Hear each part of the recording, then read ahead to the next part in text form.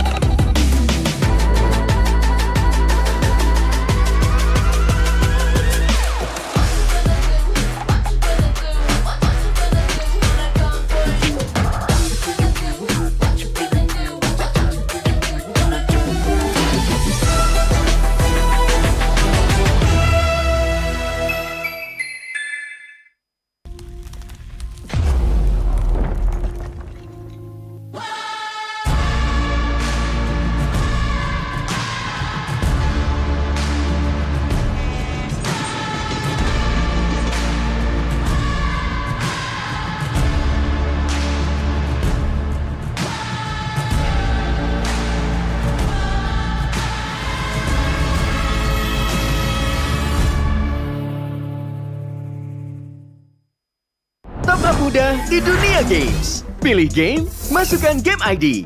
Pilih Diamond, masukkan kode promo, dan pilih metode pembayaran. Masukkan kode OTP.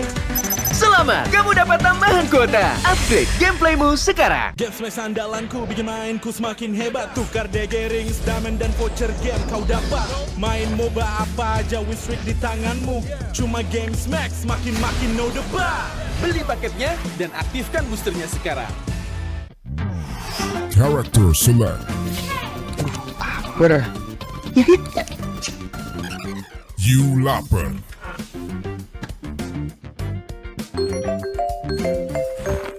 Stop! Sampai klik Indomaret, belanja 1 jam sampai dan gratis ongkir loh. Wah, belanja online kayak belanja di toko Indomaret. You kenyang, siap main lagi. Let's go! Belanja online seperti di toko.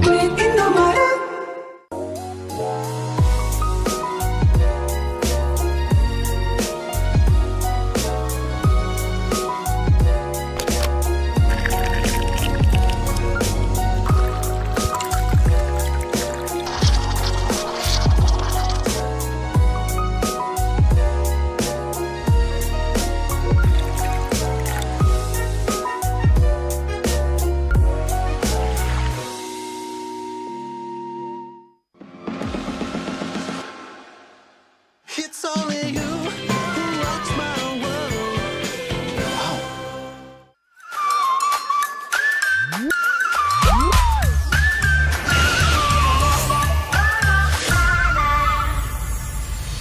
I'll be, yeah, I'll be wherever I wanna be.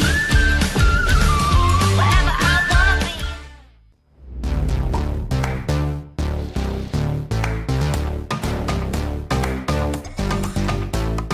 We don't need no sleep because I party.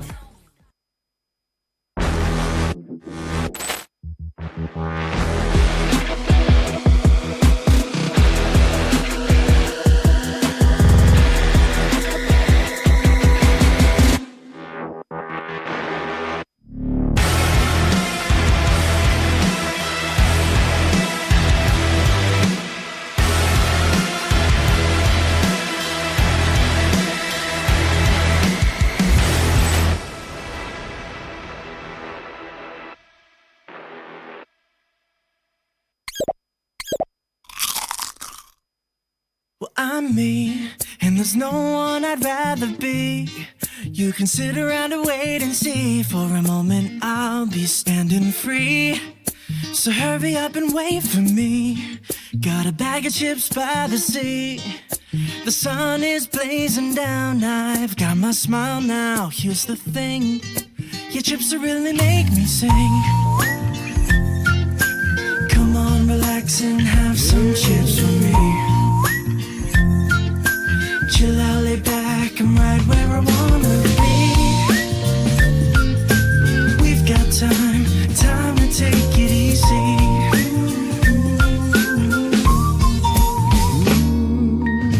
You always tell me to speed up, but slow down. I've been kicking my feet up and just going to town. A bag of chips in hand, I got nothing planned, yeah. Good treats by the sand. You know I wanna chow down. Oh yeah. So when you ask me if I'm gonna stay, I'm promising you I will. 'Cause there's one thing we gotta do.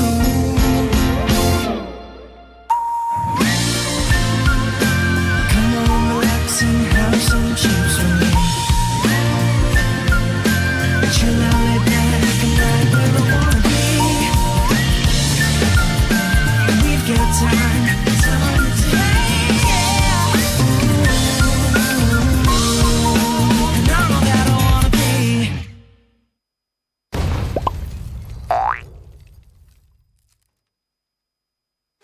Your MVP is Chip!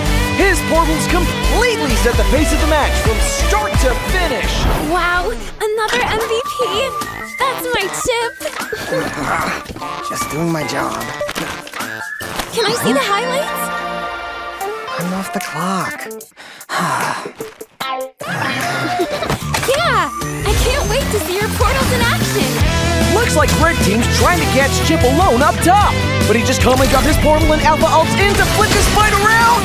A great example of skills persisting through portals. Double kill. Cyclops is taking a serious beating from Gord, but it's Chip to the rescue. Will he make it? What a clutch save! Poor Gord just got jumped JJK style. Arlot's just in time for the buy one, get one special. Man, next time look before you enter enemy portals.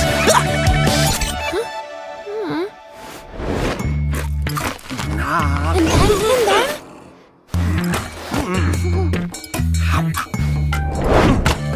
Wow. Uh-oh, Cyclops is about to overstay his welcome. Is this deja vu? Oh, wait for it, wait for it. Boom! Melissa joins the party. Chip runs a BTC. Jeez, what a massacre! And to add insult to injury, Melissa portals back to her lane without missing a beat. A skirmish breaks out. Where's Chip going? Is he gonna... He flickers to the high ground. Portal's up. Surprise! Brody gets deleted. Can Red Team make it back in time? No shot! What an insane portal strat!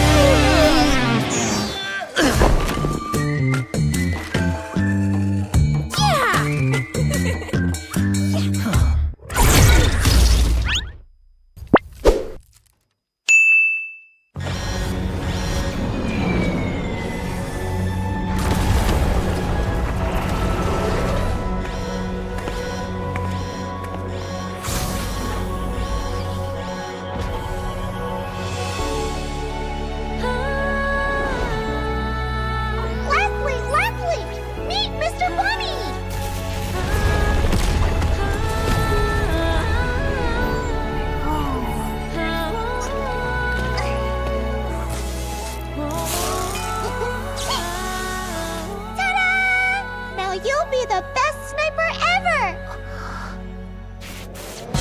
No, it's a decoy.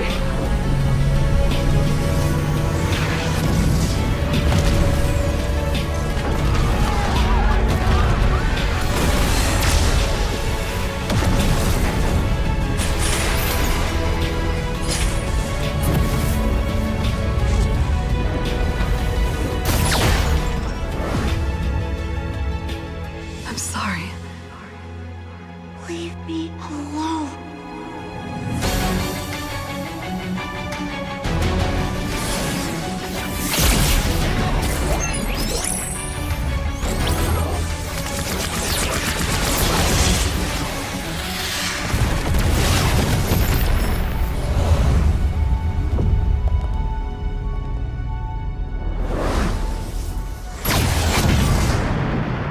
Over here, Ender. So let me know where to go. So let me know where to go. I wanna find you. I wanna find you. I wanna find you. I wanna find you.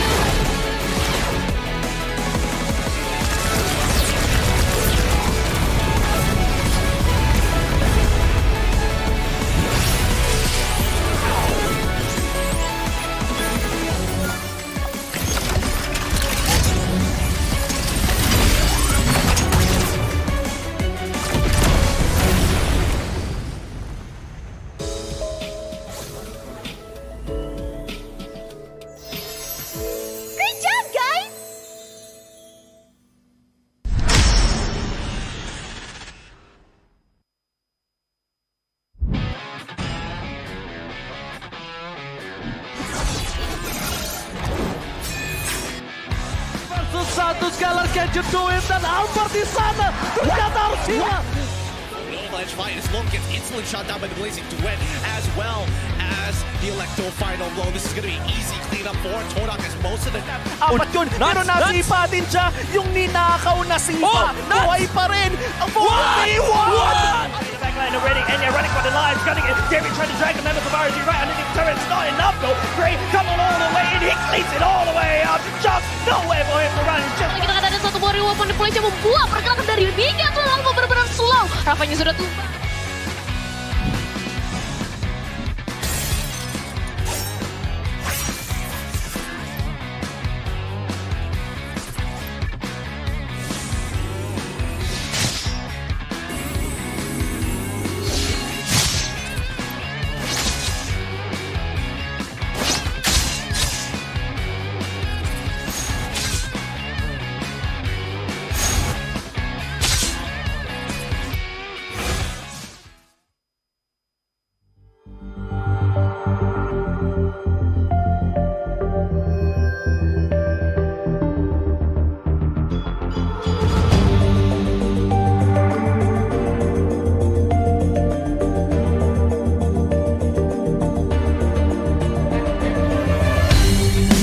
Kan berdiri dan terus berlari, terus ke arah puncak tertinggi. Ku takkan berhenti, hanya sampai di sini. Kemenangan abadi menanti. You know we won't miss if we unite our focus. And if you haven't noticed, we all live. Nyalakan apimu, hadapi semua tantangan, hadang semua serangan, jatuh bukan halangan. Bakar semangatmu, janganlah engkau menyerah. Kita akan buat sejarah. We all this, we won't miss. We all this, we won't miss. Saatnya beraksi, jalani ambisi.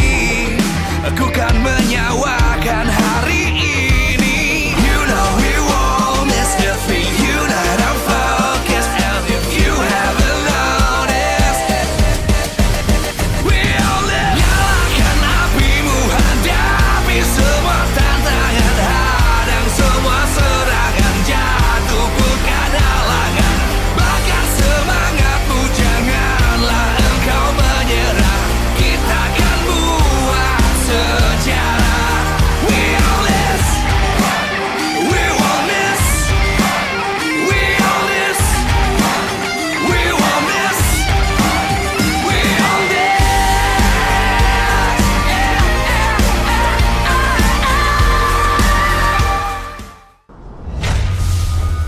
Mereka supaya bisa mengamankan posisi mereka di season 13. Dan kali ini MPL Arena sudah begitu panas. MPL Arena mana suaranya?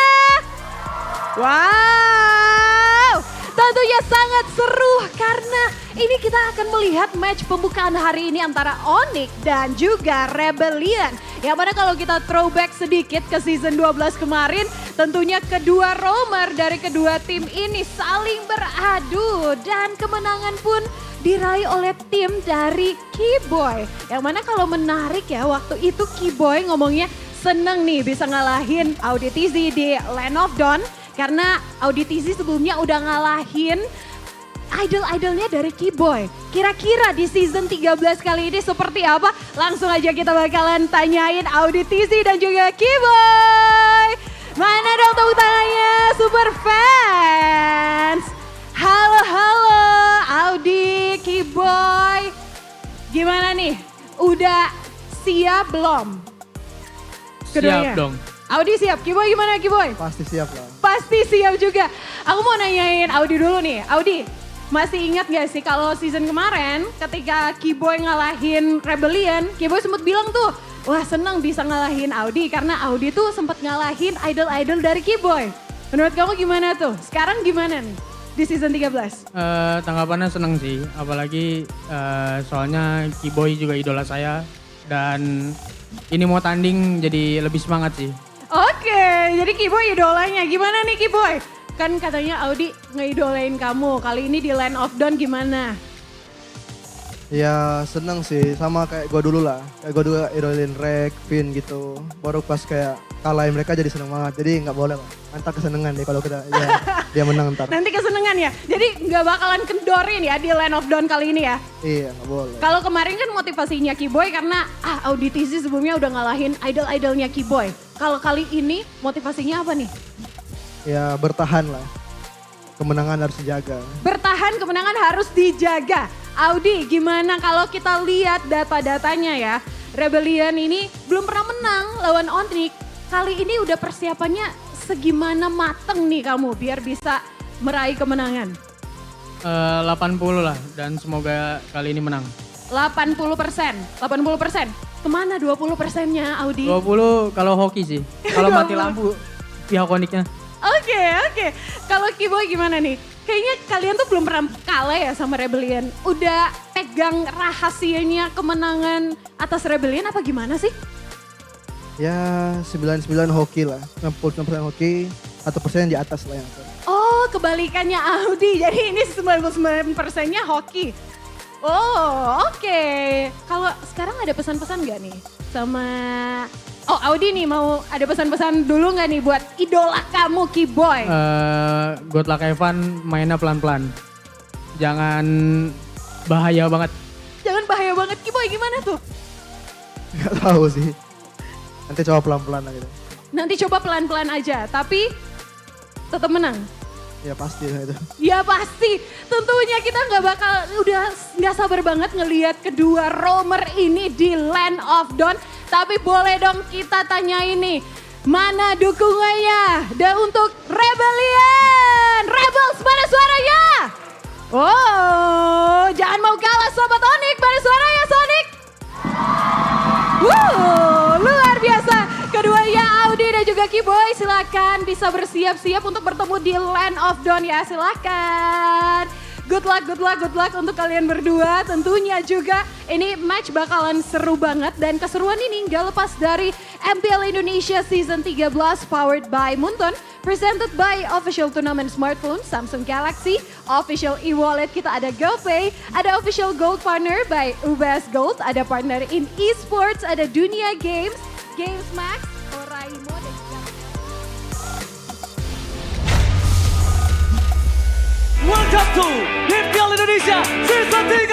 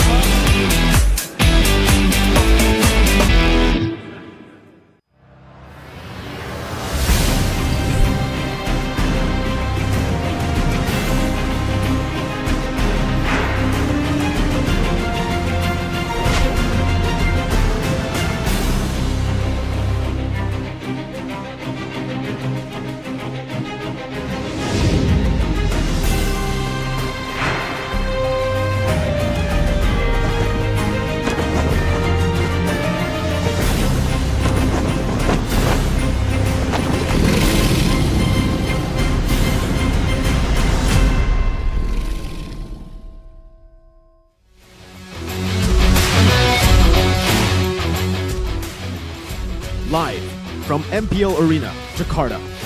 MPL Season 13 is powered by Moontalk. Presented by official tournament smartphone, Samsung Galaxy. Official e-wallet, GoPay. Official gold partner, UBS Gold. We own this.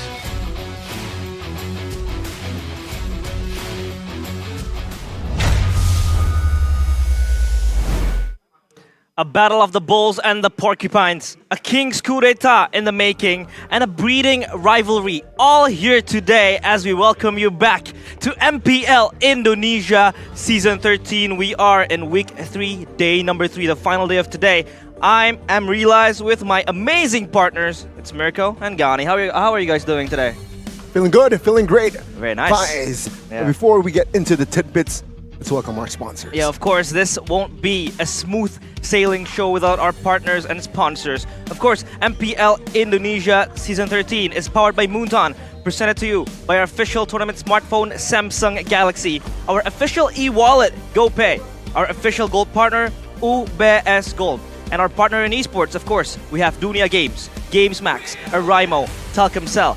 We want to thank our suppliers as well, Indomaret, Point Coffee, Samsung Neo QLED Super Smart TV Plus, and Saturdays. And we want to thank you, our government partners as well, PBSI. Thank you for supporting MPL Indonesia Season 13.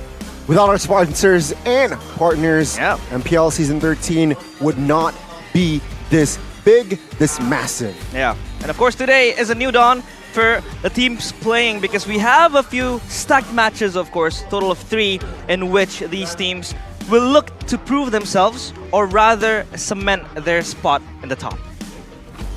We'll take a look at it here for the schedule of the day. We're going to start things off with Rebellion taking on Onyx, another king in their way. They were able to beat RRQ just last week. Yep. Now it's the Sky Kings. They have to face it. For Onyx, they have just, they slipped a bit against Aura, and now it's time for them to look for a comeback. Then later on, we have Bigetron taking on RRQ, and last but definitely not least, Dewa up against Geek. Indeed, it's going to be a lot of going intenseful matches, but we are going to update you on the standings of the regular season. Now, I want to talk to you, Gani. What does these standings talk about? And of course, I'm seeing Mirko smirking to my left. Because up there's a red robot in the winter season, they're cold up there. Of course, he's not used to being that high. Yeah. So of course there's a smirk, right? But again, this shows that this season it's unpredictable. Yeah. Again, Evolve's Glory with this shakeup, it seems like they still have not found their rhythm and Rebellion. They need this win, this important win, though odds are against them, but they would want to fight and perhaps secure themselves in a safer spot. Yeah, and of course, for today's match, it's going to be Onyx and Rebellion. Now, what are the chances of Rebellion actually pulling another miracle? Because they could possibly replicate that Kingslayer moniker that was embedded to them. They were able to take down RRQ, though RRQ was not in the core of their lineup. Now, facing Onyx, of course, the Sky Kings. What do you think about the percentage of Rebellion, Mirko? See, we gotta take it back to their last match. Okay. The Rebellion was a success up against the Kings of Kings, or so we thought. But the Kings of Kings, it was just a facade. In the front, that wasn't the Kings of Kings. That's not their main lineup. It was a lineup with Banana, with Clay, and with Bunny Cutie. They were testing things out. So sure, we can not take any credit away for that win for Rebellion, but still, it's not a win up against the main lineup. We've seen the main lineup go toe-to-toe even against Onyx. 2-1 victory for Onyx. And Onyx now are also not deploying their secondary lineup with Albert. They're using their main lineup, man. I think the odds are definitely against Rebellion. Onyx are still the top dogs. Despite Bigetron being number 1, I think Onyx, they have that adaptive playstyle to take on any team and study through it. Even, it's... Onyx are one of the teams where you see a loss from them, you see the interview, and you just trust, okay, they're probably testing strats. Let's take a look at the Bulls' red report here when facing the Star. 0-10. That's the record the Rebellion hold against Onyx since MPL ID Season 8. Season 8 was also the first championship trophy back for Onyx on their complete domination route in MPL ID. ODTZ, though, he's been stellar ever since he joined this team in Season 10 from Bigetron Beta, then joining Rebellion. He's really been a standout. He is the reason Rebellion were able to make it to playoffs with Dyron and with Fearless back in the day. And now we have to see him improve even more. Up against Keyboy, we have to see him rise to the level of Keyboy. Someone like Keyboy who's very, very adaptive, can play both styles really well. Utility, pick-off, 3 styles, even the full initiations. That's the weakness of Audi. Audi can only play the pickoffs right now. That's what we've seen Rebellion find success with. Everything else hasn't really been too successful. I couldn't agree more. I think in terms of versatility, Keyboy has that upper hand. Meanwhile, ODTZ is this type of aggressive roamer and support as well. And Keyboy can do the same as well, but he is able to get his hands on the Mathilda, for example, the healer supports. But of course, Gani, what do you think of what could RTZ do more to actually pave the way for Rebellion to open up the objectives? Because then again, they are 0-10 against Onyx so far in MPL Indonesia. So what's that that's lacking?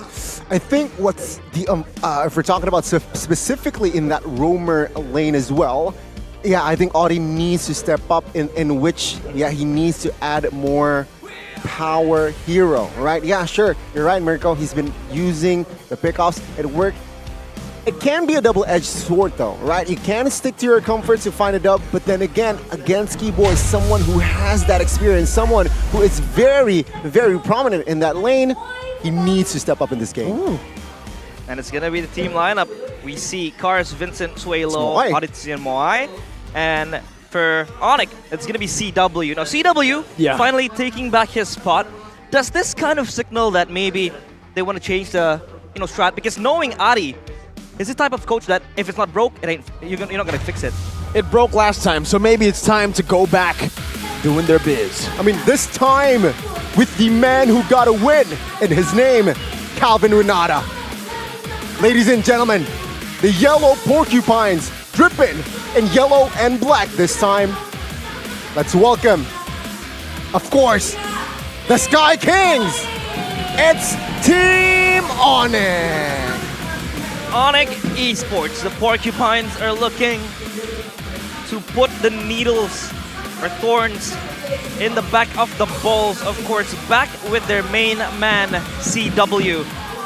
Calvin winning, I'd say. Consistently winning is another name you can utilize for CW because whenever he's in this lineup, it does feel like Onyx are just on another level because they're able to utilize what makes them special, that adaptive playstyle. If they want to play strong side for CW, they can. But what we are used to seeing is playing weak side for CW, putting him on a hero like a carry, like a Claude, and he does phenomenally as an independent gold laner where he can still carry, but it doesn't need a lot of resources. Well, on the other side, the odds are definitely against them. But the Bulls, they are flying to the Sky Kingdom and they want to siege this kingdom. They have conquered the other, they are looking another. Let's welcome, it's Rebellion Esports. They have a rebel in their names. Could they possibly recreate that rebellion that they could orchestrate against the yellow porcupines, the Sky Kings? Now, will this be another case of the Kings falling? Or will, Onyx play with their full power? They're not gonna give space for Rebellion to breathe. With CW in the lineup, that looks to be the case. Onyx wants to shut the Rebellion dream from the get-go, already with their main lineup. And yes, sure, if we're talking about a chance, there is obviously a chance for Rebellion Esports to put off an amazing performance and pull off an upset victory, though those odds are super low because now, maybe before in the past 2 weeks, we could expect some mistakes in the draft because it was a solo coach. Now it's Adi back with Yeb at the helms too. It's gonna be tough for Rebellion. They're gonna have to think twice, maybe thrice as hard as they were thinking before. Let's talk about Yeb now. Of course, he was reinstated this week and the adaptiveness. Of course, there's going to be insights that are different compared to Adi, and Adi now has Yeb as, his supporting coaching staff. That's going to help him. Now, from the perspective of a fan of Onyx, Gani, what do you think about Yeb coming back into the lineup as a coach? I think it's super positive, right? Remember, Yeb was the stabilizer, was the anchor for this team, especially coming from the coaching staff. I think he brings a lot of perspective, he brings a lot of strategies, and most importantly, he is the guy that can break the ice. After that, I'm sure with Yeb in the vicinity, Onyx mentality will be resetted in no time. Let's take a look at the team head-to-head in this scenario. Of course, Onyx with more of the KDAs, and they possibly have more stats compared to Rebellion, but then again, stats are just stats. They can always change in the lineup dawn. Yeah, really more of everything. Yeah, everything was on the side of Onyx there because Rebellion haven't had the best of matches too. But really, when we look at the draft earlier, the most picked and banned heroes it's literally a battle of comfort versus cheese. Onyx relying on the comfort and Rebellion utilizing cheese a bit too much in the first week. Utilizing pickoff strategy to secure their playoff spot is the way to go though. If they only find success with pickoffs, they need to rely on it even more. That's their strength. And Cars using split push heroes or just damage dealing heroes to complete Rebellion's composition. These are the keys to victory presented to you by Samsung Galaxy for Rebellion, and I could not agree more. That pickoff strategy, though, yes, it could be readable. Like Gani said, it's a double-edged sword. Onyx could just read into it, ban it out, and then they'd just be in a place where they're confused. They're left with nothing. But I don't think we're going to see any of those pickoff heroes banned. And I don't even think it's going to be denied away from them. Onyx will play their own game. They want to play dynamically without needing gold sentries. What does this mean? Albert, as good as he is, as crazy of a hyper carry gold laner as he is, he needs resources. CW is the complete opposite. He doesn't need anything. Just give him a pick and a phone and he'll play the game. He'll be able to rise against the top gold laners. Don't rely too much on comfort picks. That's another thing that we have seen from Adi.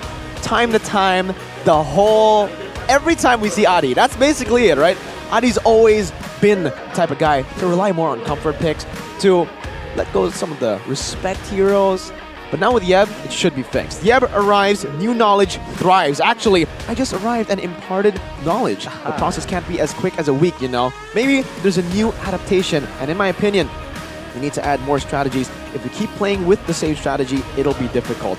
This is Coach Yeb on Revival TV ID interview, post-loss against Aura. This is what I was referring to earlier when we were talking about Onyx loss. Sure, they did lose against Aura, but they were going on, they were playing with such a weird comp.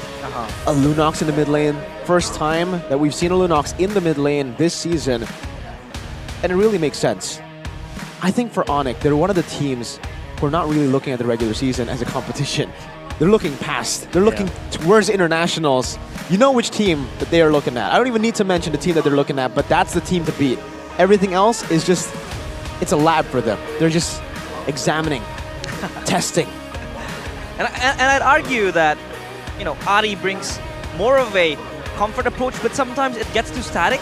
Yeah. Meanwhile, Yeb, when it comes through, you know, he's able to really just exert this braveness of experimenting on a few type of picks that maybe are out of the comfort zone, but if it works, you know, sometimes it's going to be very nice for them to be able to, you know, have these heroes on their disposal.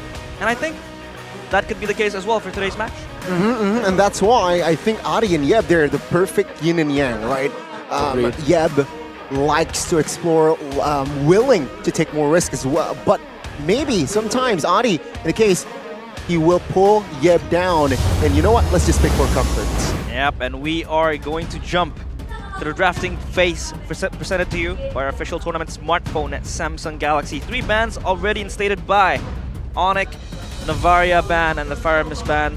They wanna deny Suelo of the opportunities to use these mages. That is indeed his power pick sometimes.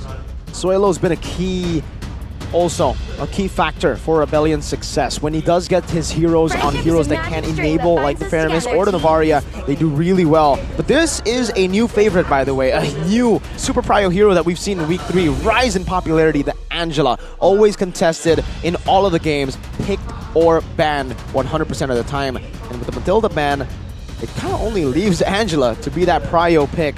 And Onyx, they do not shy away from it. They will choose it over the Fredrin that they like so much in the first pick. And so far, I think for Onyx as well, they have been picking Kyrie, his favorite tank. It's going to be the Fredrin. The Bakcha has been banned out though, so there hasn't been any room for him to play his comfort picks and assassins. And I think that also translates to him having to really explore out of his comfort zones as well. Onyx is trying to be more adaptive in that area. But of course, we see the carry and the Fredrin taken away. So what are the opportunities of Kyrie getting his hands on the tanks? Because we know he could play these tanks, but it's not going to be that type of Kyrie, the flashy Kyrie that we all know him for. It's not really meta right now. There are only 3 assassins that are meta, Nolan, Joy, and the Fanny. Technically, the Fanny could make its way here. They have an Angela, but the safe pick would be the CC. They already have an Angela. They could combo it together with the CC, and this is why the Angela being left open as first pick is so valuable. Usually, when you see a CC or a Joy, but Angela banned out, you won't see the Joy, you won't see the CC.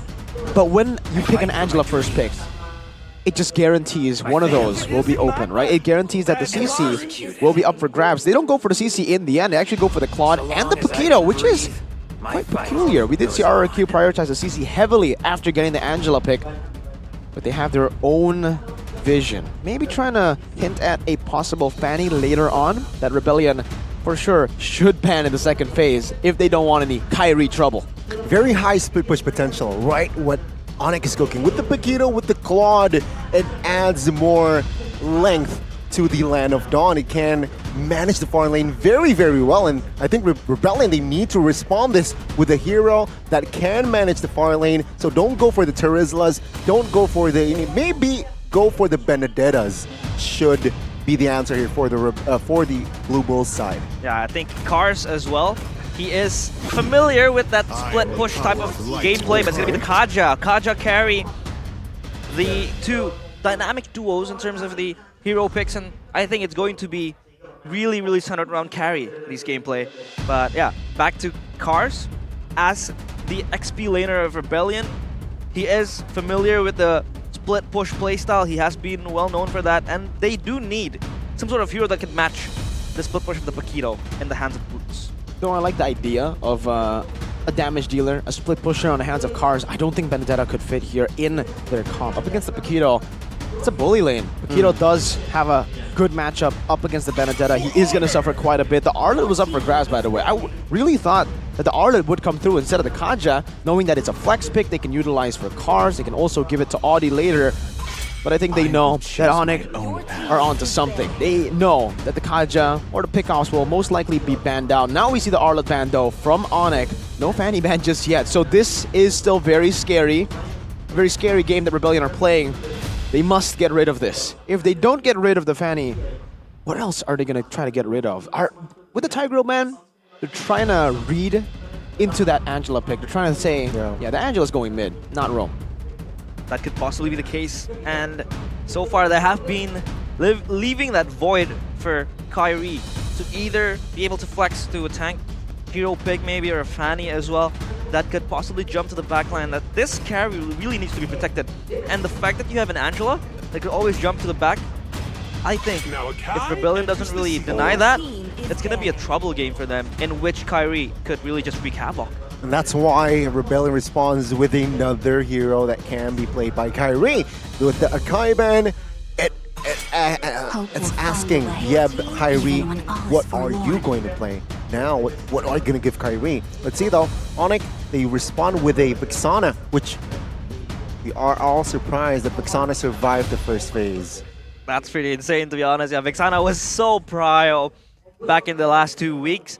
And so far, I think for Sans, that's a plus point as well. He's the type of mage or mid laner that's able to play any hero given to him. He has that adaptability. And yeah, what Mirko said, maybe this Angela could possibly go mid, is a possibility.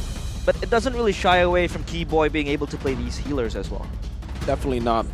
One of his idols, or his idol, Rekt, used to play Angela Rome at 7 and bully everyone in the enemy jungle. That's a Lapu though, 4 Cars, so that's the damage dealer that we are expecting from him. It's a safer choice compared to the Benedetta against the Paquito in lane. But here's the big question. For Onyx, the Fanny's up for grabs. They have an Angela. They have the setup for the Paquito as well. Very strong side laner who can get a lot of pressure to deal with the threats of the invade from Kaja Fredrin. Here though, AudiTZ facing my idol Keyboy fills me with excitement. There you go. So it's like a modern day Keyboy or Rekt kind of thing. Keyboy back in the day, his idol was Rekt. Now it's Audi, it's Keyboy. Just different times, different generation of players. He's relaying that torch that was given, you know, he's an idol of, he was idolizing Rekt, and now it's gonna be AudiTZ idolizing Keyboy, of course. But the Barrett's gonna be picked up, and it's gonna be a Ruby. So, yeah, the possibility of Angela mid would always be there. But I think in this scenario, they're gonna be more onto CW-centric, this playstyle. It's gonna be stacked and layered with the protection coming in from the Angela or from the Ruby as well. Boots will just do his own thing. I think Boots will build damage, right? I think it just makes sense. Ruby, Barats, enough tank, enough sustain. So Paquito, the side laners, Paquito and Claude will deal damage. And I think You know, I think I've shared my fair share about I dislike Angela mid. Maybe Onyx can prove me wrong. Yeah. We've been proven wrong a lot, by the way. True. But for Rebellion, Gord could be a possible answer. For Very Onyx, high they don't really possibility. have a crazy dive, and even the dive that they have could be Varia, cancelled maybe? out. But oh, it's a Luo my Yi! lord. Expected Gord, we get another front-to-back mid laner, but one that we have never seen in Season 13. One that has been buffed, by the way. But just we haven't seen it in pro play. My lord. That's insane, Luo Yi. Now, Miracle, talk to me about how this Luo Yi can really achieve success, especially when you talk about front to back. How is it going to really be able to input the damage needed to bring Rebellion to victory? Well, why you want to pick a Luo Yi is usually up against a composition with low range. Yep. And they've got it. They got the criteria done. They have the requirements for the Luo Yi. Onyx are most probably going to be clumping up as well as a team. They want to play it front to back up until Claude dives in. So if Luo Yi can poke them down before they initiate, before they can get behind, Rebellion have a solid composition to beat Onyx. They need to be aware of the Luo Yi. Could be a cheese pick, of course. But here we go back to the Land of Dawn for today's first match.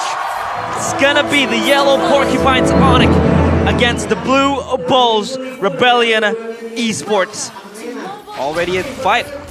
And yeah, they have to be able to utilize this Luo Yi pick, but they still have that kind of that insurance in the hands of the carry and the Kadra. And I think what this lineup here, imagine Luo Yi, imagine Sui Lo popping the ult of Luo Yi, backdoor with carry. Yeah. I'm not saying that's their main goal, but it's a possibility if there's a window. There's always that possibility with the teleport, a team teleport too, basically a mini chip before we get to see the real chip later on. But let's take a look at the emblems here by GamesMax. Moai on the Brave Smite, very typical. Vincent with the Inspire, not the Thrill, and Swalo doing the same thing with the Inspire. And Lethal Ignition as the choice of emblem, deal a bit more damage. Up top, this is what we expect from this lane. Moai over D, whoa. Let's see, CW now, caught in a sticky situation, has the BMI though, this time to escape. Gets unstretched. Yeah, early aggression as well. Now the problem, I think that has to be answered by Rebellion is who is really going to be able to match Boots in that side lane? Because they can't really keep sending, you know, Moai in the side lanes, Miracle.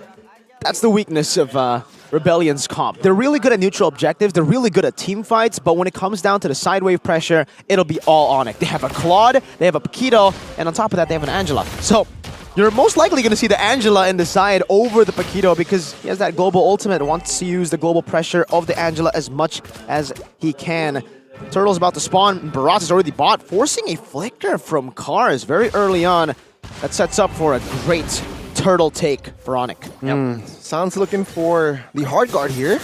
Seems like no setup just yet. First to the objective, it's going to be Kyrie Boots. Of course, he has to be able to participate in these team fights in the early stages. Hard guard pop though. Oh, with the Lapu Lapu now, with the bravest fighter. No, it's gonna be Cars. Lapu Lapu actually finds the first blood. Keyboy looking to reposition. Vincent finds a retribution as well. Kyrie now, the Dino, oh no, he's stuck, isolated, and Vincent grabs another kill. That's a very good early game from Rebellion Esports. Oh no, Onyx fumble the early turtle. This could be the pressure point that Rebellion has been seeking for. Same now, 2v1, but it seems like, yeah, they will not commit. They don't have enough firepower to commit on towards Vincent, but what an early game, 1,000 gold already. I think Onyx really dropped the ball there as to what they're like. The plan for Onyx here is to play with the side lanes, is to play individually with these heroes. The Paquito we mentioned, the Angela, utilizing the map pressure. Rebellion have the better team fight. I don't think there's any way for Onyx to win in a full-on fight if they don't flank. And in the first few neutral objectives, it's very tough to ask for that, to ask for a flank. Boots was looking for it, but Cars had the better position to stop that from happening. And what ended up happening was Sui Lo early on with the Luo Yi. That threat is a bit too much to handle. Onyx needs to hold their ground, wait for their power spike, and then they can try to attempt the team fight. But for now, it's a bit too early, and we saw exactly why it was too early. They needed that damage from the Paquito as well, so Boots was present in the team fight. But the problem, of course, is that sometimes when the Gold Senric type of playstyle fails, you're always gonna have Sans bursting as the carry type of mage. But now the problem is he's gonna play this Angela. Of course, he will be embedded that more supportive role. But oh, here comes an engage! No chance for Boots to escape there. Good proactiveness from Rebellion. Subversion of expectation, beautifully done by Rebellion. Usually, the template movement for a mid laner is you clear the mid lane, get the prio, then rotate. They don't care about the mid lane prio. They have an ultimate that grants you teleportation around the map. Might as well just use it for ganks. Ganks and kills over the minions in the mid lane. And a bonus for Rebellion is Onyx don't even have a mage that can capitalize on the fact that the mid lane gets left open. It's an Angela. Defended on towards Stu, stunned up here in the front side. Kaja will be taken out here, but Vincent, what a retribution again. Now in the backside, you can see Moai taken down, and Onyx now, they are looking for retaliation. No, Boots has to be taken down. As it seems like now Onyx stabilizing in the backside of the map. It's another trade for a Rebellion. Vincent, dubbed the middle of the pack jungler, his retributions has been on point. Always able to contest the objectives. And so far, he has been this foundation and enabling the movements of Rebellion all around the map. That's the thing about Vincent, right? You give him a hero like the Fredrin, a Barat, any utility, as long as he can get in, and it's a 50-50, wait! Oh, the Divine Judgment is nasty. CW has no sprint, and he will be taken out again. Rebellion playing this early game to perfection. This is the tempo you have to utilize up against Onyx. You can't let the analysts talk. You can't let Onyx think. That's the same idea.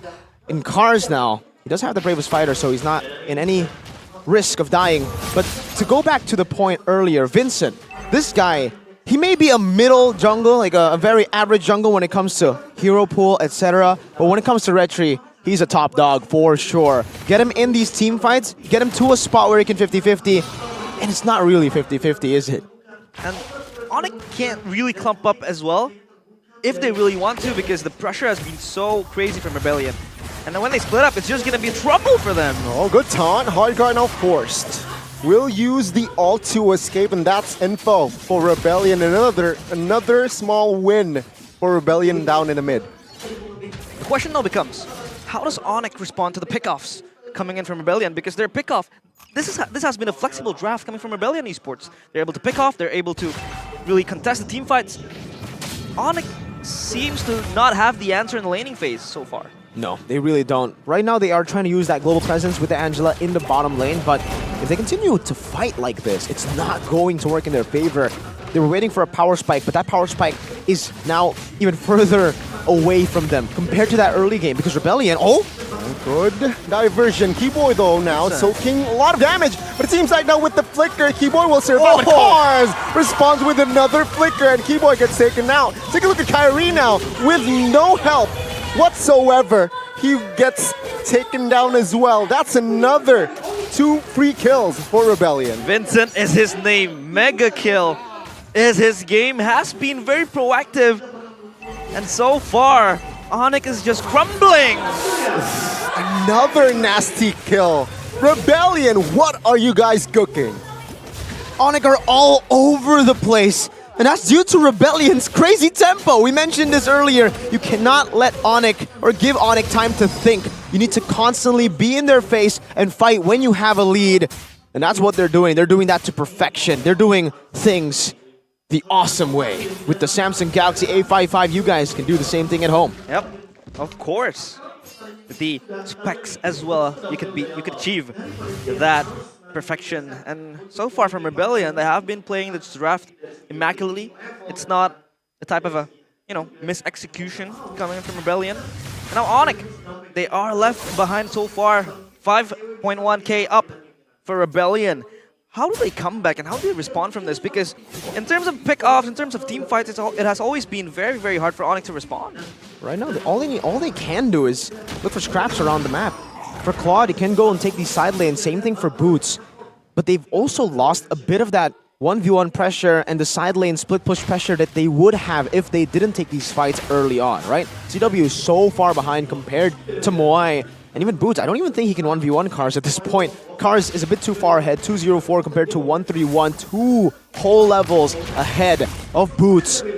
And Boots is playing the Paquito like a enabler fighter, like a playmaker. He's constantly looking for team fights with his team instead of utilizing this hero that is known to get advantages individually in the lane. He has the same old playstyle, but with a different style hero in that XP. We could argue as well that Onyx doesn't really have the much engage compared to Rebellion. They only have the pull maybe and a few stunts in their disposals. But now the Lord is going to be the object of contention from both sides. As Kyrie, he can't even get in the Lord pits. It's going to be Cars always being able to zone him out in there and dog and dog fight up there. But Auditizi, of course, also fishing for an angle. Well, let's see. Vincent comfortably takes the Lord now. Let's see, it's a 5v4. And Rebellion, they want war. Onyx falling back, but it seems like they will have enough space to take the retreat. Rebellion, man, what an execution. And man, their wave clear isn't too good. So even if Rebellion, even if they take it back now a step, they try to slow down the tempo of the game, it might be a bit too late, honestly, for Onyx, because usually for Onyx, they would always have a plan B. This plan B in the game for Onyx is CW. He's not online, not yet at least. He's still on the way to the Golden Staff, so he's not going to be able to shred down Rebellion. And because Rebellion are so far ahead, you can see with the anti-curses, with the Blade Armor too, CW is going to have to wait for that Power Spike to hit for even longer. He doesn't need to wait for the Golden Staff, he needs now to wait for the Malefic Roar. And I don't even know if he wants to risk going for Malefic Roar 4th item. There's so much damage coming in, you can expect something like an Athena Shield or a Wind of Nature. So he might have to use that 4th slot of items in his inventory for a defensive item. So that will prolong his Power Spike even further. So let's talk about Power Spikes as well. 10 minutes. And the base is under siege. Rebellion so far, perfect play. And we could argue that this could be, some sort of a lucky game for Rebellion, but they have been able to get their hands on the objectives, on the kills. And look at the turrets as well. Untouched, only up in the XP lane, or in the gold lane rather. A few scraps in that turret, but so far Onyx wasn't really able to push up to exert the pressure. Ladies and gentlemen, this is the first time of Luoyi in MPL 80 Season 13 since we saw Luoyi. It was used 742 days ago. That's centuries ago. Oh, it's an average play. Kyrie now isolated, and Moai will take and secure the kill. Rebellion, they're looking for more as there are no clear front lines. It seems like they will reset. That's another good win, but it seems like another Divine Judgment now on towards Keyboy. Another member of Onyx will fall, and Rebellion, they move onwards. Uncharacteristic from Onyx, not being able to respond to all the engagers coming in from Rebellion, and so far they're crumbling.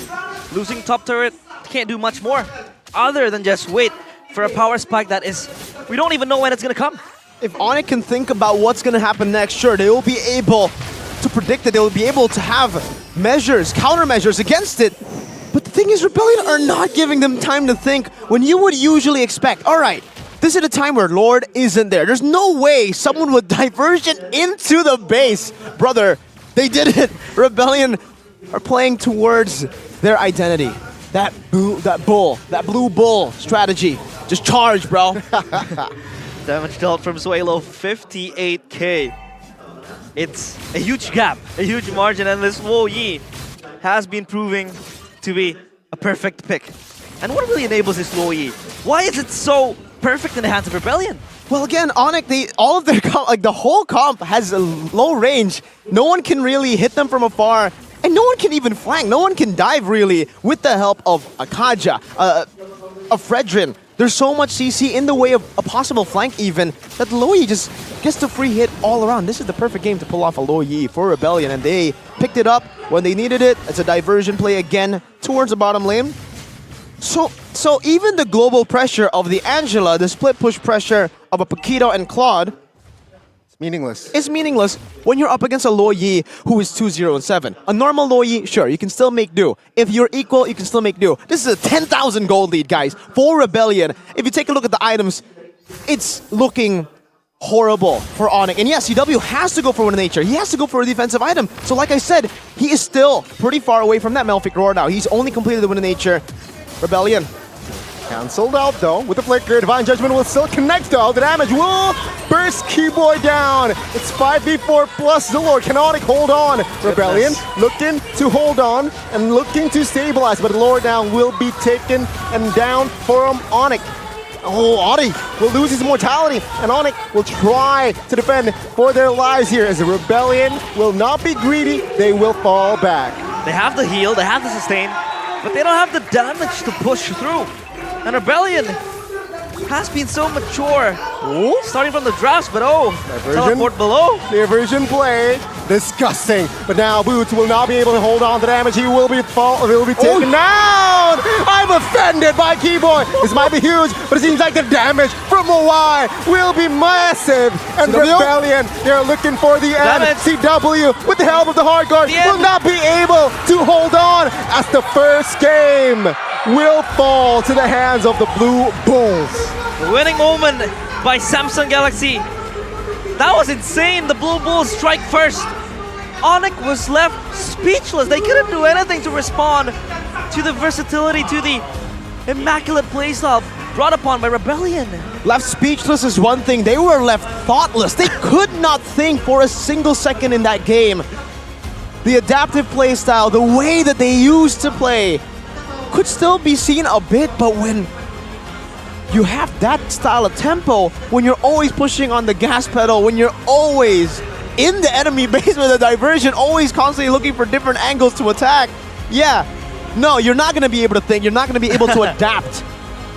You need time to adapt, and time was not given to Onyx. Rebellion played their cards perfectly, went to the keys to victory, but they added a bit of spice onto it, right?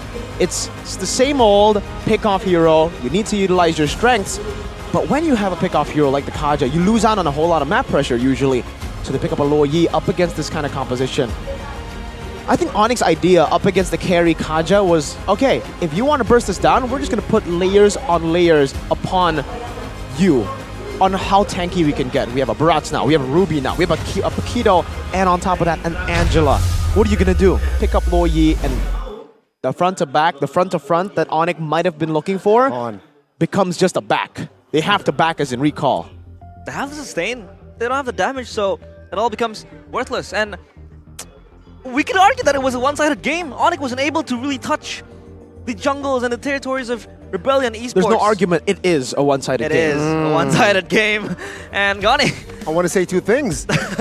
This is case in point why I don't like the Angela mid. Sure, it can work, but this is the perfect scenario where it just don't work. It did not work. And second point, Rebellion, they managed to utilize that last pick to its utmost potential.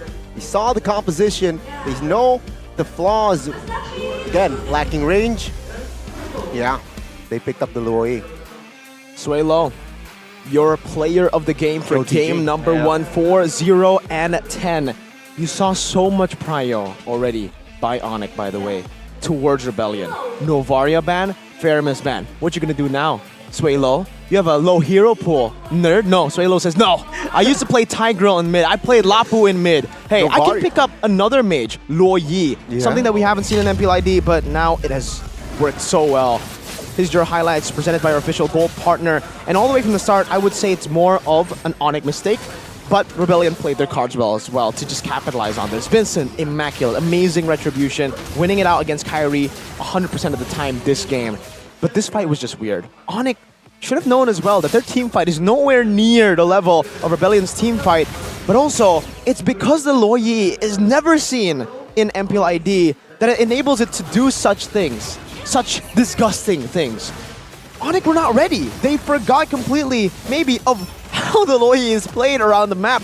Boots walks into the bush with a diversion play from Suelo because they completely ignore the setup necessary to pull off that play. Again, here, we see it again. Who thinks of this? The Lord is spawning in 70 seconds. They've just recalled from their initial siege, and they go back in under the turret against a Barats. It's something so weird that it works against Onyx. Onyx are so used to playing against the fundamentals, people who will be clearing out waves before they go in for initiations, before they go in for ganks, that they completely forgot that rules were meant to be broken. That's how you know that these guys, the Rebellion boys, the Blue Bulls, know how to play MLBB. They know the rules and they know when to break it. And the way they break it was also with the cheese pick. I think that Loyi was adaptive, was versatile, was also a cheese pick, and this is where the cheese picks really work. Yes. You know, we've been seeing the Hanzo, and it wasn't really that, impactful, but now, in the perfect circumstances, in the perfect scenarios, this is where the cheese picks come through. Yes, this is exactly the same thing that Alter Ego have been doing, right? When they pick up an Odette, when they pick up these nasty heroes, last pick, like the Xavier even, oh man. Rebellion are finally utilizing their cheese picks properly, waiting for the last pick, legit on the red side to counter, and that confidence to really pull off something like a Loyi here is really, really cool. But I have to agree with Gani, for the most part, yesterday and just in week 2, Angela mid has been working really well. We've seen Holy Crystal as well from the Angela for that magic damage, but I think for someone like Sans, you would expect him to play more of a damage dealer, a gourd, anything really that does damage. This game, their priority was really to just nail down the mid laners, and they did. But they completely forgot that there are other mid laners that can be utilized, like the Loyi. And again, I'm still just really looking at the Loyi here, thinking about this pick and thinking about how amazing it is up against this composition, because you asked a few times, what is the condition? Why is Loyi doing so well? And you can just look at Onyx lineup and think again and be like, yeah, my God, it just works, man. Chico, once again, with a brilliant pick. Masterclass. A masterclass pick. Though damage dealt and GPM is still Kyrie. So despite losing the Retributions, he was still able to farm around better than CW, better than Sway Low, and Muay. Better than Muay. So that's a very interesting stat still. Best wingman will be Rebellion. This looks like it should be, like if we're just basing it off Rich Guy that carries Sandbag, it looks like an Onyx win. But it is a Rebellion win. One-sided one even. In the end, yeah. It was one-sided as well. But yeah, the damage dealt here. Boots was offline from the start. He died twice very early on. CW, though, he didn't need a lot of resources from the team. Rebellion gave him resources. Ganks over ganks over ganks. You want a weak side, you want to utilize Boots in the strong side. Both aren't going to happen. And they shut down all the ways that Onyx could actually at least make it even close. I want to say their plans to victory, but all the plans got shut down so early. Yeah. Well played.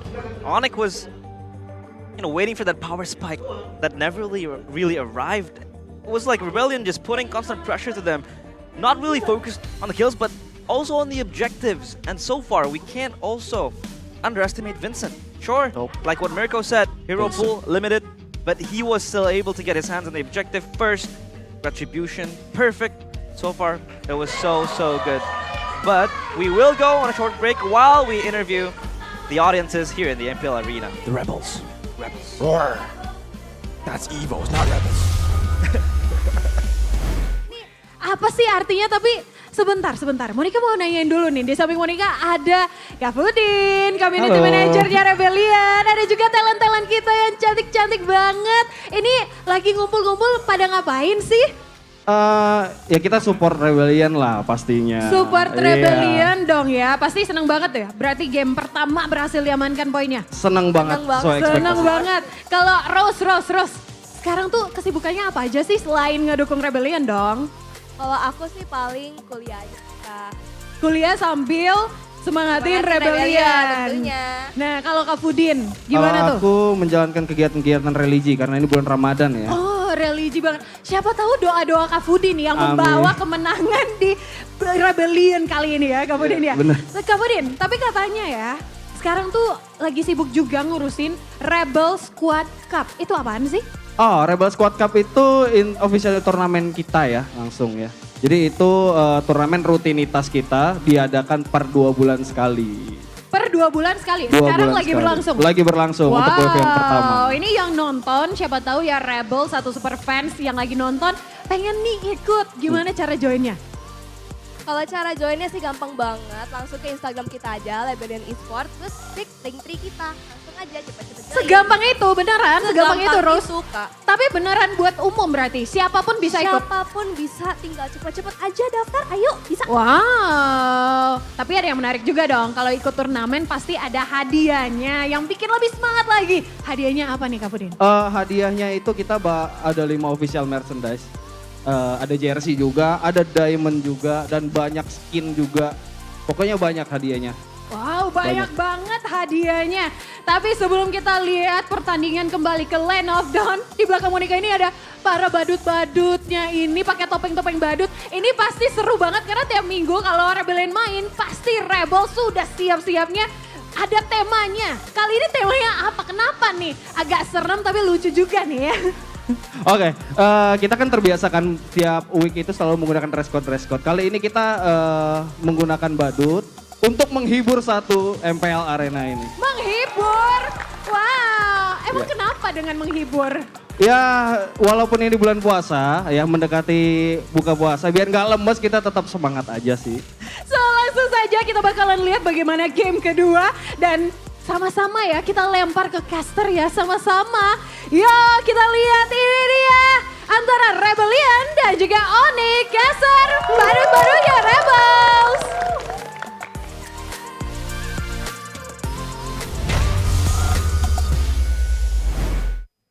The Blue Bulls let loose and they are ready for the coup d'etat. They could be able to climb up and get that Kingslayer moniker.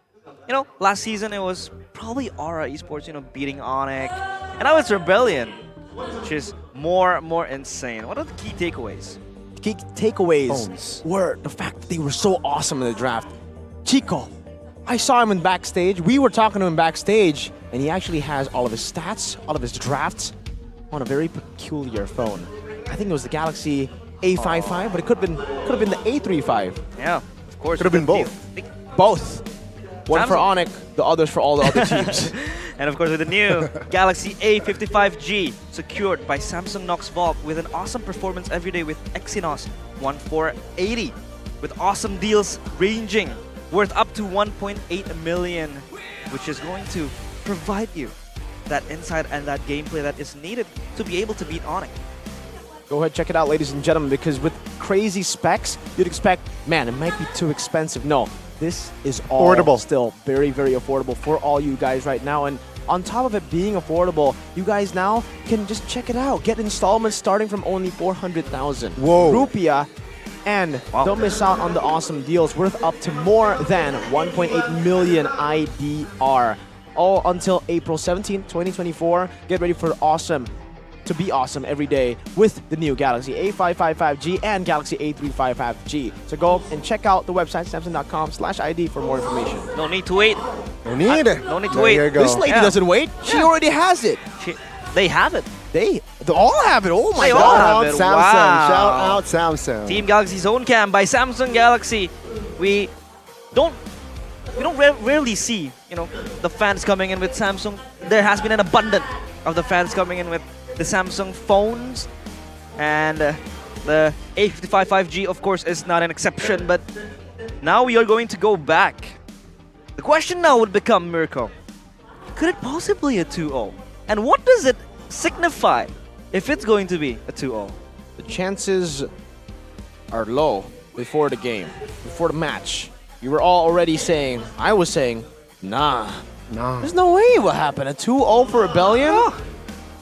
Rebellion say, yeah, it's possible. Look at the damage dealt to Hero here. Wait. Yeah. There's 25,000 damage from Sans and 30,000 damage from CW, but damage dealt was Kyrie earlier. So I don't know if that was actually accurate. See, now I'm... oh, man.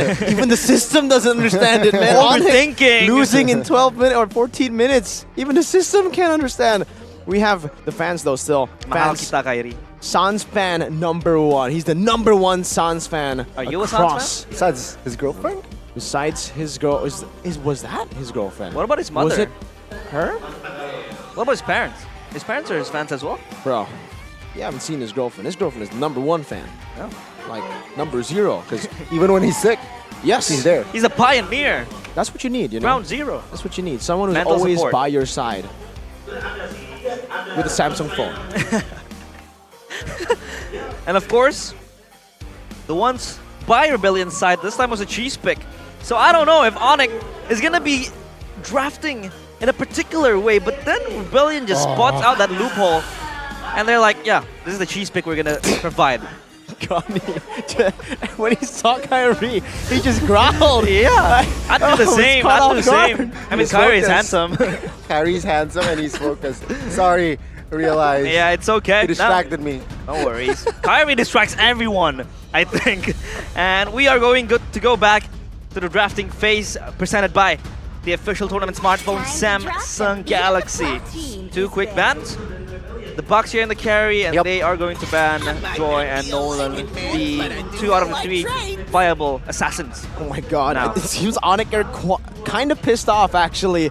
They're banning out 2 of the utility junglers. Nolan and Joy banned out as well. Maybe now we'll get to see Kyrie on an assassin, perhaps. I don't know. Fredrin is still up for grabs too. Angela is still being left open. Rebellion could pick it up if Onyx want to go for the Fredrin. But I don't even know if Onyx want to go for the Angela again. So Rebellion is the question. I think they need to ban out the Mathilda. Mathilda definitely can work better in the hands of Keyboy over the Angela on Sans. They might prio the Fredrin if Rebellion does not respond with the Fredrin ban. I think that is the question what Onyx is trying to ask, right? They ban out the Baksha, they ban out the Barats. Are you going to ban out the Fredrin? Yeah, so uncharacteristic of seeing Sans being able to play having to play the supportive type of mages, the mid laners.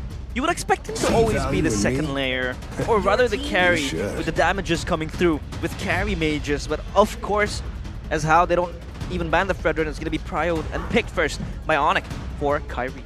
This does leave the CC Angela combo out for Rebellion. They could utilize the CC Angela, pick it up right here. I think they won't really be too hesitant to go for it, but it doesn't look like they're going for CC. They're hovering over it now. Okay, let's see the spoilers here. Spoiler alert!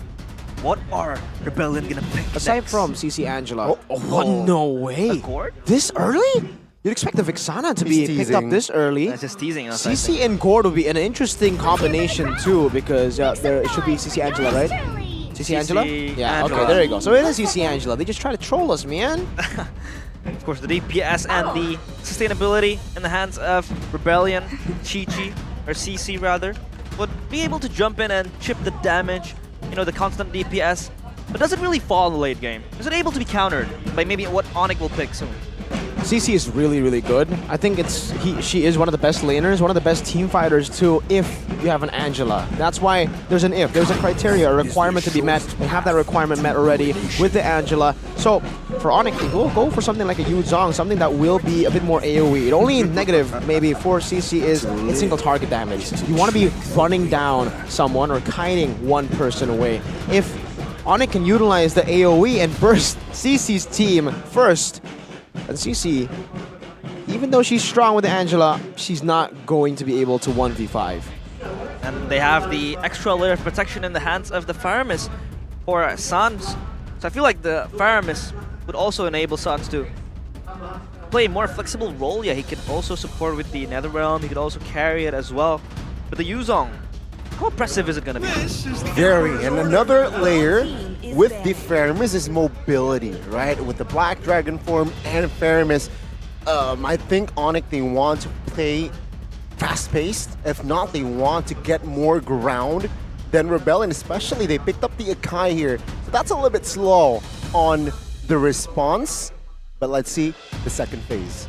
And most used heroes now for Sans and Sway Low, Faramis and Novaria, both boasting different win rates. Sans has been quite successful with the Faramis with 63% rate.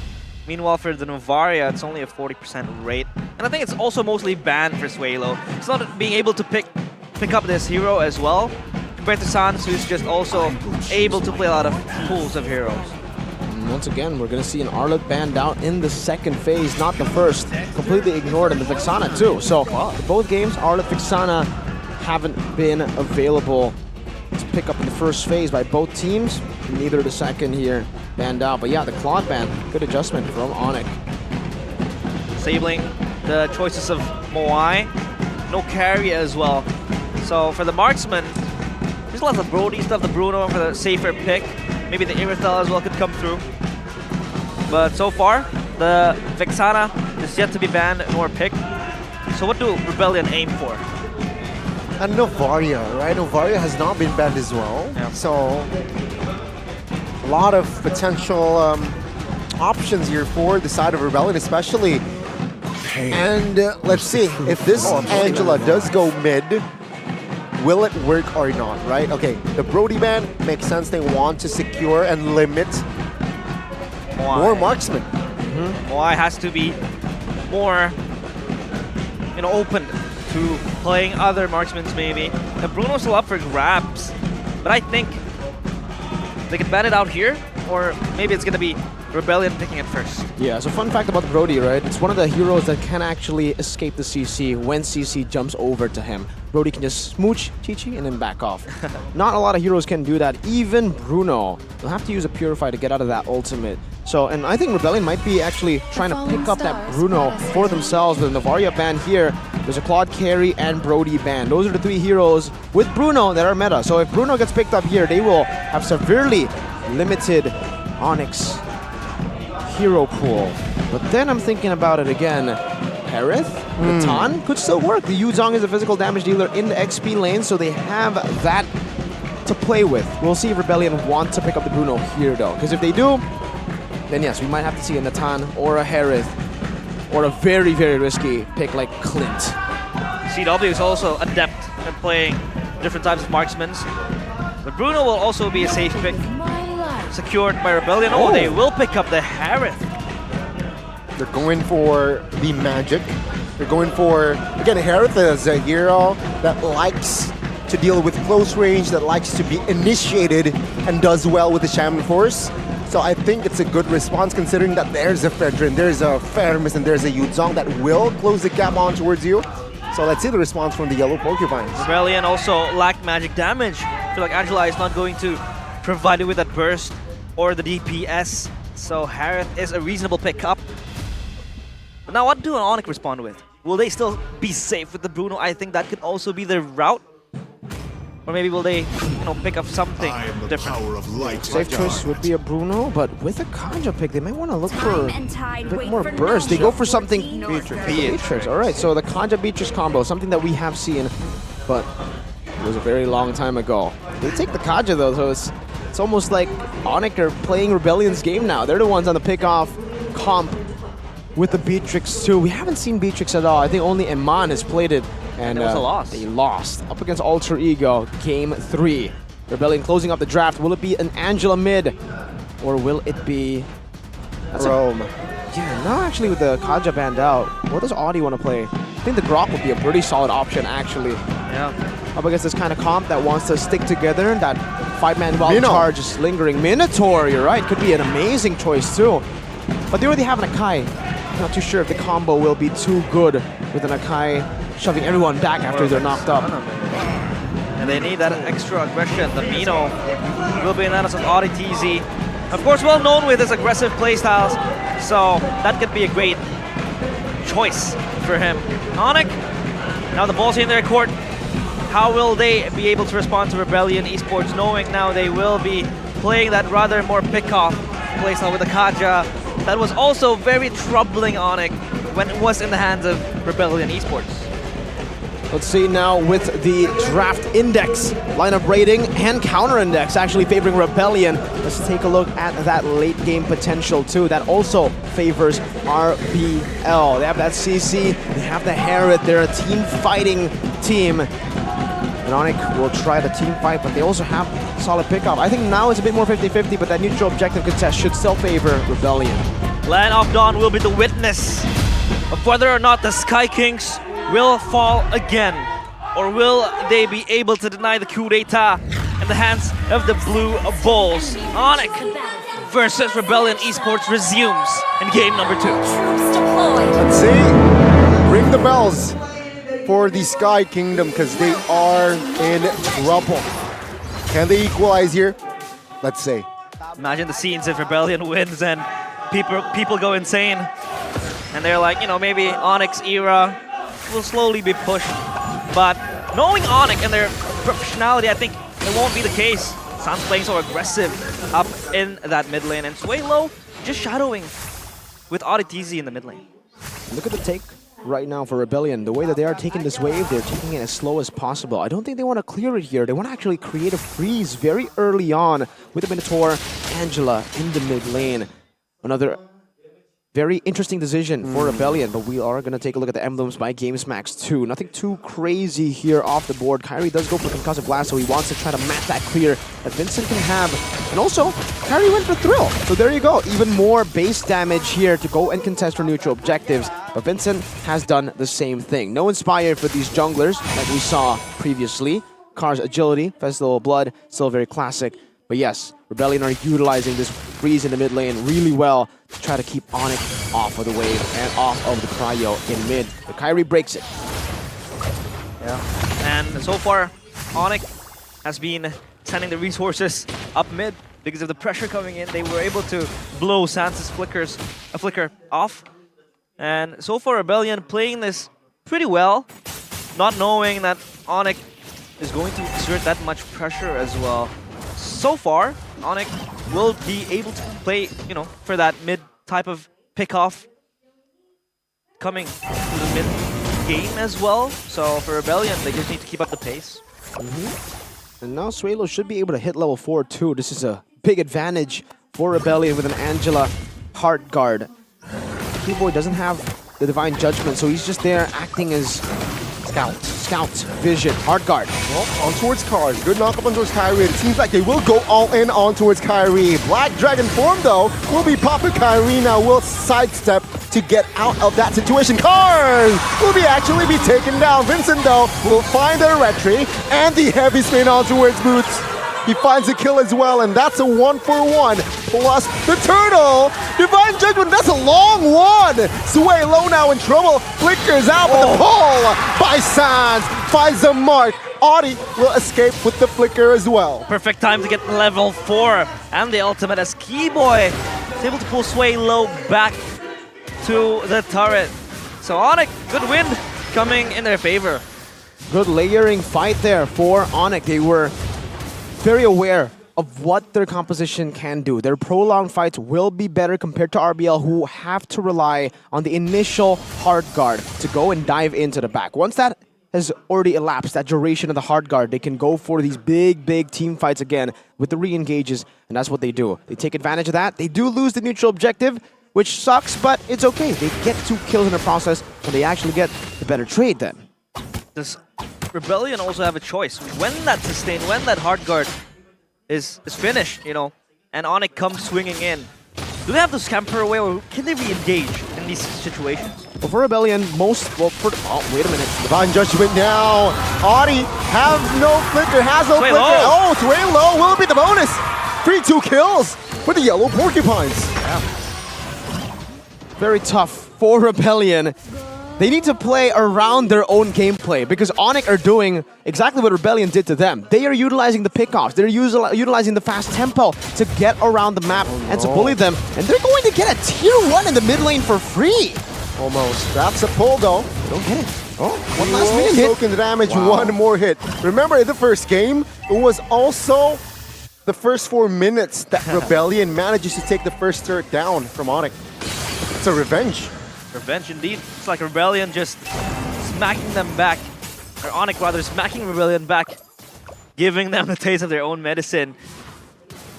Rebellion, not without a respawn though, they're still able to pop the hard guard there, responding with the resources sent towards them when Onyx really engage, and this is another engage. Flicker Divine Judgment now. We'll find him on Cars, will be taken down for his heavy spin.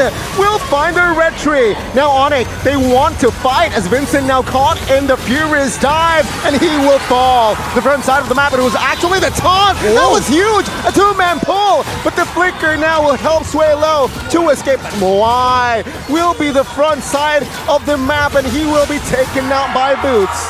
That's a huge win for Onyx. Onyx is angry.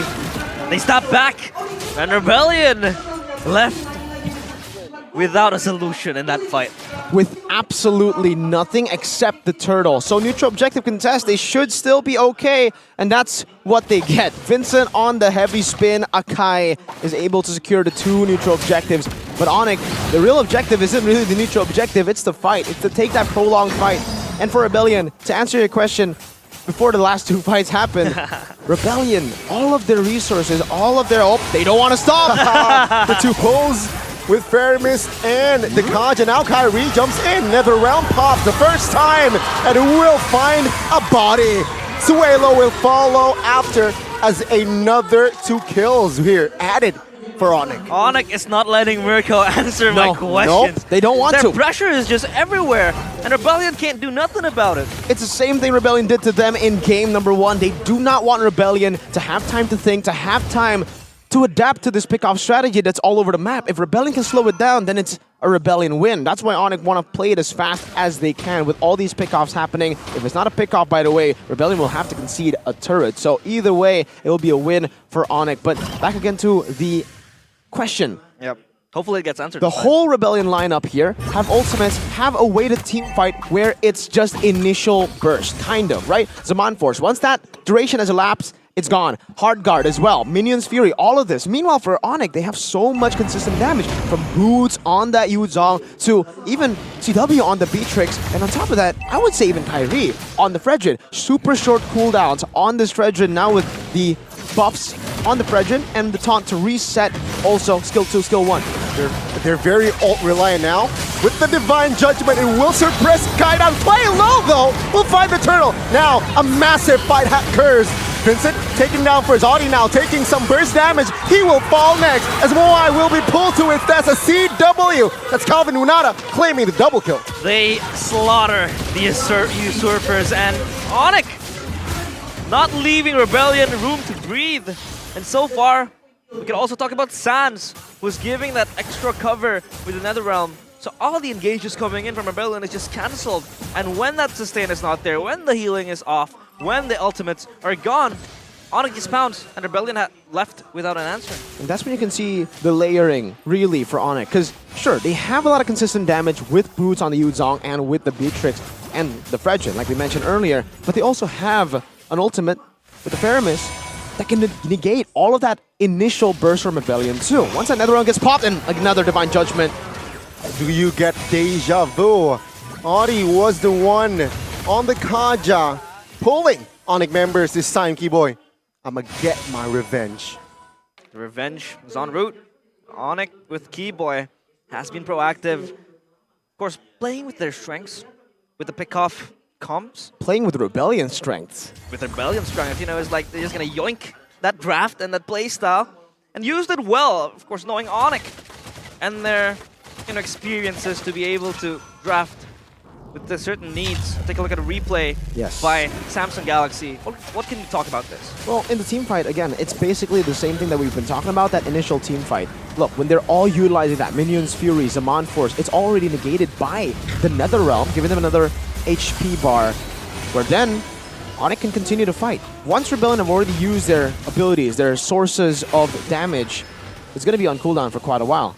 And that's why they are able, Onyx, to utilize the prolonged team fights with the prolonged damage they have, the DPS coming in from CW and Boots. And also, just the CC layering too. Moai has Purify, but he's been knocked up by a lot of the peeps here, man. If it's not the Furious Dive, then Boots will save the Petrify. He won't use Furious Dive with Petrify. He'll Furious Dive, wait for the Purify, and then use the Petrify later. So it's really the smart decision-making from the individual members of Onyx 2 that is really giving Rebellion a tough time in these team fights. Rebellion also without, not without a dive comp. They have a lot of heroes that can engage in these scenarios, but then again, the layering from Onyx is just immense. So they don't have anything to really just push past through that layers. Maybe they could try to pick up Sans in the side lanes, but that's just not possible because Sans is just way too sly on the Pyramis. But now they jump in, contesting the Lord. Flicker for Keyboy. Divine Judgment has not been triggered yet, as the Lord will be calling. Oh, Flicker now from Audi. NetherRealm triggered as Onyx, they want to fight. Audi retreats. Vincent now taking damage as he's the front line. It will be actually Moai falling first alongside Sway Low. CW again finding the double. They need to bait out the NetherRealm somehow. Rebellion, that's their only way to really win, because again, with that crazy engage, that would have been a crazy moment. That would have been an Audi TC 5-man Minion Fury moment. But the NetherRealm, really, the 5-man Minion Fury doesn't really count when there's another HP bar. And once that Minion Fury knocks all of them up, they go back to full HP, normal HP. They just take it like it's nothing and then fight back. Vincent, I think that was a very good proactive maneuver where he tried to go look for Keyboy. That was something very desperate, but it is the only thing he can really do there. I don't even think he can go for the steal anymore with Kyrie being 3 levels ahead of him. So Rebellion now, they're on full defense mode, and really, if they want to win this game, that's the condition. They just need to bait out the NetherRealm. Easier said than done though with their comp. They want to just go all in, and that ain't really a good plan against the NetherRealm. Easier said than done indeed, because Sans has been very spectacular in the positionings. He's not giving away himself freely. He knows his value in the NetherRealm. That is always going to be the layer of protection for Onyx. And Rebellion is just not being able to pin him down. They coming through. Oh, Vincent taken out here with the Divine Judgment as well, alongside with the members of Onyx. And Onyx, they again look to pressure the formations of Rebellion. Things are looking bad to worse here for the Blue Bulls. They're angry. Very, very angry. After game 1, it's 16-1 now, and they're trying to beat the clock. Rebellion had an 11k gold lead in 14 minutes. This is Onyx with an 11k and a base turret. 2 with the First Lord. Maybe even 3 here with Boots munching on it already. So far, Onyx has been cementing their spot in this game. Imagine Rebellion just being able to get that 1 kill, and that was through that early game that they were able to capitalize on that little skirmish. So Onyx, so far, execution has been perfect. They're able to play proactively with the pulse and the Divine Judgment that has been clutched by Keyboy, but also Sans, who's just self-aware of himself. He's able to really just push himself backwards, not really risking anything. Now Kyrie, of course, has that extra protection in terms of frontline, in terms of damage. And again, as Mirko said, you know, Rebellion, their frontliners aren't frontlining. Yep, not at all. The Flask of the Oasis is helping them from both the Angela and the Minotaur, by the way. But still, when your damage source is completely just go in once and then not much follow-up after, it's still the problem. It's very repetitive now that I think we've said it like a bit too much, but it still remains a problem for Rebellion. They don't have enough consistent damage to really pull off a fight against Onyx. And at this point, they don't even have more burst damage, despite them having more of those burst heroes against Onyx. They don't have Prios as well. No, like CW can probably one-shot someone if someone gets caught in the Divine Judgment. He can shoot his Render's Apathy, and then you're done. There's Kyrie with an Appraiser's Wrath too if he's low, and even Sans with the Ghost Bursters. It's well out of reach. But Rebellion Esports, of course, maybe something will happen.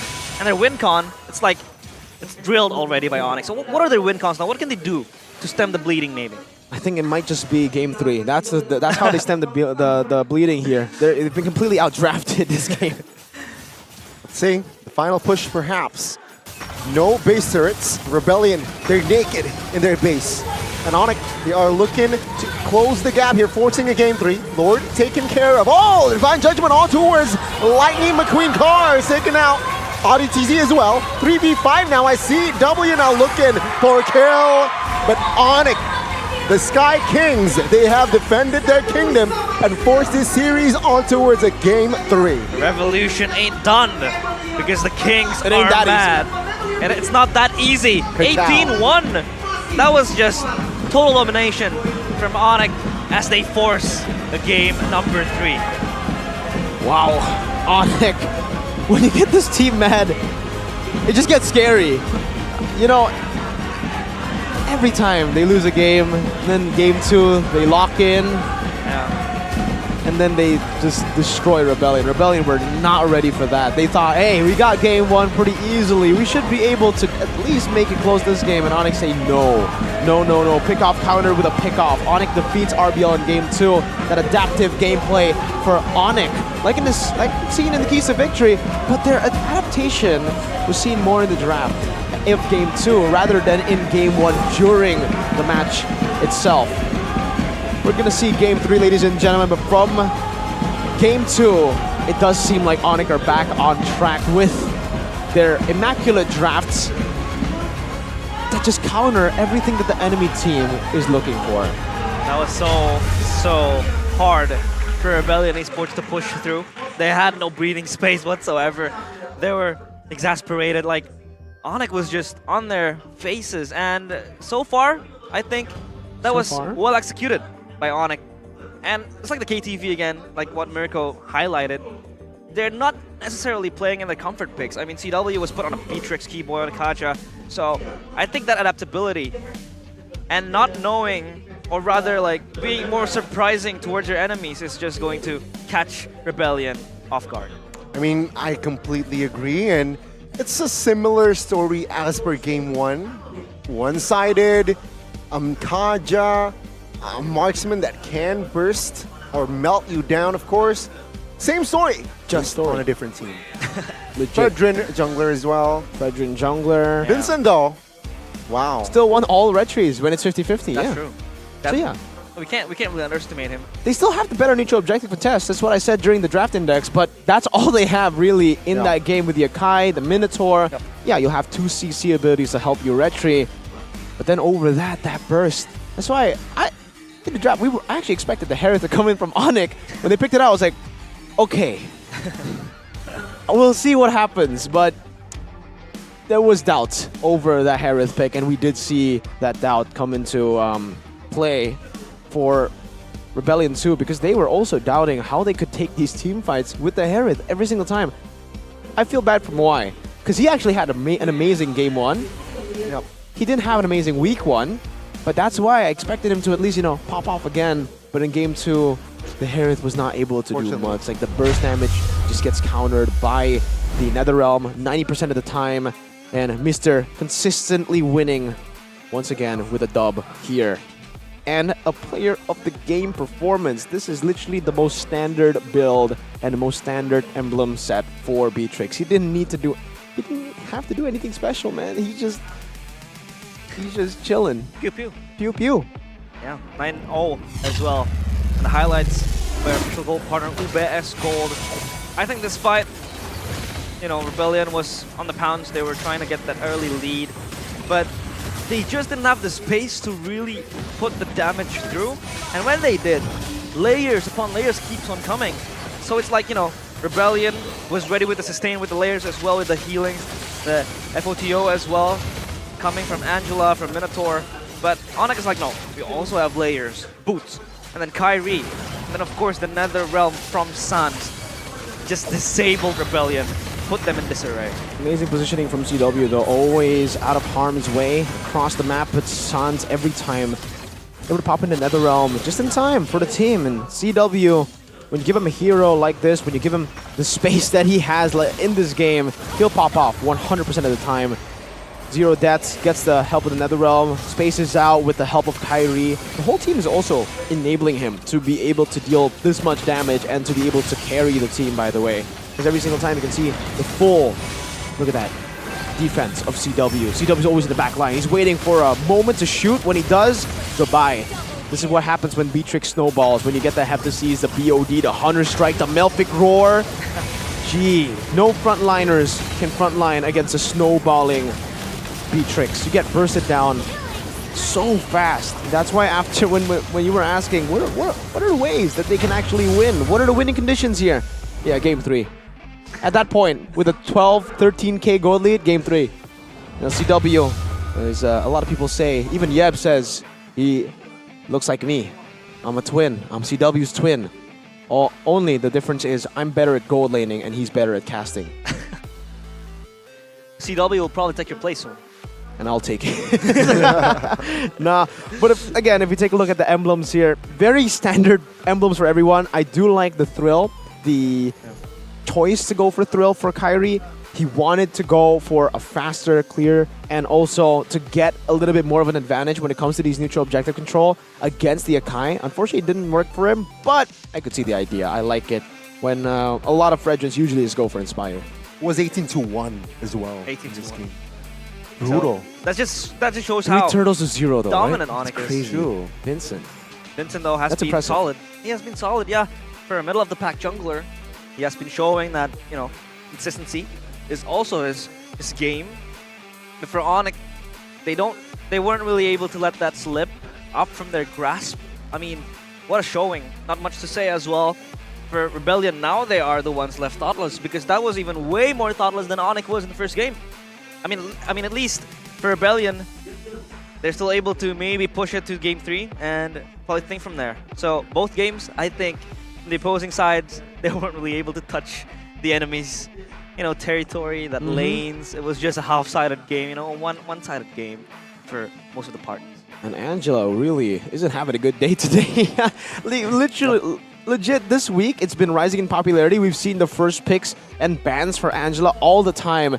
And then today, the MLBB gods decide, no more Angela. Make Angela lose every single game. But hey, look at that, 100% KP. Never mind, Moai. Unfortunate. There's only 1 kill on the board. So unfortunate for Moai, bro. 0%. You're not invited. He got a turret though, right? He got a turret. Vincent got 2 turtles. Suelo got 1. So at least the Angela didn't go lose 2 games empty-handed. At least he got 1 turtle, right? Save the turtles, man. Suelo, Rich Guy GPM, 867 for CW. Sans, the damage dealer, the carry. Mid lane has been getting a whole lot of these damage dealt awards. The Keyboy, stand out as well. Want to shout out Keyboy for making all these proactive movements around the map, catching the opponents off guard and getting 100% KP. 18 kills, 100% KP. Bruh. Keyboy. Certified bruh moment. That was a certified Keyboy. Keyboy. But Gani was not a fan of the Angela mid. I want to know your insights. Why is it failing so much? It's failing so much because the drafts, well, for Onyx game 1, they were outdrafted, unfortunately. They had a very good draft for the Angela, but then the Loyi came out. And yeah, when it gets chaotic, when you're not able to reach the mid-game power spike, the Angela does fall, right? And it's the same thing for Onyx here against Rebellion. Rebellion didn't have enough consistent damage to facilitate the Angela mid properly. They had a Herod that works well on paper. I understand, you know, they want to go in these team fights, burst them down, but Onyx have another realm. So it's basically a hard guard, but to 5 members. Yeah, but I think we have an interview soon with Monica on the stage. Take it away. Moko. That's Moko. That's Moko. Di sini juga Monica bersama dengan gadis-gadis cantik ini super sistemnya dari Onyx dan juga Rebellion. Wow. Jadi di balik kemenangan setiap game dari kedua tim ini ada wajah-wajah support-support dari para wanita-wanita ini. Tapi ada yang menarik nih, akhirnya kelihatan nih, Bang Pier, akhirnya kelihatan nih di MPL Arena. Apa kabar? Halo semuanya, baik. Langsung disambut. Gimana nih kamu ngelihat sekarang udah poinnya satu sama, Fior. Ini gimana nih? Menurut kamu ini kan kamu mid laner yang dahsyat banget nih ya. Iya. Kira-kira masukan buat Suns nih di game ketiga match poinnya. Pakai apa sih? Kalau Suns mah pakai hero apa aja pasti bisa sih kayaknya. Ini 1 game lagi lah Onyx menang. Oh, jadi nggak perlu pakai Cyclops ya? Nggak perlu Cyclops? Apapun mau pakai hero, apapun kan skill dia yang jago ya. Oh, oke. Jadi inilah supportnya selalu percaya dengan tim Onyx ya, Pior ya? Yoi, betul. Yoi, betul. Tapi ada juga yang gak kalah semangat di samping kiri Monica juga udah ada Selin. Gimana nih kalau Pior kan sama teman-teman yang lain semangatin banget nih sama Onyx. Kalau teman-teman dari Rebellion gimana nih? Oh, kita juga semangatin banget dong. Kita rame banget nih hari ini yang ke MPL. Semuanya kita semangatin Rebellion ya. Apa tuh? Sama kita berharap Onyx-nya kasih ampun dikit kayak ke Rebellion. Kasih ampun dikit katanya gitu ya. Wah, tapi kali ini ada wajah-wajah baru nih di MPL Arena. Sebenarnya nggak baru-baru banget tapi barulah di kedua tim ini. Ada Vale dan juga ada Melati di sini. Wah, Melati gimana nih rasanya kamu sebagai seorang talent baru di Onyx ngelihat performance dari Onyx hari ini gimana? Bagus. Bagus. Onyx selalu keren banget karena emang semua pemainnya jago-jago. Tapi kan kalian biasanya support sistemnya kedua tim ini. Biasanya supportnya gimana sih? Go Onyx. Lagunya apa ya? Oh jadi semangatnya pakai chant. Ada. Di atas langit ada Onyx. Di atas langit ada Onyx. Wah. Onyx. Di atas langit ada Onyx. Wah, semangat banget ya Melati ini. Tapi tenang aja, di samping kiri mereka juga udah pada bisik-bisik, udah semangat banget juga. Ada Vale. Halo. Vale, dari tadi bisik-bisikin apa sih? Enggak ada. Udah siap-siap juga buat semangatin ya? Semangatin Boleh aja. dong kasih tunjuk semangatnya buat Rebellion. Rebellion.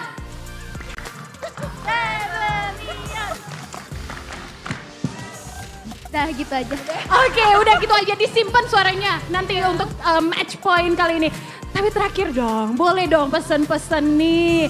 Farah, pesan-pesan buat teman-teman Rebellion yang bakalan ketemu lagi nih sama Onyx di Land of Dawn ini, game terakhir match point-nya. Oke, buat teman-teman pemain Rebellion, aku berharap kalian ya fokus aja, terus jangan blunder. Terus ya fokus aja sih sama objektifnya, sama apa yang dibilang sama coach gitu aja sih. Sama doa, jangan lupa doa ya guys. Oke, ada juga dari Shay dong pesan-pesannya Shay. Semangat terus dan jangan lupa buat have fun sih. Oke, dua-duanya support sistemnya udah siap banget untuk nyemangatin kedua tim di Land of Dawn. So langsung aja, ini dia match point antara Onyx dan juga Rebellion.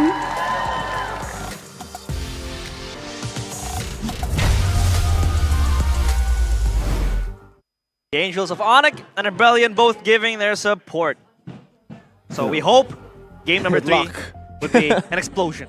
More support from the Onyx girls though. Rebellion, for some reason, it felt kind of sad. They were begging for mercy. Yeah. They were begging for mercy and they forgot their chant. Dream? Rebellion? Yeah. Don't forget the Onyx one, the super hype one with Kaya's.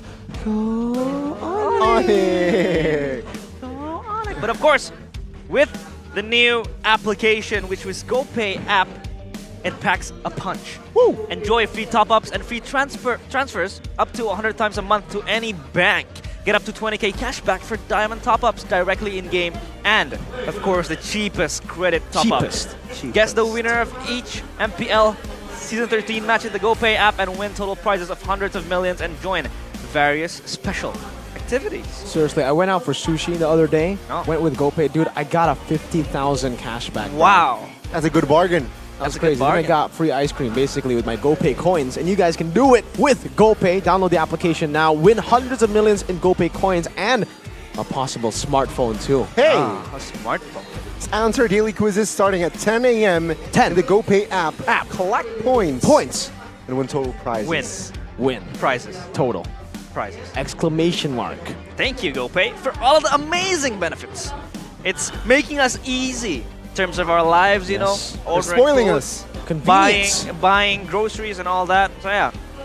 And where do you want to buy your groceries? Well, of course, Indomaret. Indomaret. Watching this show together or playing games together is even more exciting if there are snacks and drinks. No need to be complicated. Now you can shop online, like in a store, by Click Indomaret, the Indomaret shopping app. If you want to try it, there's a 15,000 rupiah discount with the code ClickIndomaret15. Wow. Come on, become a new member and get the discount. And of course, with the code Landak. MPL. Because there's also a stall outside, by the way. Me, Gani, realize we like to snack. So every single time during breaks, even last break, we go out there, get some drinks, get some snacks, chill, then come back here to do our job. All thanks to Indomaret. But thank you. Our red trees are not Indomaret, and so is Vincent. Vincent's red tree is definitely not Indomaret, man. Very perfect red tree so far. He has been winning the 50-50 when given the chance. I mean, most of the times when he engages, of course, it's not going to be very significant, especially in that last game because of the layering put by Onyx. But when you're given this space, especially for Vincent to contest the Lords, to contest the objectives, he always wins it. I don't know what his magic trick is, but the retribution has been on point. What's the magic trick, Gani? No. Ask what? What's the magic trick, Gani? What's the magic trick? It's his retribution. His fingers.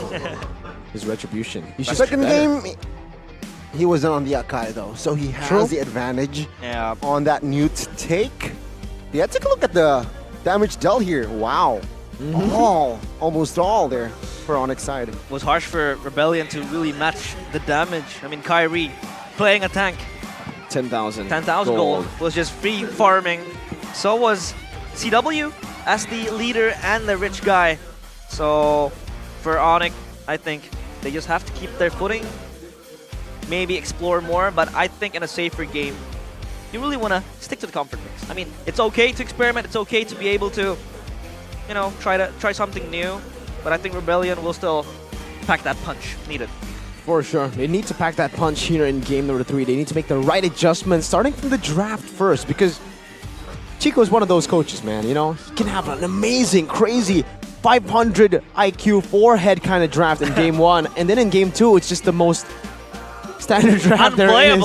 It's just the standard. Yeah. And it gets countered very easily by people like Yeb and Adi. So he needs to channel in that forehead, big brain, 500 IQ power of his in the draft again to pull off something like the Luo Yi again. Maybe the cheese is a bit too easy to read now for Onyx, but Rebellion need to find something. They got the Angela and the CC earlier.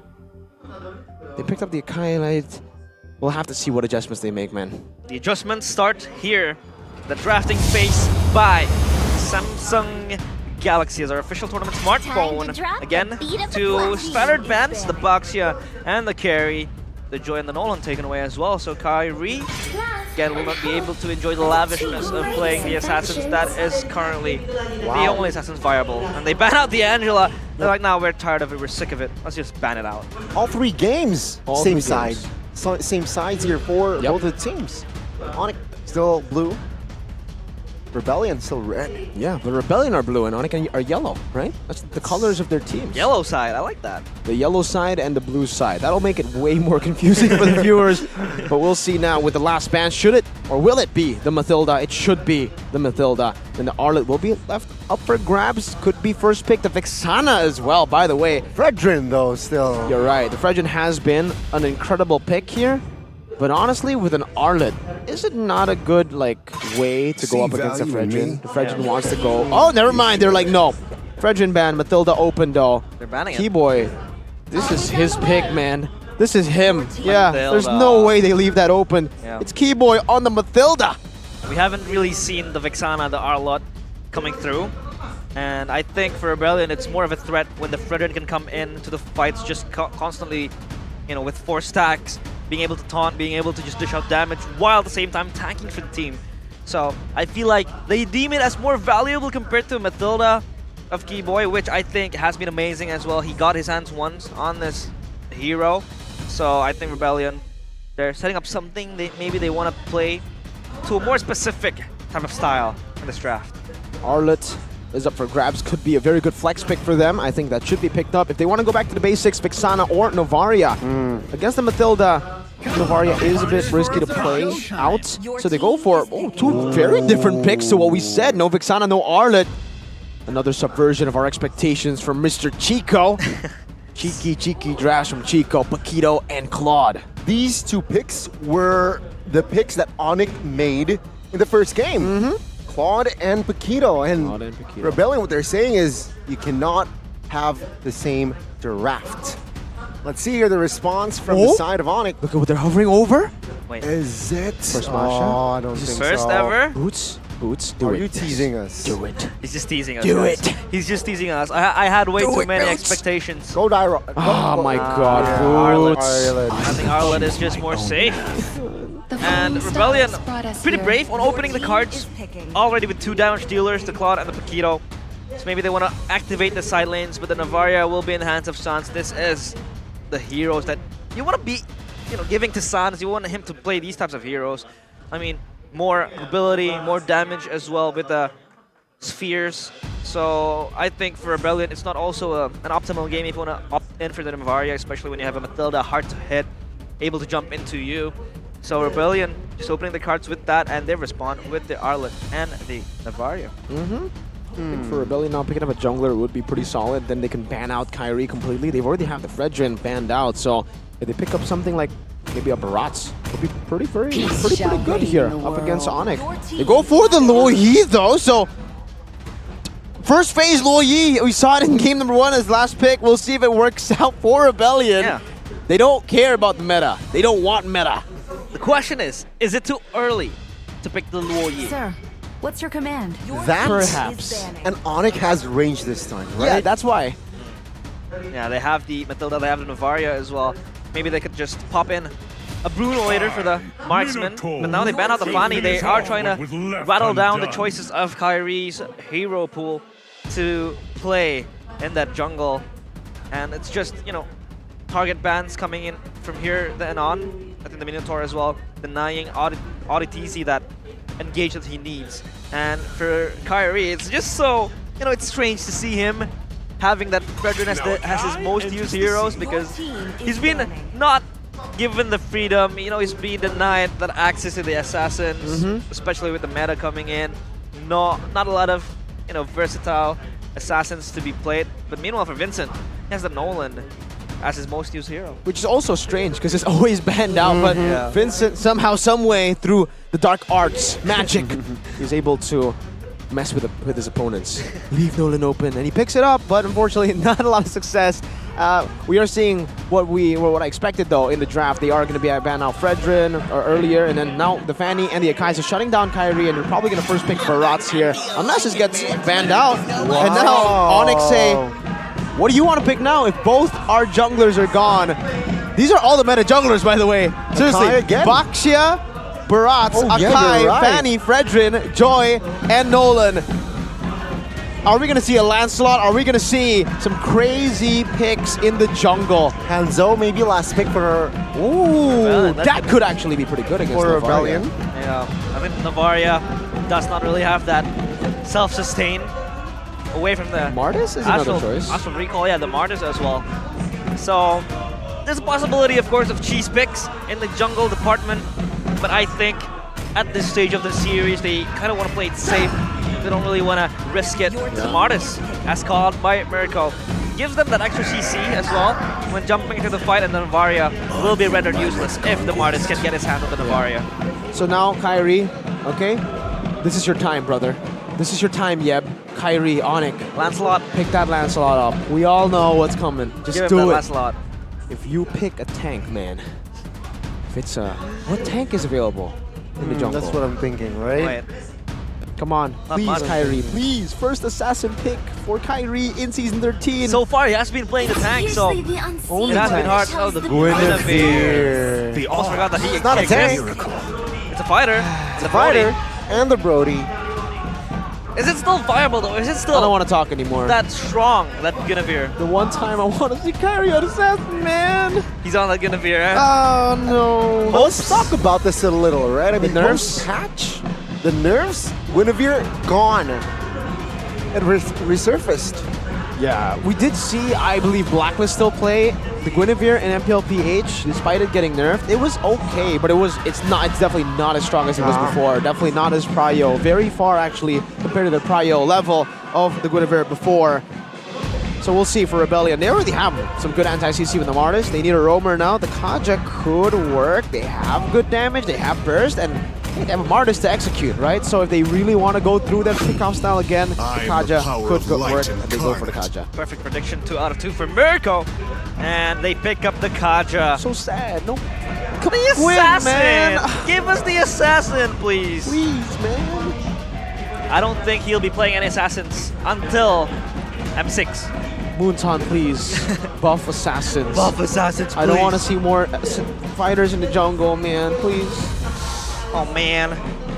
But if you take a look at the draft, I think both teams, they have enough damage, each and every one of them. But when it comes to more pick-off style, I think Onyx has that opportunity. I mean, sure, they from Onyx, they have that Requiem, they have that, you know, Matilda as well, and the Arlet with the Rebellion, they have the Divine Judgment. So how is Onyx going to really answer to that? But that answer will be given in the Land of Dawn as we prepare ourselves for the last match of this series. It's going to be again Onyx trying to deny the coup d'etat by the Blue Bulls. Well, to answer your question, realize for Rebellion, they have exactly what Onyx had in game number 1. Side lane pressure, it's a Claude, it's a Paquito, and now a Luo Yi on top of it. So they can utilize a whole lot of this map pressure, tempo, to play around and outmaneuver Onyx, who will be the ones looking for team fights. They could always regroup as well with the ultimate coming from Luo Yi. So I think it's a well-rounded draft for both teams, but so far, I think it's just going to be how they want to execute it. I mean, in the late games, side lanes could be the name of the game for the side of Rebellion, but I think Onyx has a few decent answers to the side lanes if they want to activate it. You have the Navaria, and they could always be shadowed by the Matilda. So pick-offs-wise, I think Onyx also wins in that department. But for Rebellion, they want to have an answer to this. Let's see here in the mid. Sounds now receiving. Amajit, of course. Both teams here, or both players in the mid, will just tease and give out damage, not committing on towards a kill just yet. No, very interesting emblem choice again from Moai. We did mention against the carry, maybe it's not the wisest choice to go for the Brave Smite, but actually against the Brody, I'll have to give credit to Moai here for the Brave Smite. Brody will bully you in lane, so going for Brave Smite might be a very, very good choice to make up against the Brody. Very specific matchup, just to get through the laning phase, because it does look like Rebellion want to play through these neutral objectives, want to play through the strong side, which is cars on the Paquito over Moai. So Moai is going to be alone most of the time. Good choice. Brave Smite for weak side is always going to be the case. As opposed to the QC, I mean, the QC also gives you movement speed and some sustain from the health. But Rebellion, they want to anchor towards cars. Of course, trying to activate him, having that damage going through, the pushes as well, and the first turtle on the cards. So far, Rebellion have 4 men ready to pounce, and they have to be ready as they teleport for a flank from behind. Let's see, Audi no 4 yet. And there you go, the Requiem, the first blood will fall now. Vincent, no retry, that's a free turtle. But it seems like Onyx, they want more here as they are trying to close the gap, but Rebellion says no. That's Boots, Vincent taken out for a turtle for Onyx. Walk me through that. I mean, they were trying to teleport, okay, wait. Okay, that's all good. They were trying to teleport back, trying to flank, but Vincent was left alone, and Onyx saw that window of timing to really just burst on him. It really shouldn't have been the case. I think it should have been still a Rebellion win. Vincent just misplayed. He didn't pop the Mortal Coil in time. He got knocked up and chain CC'd before he could use that Mortal Coil. Vincent needs to be a bit more on point when it comes to the Mortal Coil. I think he was a bit too focused on what the team was going to do in the flanks. But yes, Rebellion had a very good idea. They just did not execute it properly, or rather, Vincent did not execute that plan properly. Could have survived with the Mortal Coil as well. The CC, the anti-CC rather, would also give you that freedom to sustain and buy time for your teammates. Oh, a flicker in! Yep, flicker Divine Judgment now with the Blazing Duet, and the Decimation will find another kill. And that's CW, that's an expensive kill for Rebellion. And Keyboy tried to save him too, utilizing the Guiding Wind and then flickering to try to get CW as far as he could. But yeah, it didn't work out, and that basically means that Keyboy will not have flicker for the next neutral objective battle. It's tough for Onyx right now in the next neutral objective battle, but they still have that gold lead, just a bit. CW, if this Brody doesn't get going, it is going to get really, really tough. He needs to at least farm even to Moai, because if Moai is able to get a lead in this gold lane, and if he is able to defend this turret for a long time, Onyx will not be able to utilize this Brody as much as they possibly want or expected before. The bully becomes the bullied, and I think they also want to give that extra comfort, especially for Moai playing in the weak side. Oh, flank angle again, utilizing this very properly. Oh, with the flicker now, Suns trying to escape. Sway low now, isolated the front side. That's a good recovery from the yellow pork who finding an important kill. A little misstep from Suelo. He was isolated, and that team fight so hard for him to stabilize again, especially Rebellion were all very far. Yep, final slash onto it still. But that is just Boots doing Boots things. Overly aggressive for Rebellion. You don't do that against Onyx. Capitalize instantly any sort of mistake. They went for the initial pickoff onto Sans, but after that flicker, after the Astro recall, you'd expect them to back off. They went in, they committed even harder, and they lost even more. It was only a 280 gold lead. Now it's a 1.4k, and Vincent couldn't even get his own orange buff. Kyrie took it away. He's angry. Plundering is his name. Of course, invading is his game as well. So for Onyx, so far everywhere around the map, responding to the activeness and the proactiveness of Rebellion. I mean, they were able to try to get the flanks with the ultimates coming in, but I think that little misplay could really just swing the momentum in Onyx's favor. 1,500 gold. I gotta say though, that the skin, Luo Yi, makes her ult very, very subtle now. It's a fight, it's a full-on fight, and Onyx, they're ready for it. It's a, my god, it's a massacre for Rebellion. And Onyx will claim 3 bodies. They might find more here. Moai has a Purify, will dodge away the Astral Sphere, but that's a mistake from Suelo there. The risk did not pay off. They're always fishing for the flank angles again and again, but it doesn't really seem to work out this time. Look, it works when you're ahead, not when you're behind, and that's literally the other side of Luo Yi, the bad side. Now they go in though. Let's see, this might find Sans. It will. That's a good recovery again from Rebellion after a diversion mistake. They made it right. Good kill, I think, towards Sans hinders his progress, but when the other laners are already online, it's going to be dangerous for them. Oh, the burst damage will not be enough to take Vincent down. I might be wrong though. The Mortal Coil, Vincent will escape as Moai. Take a look at the space he has. Will take the first turret here for Rebellion. Good first turret for Rebellion. They've actually taken 2 with Paquito up top too, so they are actually utilizing the side lane pressure better than Onyx in game 1. But for RBL, I think this is a very good decision that they are making not to go for the turtle. They just want to wait for their mid-game power spike to hit for Moai, for Suelo, for Cars, and then they can look for these fights again. So, trades on the board. Just concede it, the turtle, the neutral objective, and don't get baited in. Cross maps as well, and a lot of trades, as stated by Mirko.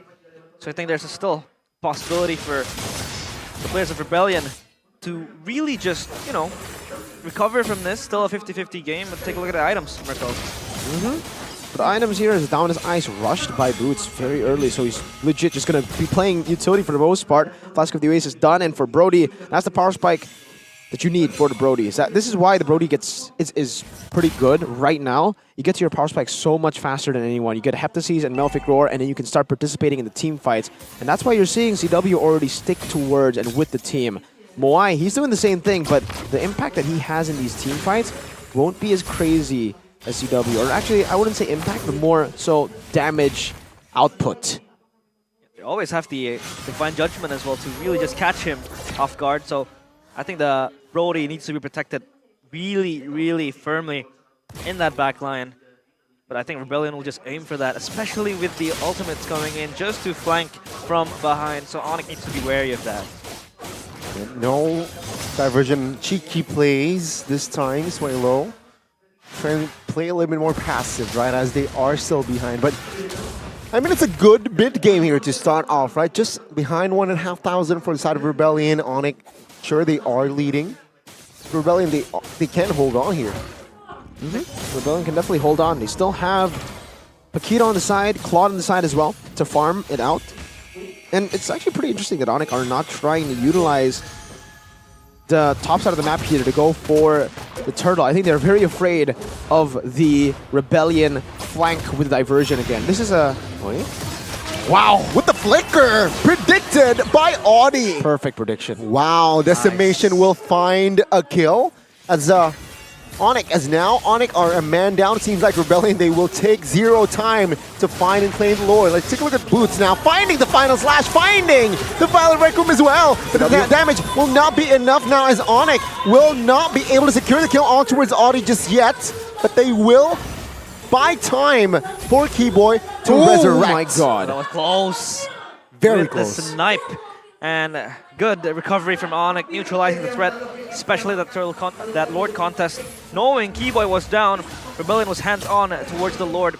And take a look at Cars, he's just busy activating the side lane. So far, I'd argue that the pressure wasn't really there, given by Cars with the Paquito. But I think now he's just going to participate in team fights, knowing that Rebellion do have the damage to enable that. Hey, Lord. Lower than 50% HP. Vincent knows this. What will happen to the flank now? Oh, Rebellion. They're cooking. Onyx sense the diversion play. And they will not commit on towards the Lord just yet. Top side, let's take a look. It's actually favoring the side of Rebellion. Yes, this is the advantage that Rebellion have with Paquito and the Claw, that side lane pressure that they are utilizing really well. Building up a slow push up top earlier, crashing it to the tier 2 turret, but now the turret has actually turned that slow push against Rebellion, but they have a wave in the bottom lane, pushed in as well. Oh, Lord now. Oh, Cars looking for an angle, but the recovery again was just too huge. He is the first one to fall. It's now Rebellion. They're looking for the glasses. Onyx, they want to fight. Vincent taken down, and the Lord will be taken by Kyrie as well, and Audi will fall as well. That's a bang, bang, bang, as Onyx will find another body in the bottom side of the map, and that is Sway Low going down. Onyx take everything and leave nothing behind. The Blue Bulls, one horn is shattered as the Porcupine stab, and it is going to sting. Now they have Trial up in the mid lane. It was denied, not being able to get the tier 1s.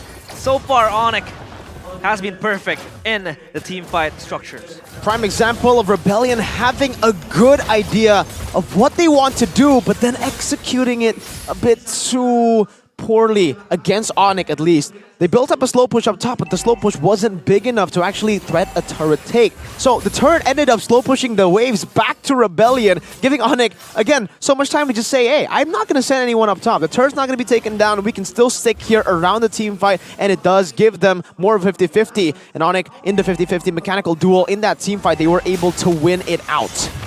See here, the Lord will not take the turret bottom side just yet. As Rebellion, they will look for a stabilizer here. Vincent! Taken down with the torn apart memory by Dewa.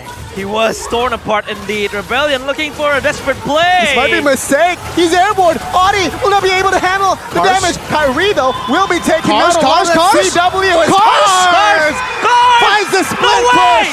The machine, Lightning McQueen. But it seems like Boots, will it find enough time? Cars, ka-chow. The side lane pressure. What was that? Kingslayer. Oh my lord. Goosebumps. Cars, the last standing bull, thumping his thorn into the heads of the Porcupines. They deserve the moniker as the Kingslayer. I was doubting him in that side lane, giving pressure, but there he was standing tall, bullseye into the heads of Onyx. It was the Kings of Kings taken out, and this week the Sky Kingdom collapses.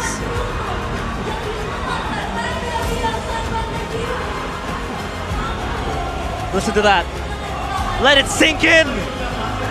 Let it sink in. The Rebellion has successfully taken down another king. This time, it's the Sky Kings! I'm getting excited. It's not a secondary lineup.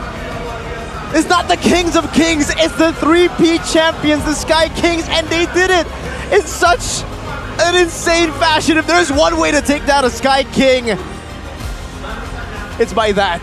Cars with a special moment, a special decision. A gamble that they took that paid off. They break the lose streak. And that was insane. They are now up with 1 win. That was so crazy. And of course, we want to hear what's going on in the heads of the players on how they were able to slay the Kings, the Sky Kings no less. As we throw it to Monica for the players' interview on stage. Wow, sesuai dengan tema para Rebels hari ini, Rebellion benar-benar menghibur banget. Wah, Cars, itu split push-nya call-nya dari siapa? Nggak dari siapa-siapa sih, emang pengen lanjutin aja. Itu inisiatif sendiri jadi? Ya. Emang udah split push pokoknya? Ya, soalnya 5 orang di atas kan tadi. Wah, Cars, dan itu membawa kemenangan buat tim kalian. Dan ini dari data, dari sejarahnya, 11 kali kalian melawan Onyx. Hari ini pertama kalinya kalian berhasil menang melawan Onyx di Land of Dawn. Audi, gimana? Ya 80 tadi lah, makanya bisa menang. 80 tadi. 80 tadi ya? Iya. 80, apa bisa diulangi lagi? 20 kan hoki, 80-nya? 80-nya udah pasti menang sih. Udah pasti menang. Jadi dari sebelum main udah yakin bakalan menang. Gimana nih Audi, kan tadi katanya kamu idolain Keyboy. Akhirnya ternyata bisa memenangkan pertandingan ngelawan Keyboy nih. Jadi kamu udah berhasil nih ngelawan semua idol-idol kalian? Kamu? Mestinya iya ya. Soalnya Keyboy udah dikalahin dan seneng banget sih bisa ngalahin Keyboy. Wow. Siapa nih ulang tahun? Siapa nih ulang tahun? Ada yang ulang tahun nggak? Nggak ada. Yang ulang tahun. Ternyata dari Rebels ya, Rebels yang ulang tahun. Happy birthday. Jadi ini kado buat Rebels yang ulang tahun, siapapun yang ulang tahun, selamat ulang tahun. Kadonya kemenangan dari Rebellion. Dan kalau tadi ini sangat menarik perhatian, ada Loi. Wah, Swallow. Ini dari data ya, ini Loi ini akhirnya muncul lagi setelah sebelumnya kayaknya udah berseason-season sebelumnya. Ini kamu udah rencanain apa gimana nih? Lebih ke arah pengen yang instan sih, jadi kayak kemana-mana asik gitu. Soalnya kan lihat hero baru chip tuh bagus banget, kayak alternatif lain selain chip apa nih? Ada Loi, ya udah nge-grab aja. Wow, dan ternyata pick kamu membawa kemenangan untuk kamu. Puji Tuhan. Wah, tapi di game pertama Loi, game ketiga Loi. Jadi secretnya rahasia kemenangannya Loi nih. Kayak hoki sih, Loi membawa hoki. Membawa hoki? Kan feng shui-nya yin dan yang itu bagus gitu ya? ya. Iya. Oke. Nah kalau misalnya Vincent, gimana nih? Dari season 12 kalau kita ingat ya, Vincent sama Kyrie ini adu retrinya kenceng banget. Kali ini gimana nih ngerasain ketemu lagi di Land of Dawn sama Kyrie, adu retri lagi. Ada yang berbeda gak sih Vincent? Sama aja Bu deh, soalnya kan jungler emang kayak gitu. Retri-retri doang. Oke, tapi kan dari season 12 sama season 13 pasti ada yang berbeda gitu. Apa lebih sulit kah ketemu Kyrie sekarang? Tetap sama sih, bedanya ini menang kan, jadi kayak kerasa seneng banget gitu sih. Seneng banget. Iya. Pertama kali ya perdana kemenangan Rebellion atas Onyx. Dan ini juga perdana kemenangan dari Moai di stage MPL Indonesia. Moai, BTW kenapa kalian makin mundur, kalian menang, jadi ayo maju ke depan. Ya, kemenangannya untuk Rebellion. Dan ini kemenangan perdana untuk Moai. Moai, gimana rasanya memenangkan stage MPL Indonesia? Senang banget karena ngalahin Raja Langit. Gimana nih, ini kan kemenangan perdana kamu. Dan langsung ngalahin sang Raja Langit. Itu udah terprediksi nggak? Karena kata Audi kan 80% udah pasti menang nih. Nggak tahu, main aja. Nggak tahu, main aja? Iya. Yang penting menang? Yang penting main aja udah. Yang penting main aja Iya. karena kata Audi 80% udah menang. Jadi yang terakhir deh Audi, 80% udah menang. Tapi kalian ini masih di week ketiga, masih ada week-week selanjutnya. Gimana persiapannya supaya 80%-nya jadi 100% bakalan menang? Buat teman saya latihan yang lebih giat aja sih supaya bisa jadi 99 lah kayak Keyboy tadi. Kan dia satunya yang di atas kan, kita ikutin sih. 99-nya hoki. Oke. Dan sekali lagi terakhir dong minta minta semangat dari para Rebels yang hari ini udah menghibur banget dengan topeng-topeng badutnya. Mana nih topeng-topeng badutnya Rebels? Wow, minta semangatnya. Tetap semangatin kita akan kasih yang lebih baik sih, lebih baik ketimbang ini. Tetap dukung dan makasih udah sempet-sempetin datang ke sini. Makasih semuanya lah, makasih banyak. Udah. Wow, sekali lagi Rebels, mana suaranya untuk Rebellion? Congratulations sekali lagi untuk Rebellion dan tentunya kita akan melihat mengupas lebih dalam lagi bagaimana pertandingan pembukaan pada hari terakhir di minggu ketiga kali ini. So langsung aja para casters sudah siap di sana, silakan casters.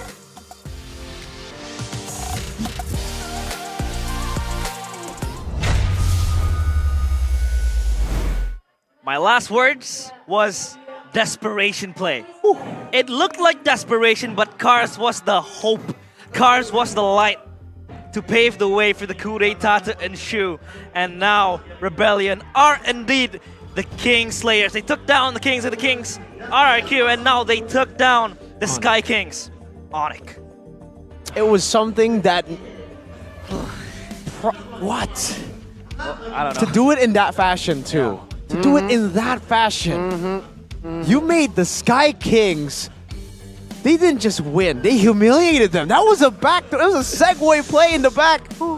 Cars. Well played, Cars, and well played to RBL. Wow. They just gambled full on Cars. They knew we're going to lose this battle, but we will win the war with the Boxer up top, hitting structures like it was nothing. Oh my god. The final panicking moments as well from Boots on the Arlet. Very unfortunate, but it's something you really don't, want to see from the Sky Kings, a dominant force in Indo. But it's something they were forced to eat by Rebellion. They just rebelled against all the propaganda saying it's still the Sky Kings era. It'll still be Onyx, 4-peat, 5-peat. They're always going to be the champs in MPLID. We might finally get a new champ. I'm not going to jinx it though. I'm just going to curse it. Onyx, RQ Evos will be champions together this season. Player of the match, 1-1-1. What the heck? How is he MVP? Bro, he ended the game. It really doesn't take much. Nope, yep. In terms of KDA, in terms of stats, this is the pure example. Prime example of kills don't win you games. Objectives do. Yep. 1-1-1. Look at his build. Look at the way. Oh, it's just he went for damage. This is what we expected from Cars, by the way. We already mentioned this in the keys to victory too. Cars needs to get on his play pushing style. His playmaking is good, but not as good as this. And I think now, hands down proof that Cars needs his heroes. Give him Paquito, man. I'm so happy that this guy is able to get that back door. I don't know what it is with Rebellion. We had this conversation, me, Realize, and Gani. We realized something.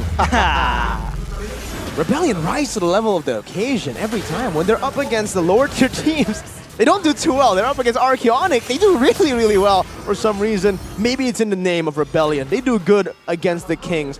But throughout game number 3, there were a lot of very good plays happening, a lot of great ideas with good execution, but the same amount of bad ideas and bad execution. It was a 50-50 coin flip for the most part. Every single time Rebellion were making a play. They gambled on every single play.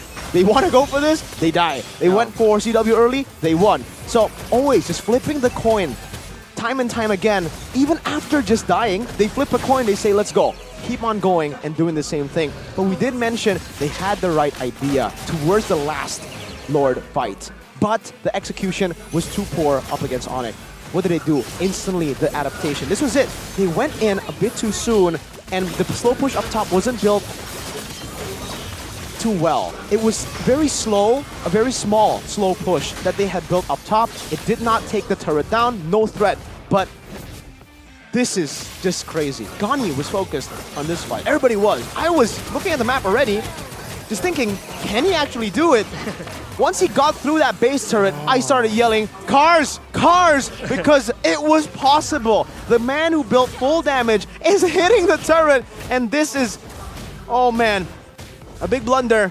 He, unfortunately, did not get the final slash to the minions fast enough, and he had to suffer a defeat. The Boxer, Cars Keto, Ka-chow! KO, 1-2 hit. And I also kind of suspected that desperation He's powerless. play. it felt like it was rushed. You know, RTZ just jumping in, and I was like, wait, do they have something in mind? And I think they were just trying to buy time. They were buying time for Cars to really push in, and Boots was recalling already, so I think he was aware of what's happening.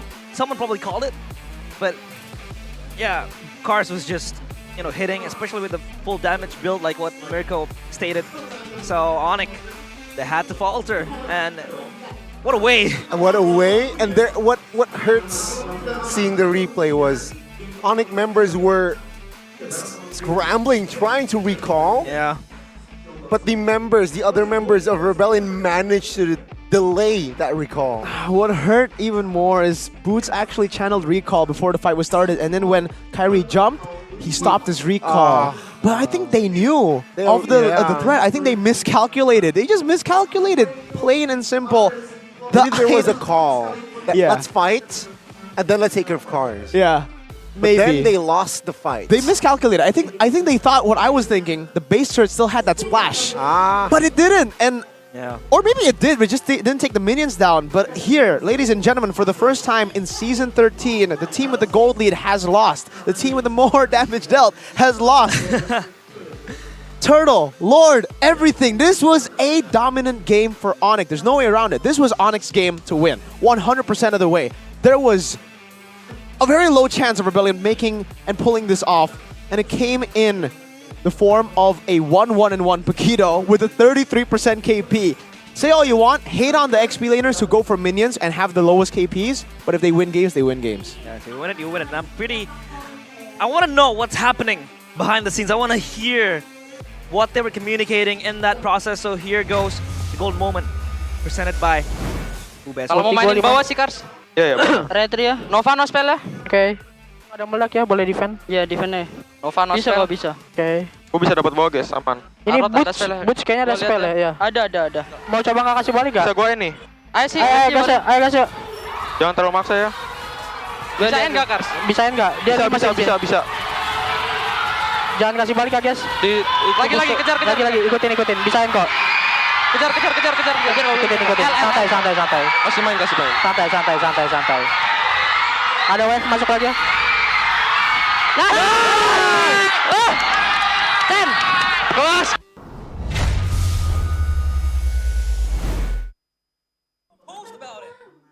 That was so cool. That was You so could see chill. the nerves for sure, right? Yeah, Cars was just silent. He was tapping just on that turret mashing. lock button for dear life. Jeez. But that was good communication. That was good. And they erupted, of course, in the end. It was course. ecstasy for them. That is the hardest button mash moment of all time, right? For Cars, you can hear. Can you end? Yes. They're probably shaking to just, please, hit faster. This end. And they were also kind of giving caution, you know, let's engage, but don't go too far. Yeah. We might lose this. We can still turn it away. But yeah, Cars was there as the man of the hour on a mission to really take down the Sky Kings, and he did just that. Applause. Very well composed communication there. And I want to hear Onyx now. I want to hear, you're right. I want to hear their mic check. I want to hear the golden moment, or actually for them, maybe not the golden moment.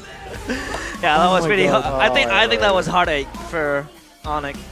I looked back straight after the win. I saw Keyboy and he was just like, oh my god. He was laughing. He's like, I can't believe it. We lost that way. Oh man.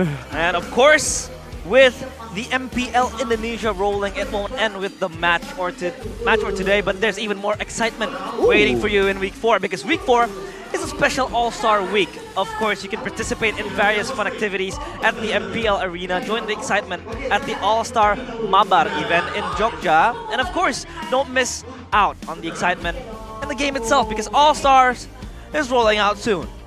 Look at this, Pesta Mabar All-Star. So you guys can play together in the All-Star event. Pakuwon Mall, Jogja, 29th to 31st of March 2024. If you guys are in Indonesia, go ahead, visit Jogja and visit Pakuwon Mall, because you guys can join in the MLBB activities, because for the All-Star Rave live stream, we also have a lot of different songs and events and participation things you can participate in. You know, we got Sparkle, who will be performing 4. Not 3, not 2, not 1, not 5, 4. 4 of their songs. Yeah, a lot of songs as well to be played. But of course, you can also come and meet your favorite influencers. Hey, you can also meet Mirko. realize. Not Mirko. I'm not there, man. We're not there, I think. I think so, yeah. But of course, Rashi's you know. there. Rashi and Sheffin. Sheffin. CITB.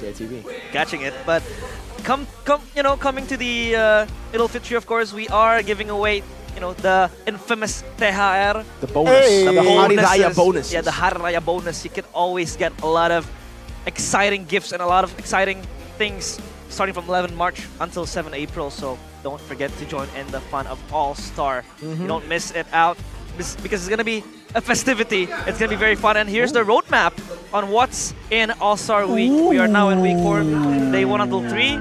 There's going to be the Pesta Mabar All-Star with crossfeed with KOL. And then in the 30th of March, we have the Rave Special Concert. And the 31st of March, we will have that cosplay party with a meet and greet. And also, free iftar. Ooh! Wow! You can break your fast together for free. Limited packs though, so first come, first serve, I believe. First come, first serve, indeed. Will you be joining people? And I wish I could go there. I wish Maybe we have to go to Jogja. But we have to cast. Maybe we just go to Jogja. So you'll let CW cast for you. And then I'll play gold lane in the Pesta Mabar event. That's it. Insanity.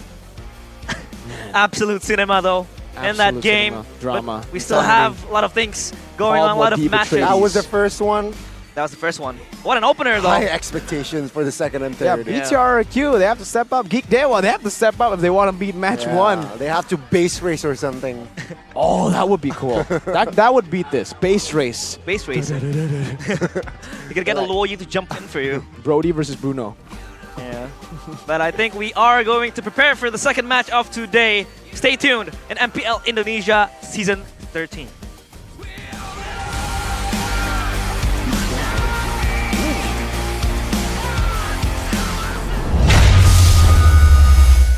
Welcome to MPL Indonesia Season 13.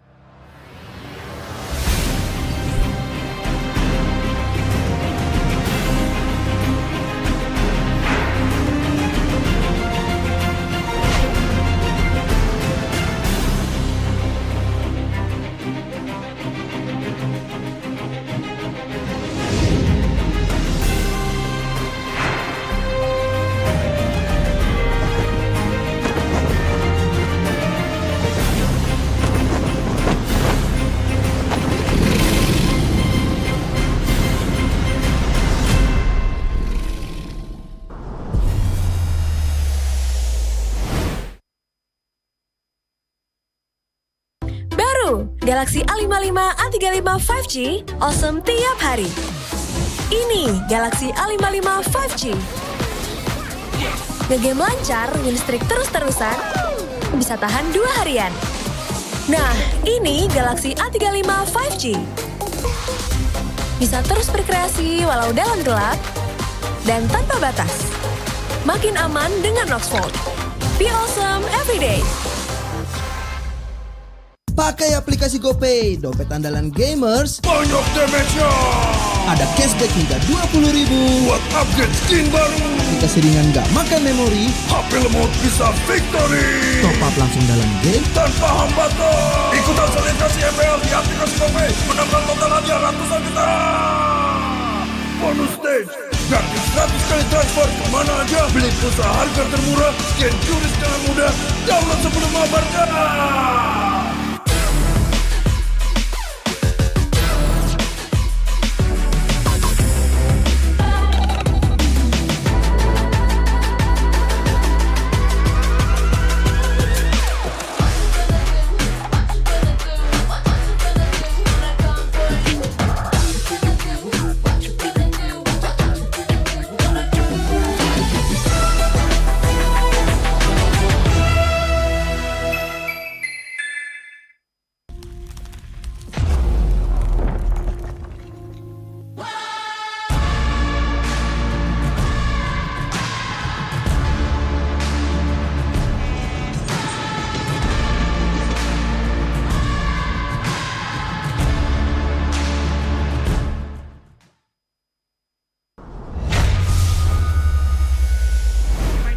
gitu loh di rank? Kalau buat idenya siapa cuma kayak sekedar sebenarnya awalnya dari party top global hero kayak top global Gusion main sama top global lainnya, terus Johnson misalkan terus sama Aldos ternyata bagus dan akhirnya main terus gitu. Kalau buat konsisten karena meta ini seru banget buat lawan-lawan. Sebentar, kalau boleh saya tahu nih ya. Kalau boleh saya tahu nih, pemilihan untuk masuk ke dalam meta Ciki ini berdasarkan playernya yang memang global-global semuanya, atau ya kalian memang temukan aja dari A dengan B, ya udah langsung jadi satu gitu, jadilah meta Ciki. Awalnya top global aja, bebas. Cuman akhirnya ketemunya yang paling bagus adalah Johnson sama Aldos sama Julian, Gusion atau Kadita gitu. Awalnya party global bebas. Oh gitu. Kayak disaring gitu. Yang penting global aja yang main gitu ya, main bareng aja gitu global aja sekali. Pernah bosan nggak nih kalau ngereng pakai meta Ciki kayak begini? Bosen. Pernah lah, sesekali bosen pakai hero lain. Cuman yang bikin gak bosen adalah seru ketika nabrak musuh naik mobil gitu doang kan. Seru sih karena banyak menang. Tapi serunya karena menang ya. Kalau banyak kalahnya kan pasti nggak seru tuh. Betul. Jadi meta Ciki kan kita tahu udah berkembang lumayan banyak ya. Yang awalnya itu ada siapa nih? Kadita misalnya. Johnson Kadita kan awalnya kan? Awalnya Johnson. Patrick kayaknya sebelumnya malah. Patrick malah. Ini kalau boleh tahu pertama kali apa sih berarti kalau gitu? Pondasi dasar dari meta Ciki. Oh iya. Kayaknya Johnson Patrick dulu, habis itu Johnson Kadita atau sebaliknya ya. Pokoknya dua itu. Terus Johnson Julian kan. Habis itu Gusion dulu, Gusion masuk nih. Ya Gusion benar ada Gusion. Johnson Gusion. Cuman setelah di nerf waktu season berapa tuh? Season 26 jadi ya udah tertinggal gitu. Tertinggal. Tapi buat pemilihan jungler ini menarik ya karena aku penasaran dengan junglernya meta Ciki nih. Dukil. Awal itu Hanzo kan. Cuman aku nonton kalian belakangan ada Yin juga bisa masuk ke dalam. Kenapa kok tiba-tiba ada Yin yang kepake di sana? Karena yang pakai Yin ini top global satunya ini jago banget dia. Jago banget dia. Iya. Nggak tahu. Aneh dia. Mandiri, maksudnya dia mandiri. Bisa nyulik juga kan, dia nyulik satu-satu juga, masuknya begitu. Oke. Sesuai dengan namanya juga. Boleh ya. Tapi ya kalau mau ngembangin meta Ciki misalkan kayak 5-nya mungkin sudah hampir agak pakem ya. Volten Freya lah ya kan. Aldous. Nih kalau kalian mau ganti satu atau dua hero ini, kalau buat bayangan Bang Axel ke depannya itu mau ganti hero apa yang kira-kira available buat di patch yang sekarang? Yang ganti hero yang mana nih? Mid lane, jungler, atau bebas? Bebas. Dari 5 bebas. Kalau yang paling sering diganti itu kalau nggak jungler, god lane-nya paling. Tapi yang jelas harus ada unsur itu, Johnson sama Aldos. Kalau yang lain bisa ganti semua sih sebenarnya. Sebentar, itu kenapa dua hero-nya penting banget? Kayak kan kalau aku ngelihatnya Aldos oke lah, dia global presence ya. Tapi kalau Johnson kan dia ibarat di nerf gak sih kemarin? Ya enggak, kalau yang Johnson. Iya, di nerf. Di nerf yang sempat ngalamin nerf gede tuh, yang dulu kan abis ulti nabrak, dia bisa langsung naik lagi tuh. Kalau sekarang kan nggak bisa. Dulu saya kira juga, aduh meta Ciki bakalan punah nih. Taunya enggak, ada fleeting time. Oke, paham. Jadi kurangin cooldown-nya dari sana. Betul. Nah, ya aku juga berharap meta Ciki gak ada waktu itu. Udah aman hidup saya di rank ya kan. Ternyata masih ada, ternyata Johnson-nya bisa diakalin gitu. Oke, siap. Masuk akal sih ya. Tapi kalau boleh tahu nih, sepanjang pengalaman. Sebentar deh, tahan dulu deh. Bang Axel main Mobile Legends dari season berapa? Main Mobile Legends dari season Alpha akhir gitu. Pokoknya dapat skin Alpha season berapa? 5 akhir kayaknya. 5 tahun 6. Ya pokoknya di pagi-pagi ya, di awal ya berarti masih ya. Nah di awal itu belum nemu meta Cikinya kan belum dapat nih. Itu berarti Bang Axelnya push global dulu nih, baru ketemu dengan mereka semua nih komponen-komponennya. Enggak push global malah. Main-main kayak biasa, ranked biasa, baru di season 24. Baru ranked lagi solo, ketemu orang pakai Johnson gitu. Akhirnya mabar tuh. Juga loh. Jauh tuh Global Johnson berarti ketemunya ya? Belum, bukan Global Johnson. Cuman dia jago gitu. Belum Global Johnson. Baik. Pada saat itu anehnya lagi Kagura dulu kombonya. Johnson ya, bisa Kagura. Ya, Johnson Kagura, ya keluar bisa dari mobil langsung payung langsung dia, combo gitu. Yang penting burst kan. Menarik. Saya baru tahu sih kisahnya ini lumayan panjang juga ya sebenarnya. Ya. Terus metode Ciki ini inspirasinya pengen menang cepet aja, ya kan? Pengen ngebully lane lawan aja cepet, atau ya memang for fun banget nih buat mainnya. Karena kan ada yang main rank ini pengen cepet aja, gue pengen push global, gue cepetin, gue pakai meta Ciki, gue bisa langsung easy win gitu. Kebetulan meta ini tiga-tiganya dapet, Om. Semuanya dapet, jadi serunya dapet, push cepetnya dapet, bikin kesel musuhnya dapet. Biasanya kalau yang streamer gitu lagi tabrakan dia reaksinya lucu tuh gitu. Jadi dapat semua menyenangkan. Oke. Jadi bicara soal streamer nih yang sering ketemu kan sering ya. Ini ibaratnya berarti Bang Acul jadi preman rank nih ya sekarang kalau pakai meta-meta kayak begini kan sudah sering ketemu dengan top tier juga nih. Yang paling susah ketemu siapa kalau lagi pakai meta ini? Sebenarnya kalau dari paling susah itu bukan ketemu siapa, tapi ketemu draft apa gitu. Oh, draft apa? Draft apa? Jadi misalkan dia pro player atau top global, tapi draft picknya nggak counter meta Ciki, itu bakal mudah gitu. Tapi kalau draftnya bagus, entah dia top global, pro player ataupun abang-abang ranked turnamen gitu, baru susah. Itu draftnya sih yang penting. Oh, dari draft ya berarti ya. Berarti kalau dari draft di secure dulu apa tuh biasanya tuh? Kalau kita tahu nih, kan biasanya di flex kan, ada yang namanya flex pick. Freya langsung di first pick. Freya first pick. Nah, teman-teman karena kebetulan di tier tinggi di ban nih Freya mau. Oh iya. Freya hilang Freya di atas. Freya hilang di atas. Menarik sih kalau Freya, gue baru tahu juga ya. Karena soalnya Freya kan sebenarnya dia tuh bagus kan kalau inspire, ultimate-nya dia cepat juga, tiba-tiba bisa instant burst skill siapapun. Iya. Kan ya? Hero curang dia. Ya, hero curang. Kan dia kalah range, kok bisa dia menang di gold lane? Itu saya juga mikirnya gitu. Nggak tahu top global Freya kayaknya dia udah menyatu gitu sama Freyanya, jadi tahu dia. Saya juga mikirnya gitu sih kemarin. Kan? Sampai saya ketemu Freya di gold lane. Dia level 4 duluan, udah tamat langsung. Tamat.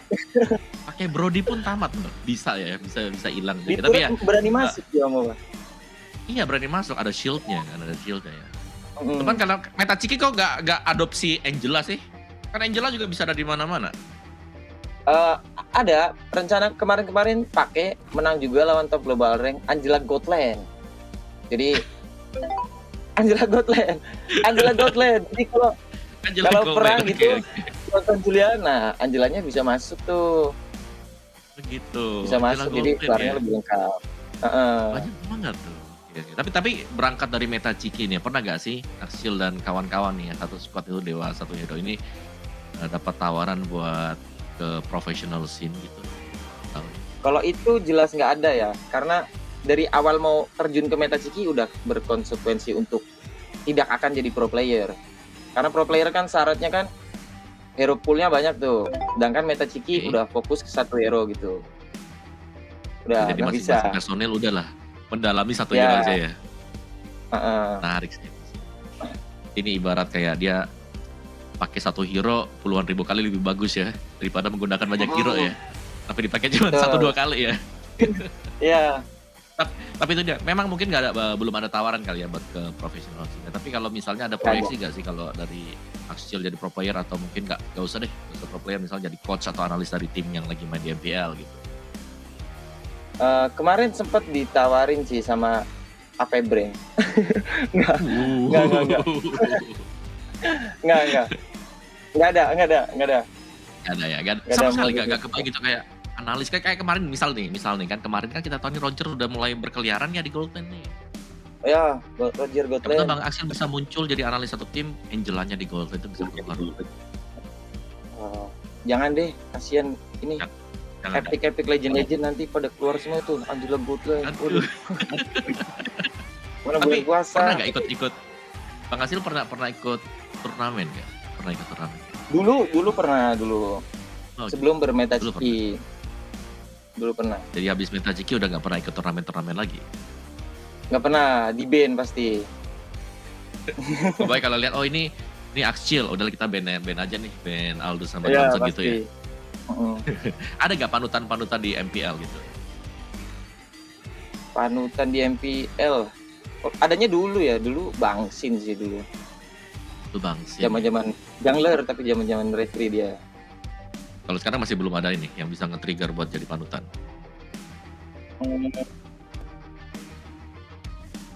Kalau buat sekarang Sans deh. Enggak terlalu punya ini soalnya. Nggak punya role model ya? Belum ya? Karena sekarang role model sendiri gitu. Iya. Kayak beda jalan. Beda jalan, oke ya. Tapi kayak gini, daripada kita ngobrol juga udah lumayan panjang. Mungkin teman-teman yang lagi nonton juga di MPL ini, mereka ingin melihat bagaimana ketika mereka berjumpa nih ya dengan meta ciki nih ya. Jadi Bang Axel bisa mungkin login aja gitu. Atau buat fine match. Langsung login aja nih. Betul, fine match sama teman-teman yang lain. Ya. Ya yang lainnya juga ini bisa lihat gitu loh. Seperti apa sih meta ciki dan kenapa itu dia bisa efisien, efektif buat dipakai di rank.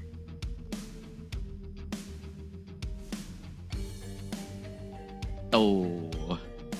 Tapi lama juga ya berarti Bang Axel ini dari season awal 2018 lah ya.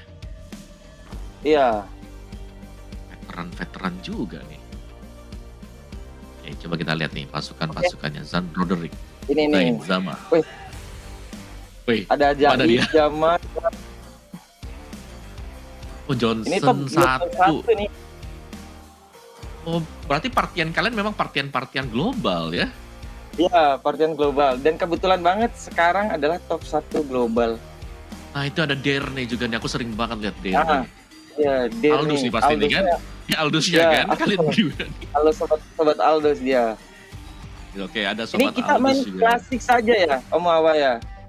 Boleh. Yang penting kita pertontonkan atau Bang Axel pertontonkan sama viewer kita nih. Ini kenapa nih metanya begitu fun?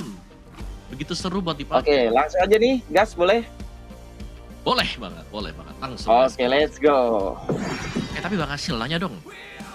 Tips and trik buat ketemu dengan partian top global gitu. Dari mungkin teman-teman yang lain kan bingung nih. Ini kok teman-temannya Bang Axel bisa jago-jago nih.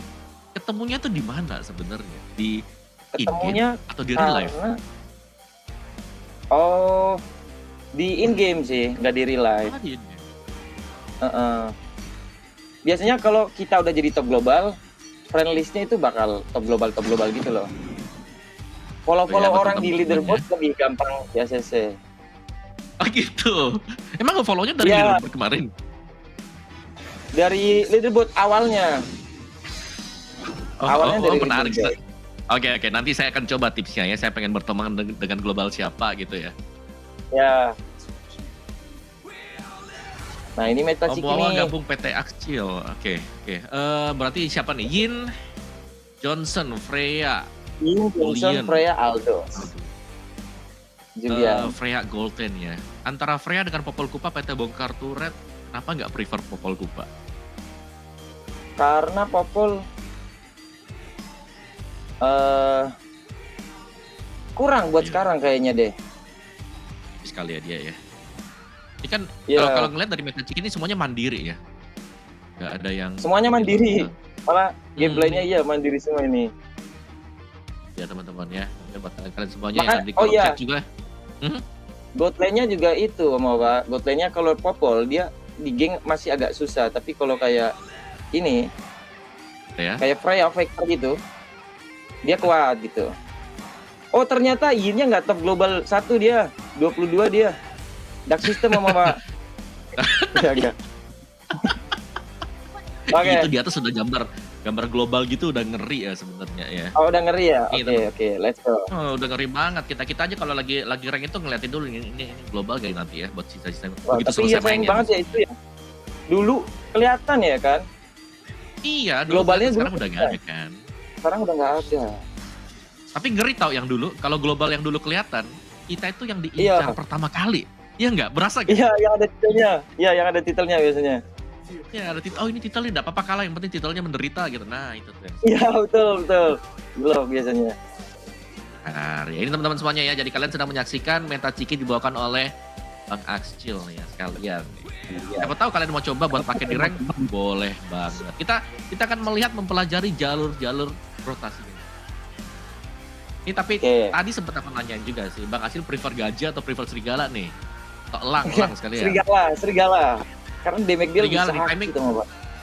Tapi timing pakainya kan sulit ya, karena musuhnya kan gerak-gerak. Kalau yang pakai gajah kan dia lebih gede, terus crowd control juga. Karena Johnson kan nabrak tuh, nah musuhnya langsung AFK tuh. Nggak bisa gerak. Oke, boleh. Berarti ini pasangannya memang harus sama Johnson. Oke. Ya, harus sama Johnson tapi kalau nggak jadi Johnson ini jadi hero geli ini di mid lane. Buset, Yin-nya mandiri banget. Yin-nya udah dapet kill dia. Tapi kalau aku nonton Bang Axcil ya, kenapa Yin-nya ini jarang diganggu juga ya jungler-jungler kalian ya? Apa karena kalian aktif dari midnya terus? Biasanya diganggu kalau lawannya top global, pro player biasanya diganggu. Tapi Yin-nya ini kayak punya ini loh, apa? Karisma dia, jadi takut musuhnya mau ganggu. Enggak. Belum nomor 1 ya padahal itu. Iya. Nah, dia bisa mati nih nih Cloud ini. Ini namanya teknik kencing di rumput ya, Mama. Setup nih. Oke, ini memang rumput sangat-sangat berbahaya sekali. Dia mau tahu dia. Berarti dia udah jadi musuhnya tahu sering jadi korban ya. Tahu, sering jadi korban berarti. Oke, sering korban ya. Tuh. 2 menit hancur turret. Aduh, nggak naik lagi. Mati dia. Tuh, serigala cinta mau namanya. Oke, ada serigala cinta ya kan, rumput apa lagi? Serigala cinta melayang terbang. Oke. Terus Johnson yang sekarang juga sebenarnya Johnson yang sekarang berarti lebih bagus juga ya karena kita bisa naik di tengah jalan, bener gak? Betul.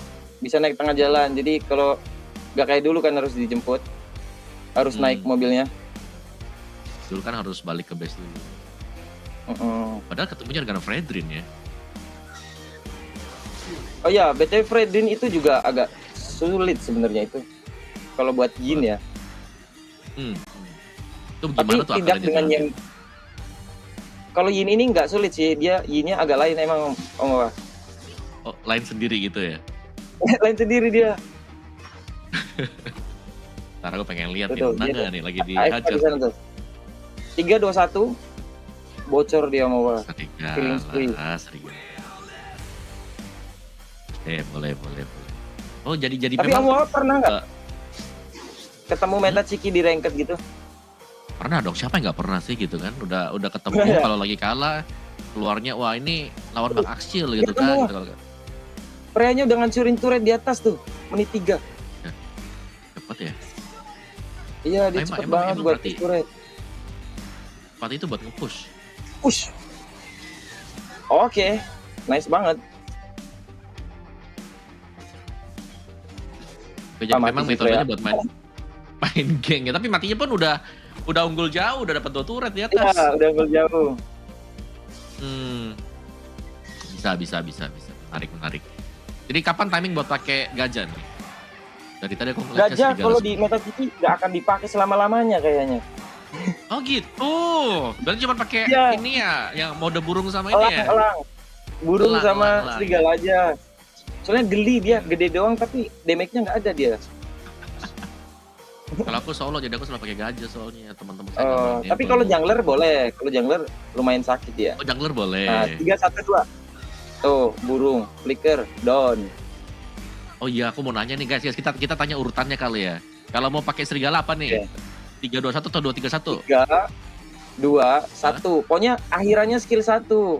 Nih serigala ya, tuh. Akhirannya skill 1 bakal keluar serigalanya. Tolong yang tapi Om Wawa tahu nggak, Om Wawa? Apa tuh? Julian ini punya burung tersembunyi. Nih. Hah? Nih, tuh, keluar burungnya tuh. Itu gimana tuh? Keren kan? Itu loh. satu aja yang punya kayaknya. Oh, aduh. Bisa gitu Emot. ya. Itu emot Dapat itu. emot itu. Emot dari skinnya gitu. Ya, boleh. Karena aku udah pernah pakai emotnya ya. NU. Boleh di sifat itu. Ini ada mantranya ini, Om Pak. Kita Udah lihat pecah. Oke, gas atas. Kemana nih? Tuh lihat, Freya kayak punya gamenya sendiri tuh, Dad. Tuh. Iya, ini kayak jungler kalian, XP kalian, gold kalian udah Iya. main sendiri doang, cuman mid sama robnya nih yang jalan Iya, terus. ini gamenya punya Freya ini. Ya ampun, mati dong aku. Nah, kalau gini ya, Mawar, kita emblem aja nih. Barangkali ada yang tanya emblem, apa sih ini? Agility ini bagus banget emblemnya, Mawar. Bagus banget ya, iya, Karena dia pakai agility ya. Pakai larinya agility. kenceng. Barusan ada yang nanya tuh, kasihan banget dia minta emblem. Ini Gisya, emblemnya nih. Tuh buat teman-teman semua itu langsung di screenshot saja ya buat emblemnya ya. Abaikan Nah, yang tadi itu boleh kayaknya. screenshot dulu tuh. Tapi Wilderness Nah, Blessing. naik dulu. Kok Wilderness? Kamu kan nggak perlu Wilderness. Yang sepatu yang kedua kan udah nggak yang mana perlu. tuh? Ini kan udah cepet. Yang sepatu 15%. Salah. Tadi di ban Johnsonnya, jadi pakai itu. Gitu. Enggak ding. Itu alasannya, Mawa. Karena pas wave pertama, ini Julian harus cari level 3 di XP. Jadi biar cepet aja cepet ya, awalnya. Oh, belum end ya? Nah, ini hilang lagi Recall nih. di sini bisa nih, Mawa. Recall aja nih. Aduh. Oke, itu recall ya. Betul, itu recall itu namanya tuh. Recall berwaktu. Kelas. Coba dibuka lagi. Belum aja, teman-teman kita belum ngeliatin nih teman-teman kita. Emblem ini ganti-ganti ya, Mawa. Tergantung mood ya. Kayak cewek. Jadi kalau misalkan nih bisa ganti penet, bisa ganti cooldown, bisa tengahnya master assassin, kadang gold, duit. Yang jarang diganti paling yang ketiga ya? lethal ignition.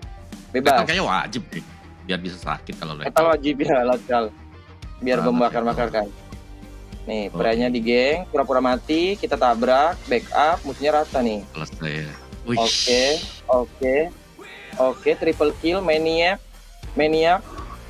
Oke, Aldosnya datang. Di belakang dia curang dia, nge-cheat. Wah, flame shoot. Lah. Johnsonnya flame shoot. Johnsonnya flame shoot. Emang bawaan itu dia flame shoot? Enggak kan? Petri kan biasanya kan? Ya. Dulu Petri buat nyampah buff, cuman karena udah ketahuin sekarang gameplaynya ketahuan, jadi pakainya flame shoot, nyampahnya pakai flame shoot, sama nyampah kill Julian. bisa masuk akal. Masuk N 8 menit Omawa kelas. Oh gitu, jadi metode meta Ciki ini menang di early, funnya langsung dapat, vibes-nya fun banget karena bisa nge-kill banyak, menangnya juga cepet ya. Betul sekali. Wow, bentar, sabar. Jangan langsung dong. Oke. Global 1, global berapa tuh yang di bawah tuh? 1 juga ya? 220 yin. Yinnya global yang 22 ya. 2200 itu ya. Biar 1. Wah gila, sini partian global guys. Ini mana kalau kalian ketemu kayak begini gimana nasib nih? Itu global. Aduh. Udah paham banget deh inside outside-nya hero-nya. Ada 10 menit lagi, nggak apa-apa. Masih di metode chicken ya buat yang di awal-awal ya. Tapi Bang, coba Bang. Bang hasilnya. Ini kan menangnya cepet banget nih ya. Kan nggak sehat buat kita yang lagi nonton juga kan nggak enak kan. Bang Hasil juga belum memperlihatkan kemampuannya yang sesungguhnya nih. Super powernya nih. Gimana? Enggak, kalau itu baru 5% dari kekuatan kami, Bang. 5%? Baik, boleh Bang. Ini harus sering-sering diundang nih MPL, tolong. Kata-kata anime itu, kata-kata anime.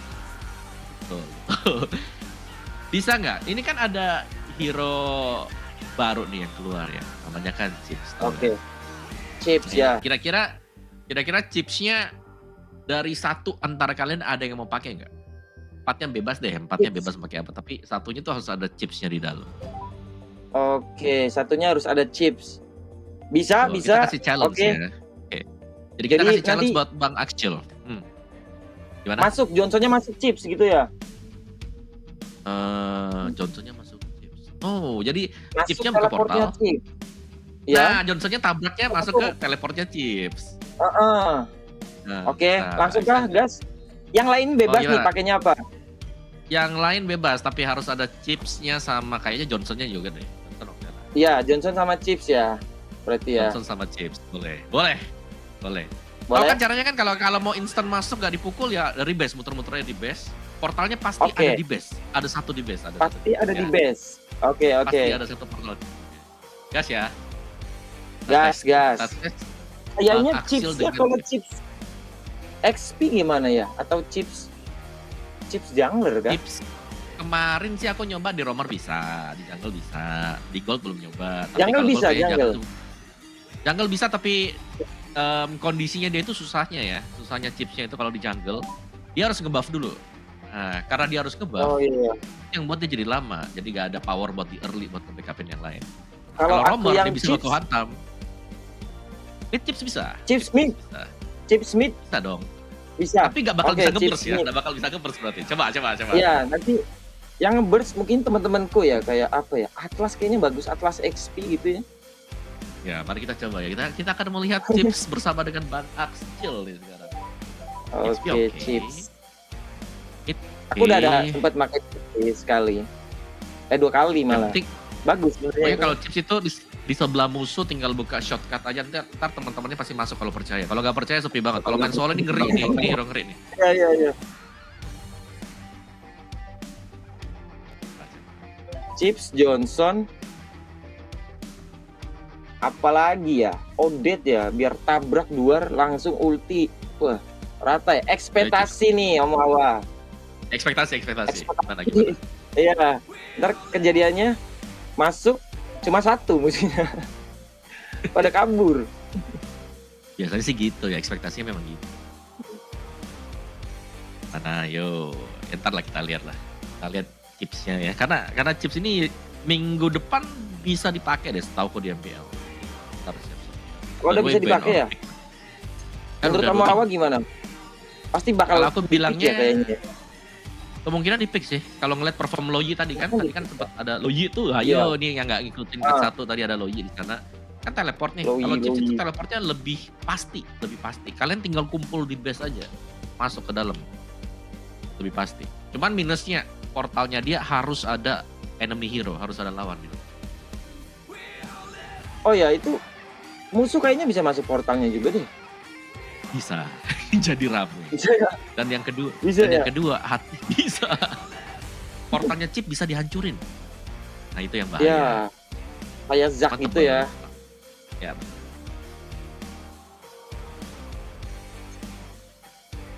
Wah, klasik sepi nih. 2 menit nih. Tumben ya. Sabar. Ini soalnya di chatnya udah mulai rame nih. Oh, Bang, aku mau nabrak bang gitu kan. Tabrak guys. Coba. Kalau kalian mau nabrak, kalian boleh nabrak.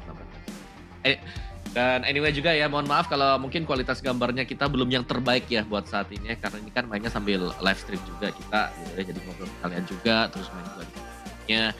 Mohon bersabar kawan-kawan semuanya, tenang aja, kita dari MPL juga berusaha untuk memberikan yang terbaik buat kalian. Tuh. Dan jangan takut, Axel ini nggak pamer global tau. Buktinya yinnya bukan nomor 1, 22. Ya. 22. Tapi 1 dia. Harusnya 1, cuman kemarin dia bersih-bersih dia. Bersih-bersih terus dia nggak main. Bersih-bersih sampai sebulan dia nggak main. Ah, lama juga ya. Oh iya, tanya dong. Ini kan global nih, global 1 nih misalnya. Kalau global 1, habis reset season, login lagi, main lagi, langsung ke 1 atau masih ngerangkak ke atas? Langsung ke 1, tapi dia juga harus main gitu. Dia langsung ke 1. Syaratnya dia, biar bisa ke 1 itu lama nggak buat merangkak ke atas? Kalau kita dari 0 banget nih MMR. Yes. Lama tuh nggak lama sih kalau di-push terus, main terus gitu ya. Seminggu 2 minggu bisa kali, bisa kayaknya. Kalau main terus dan banyak menangnya ya. Iya. Harus ada menangnya juga ya di sana ya. Iya. Sabar teman-teman semuanya. Mungkin videonya kurang bagus nih kalian gitu. Ya juga sampai galau nih, nggak dapet nih Bang Aksil nih ya. Tapi ya kita mohon maaf lah kalau memang kualitas gambar masih kurang juga. Tapi ya untuk depannya jelas akan ada perbaikan. Oke. Tuh. Ranked juga lah selama ini loh. Karena ini udah immortal mungkin ya. Ini kan season pas tanggal season baru kemarin tuh. Mungkin karena ini tiernya tinggi ya. Kalian immortal kok bisa, kan baru 1 minggu ya? Iya, langsung push kenceng kan. Baru 1 minggu langsung immortal. Pada masuk global leaderboard semua nih. Sehari main berapa jam? Berapa match deh? Berapa match banyak, sehari kita tidur 3 jam, 2 jam, 4 jam gitu. Tidurnya dikit, sangat main terus. Gitu. Di global itu kenapa jago-jago ya, karena mainnya ya benar-benar dedikasi satu udah main terus. Gimana main terus. Ada gila juga ya, tapi ya itu mainin lama nih. Wah, nggak ada musuh nih. Lagi gabut. Dapat. Iya. Chipnya ini nih kayaknya nih dia. Di libur ya, chipnya lagi cari Angela itu. Oleh chip memang sama-sama Angela juga dia. Tapi Bang Aksil, ini berarti kalau pushnya tiap hari gitu, kesehariannya seperti apa nih kalau boleh tahu nih, kayak misalnya, aku push rank pagi, gimana istirahat, gitu. Keseharian dari Bang Aksil gimana nih kalau dari push kan ini kan global ya, harus push juga tiap hari ya. Itu jam istirahatnya kapan atau gimana? Gimana? Patah-patah tadi, ngelek tadi. Oh, ngelek tadi. Oke. Nah, mau nanya kesehariannya Bang Aksil gitu loh. Selain kan push global juga, ya kan? Istirahatnya kapan sih? Ya, siang-siang itu ngapain aja gitu? Stream sih, paling main, push rank, stream, terus udah itu aja. Gitu-gitu doang. Gitu. Ngedit. Streamnya di YouTube. Editor atau edit sendiri? Masih pakai edit sendiri sih, karena selera gitu loh.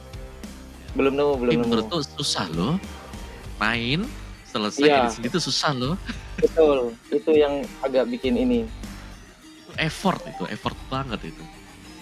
Kelas juga ya, berarti udah main langsung record lagi terus live stream, sambung terus.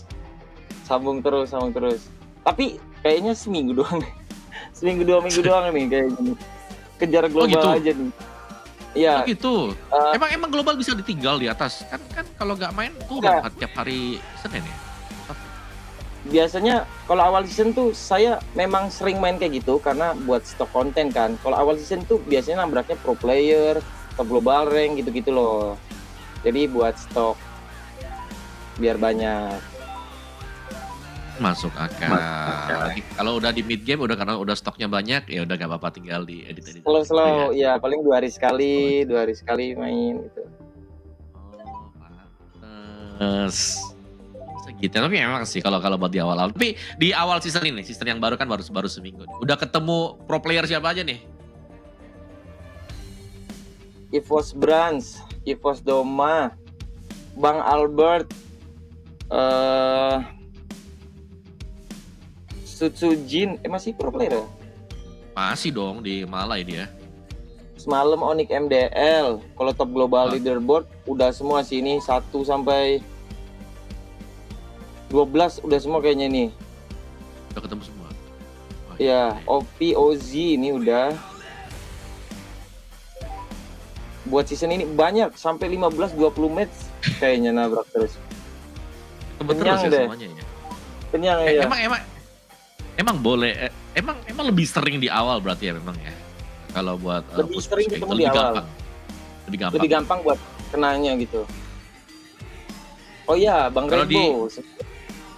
Rainbow juga ada. Kalau di akhir season gimana? Akhir season kan di akhir season kata-katanya ini kan serem-serem juga kan. Pada keluar semua, pada push juga yang tadi ketinggalan buat ranknya. Sana sering ketemu juga kan player kalau di akhir season. Atau akhir season waktunya istirahat ya 2 minggu terakhir. Malah nggak ada sih. Biasanya musuhnya nggak terlalu sering nabrak. Lebih sering di awal. Masuk. Karena kan ya biasanya kalau di akhir season tuh ada penjaganya lah ya. Banyak yang suka push aku push di akhir deh karena biasanya tuh lebih gampang musuhnya gitu kan. Iya. Ada yang ketinggalan gitu. Oh, jadi memang di awal ya berarti ini ya. Di awal. Tipsnya kayak nggak mau dipakai kasih lihat sama. Iya. Chipsnya kayaknya nggak mau dipakai nih guys. Gimana nih?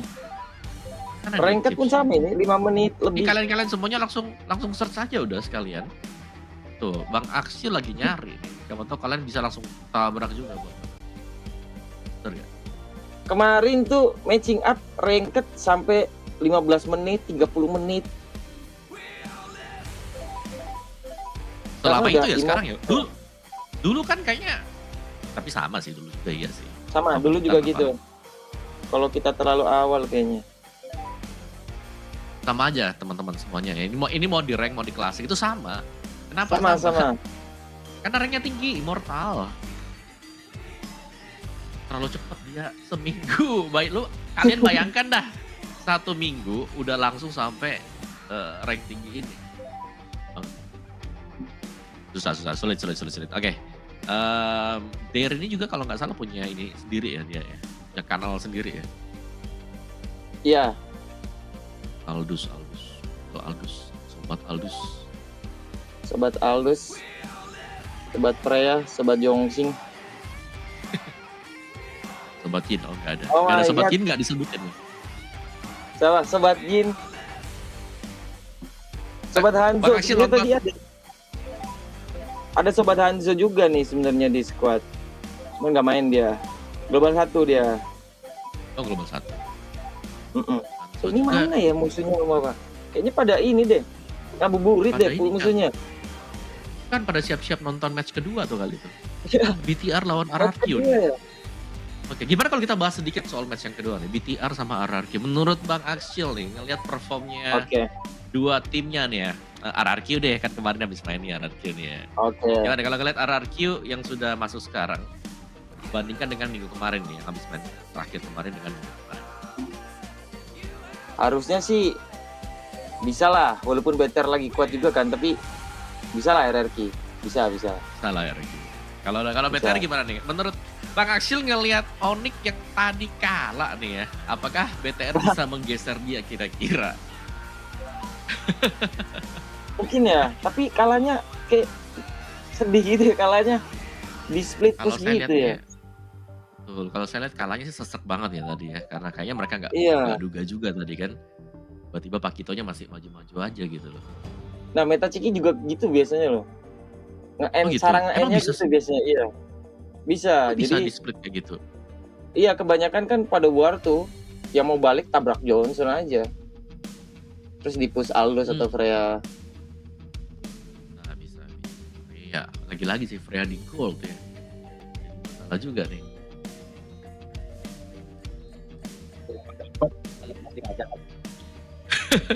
Terus apalagi aku pengen nanya, banyak sih sebenarnya aku pengen nanya ke Bang Aksil ini. Ngelihat perform nih kan, Bang Aksil kan katanya tadi gak mau jadi pro player ya kan. Dan ternyata akhirnya dari region lain menyerang nih. Banyak yang main di MPL ID nih, gak tertantang kah gitu loh teman-temannya yang bisa kayak siapa tuh? Yinnya disuruh main dong. Yinnya Yang lain kalau yang lain banyak yang pengen tertantang jadi pro player. Kayak Kalau Zama itu teman-temannya ya Zama itu sempat juga kayaknya trial deh. Cuman gagal. Zain juga masih itu. Kalau Zan sama Dir kayaknya udah nggak akan mau sih. Kenapa? Ada alasan kan mereka? Mungkin dia lebih fokus pengen ke konten kreator. Bisa. Ya sih, karena banyak player PH ya. Apalagi kalau ngelihat BTR kan lumayan sukses ya. Mereka kan datengin Eman, Gak emang udah maniak 2 kali, Savage juga udah pertama. Gue sih berharap banyak. Karena sejujurnya sih kita kalau main rank banyak banget kan Bang Aksil yang namanya preman rank gitu. Banyak. Tuh. Jago-jago sebenarnya juga player sekarang. Nah, pertanyaannya kenapa jago di rank tapi gak bisa tembus gitu loh. Why kan pertanyaannya kita.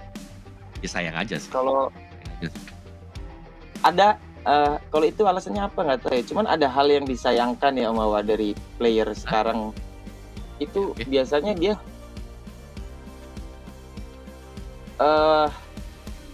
kalau menang ngetik langsung gitu loh, nggak respect ke musuhnya, langsung penil-penilan sering gitu gak loh. sih? Iya, sering banget. Itu jujur saya setuju banget sih kalau yang itu sering banget. Kayak fenomena. Gimana tuh? Kalau dari aku nggak senengnya emang di sana sih, kayak ya udah seharusnya menang ya udah menang aja gitu kan, ya udah selesai. Ya. Kalau ada tambahan bumbunya kayak jadi seakan-akan memicu sesuatu kan, akhirnya bisa jadi Iya, pertengkaran. malah yang tadinya jago jadi kayak hilang respect kan kitanya kan. Iya betul. Ya, itu sih kedepannya aku sih berharap ya kayak gitu-gitu lumayan mereda akhirnya, terus fokus di gameplay aja udah. Kalau kalah nanti mungkin dibahas lah sama teman-teman yang lain kalau lagi mabar. Janganlah kita nge-flame, itu kan bahasanya nge-flame ya, nge-flame yang lain gitu. Dan bisa jadi trigger buat kita juga. Tapi teman-teman ya, hampir sampai 10 menit ini cikinya hilang. Gak ketemu-ketemu. Gimana nih kira-kira nih? Ya gak ada kira-kira ya. Berarti memang sudah paten nih ya, paten buat meta ciki. Aduh, tapi kalian tadi udah dapetin kesempatan sebenarnya buat ngeliat. Tapi kita juga udah, ya tanya-tanya lah lumayan banyak tadi ya. Gimana performnya buat dulu Barangkali juga. ini Mbak ada pertanyaan dari komentar, barangkali mau tanya apa gitu seputar meta ciki. Boleh sih.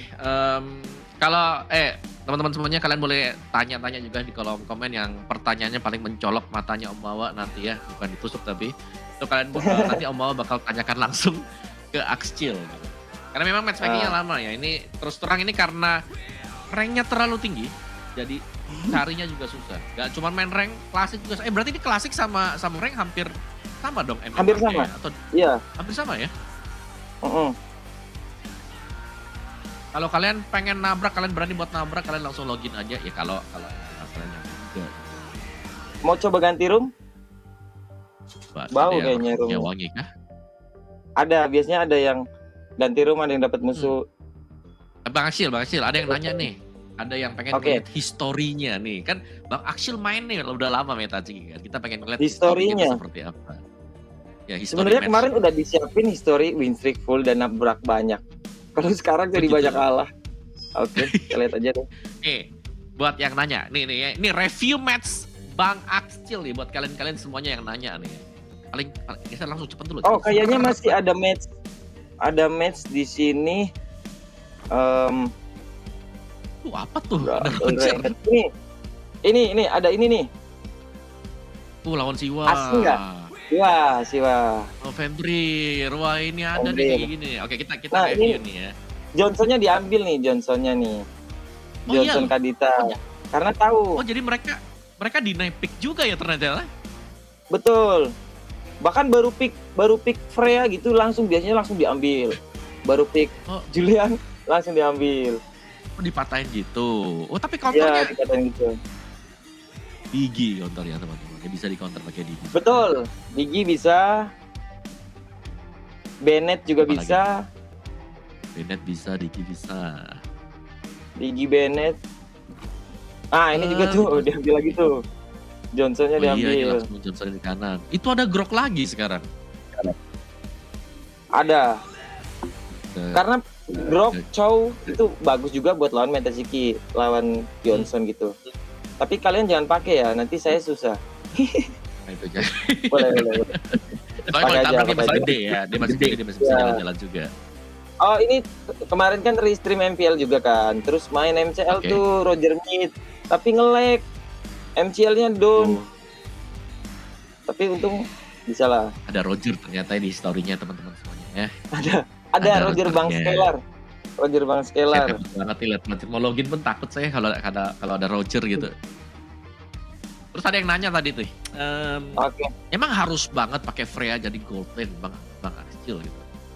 Sebenarnya kalau mau perfect harus banget, tapi kalau buat sekarang kan sering banget di ban tuh. Jadi gold lane-nya yang penting adalah dia mandiri.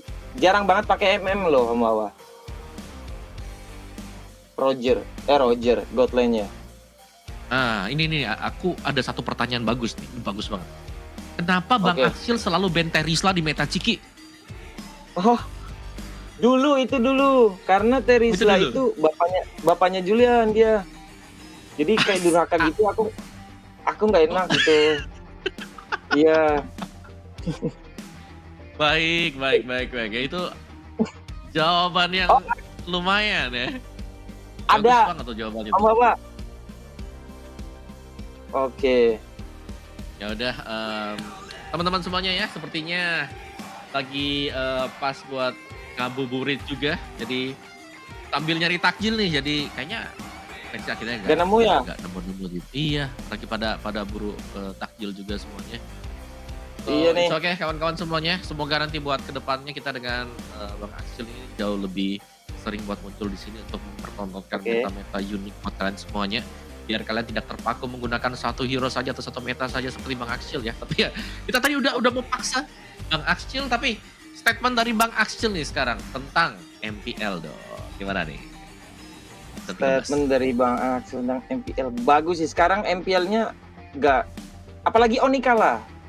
Suka Onik, tapi Onikala juga suka karena jadi nggak melulu dia terus loh yang kuat. Berarti yang lain juga ikutan kuat nih. Jadi pertarungannya semakin mantap lah ya, nggak yang dominasi terus gitu. Apalagi untuk fans Bang Acil di luar sana. Untuk fans-fansku tetap pakai meta Ciki lah ini. Semoga meta untuk ini ya, mungkin ada pesan untuk Mobile Legends boleh Om Wawa? Boleh banget. Mobile Legends jangan hilangin ulti Johnson ya. Udah sih itu aja. Jangan hilangin ulti Johnson. Oh ya, buat Munton tolong ya, jangan hilangin buat ultimate Johnson ya. Rapid touchdown-nya harus disimpan terus. Dan ya itu dia untuk MPL Takeover bersama dengan Om Wawa dan juga Bang Acil. Jadi kita akan pamit dulu sekarang karena kita akan menantikan untuk match kedua dari MPL antara Bigetron Alpha yang berjumpa. Jumpa.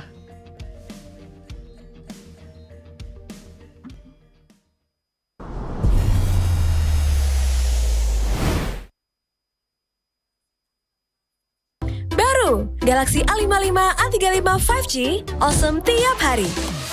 Ini Galaxy A55 5G.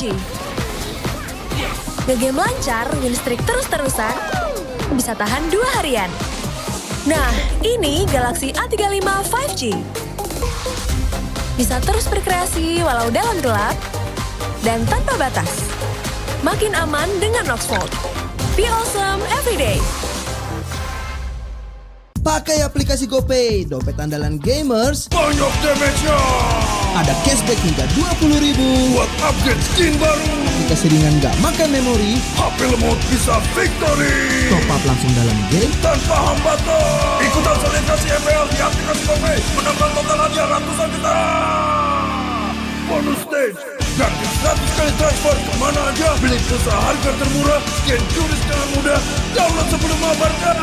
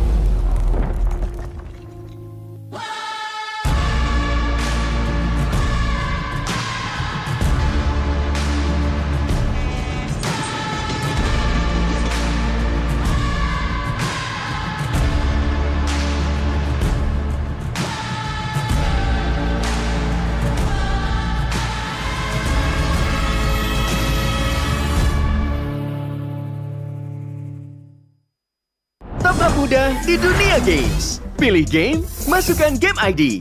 Pilih Diamond, masukkan kode promo, dan pilih metode pembayaran. Masukkan kode OTP. Selamat, kamu dapat tambahan kuota. Upgrade gameplaymu sekarang. Game smash andalanku bikin mainku semakin hebat. Tukar DG rings, diamond dan voucher game kau dapat.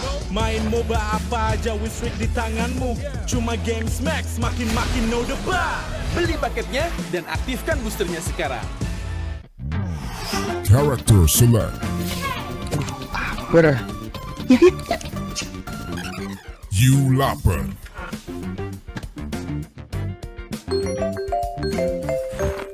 Stop! Pakai klik Indomaret, belanja 1 jam santai dan gratis ongkir loh. Wah, belanja online kayak belanja di toko Indomaret. You kenyang, siap main lagi. Let's go! Belanja online seperti di toko.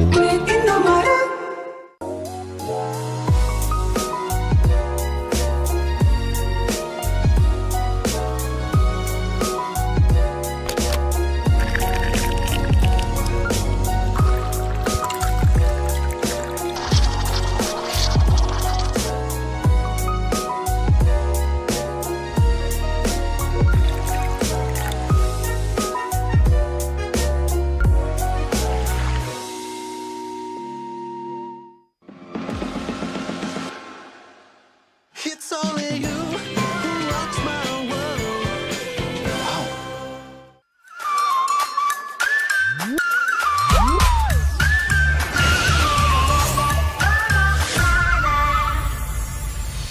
I'll be, yeah, I'll be wherever I wanna be. Wherever I wanna be.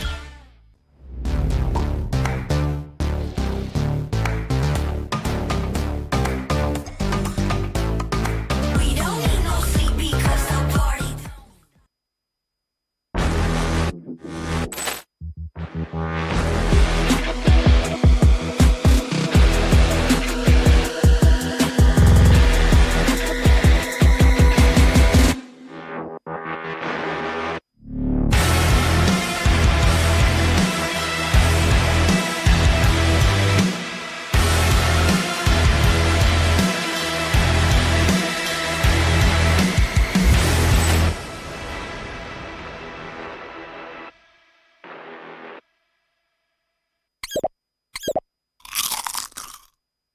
Well, I'm me, and there's no one I'd rather be.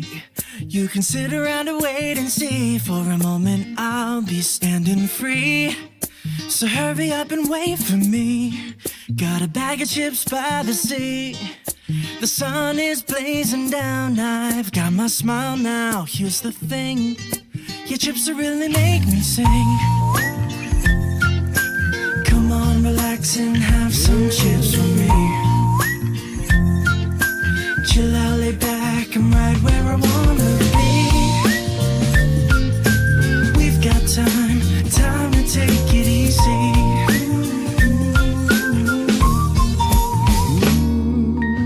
You always tell me to speed up, but slow down. I've been kicking my feet up and just going to town. A bag of chips in hand, I got nothing planned, yeah. Good treats by the sand, you know I wanna chow down. Oh yeah. So when you ask me if I'm gonna stay, I'm promising you I will. Cause there's one thing we gotta do.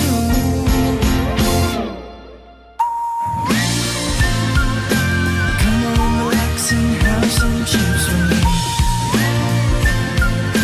Chill out, lay back, and right where I wanna be. We've got time to take. And I know that I wanna be.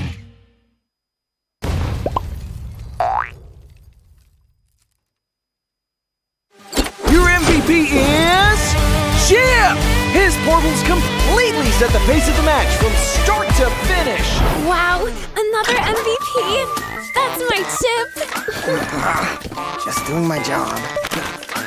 Can I see the highlights? I'm off the clock. Yeah, I can't wait to see your portals in action. Looks like Red Team's trying to catch Chip alone up top. But he just calmly dropped his portal and Alpha ults in to flip this fight around. A great example of skills persisting through portals. Double kill. Cyclops is taking a serious beating from Gord. But it's Chip to the rescue. Will he make it? What a clutch save! Poor Gord just got jumped JJK style. Arlot's just in time for the buy one, get one special. Man, next time look before you enter enemy portals.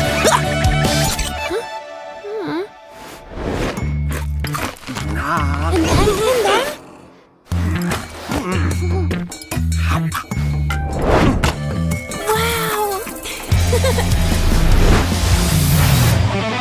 Uh-oh! Cyclops is about to overstay his welcome. Is this deja vu?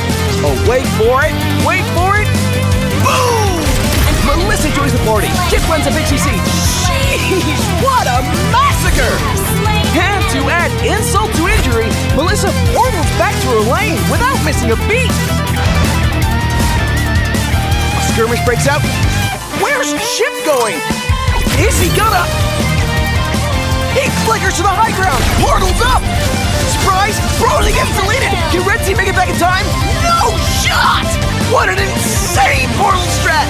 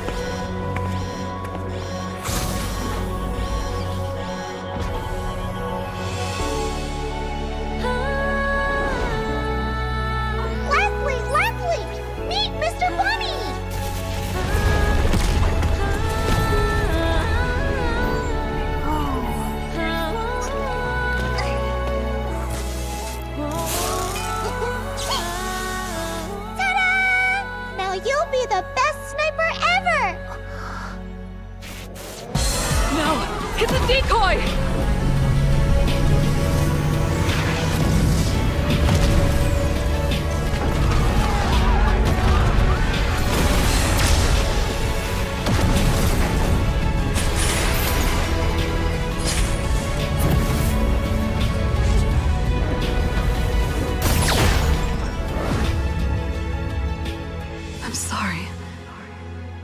Leave me alone.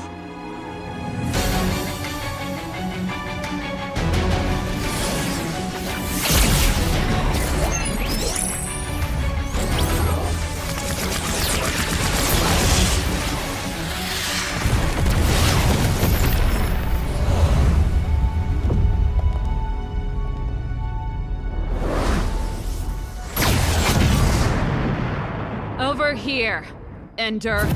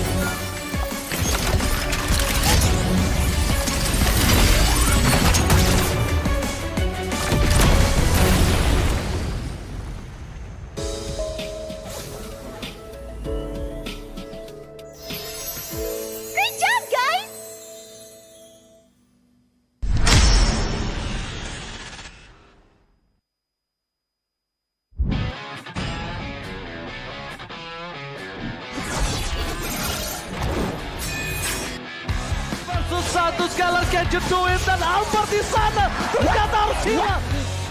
Ledge fight as Long gets instantly shot down by the Blazing Duet, as well as the Electro final blow. This is going to be easy cleanup for Todak as most of the death. Apat yun, pero nasipa din siya. Yung ninakaw na sipa, buhay pa rin. Ang 4v1! and they're running for the lives, cutting it. David trying to drag the member from RG right underneath the turret. It's not enough though. Gray coming all the way and he cleans it all the way out. Just nowhere for him to run. Just kita akan ada satu body weapon di polisi yang membuat pergerakan dari Bigetron Alpha benar-benar slow. Rafanya sudah tumpah.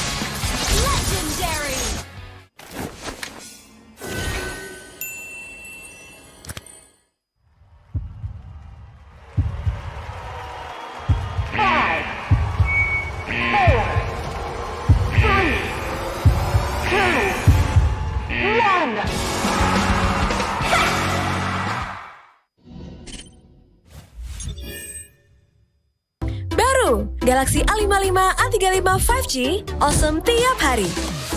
Ini Galaxy A55 5G. Ngegame lancar, win streak terus-terusan, bisa tahan 2 harian. Nah, ini Galaxy A35 5G. Bisa terus berkreasi walau dalam gelap, dan tanpa batas. Makin aman dengan Oxford. Be awesome everyday. Pakai aplikasi GoPay, dompet andalan gamers. Banyak damage-nya. Ada cashback hingga 20.000 buat upgrade skin baru. Aplikasi ringan gak makan memori. HP lemot bisa victory. Top up langsung dalam game tanpa hambatan. Ikutan selebrasi MPL di aplikasi GoPay. Menambah total hadiah ratusan juta. Bonus stage. Gratis 100 kali transfer kemana aja. Beli pulsa harga termurah. Scan QRIS dengan mudah. Download sebelum mabarkan.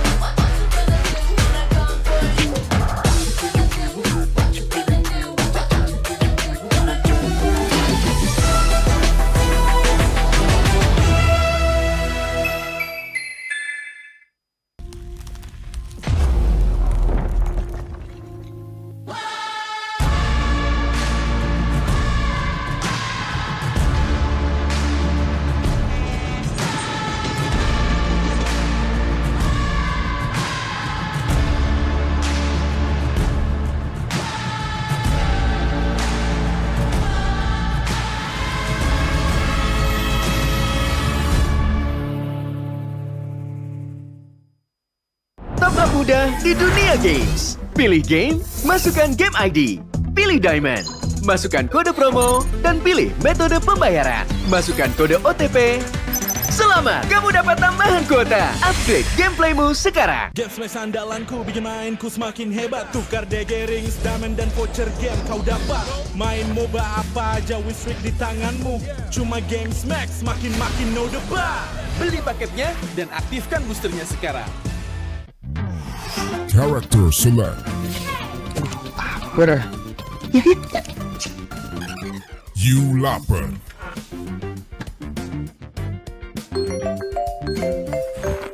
Stop! Pakai klik Indomaret, belanja 1 jam sampai dan gratis ongkir loh.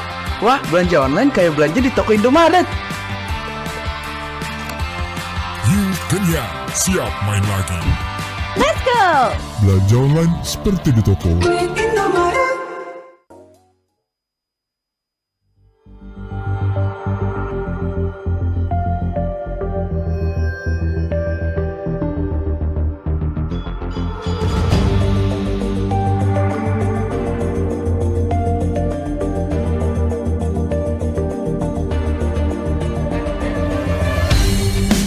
Kan berdiri dan terus berlari, terus ke arah puncak tertinggi. Ku takkan berhenti hanya sampai di sini. Kemenangan abadi menanti. You know we won't miss if we unite our focus. And if you haven't noticed, we all live. Nyalakan apimu, hadapi semua tantangan, hadang semua serangan, jatuh bukan halangan. Bakar semangatmu, janganlah engkau menyerah. Kita akan buat sejarah. We all this, we won't miss. We all this, we won't miss. Saatnya beraksi, jalani ambisi. Aku kan menyawakan hari ini. You know we won't miss if we unite our focus. And if you haven't noticed, we all live. Nyalakan apimu, hadapi semua tantangan, hadang semua serangan, jatuh bukan halangan. Bakar semangatmu, janganlah engkau menyerah. Kita akan buat sejarah. We all this, we won't miss. We all this, we won't miss. We all this.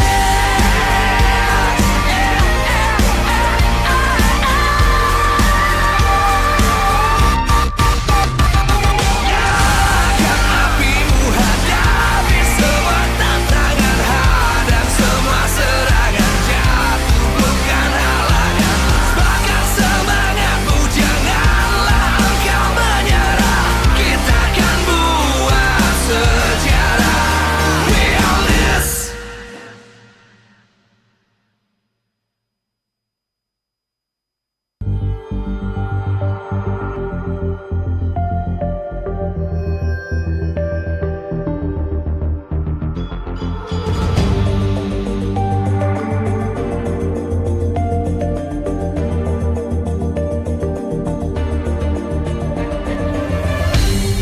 Aku kan berdiri dan terus berlari, terus ke arah puncak tertinggi. Ku takkan berhenti, hanya sampai di sini.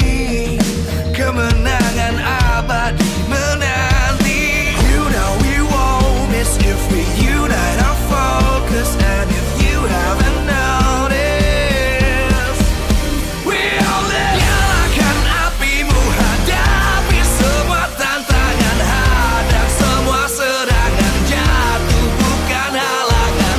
Bakar semangatmu, janganlah engkau menyerah. Kita akan buat sejarah. We all this, we won't miss.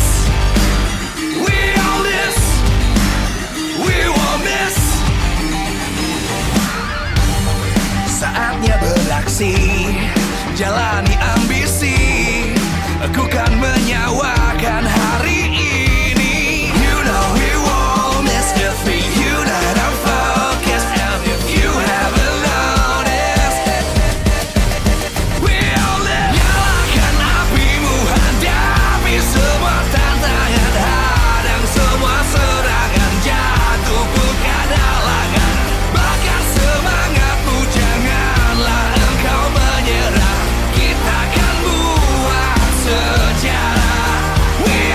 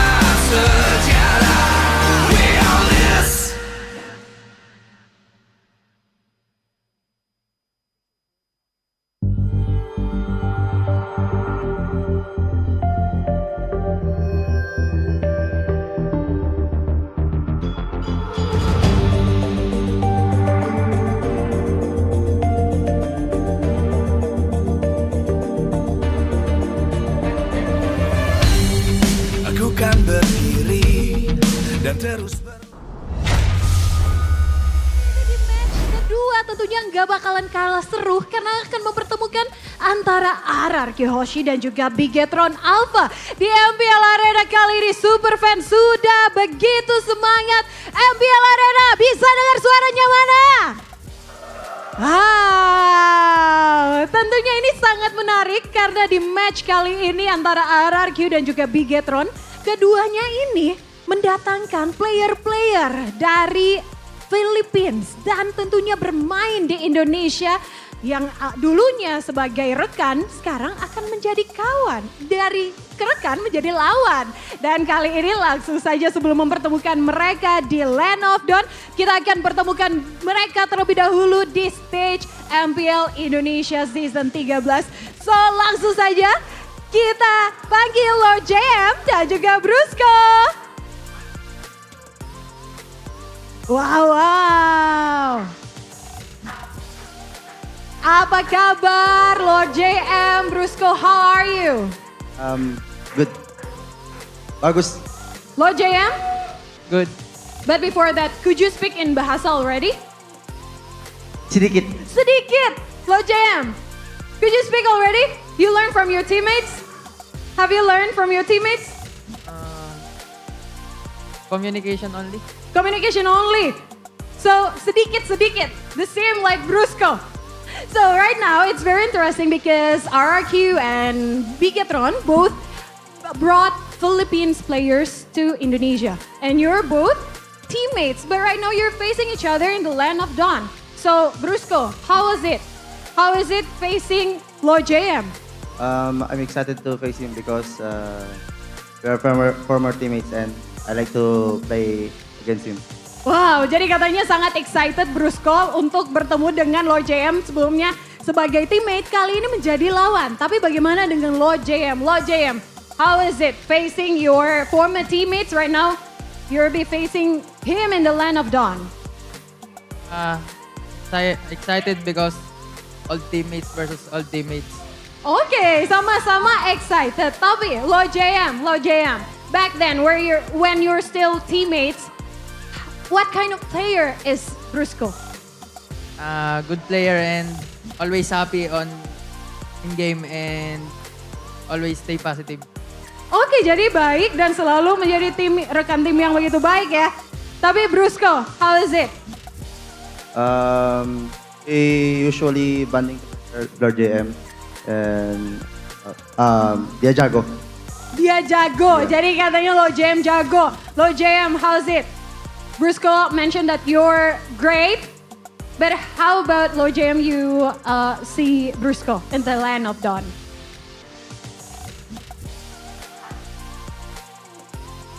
Nothing. Nothing. Brusco, you help translate. Thank you for Brusco. Brusco, help translate Lord JM. Jadi gimana nih mereka satu sama lain melihat di Land of Dawn? Good and Oh, you could speak in Tagalog and Brusco will help translate. Tingin sa akin. Wah, ini shot caller. Shot caller. Jadi describe-nya shot caller, a great shot caller, right? Wow, that's really great, Lord JM and Brusco. Before you're going to get ready to face each other at the Land of Dawn, please give some message to your former teammates. And right now you're going to face each other. Maybe from Lord JM first, you could speak in Tagalog because Brusco will understand and Brusco will help me translate what's the message of Lord JM, okay? Good luck, Brusco, and do your best. And you don't want to any other message in Tagalog?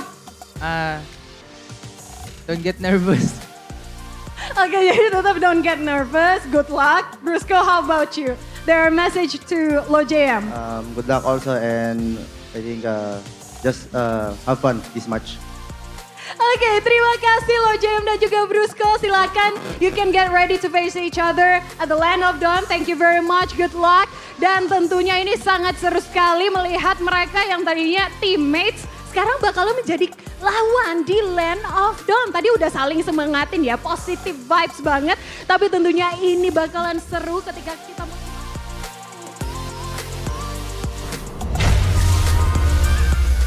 Welcome to MPL Indonesia Season 13!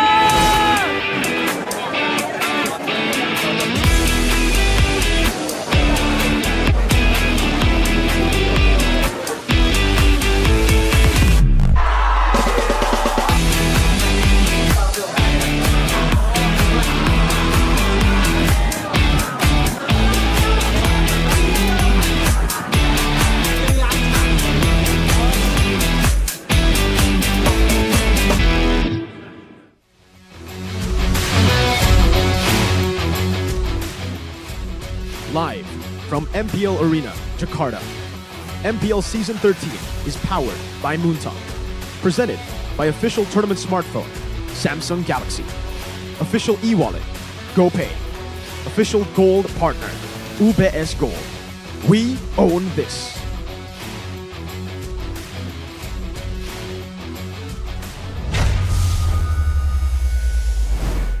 Ladies and gents, welcome back to MPL Indonesia Season 13, Week 3, Day number 3. We are on the course of the second menu and second match of the day. The Red Robots, Bigetron against the Kings of Kings, Rex, Regum, Kaon. Man, after a banger first match, we're ready for match number 2. Yeah, it's going to be a bloodbath, of course, we are expecting. But again, we want to thank you, our beautiful, beautiful sponsors. Of course, MPL Indonesia Season 13 is powered by Moonton, presented by our official tournament smartphone, Samsung Galaxy. Our official e-wallet GoPay. Our official gold partner, UBS Gold. Our partner in esports, Dunia Games, GamesMax, Araimo, Telkomsel. And also our suppliers, Indomaret, Point Coffee, Neo QLED Super Smart TV Plus, and Saturdays. And also our government partners, PBSE. Thank you for supporting MPL Indonesia Season 13. Now, let's get on to business. This is going to be one hell of a game. Definitely, definitely. But before we get into more details, let's refresh on the schedule today. Yeah, we saw full best of 3 Rebellion and Onyx, which was a total upset. Guys, in case you missed it, rewind a bit and let's see live what happened on that match. Oh, words cannot describe how amazing that last game of the first match was, man. 2-1 Rebellion. If you guys are just tuning in and you are as shocked as everyone was earlier, go ahead and watch the replay. Because, man, it changed a lot in the standings, too. It will change a lot in the standings. Bigetron Alpha have a chance to stay at the top by being the only team with 1 loss. Taking on RRQ Hoshi, who desperately need that win, too. And we'll see the match history of RRQ BTR later, because it's not too good for BTR, actually, when we're talking about the match history. But the pattern of this season has always been, or not always been, but since this week has been Aura versus Onyx. The pattern. Yeah. Onyx has more wins, Aura won. RBL versus Onyx. Onyx have never lost a match against Rebellion. They won, but Rebellion won earlier. So much plot twists happening in MPL Indonesia Season 13. Of course, as Mirko stated, Bigetron are yet to lose twice, so they are the masters up there. And RRQ, not in the safe zone, they're in that red zone that they have to be able to dodge. But now then, this is going to be very interesting because the Rabbits era's gone, or RRQ's back on the throne, because they have failed so far to cement their spot up there at the top.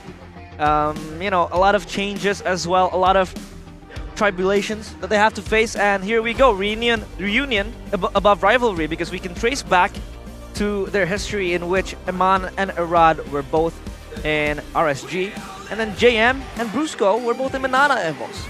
It's so poetic that they are going to meet each other again, face to face, on different teams, against one another in a different league, in a different country. Man, the reunion above rivalry, 4-20. Not the best record for Bigetron Alpha, the best record for RRQ. For the longest time, RRQ have only treated BTR as their rabbits, their experimental rabbits. That was the name that Lemon gave BTR back in Season 4 or 5, I forgot, but that's the rabbit era. Now, if Bigetron are able to beat RRQ, it might be the end of that rabbit era. We might see BTR go from being rabbits to actual robots against RRQ. For some reason, RRQ have had that curse upon BTR. Every single time, no matter how good BTR are, no matter how bad RRQ are, BTR will always lose against RRQ. But listen, these are all cool graphics and all, but we want to see the actual matchups. And the actual matchup is Eman versus Skylar. Yes. In the gold lane and in the jungle, we've got two big guns as well. We've got Super Ken taking on Irad. Yeah, Super Ken with the highest first blood ratio as well.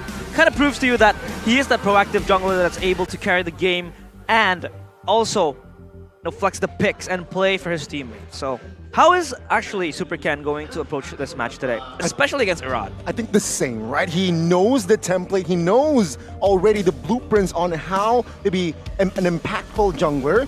And in this match, you can expect the same.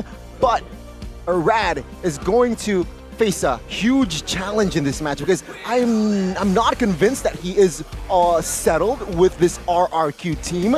So he's still a little bit shaky performance-wise. That is where I feel like we need to focus on more on the Irad side here. He needs to step up, going up against Super Ken, who is already well established in this league. The addition of the two Filipino players has been kind of a hot and cold approach. Of course, I have seen Brusco stepping up, but Irad seems to kind of like, it's a hit or miss. What is it exactly that's lacking? Why is it their adaptability is very, very low in terms of, slow-paced?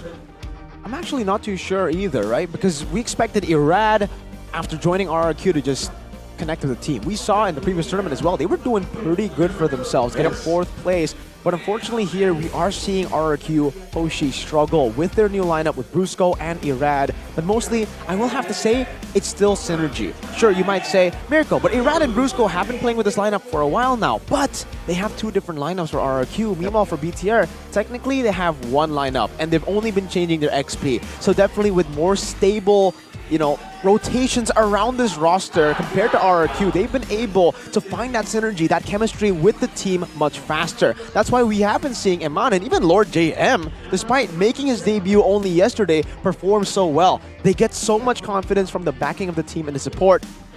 For RRQ, that's something that they need to work on as well. After giving a chance to Clay, Banana, and Bunny QT once against Rebellion, they've had enough. Now they're going back to their main lineup, and so far they have found the success that they have wanted, just winning the Classic Derby yesterday against Evo's Glory. 2-1. The Classic Derby is indeed some sort of mental boost for them coming into this match today. The moral support and moral boost will be there, but we will see the lineups of the teams and the players. Lord JM will start in that XP lane alongside Super Ken, Moreno, Keem, and Aman. What is different from Lord JM that doesn't really show up in Cerrizo? Well, for Lord JM, it does feel like he does put more thought into whether he wants to engage, whether he, just a lot of the plays that he makes. But macro-wise, Cerrizo, he takes the icing on the cake on that one. Here, though, for RRQ, still the main lineup. Looking to rebuild their kingdom and eradicate the red program. Ladies and gentlemen, this team needs no introduction, though this season they have not yet find their rhythm. Ladies and gentlemen, it's Rex Regum Chaos. The R's in their name could stand as rabbits or robots. Of course, so far, for far too long, Bigetron has been their experimental rabbits.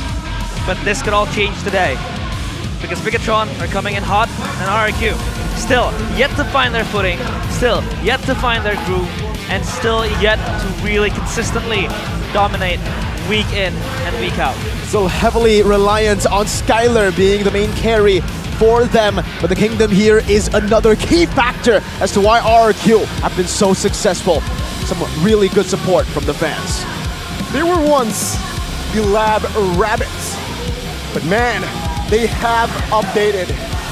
Within their program, there's an update. Now there's Eman and Super Ken. ladies and gentlemen, let's welcome the Red Robots, Bigetron Alpha! The robots are reprogrammed and ready to fight back against their experiments, against the experiments put upon them. A total reboot will probably enable them to take over the kingdom. Programmed to win, that's the tagline of this team. And for the longest time, they have been able to find success through that, playing through the macro, playing through the template. But up against RRQ, they might have to go back, start relearning the fundamentals. They need to know when to break the rules, to abuse it, just like we saw Rebellion do up against Sonic. This gives me kind of like, you know, the sci-fi movies where the lab rabbit is like injected with a lot of experiments and then it mutates. It becomes this wild and scary mutant rabbit. And that could change today where the robots will possibly wreak havoc and RRQ has to be able to be wary about that. Could be a robotic cyborg, mutated rabbit. Sounds pretty scary. We saw earlier Fred missing his mark. It's okay though.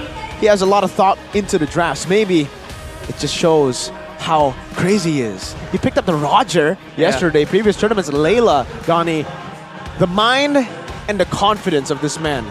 You know how confident you need to be to pick up something like a Roger and Layla as a coach of RRQ? That's crazy. But also give props to Skylar, who has been practicing on a bunch of heroes in that gold lane. So maybe, just maybe, again, RRQ, yes, their record this season, not convincing, but maybe later on they will stabilize and definitely they might shock you. Yeah, I think Bigetron so far has been performing excellently, but we can also give props to RRQ, especially Skylar. I think he fully well knows that he is the glue that really sticks the team together, and he has to be that insurance for late game for RRQ, relying on him to carry the game.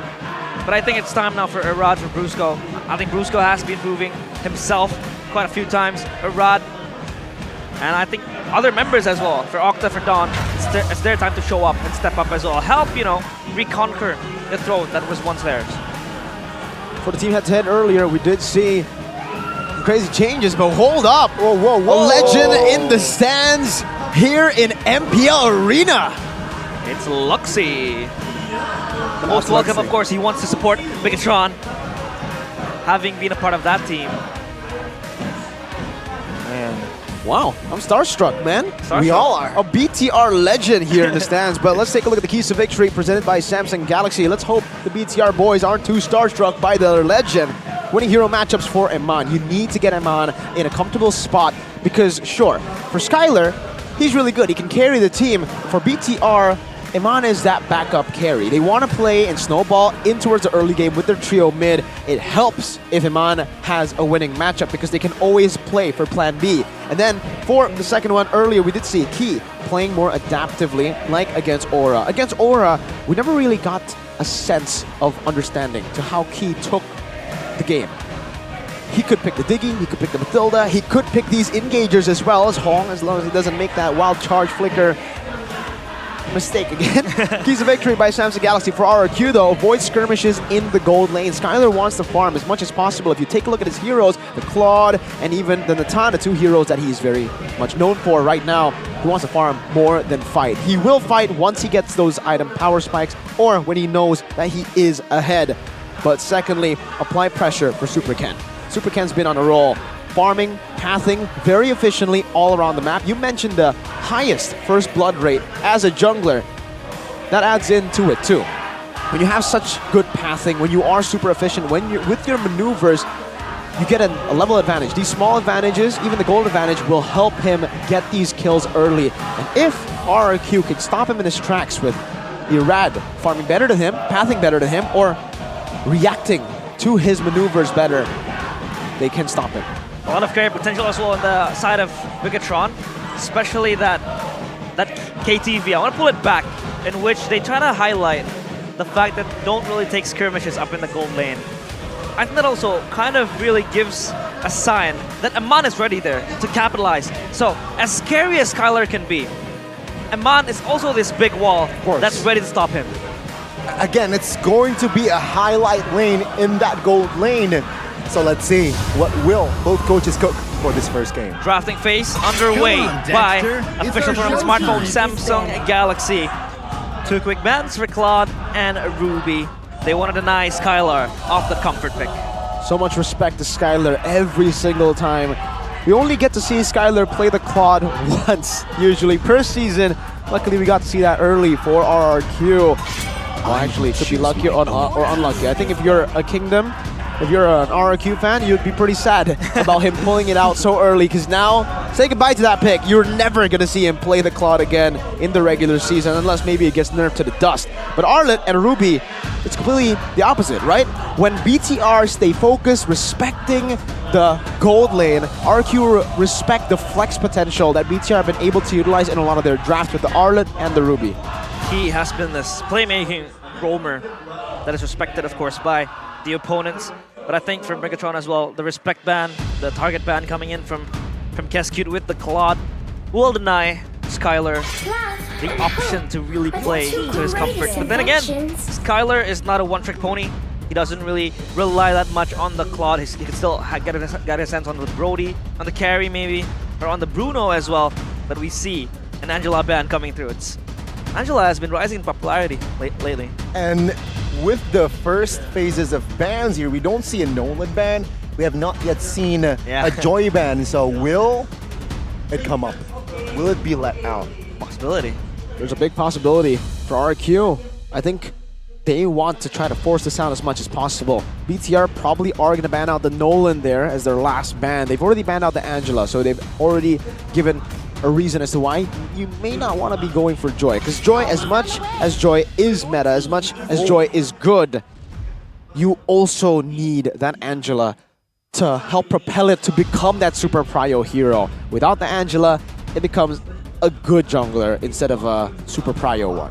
Either one of them will most likely prio Nolan or Joy, depending on the ban. I feel like we could finally see a Nolan or a Joy, probably a Joy, in the hands of RRQ. That could be an enabler and transitioning to a late game carrier as well for Irad later on. You know, just screwing up the backline of Bigetron, so Irad could possibly get his hands on a Joy.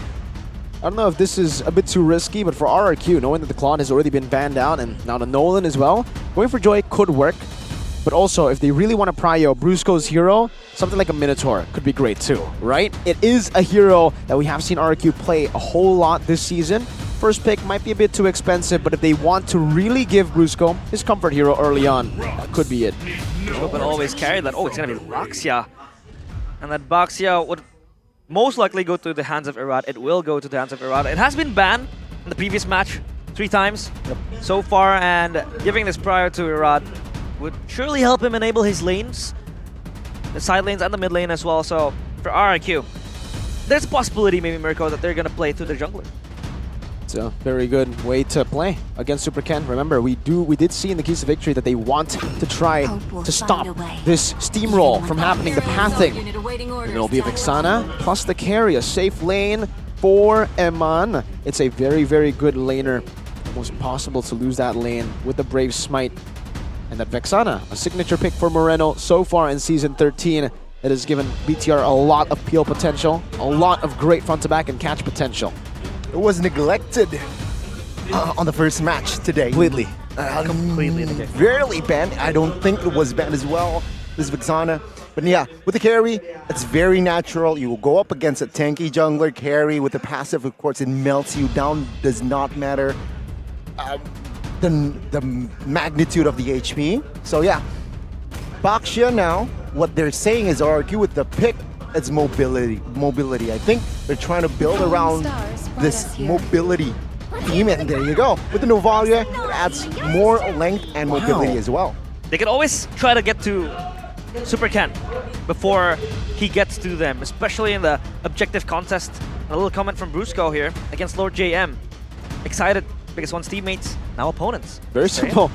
He's very excited because he was once teammates with Lord JM, so he should understand how Lord JM plays. So far, we've only seen him play 2 heroes, Paquito and Terizla. That might be the comfort pick, and knowing how Paquito has been so effective today even, Maybe Bigetron shows up here in the last pick of the first phase, but also a safe choice would just to be a jungler for Super Ken. Fredrin is still up for grabs. They go for the giant route though in the jungle, something that's also super flexible.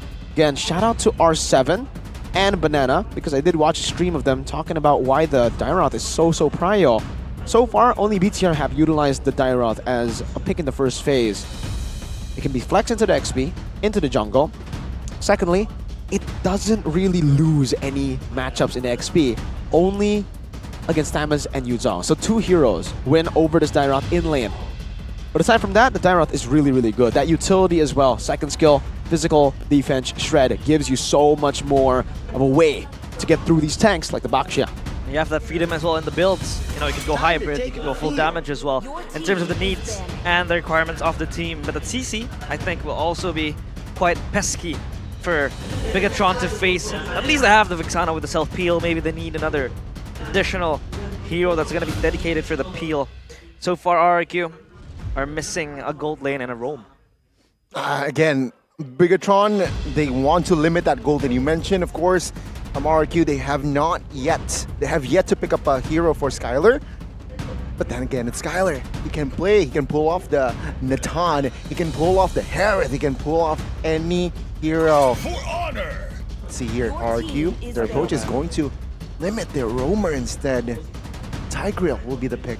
Yeah, we can't downplay Key's involvement in the team fights. He's always that enabler, open up team fights, disrupting the junglers as well. So they really want to shadow Super Ken in this matchup, I think. Contingent to what jungler he is going to pick later, because Brusco, I mean Irad especially, could really just, fully on counter Super Ken in this matchup, especially with that Baxia, with the mobility, with the tank as well. The Grok ban could come through here for RRQ, but then it will give BTR an opportunity to just pick up the Minotaur as their last pick. Yep, there you go, Grok ban. Great bans, by the way, from the side of BTR. Taking away the Bruno, a person, or the hero that can do really well in lane against the carry, can actually get to that mid-game power spike faster, and the all-good solid Natan for Skylar is also taken out. Knowing that there is a CC, the criteria is there, and like I said, the Minotaur was left up for grabs with the Grok banned out, and they will take it away from Brusco, who now doesn't have an Arlet, no Ruby, no Tig, no Grok. We've only seen him play Cho other than these heroes that have been banned or picked away. But it's so hard to jump in as Joe against this lineup. You have the Vixana, the Minotaur, that will always deny you that access to the backline, because we know how Brusco wants to play. He's really on the hunt, pouncing to look for the engages. It's going to be Joy and Brody with Baxia roam for Brusco. Talk to me about this. Interesting flex, man. They're utilizing the Baxia as a flex. We have never seen the Baxia utilized as flex, and that's why it was first pick for RRQ. Now it makes sense for the Baxia to be first pick to be utilized as so. But with the Joy pickup here, BTR might actually... I'm not too sure where the Dairoth is going to go. They can utilize this as a flex too. They can also pick up something. Yup. Flex. Fanny. Dairoth. They want to go assassin versus assassin. Thank you, Moonton gods. Finally. We finally get to see an assassin versus an assassin. Fanny versus Joy. After years of waiting, finally we're able to see an assassin versus assassin Decades, matchup. Man. And it's Irad against Super Ken, no less. It is going to be good. Match 1 was a good benchmark, so I expect this series to not disappoint as well. Wow. That last pick really threw you off. I enjoyed it, man. The Fanny on to Super Ken. It's a very situational pick, but when you have a player like Super Ken, you want to utilize it. Same goes for Irad. That's why the Joy was picked up. And at this point, I just want to see how they execute this gameplay. We haven't seen Baxia as a roam, and here it is on the hands of Brusco. Will the robots still become the rabbits of the kings, or will they be able to take over the kingdom? Welcome to the Land of Dawn, the second match of today, RRQ against Bigetron.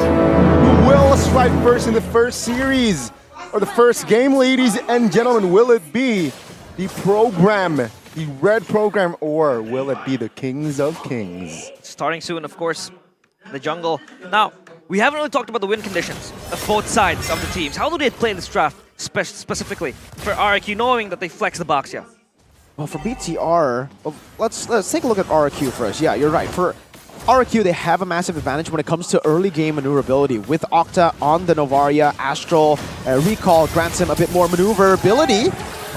Key flickers early. It seems like the damage will come through. Wow. Rad finding first blood. So early maneuvers. That's the advantage that they have. RRQ already using it very early on, and also really good clear speed because of the help from Brusco. Brusco can utilize the kit to actually go and poke some of these creeps for Irad so that he doesn't lose out against Super Ken in the farming department. And it's very similar to the keys to victory that we did mention earlier. We want to see RRQ stop Super Ken from getting a lead, especially on a pick like this. Oh, Irad will not be able to close the gap just yet. Super Ken here has yet struggling. Find level 4, finally finds a jungle bottom side. Rod is fast on that level 4, of course. In terms of chase, I think RQ has a lot of chase. They have the Baxia, they have the CC with the movement speed as well, the Joy especially. That is going to be very hard for Bigetron. Now, how do they counter this? It's a snowball comp, so they want to try to take the game as slow as they can through Eman just stalling in this lane. As long as he is able to hold Skylar down just a bit, go even in the lane, it's okay for him. If Skylar gets these turrets and snowballs with this maneuverability that RQ have in their composition and their dive, it'll be very, very scary for BTR. So it's snowball versus weathering the storm. They have to weather the storm indeed, because this is going to be a long game if they don't snowball. Brusco jumps in though. Oh, let's see, good stun. Lord JM here will not be able to be taken down just yet. Rad in trouble, finds the retry and escapes, but Super Ken finds the cables to take him down. Not even utilizing the cutthroat. That was really good peel from Moreno that we didn't mention. If he does get his hands on the Vixana, he's not as flashy as a lot of other Vixana players, but he peels and covers really well. Oh, top side 2v1. This is unfair. But with the flicker, both marksmen. Eman finding the kill. Now he's in trouble though with the Astral Sphere. Octa finds revenge. An insane skirmish up top. Thankfully though, it goes good ways for Bigetron. Eman was just stepping up the gas, flickering inside. It was so insane from him. They're going against their keys to victory. For the first part at least, avoid skirmishes in the gold lane. But unfortunately, because they have the Brody, they want skirmishes, they need skirmishes, only not 2v1s. Like you mentioned, a bit unfair. But when you have someone like a carry, you need to supplement that with a gank. You need to try to shut Skylar down on this Brody, a hero that desperately needs to snowball and get turrets, a lead at least in the early game. Meanwhile, we've already seen a little bit of the Lord JM. Lord JM forced to use the flicker, but he is a-okay. Okay, that was very, very scary for Lord JM. He jumped in. That's a good bait from the CC. Mr. Don in the XP lane. BTR are doing a good job now at just holding it off. Again, for BTR, they will react to the plays that RRQ will make. RRQ will have the early game advantage because of their maneuverability, mobility on the map. But that doesn't mean BTR cannot fight them. They can. As long as RRQ are the ones to dive in first, this Minotaur will work. Just like any other Minotaur, it will punish these dives. And that's why the Minotaur pick that was left open by RRQ was very, very concerning. The lineup they have is very, very enabling them to really give them the agency to move around, especially for RRQ. They will be the ones to always engage. They will be the ones to always chase down the heroes, the players of Bigetron. But then again, you have Super Ken, who's also able to catch you down if you go too far, or you have the peel coming in. But Skylar's in trouble. Minu and Fury, Skylar, no flicker, and Eman finds the space to take him down. Oh, another off-cam kill. Suddenly, Octa finding Key. Take a look at this. Rad, second retreat, good. Brusco in trouble. Oh my lord, the damage Super Ken will not be able to take Brusco down just yet. No energy, all just in time to escape. Escapes jail, escapes prison, but that was a trade that is 50-50, I think. They got the turtle, but then again, Skylar is just way too harassed up in the gold lane. So way more value for BTR. Getting Eman ahead is their prime key to victory now at this point, because again, they are trying to weather the storm with Super Ken just trying to keep it even around the neutral objectives. The fact that they are able to get trades on top of a pickoff on Skylar and a lot of good hits on the turret up top if Iman gets his turret first, this Brody will be nailed down to the ground very early on. He will have to lane swap, and even then, it's going to be tough, a very tough lane swap for him. I'd argue that Bigetron has been spending resources to, push Iman forward. And now knowing that Skylar is pinned down, they send 4 players ready to pounce on Iman, though there is backup coming in. Dawn is in trouble, but it's all fine. And I think for Skylar, it is a hard game, but now the engage comes in. Good disengage. Both teams are just hovering around, but Bigetron in a bit of a chill unity, petrified, but Iman finds an escape route, and this might be an outplay for Reno to secure the kill. Brusco over-committed. Iman has always been able to keep himself alive, and that's the key to maybe him winning the lane, but Dawn is in the hunt. 2v1 now. Dawn, Abysm Strike does not connect, but Dawn, with the help of Octa, finds the kill. Very ambitious maneuver from BTR's XP Lord JM. Before RRQ, that trade was actually pretty good for them. They got a turret with Brusco dying. That's a roamer traded in for a turret. And remember, this Brody needs that turret to continue to snowball. That's why the lane swap is good for him this time. But Super Ken! Oh my goodness, Super Ken does not find the insta-kill on Brody just yet. And it's very nice to see that, Skylar has been shut down in the early games, but his other laners has been stepping up to the table. Octa, 2 kills, Rod and Dawn hand in hand, synergizing to be able to neutralize everything. Now, how does Skylar get back into this game? He's already back. That's what RRQ did earlier. They sacrificed Brusco, no problem. As long as Skylar gets that turret up top getting destroyed means that Skylar can get online, back on top again, as he is rotated down below for a lane swap, gets another turret. This Brody is on its way to snowball. And yes, Brusco will die here. But with RRQ's map pressure, this is what they want. Their mobility advantage will be seen now.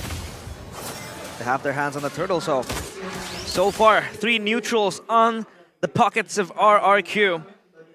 Now able to tame the gold lead that was once Bigetron's. So far, they're moving in unison now, trying to really just roll up the pressure. But the side lanes, of course, we have seen the Fanny utilizing the side lanes, pushing up and, just accumulating that slow push.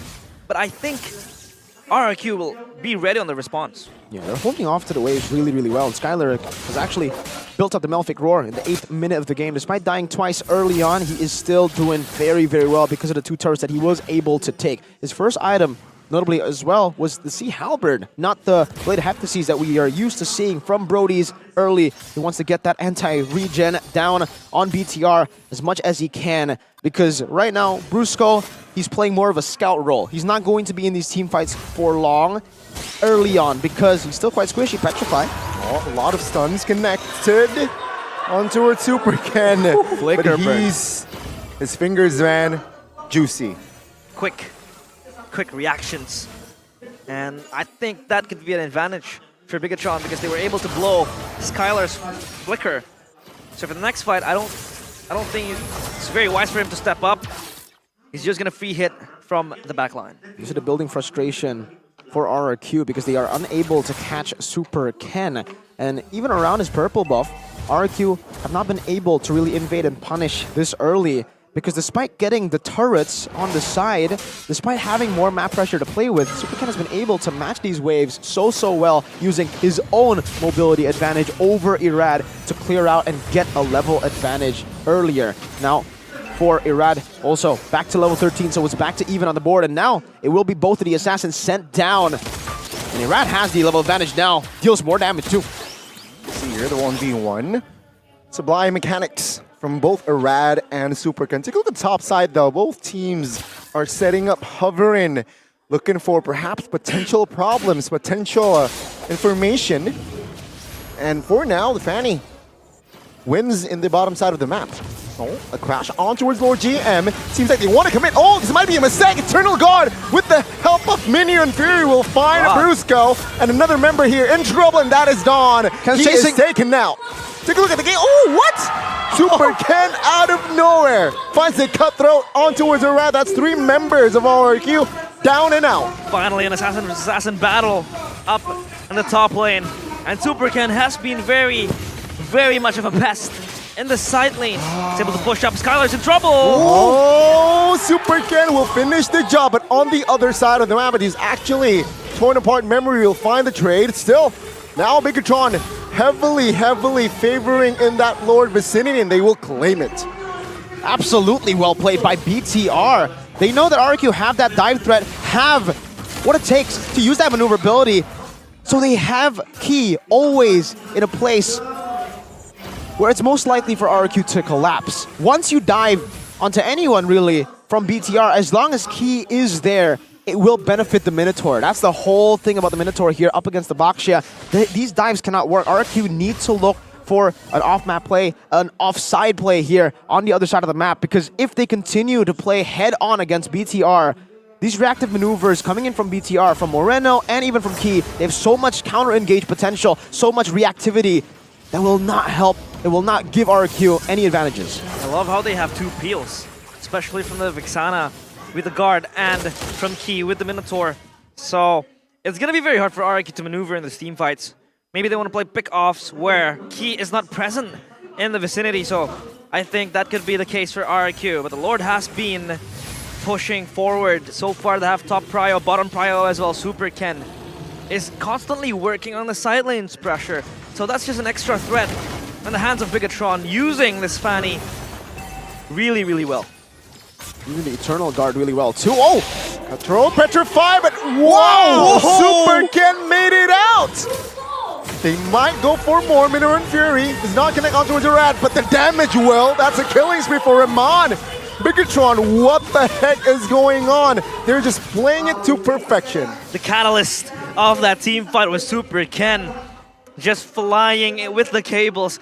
He has been so slick, untouchable in the skirmishes, and he's just making so much space. And now he's up top, pushing up the lanes.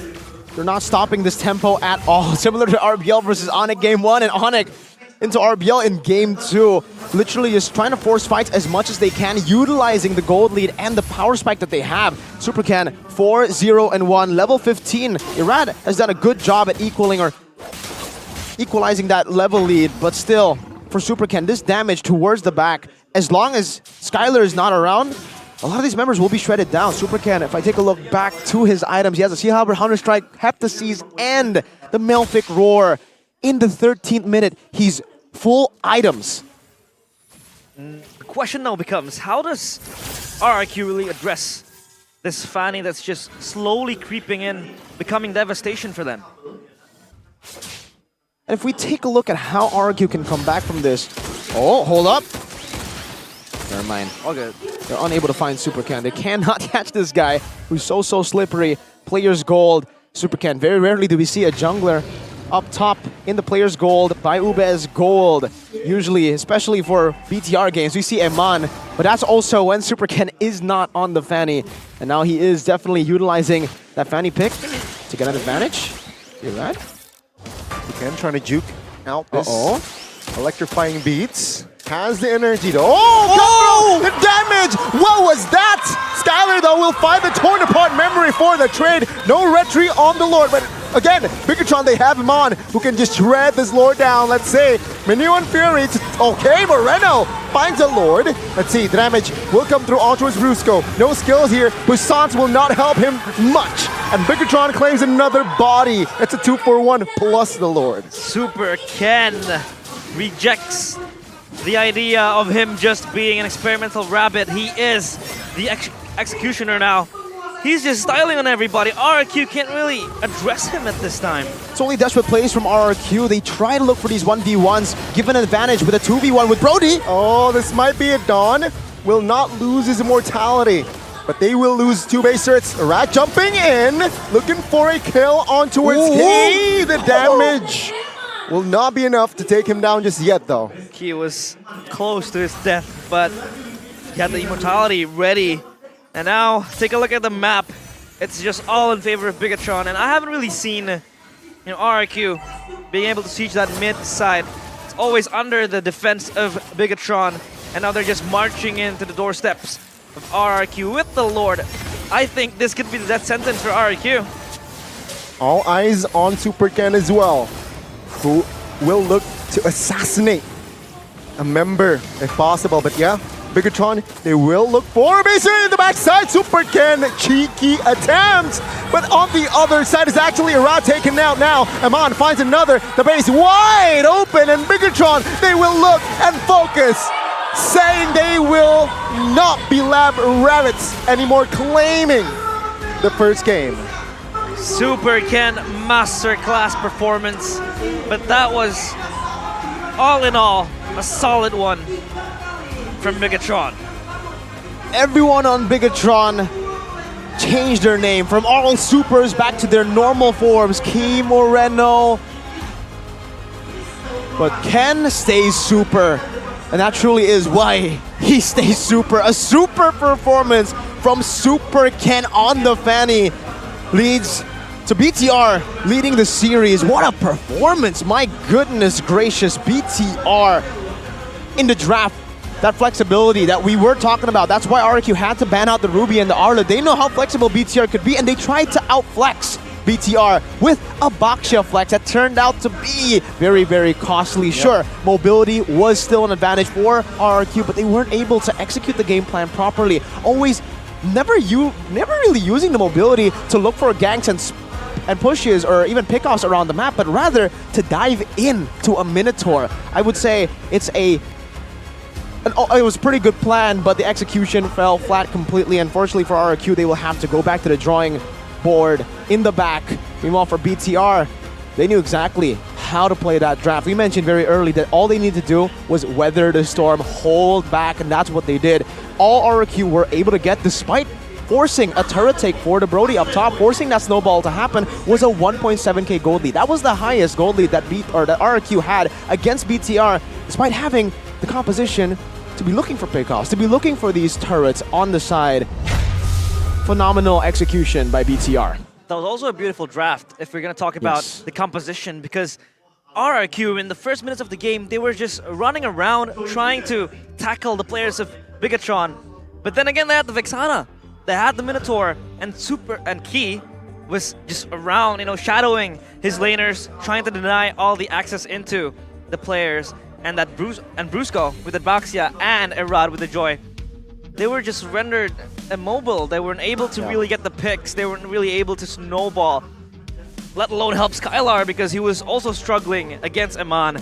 So that was a clean dominating victory from Bigetron. Another thing to add from this composition, right? Yeah, that was the theme from RRQ. They want mobility with Joy, with Baksha, but they forgot the Fanny, that last pick that neutralizes that mobility composition, which is very evident that Super Ken was the X factor in that game. He wasn't just the X factor, he was the factor. Player of the game, MVP for Super Ken, 833 GPM. We'll see later if he actually ends up being the rich guy, or maybe Eman takes it, edges it over Super Ken later on. But man, seriously, from the emblems here, nothing too crazy. He goes for the thrill, additional base damage, Festival of Blood. He wants a little bit of sustain. From the itemization, it's also very standard. This is what a Fanny should do. He just does it so well. 13 minutes in, he has full items. 4-0-1, always winning 1v1s against Irad, against everyone. Even Brusco got melted down because of the sheer penetration that he had early on. And remember, the early game went pretty okay for RRQ. They were able to get first blood. Unfortunately, though, for RRQ, their strong side didn't play as good as they would want it to. Brusco, I think his main goal in the early game with the Baksha is to look for angles to attack that strong side, to give the Brody a bit more pressure. But again, like we mentioned earlier, they took it to for such a dynamic composition that RRQ have, they took the most basic route to execute it. They had so many ways to go and pick off, to utilize that mobility to get more map pressure around the map, but they decide dive, and dive. And every single time you did see that dive, it ends up really bad for RRQ. Even here, for BTR, I just want to give them a shout out because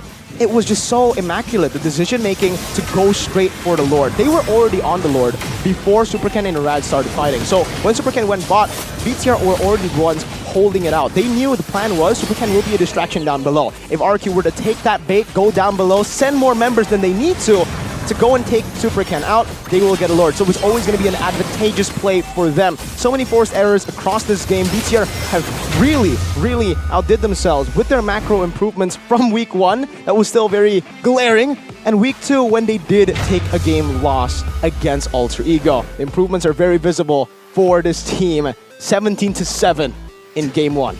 Super Ken has been the factor. And it's insane how Bigetron can always fight without him being present. It's like Bigetron is making space for him to really activate the side lanes, bait and lure out Arad in a 1v1 situation. No, as the Joy, fast, quick, lightning fast. It's always going to be able to be taken down by Super Ken. And for the most part, Bigetron was just styling on them, specifically for Super Ken.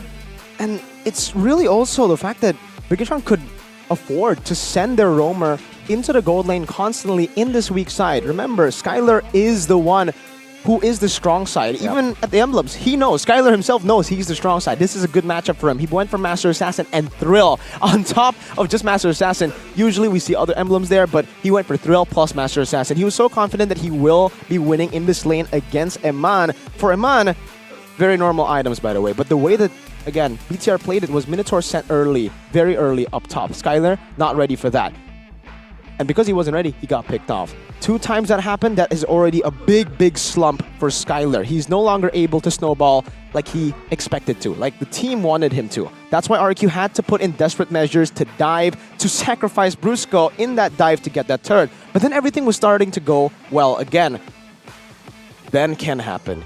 Then can happen. Because really, when you have a Brody that's already that ahead, 2 turrets taken down, he should be able to take that mid turret too. Because everybody will be scattered in the enemy team. But because BTR have the Fanny who can deal with the side lanes, all 4 of them just need to group up. Lord JM clears the other side of the map, Fanny does the other, and then the rest of them can group up in the mid lane. And this is the thing with the Vixana and the Minotaur. You're not going to dive these 2 in the mid lane. If you do, you are going to pay for it.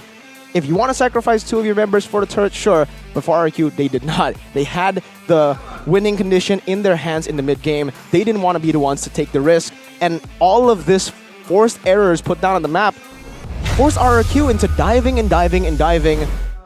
And that just gives the advantage over to the Minotaur, who wants to be dived on, man.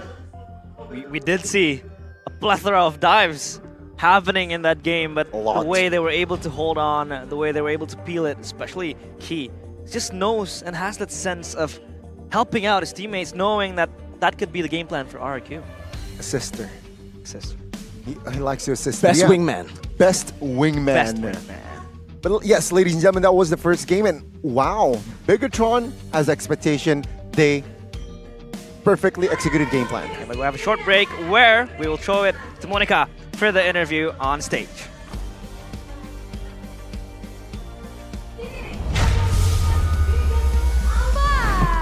Halo, wah ini menarik sekali ya. Ini ada jersey-jerseynya, kayaknya keren banget.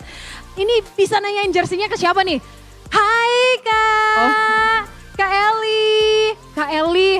Ini menarik perhatian banget ya. Jadi Monica ini break antar game, jalan-jalan ke depan hall atau arena ini, ngelihat langsung matanya tertuju ke jersey ini nih. Ini jersey yang dipakai juga kan sama teman-teman player Bigetron kan sekarang? Iya betul, ini yang jersey yang dipakai player. Wah ini keren banget ya. Kapan lagi bisa kembaran jersey sama teman-teman pro player, idola teman-teman semuanya. Ini baru ya apa gimana Kak? Iya, kalau ini yang jersey kita yang baru, ini yang home dipakai player. Jadi kalian juga bisa beli di bootnya BTR. Udah bisa dibeli di bootnya BTR? Bisa. Ada iya. diskon gak? Tenang aja, nanti kita kasih diskon. Mampir dulu aja. Tapi ini apa sih yang berbeda Kak dari jersey yang sebelumnya sama jersey yang baru kali ini?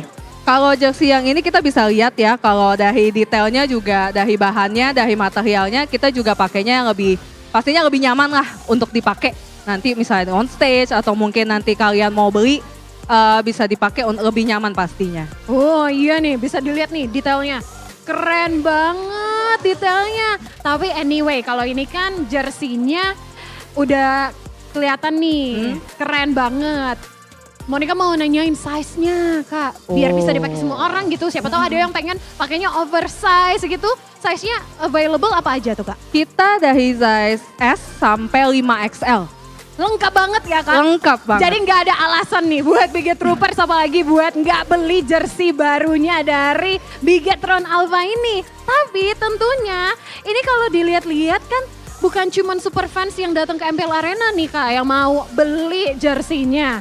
Buat teman-teman yang mungkin nggak sempat datang, pengen beli secara online, mungkin lewat platform-platform e-commerce, itu bisa nggak tuh? Bisa pastinya. Selain di offline kalau kita buka booth, pastinya kalian juga bisa beli di e-commerce ya yang ada Bigetronnya pastinya. Wow, jadi benar-benar nggak ada alasan lagi ya Kak. Tapi Kak Eli, ini kan Bigetroopers bukan cuma di Indonesia, ada juga nih di region-region lain, ada di luar negeri.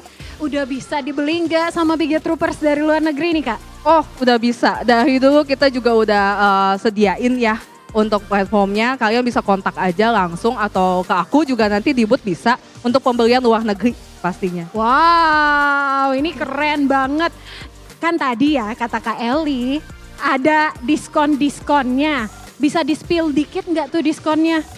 Kalau untuk diskon kita ada ya di platform e-commerce. Kalian bisa cek nanti dari harganya. Kita normalnya 450 jadi 430 aja.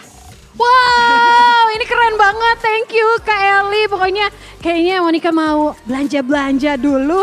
Tapi para caster di meja caster sana kayaknya juga udah penasaran nih sama jersey baru dari Bigetron Alpha. Tapi tentunya penasaran juga gimana berlangsungnya match kali ini. Kita langsung saja tanyakan para casters yang sudah ready untuk mengantarkan kita ke game yang kedua. Silakan casters.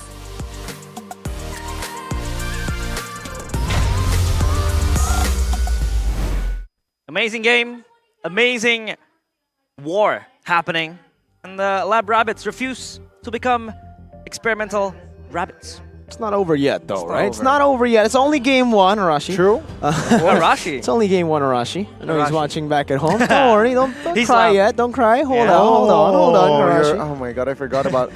I forgot about him being a kingdom. Yes. He's watching at home. I'm smirking. He's probably shedding a few tears, but it's okay.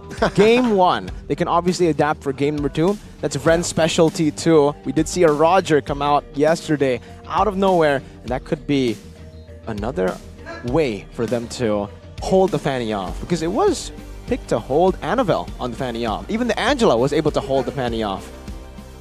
That was insane. Yeah, it was very hard. Shout out. But also I want to give a shout out to our official gold partner, UBS Gold. Coming soon is the epic collaboration limited series UBS Gold X MPL Season 13. You have to stay tuned in May 2024 on @ubs.gold and @ubs.lifestyle. It is also available at ubslifestyle.com or UBS Lifestyle at your favorite e-commerce. Good and cool looking collaboration products. I want to get my hands on them.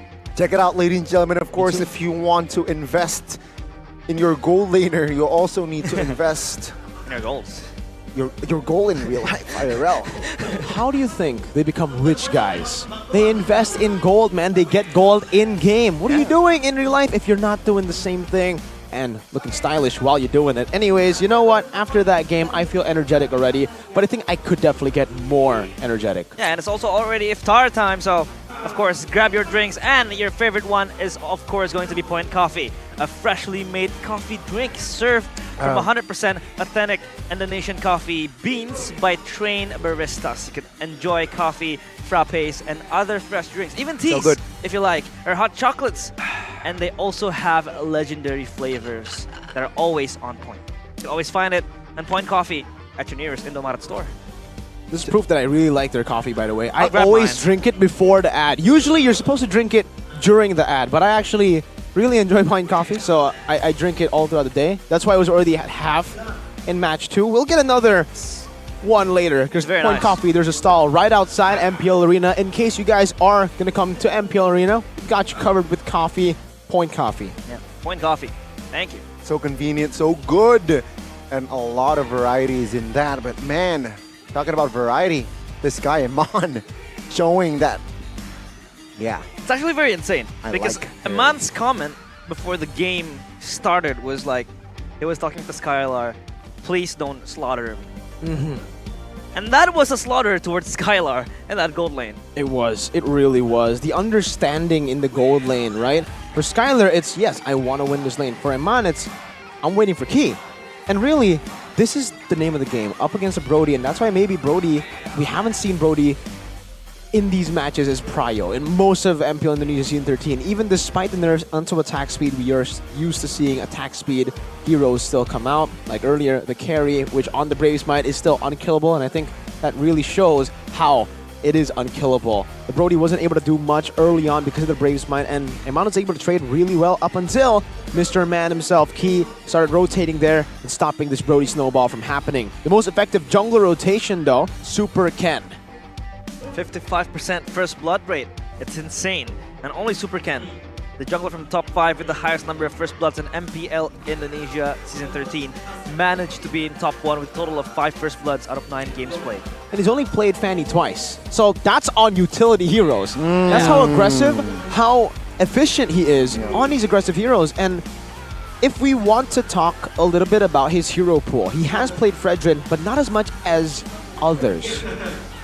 Fun fact about Fredrin, especially when Fredrin is going to be matching up against the Baksha, against the Barats, he actually loses out in that farming department. The clearing speed is quite slow compared to the other junglers, utility junglers right now. And that's why usually when you see the Fredrin, he is behind. Let's hope RRQ has a response. And that could start here in the drafting phase, presented by our official tournament smartphone, Samsung Galaxy. And a Novaria ban coming through from the side of RRQ.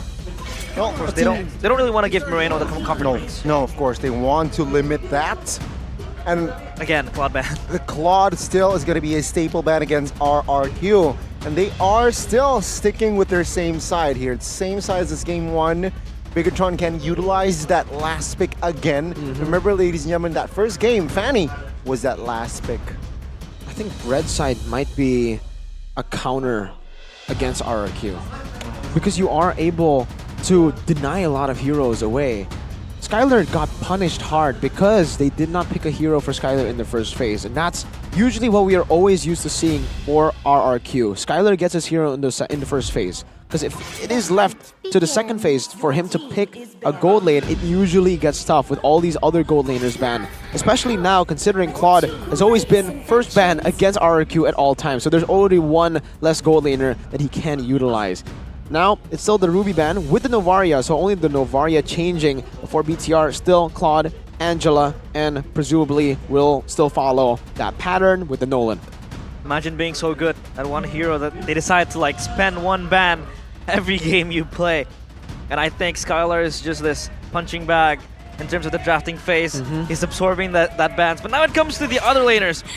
When the ban is coming in for Skylar, I think they have a lot of variety and choices when they want to play. Sure, in that first few minutes of the first game, I think Arad and Brusco were stepping it up. They were able to cover for Skylar, who was obviously bullied in the first few minutes, but it's just a matter of time before, you know, Super Ken arrives and Bigetron were able to deny all the engages, so it was very hard for them. And Nolan ban coming through, but Joy is also up in the cards again. Let's see here, not will be the Joy though, it's gonna be the Mathilda, prioritized by RRQ. They want someone that can support them, both mobility and also some initiation. BTR could now take out the... Vexana maybe will still be the priority here now that Novaria has been banned too. Fairness is also up for grabs. Don't know if BTR want to pick it in the first phase. Vexana is definitely the safe choice. If they want, they can pick up the Bruno too, because the carry and Claude have been banned out. That would force Skylar to either reveal his card early, which is a Natan or a Brody pick in the first phase, or it will force Skylar into the second phase where it gets very, very tough for him. Vexana, it's not Bruno, it's actually the Fredrin. So the pick that we were talking about earlier, something that we don't see a whole lot from Ken, seems like he likes the Fredrin in this game against the Mathilda. The Fredrin has and boasts a high win rate as well so far, being one of the favorites out of the other tanks, and that's the flexibility coming in from Supercan. He's able to super carry and ultra carry with these assassin type of heroes, but he also doesn't shy away from playing the tanks, specifically that Fredrin, the Baxia. He's really able to get his hands on the utility junglers, and so far I think for Bigetron it's a solid draft with one of the strongest heroes in their respective lanes. I mean, if it ain't broke, don't fix it as well, right? 4 more right now who displayed a very, very great Vexana play. Let's see here on the other side, it's Rats and Arlet. They want to add sustainability, and yeah, I think Arlet, good initiator as well. But it's not gonna be flex though. The flex power is actually deleted this Arlet. Maybe, you talked about picking up a marksman.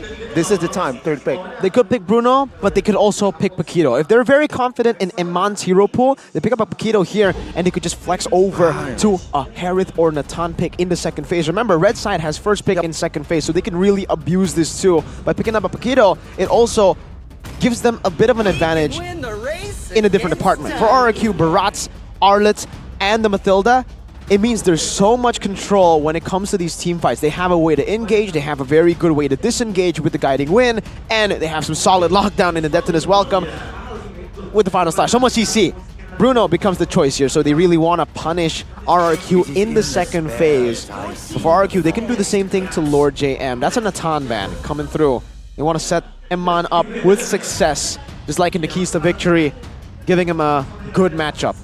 And again, denying the options for RRQ to just bully Iman out of that misery up in the gold lane. But so far, I think Bruno, it's a safe pick, knowing the engages coming in from RRQ. You know, the slashes, the Tonas Welcome, the Eagles as well. I think a Bruno could really, really be nice. And it comes in handy as well with the mobility it has. But I think RRQ will try their best on punishing this Bruno again in the lane. With this here they are going to go for a roamer ban Minotaur. It was a nuisance going up against Keys Minotaur earlier on, and this time without a healer slash initiator. What will be the case here for K?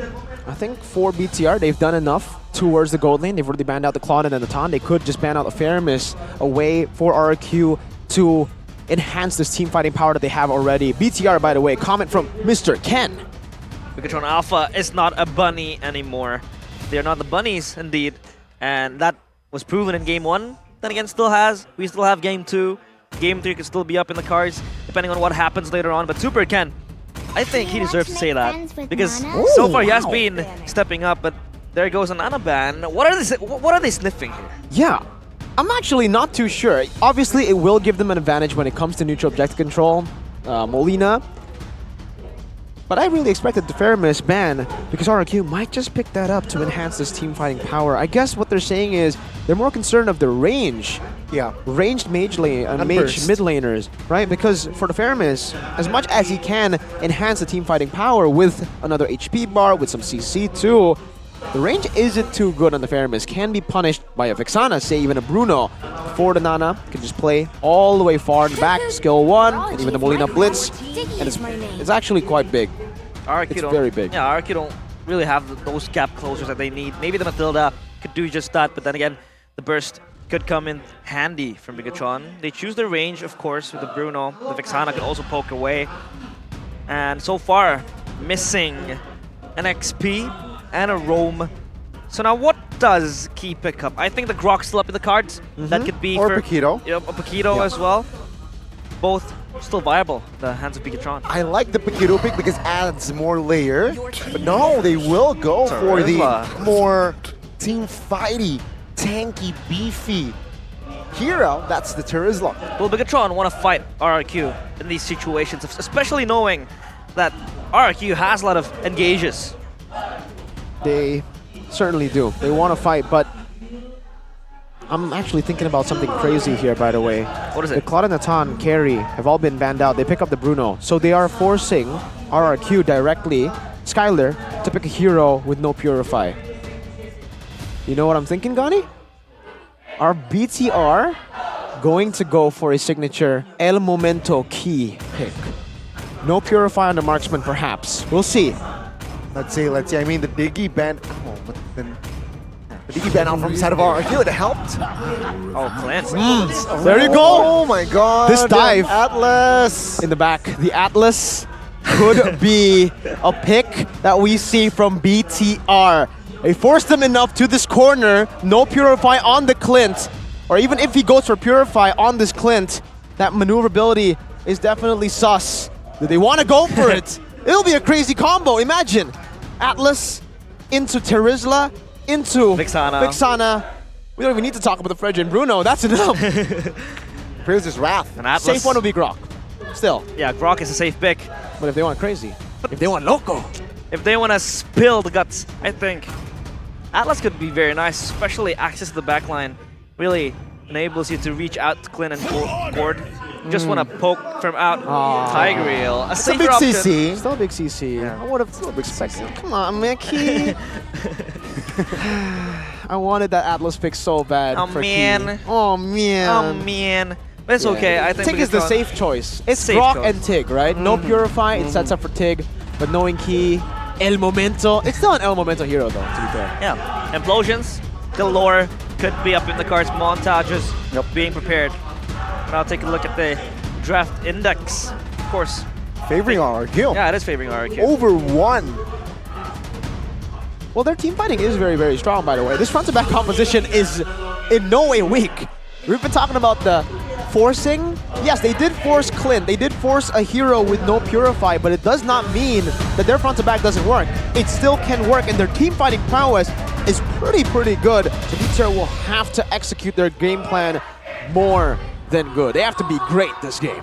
Will Bigetron escape the experimental lab, or will they still stay and become the rabbits of RRQ as Game 2 is underway? RRQ against Bigetron Alpha. Again, the Kings of Kings. They are looking to equalize in this game. Meanwhile, Bigetron, they want to put the nail in the coffin and make it a clean sweep. Clean sweep could be very nice, especially knowing that, you know, RRQ is just cornered in the traps of Bigetron. The way the draft, the maneuvers around it has been very deceitful. Super Ken is actually forced to use Retry. By the way, the choice of emblems for Super Ken is Impure Rage, so he wants to stay in the front line as much as he can. He wants to sustain. No Retry on Super Ken though. Irad's walking up. Super Ken resets it. 3v2, while Terizla is dealing damage onto his Octa with the flicker as well. And that will take him down. That's first blood for Lord JM. Now Rad, it's going to be the next punching bag here, holding, soaking damage will be taken out as well. RRQ, this is a disastrous early game as 3 members potentially will be taken now. Immaculate little skirmish up in the early game. Mirko, walk us through that disaster. RRQ were disconnected. I don't think I can say much more than that. Well, BTR played it well. Lord JM is truly a lord in this game. His targeting was insane. Most XP laners probably would have gone on to the purple buff to help the jungler. He chose to be an assassin, and Super Ken gets the buff that was stolen away from him. So nothing is going RRQ's way. Oh, will they fight this? Interestingly enough, Rad is level 4 first. Despite him being taken down and losing the purple. Now it seems like still a small skirmish, but no, they will not give it on towards a fight. And Iran used Retry, so Super Ken has an advantage when it comes to this turtle. This turtle will be the next step towards inflicting even more damage. Skylar is in trouble. Oof, man, Iman with the football. Trying to take the solo kill, but take a look at this. Daytona's welcome on towards the 1. He now stunned up. Trying to soak in the damage now with Dawn here. He'll not be able to find the kill. He will. Octa jam on towards Octa. No flicker this time. And Octa will be taken out twice this game. Appraiser's Wrath will not find the smart. It's actually Rod with the retribution. Lord JM, the substitute now showing up big time. His targeting has been very sublime. He's able to isolate Octa in these fights, starting from that early game, and now in the Lord Dance, he wasn't really able to do anything. My God, you would expect you know, the Gore to actually be quite safe. Maybe aside from Key will be the one to dive him, but Lord JM's been the assassin here. Brusco needs to respect Lord JM. It's already happened twice. It will happen 3 times if he's not careful. He needs to watch his positioning. Positioning has been indeed a center of scrutiny for Octa in these fights, especially losing his life so early in the game and now struggling to really claw back. Now RRQ, they need to stabilize this, but Bigetron will take away every possible lead that they can have. Yeah, by the way, since there was so much chaos in the start, we didn't get to mention Key with the Brave Smite on the Tigreal. He wants to stay as much as he can in these team fights again. So after the initial engage, he wants to be sustainable as much as he can with this Brave Smite. Same reason goes for, you know, usually the Terizla, who goes for Brave Smite. Supercan is actually here looking for an advantage, but like we mentioned in game number 1, why we don't see Fredrin a lot from Supercan is the fact that Fredrin doesn't farm as fast, right? And right now, Irad is already a level ahead. Sure, he did get the steal as well, by the way. Shoutouts to Irad for an amazing steal against Supercan, who had an Appraiser's Wrath combo, but Irad still somehow calculated it better. But I think it's all fine. If Supercan bites the bullet here, I think his side laners are online. Moreno, 1 kill. Lord JM has been immaculate in the team fights, especially that zone out.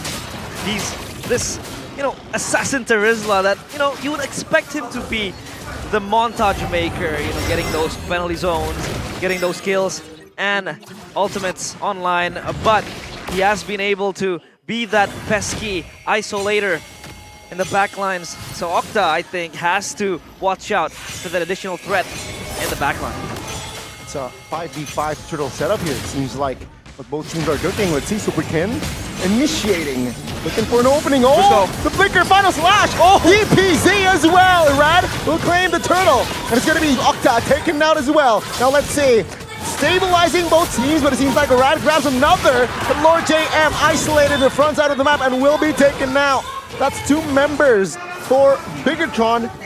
That will be the casualties. Big W for RRQ. Irad, so good with the retributions. 2 turtles to their name, and that was just fire with fire, that team fight. There was a final slash combo, but also an implosion. So both the backlines were immobilized and stunned. Going on, first item for Moreno, wants to get rid of the frontliners for RRQ, but that double kill too for Irad has really now given him a gold lead that will be very beneficial for him in the next few turtle fights. He's already won in 50-50s. Now with a level lead and a gold lead, Ken's gonna have a real tough time. Speeding up the process as well for Irad to really just get all the advantages. Power spike so far acquired. Irad has been spectacular in the retribution fight. So for the neutrals, objectives RRQ are on track. The Bigetron now, of course, a few shaky follow-ups, and so far they have to be able to follow this up. Almost. The setup though, Key isolated under the turret with all the resources that RRQ has. He will be taken out under his own turret. Is it weird though? Because the bottom lane is free right now. Sure, they will be able to get a trade up top to kill over a roamer.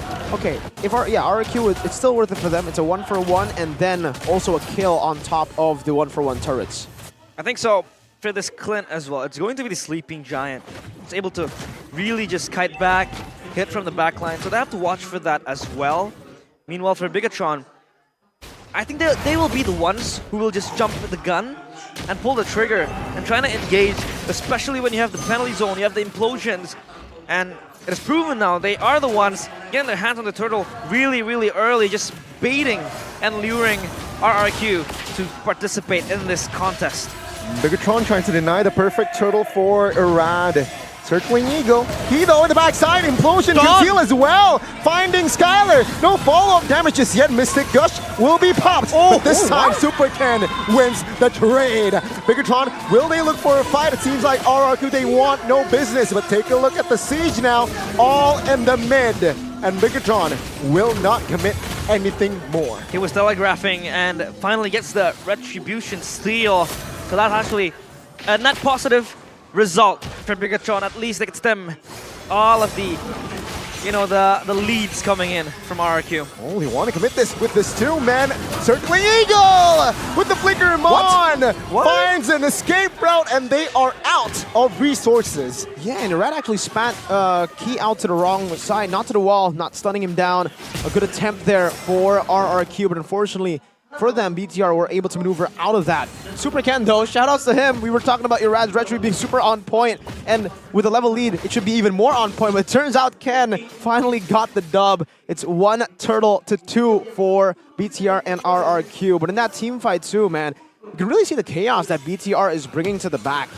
That could have been such a good fight for RRQ if RRQ had a gold laner with Purify, right? That force upon RRQ's gold lane. Skylar to not go for Purify. Hold up! Implosion on towards one. Will not commit though. Lord JM, he smells blood. Skylar! And Skylar now will not be able to escape. No! One click of a button. Guiding Wind is there to save the life of Skylar. Now, the recounter. The counter engagement. Super Ken in trouble. Low HP, and he will be taken out alongside Dawn. Now RRQ will find a stun on towards K, but he will not be able to escape as Skylar claims a double. And Bigetron, one moment they were on the offense, the next they were on full defense. RRQ swing the axe, and now Bigetron are next in the guillotine. So far, that was so strong from RRQ, saving Skylar. And Brusco is just so mobile. And there's Matilda. The greed from BTR though, right? Brusco was already in a bad spot, but they decided to chase over Skylar, leaving Brusco to make that insane escape play. Irad gets the retreat. And nothing much happens next. RRQ with a solid gold lead now, but also want to give a massive shout out to the itemization for Skylar. Usually we see a crit build for the Clint. It's a Heptasies. It's a Heptasies and an Endless Battle, and he's already building towards what looks like an Amalfic Roar. So it's base damage snowballing build for the Clint. Very interesting for the Clint, but now with a 1.6k gold lead, it's actually helping them so much. Brusco, this game, it's Brusco mode.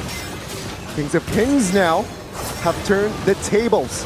They were on the back foot, what, 4 minutes ago. And now they are owning this mid game. And Skylar just want to pierce through the frontliners, hence the build. So far, Bigetron, they are in the slums. They need to recover though, but how is it going to necessarily be? I think for the side of BTR now, they're really going to have to wait for their damage dealers to get a bit more items. The gold lead, despite RRQ having a 2,000 gold lead, most of it is actually on the frontliner, which is good, by the way, for the early parts of the game against a Bruno.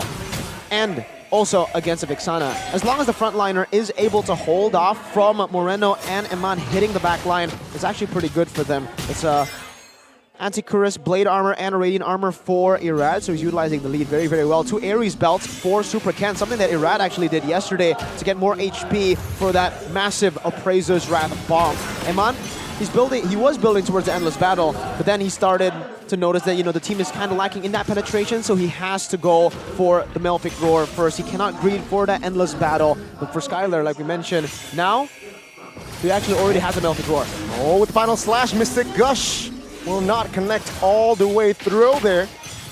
Yeah, that was 2 ultimates already spent from the side of RRQ. Feels like Bigetron also doesn't really have the capacity and enough damage to really just burst down the frontliners.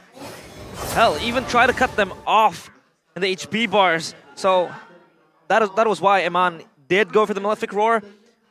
But now I think for Bigetron, they will try to regroup, probably reset this. Maybe get the side lanes working as well, and probably just bait out RRQ in a response.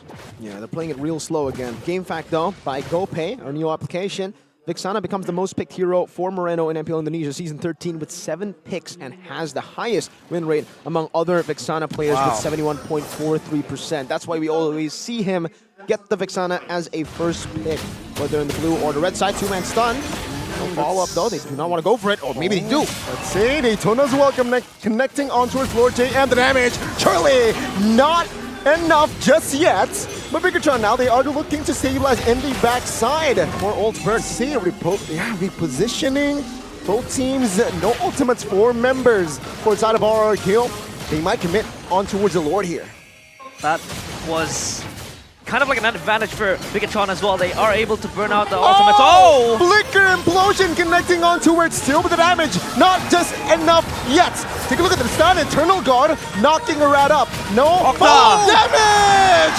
Octa finding the important kill on towards Iman. And now Lord JM in the front side of things will get stunned up. Will get battered. Will be taken out as well. And in the back, you got Brusco flying, looking for an opponent. But this time, BTR, run, baby, run. Again, RRQ telling Bigetron to just sit on their benches. They were able to get one good initiation, and all hell just went loose. 4 ult advantage doesn't matter for RRQ. They don't care about that 4 ult advantage for BTR. The 4 ult disadvantage for them, they utilized it early. But again, as long as Skylar and Octa stay in the back, as long as BTR aren't able to find that back line, it will be all good. Like we said early on in the game, this front to back is definitely still a very solid front to back. Crazy. With a solid front line and crazy burst damage from Skylar, DPS from Octa, they have the 2 main damage dealers dealing very, very good damage. And a BOD2 from Skylar now on top of the Melfic Roar. Heptacy's combo that we saw early and the Endless Battle. Remember, they're going to be able to siege these turrets down real good with Skylar and Octa. They want to go for a fight. See, Circling Eagle will not be committed. Lord JM there was almost in a bit of a pick-off, but yeah, RRQ, they're looking for the mid. Bigetron, they are trying to defend. Final Slash. Look at the damage, stunned up as well. But has enough resources to get out of that situation now. The mid will be taken down, not yet. Super Ken, though, receives a lot of damage from that Mystic Gush, survives that onslaught. Bigetron, their frontliners are just way too thin. And yeah, front to back composition again from RRQ. It feels like their frontline are just untouchable. Feels like they're just being tickled down by Bigetron. And then that is where Octa and Skylar will be on the hunt. Especially Skylar now having acquired the BOD. It is going to be a massive, massive power spike for him. He's just ready to spam the skills and just hit for free the players of Bigetron. So, Bigetron, it's just them waiting for their demise, or we hope they could, you know, make a moment. Maybe Lord JM gets 4-man, 5-man penalty zone, or maybe an implosion coming in. But all probabilities, I think, are going to be cut down by RRQ. It's all about the El Memento, right, for BTR. They need to look for a big moment to Skylar and Octa. That's really the win condition here. But with so much CC layers for them, they could cancel the implosion very, very easily. Whenever Key goes in with the implosion, he was always cancelled. Earlier, he went for the 2 frontliners, which could be a good option to go for if he was able to get the full combo. But right as he goes for that implosion, he gets stunned by the Mystic Projectile, instantly cancelled. And with that stun, it gave Irad, and I think it was Dawn, an opportunity to counter-engage. The main engage source for BTR was used up already. They can go to the back, and Iman will not be able to free hit because of that. See Halberd now done for Iman. He wants to try to stop the healing as much as possible. It's 1 down as ice from Lord JM, 1 for C Halberd on Iman, and he goes for DHS. This is a pretty greedy build for BTR's gold lane. No Wind of Nature against Skylar on the Clint, but for the Clint, he also doesn't have a Wind of Nature. He's also going for a full glass cannon build. So it's really going to be the battle of the glass cannons here. I think for Iman, he puts the trust onto Moreno and Lord JM to peel for him, and even Super Ken. And same thing for Skylar. He knows there's Octa, Key. Conceal does not find it connects. Brusco was able to deflect that potential initiation, but let's see now. Moreno now half HP, flickers out of safety. Now it's the Lord. Implosion onto the backside. Octa pulled back with the penalty zone, and Super Ken finding the Lord. Let's see, Mystic Gush canceled but finds Key, and Bigetron now they collapse. But RRQ, they want Skylar finding the Mega as well, and they are hungry. Ladies and gentlemen, are you not entertained? For a moment, Bigetron looked like they were able to win that fight, but RRQ still hold Skylar, chipping the damage, bursting down, and Dawn was there with the slash. So Octa just left as the sole casualty. They want to end. They have a wave mid and bottom. Moreno now still. has an Eternal Guard, will pop it though. Now we'll try to clear the bottom side of the Key's map. back up. Key is up. RRQ, they need to take care of the Lord top. Octa back online. Let's see, how will RRQ handle? Because Bigetron, they can sniff what RRQ is trying to do, and they have firepower to find a counter. Wow. BTR able to defend. RRQ getting the gold lead despite the Lord going to BTR.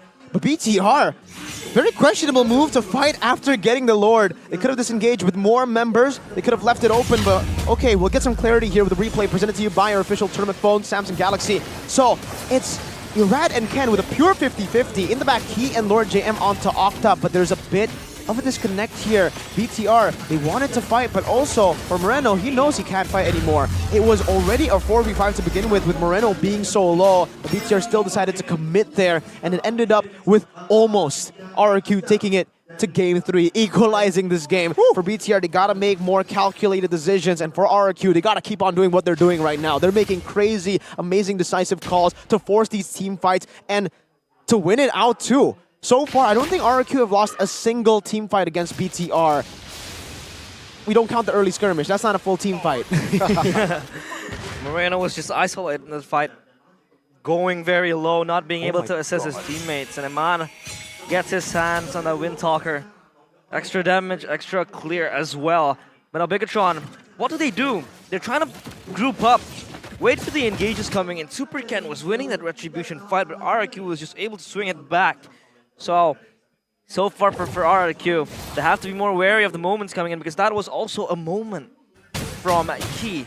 The implosion coming in towards Octa. Octa was caught, and that looks like, you know, one damage dealer off the charts, or off the board. So Bigetron was able to come in, but then again the calls were indecisive. So now RRQ, maybe they will just approach it slowly, but Brusco, I think, is going to be the Guardian Angel. Look, he's even deathless at this point. Yeah, deathless with Skylar too. Deathless. Only 2 members this game remain deathless, and it is Brusco and Skylar who've been playing a very, very good game. For BTR, man, that Windtalker build, so it is legit full glass cannon, and on top of that, he's also sold his boots. So even the mobility, they're going to play for Eman as a full hyper carry. You can see that even both purple and orange buffs have been given to Eman. There's a slow push built up top. Moreno is the one who's tasked with dealing with it, and RQ commit. They will commit the Circling Eagle and the final slash off towards Super Ken. Take a look at Romano. He is just free hitting. Good guiding win to help Irad escape. And let's see the reposition. Let's see what will Bigetron do here. Top side, not looking good for BTR. RQ, implosion early with the burst as well, taunt as well. Oh, good stun, but Key will be taken down, loses his immortality, but Skylar will finish the job. Take a look at Lord JM with the penalty zone, but no! Skylar finding the triple, and he will look for the Maniac as well as Super Ken caught isolated. But no, Matilda will find the kill, and Lord JM will be taken now. The Kings of Kings finding, avenging, and they will wipe Bigetron out. Skylar hoisting his crown in the team fight, close to a Maniac. 4 kills in his pocket as RRQ equalize, and they still keep Bigetron Ladies as and their gentlemen, rabbit laps. We got a game 3. Skylar. So many bans towards Skylar. The Claude, the Natan, the Bruno denied, and even the carry from RRQ themselves placed on a hero that was meant to fail. A hero with no Purify, a hero that was vulnerable to the Tigreal, and he still prevails with an unofficial Maniac. Could have been a Savage, unfortunately not for him, but Skylar, my goodness, what is this man made of? Glass Cannon build, play for Skylar, and they play it so well. Brusco always there to save him in the early game, and Skylar always there to carry RRQ in the late game. They pinned down Skylar on that Clint choice, no Purify, but you can't forget the fact that Octa was always there on the pounce, trying to cancel the implosions, trying to cancel the CCs with the Mystic Projectile. So I think that was a well-executed gameplay by RRQ. They were seldomly losing the fights. The team fights were all in their hands. So Bigetron, they were just faltering in that one. They had a very, very good early game with that kills coming in, the 3 kills in the early game. Even, you know, Lord JM was posing as a real Lord. But yeah, RRQ just pulled it back. Insane game. 3 kills in the early game led to RRQ winning game number 2. That was a crazy match. Crazy match. Crazier ending. And again, Skylar, what are you on? What? I don't know what he's on, but he certainly is our player of the game. I think I can say that before he even comes out because, man, his performance was insane. The spacing, and in the end, the executing. He flickered forward to get Moreno and Iman, who's playing a real good game this time around. And despite all the bans towards Skylar, no Natan, no Claude, no Natan, sorry, no Claude, no Nolan, and also no Carry. That's the hero that I was missing. He still popped off. On the Clint, ladies and gentlemen, on the Clint, 8-0 and 5, endless battle, Blade of Heptases, this build, plus the Berserker's Fury in the end. He also had a BOD at one point, okay? I don't know why he sold it. Winter Truncheon. To buy the Winter Truncheon, perhaps. Maybe. But he also had a BOD at one point, so he had so much base damage. He was dealing so much, plus the true damage from the endless battle. This is the highlights presented to you by our official gold partner, Ube as Gold. Early on, a very bad start to the game for RRQ. BTR were able to win out this crazy skirmish early by, I would say, Lord JM understanding who to target. The Gord was slain super early, and also RRQ miscalculating their early game by quite a bit. The Gord, though it is strong, I don't think it's as strong as the Vexana in the early stage of the game. And this was really how it all turned out for RRQ. Wow. Brusco, circling Eagle earlier to get away from the 4 members. So what I assumed to be a mistake from BTR earlier in that bottom lane was actually just Brusco outplaying them. They did not go for Brusco because Brusco circling Eagle around them and got the safety to save Skylar. This was the miscalculation from BTR though. The fact that they did get the Lord, but then they forced a team fight, this engage towards Dawn, also was a catalyst to how RRQ were able to just take control of this team fight. Lord JM goes into the back, but look at Skylar. Even on a hero like Clint, with limited mobility in these team fights, he was actually in the middle of everybody earlier when he got Iman. So it's not him playing in the back, just super safe with the positioning, playing full front to back. He's actually targeting the back line while in the middle, so he is spacing so well at a point where Iman can't reach him, but he can. That's the range advantage that he has in this matchup, the Clint against the Bruno. And BTR were definitely not expecting that Clint to come up. They wanted to give Bruno a good time in lane, but they completely forgot that this Clint can hold his own and can do that much damage. So that's why also, right, he had the Rupture, Weapon Mastery, and all the base damage.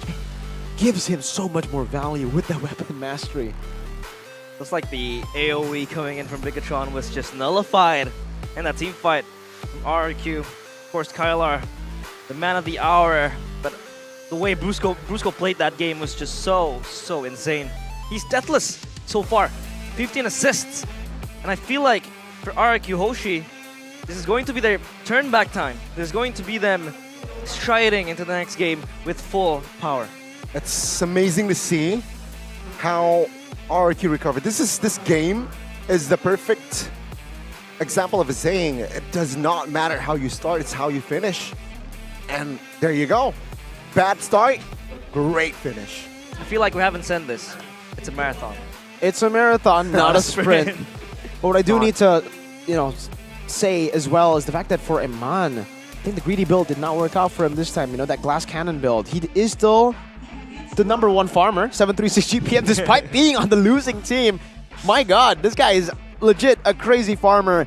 But still, with all that gold, he went for a glass cannon build. We've been really mentioning this in the game multiple times when he decided to go for the Endless Battle, the DHS, the Sea Halberd. Actually, not Endless Battle, just the Sea Halberd and the DHS over the Wind of Nature. And then selling the boost, not for Wind of Nature, but for Wind Talker too. I think that really hurt him in the later stage, because if he had Winning Nature, maybe that fight would have gone a different way.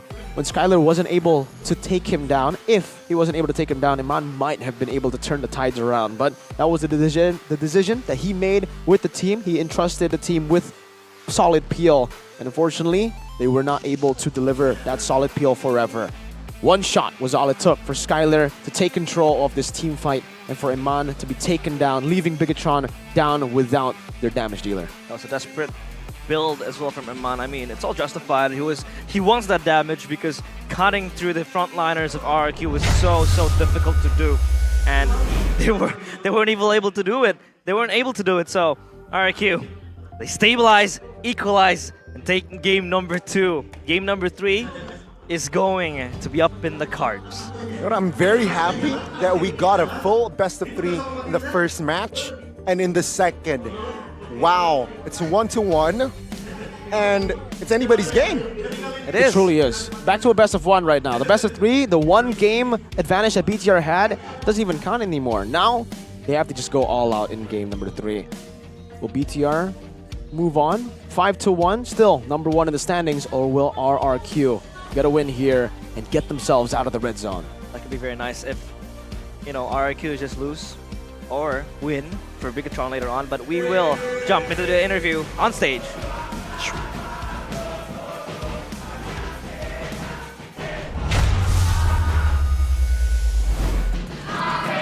Wah. Ini ada apa? Semangat. Bentar. Tahu bahwa RRQ tetap nomor 1. Wow, bentar nih. Wah, ini ada apa semangatnya ini? Kayaknya berapi-api banget pokoknya semangatnya kalau Kingdom kita ngomonginnya. Apa sih kunci dari semangat kalian nih Kingdom? Kesetiaan. Selain terhadap itu, kesetiaan? puasa sih. Puasa. Iya. Puasa makin semangat lagi ya? Iya, soalnya habis berebut takjir kan panas tuh kan. Makanya diluapan emosinya untuk wah anjing gua nggak kebagian gua nggak kebagian takjil nih. Emang udah kelihatan nih semangatnya ya. Jadi akhirnya datang ke sini luapkan semua dengan cara memberikan hype positif. Oke, jadi meluapkan dengan energi positif nih para Kingdom memang luar biasa. Kalau ngomongin Kingdom memang semangatnya itu luar biasa. Sering banget pokoknya bilangnya kalau setiap match RRQ main Kingdom pasti hadir. Iya betul. Tapi ini yang menarik hari ini. Ada apa dengan kacamata hitam kalian? Terlalu silau kamu lihat RRQ? Enggak sih, biar ganteng aja. Biar ganteng aja. Kan udah ganteng. Tanpa kacamata udah ganteng. Emang gue ganteng ya? Iya bener. Kata mama. Yang lain dong. Yang lain tuh kenapa pakai kacamata hitam? Biar keren aja. Biar kayak permainan RRQ. Oh, kayak permainan RRQ. Tapi yang di tengah juga nih, Hi Kingdom. Ini dari Palembang. Ini beneran dari Palembang? Iya, bener. Ada RRQ keliling kota di Palembang. Ada RRQ keliling kota di Palembang. Jadi nyemangatin juga ya. Luar biasa Kingdom ini ada di mana-mana. Semangatnya juga meluas nih ke seluruh provinsi di Indonesia ya. Tapi anyway, ini penasaran nih. Ini kalau tadi kan kacamata hitam biar keren nih. Iya. Kalau rambutnya itu ada ini ada teorinya sebenarnya. Apa tuh teorinya? Karena kan diikatnya di bawah, ini posisi RRQ sekarang. Ntar tiba-tiba diikatnya di atas. Oh gitu ya, jadi ngikutin ya? Iya. Jadi ini tuh ibaratkan sebuah proses kita dari bawah baru menuju ke atas. Wah, bijaknya. Iya. Emang gak sia-sia puasanya ya. Gak sia-sia. Langsung jadi bijak banget ya ini ya.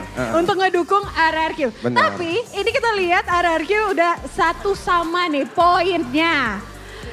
Gimana tuh nyemangatin biar match kali ini di game point, match point di game ketiga bisa diamankan oleh RRQ nih? Yang pertama pastinya tetap fokus. Jangan kepancing emosi, jangan struggle. Tetap bermain sabar, tetap menjadilah sebuah tim. Karena ini adalah permainan tim, bukan permainan individu. Langsung serius dong, langsung serius nih. Karena yang terpenting adalah di saat kalian jago bermain di rank, bukan berarti kalian bisa untuk bermain tim. Wow. Tapi bermainlah sebagai tim agar kalian mendapatkan itu semua dengan sama-sama. Emang Kingdom ini seru, kocak, tapi bisa berwibawa juga ya. Iya.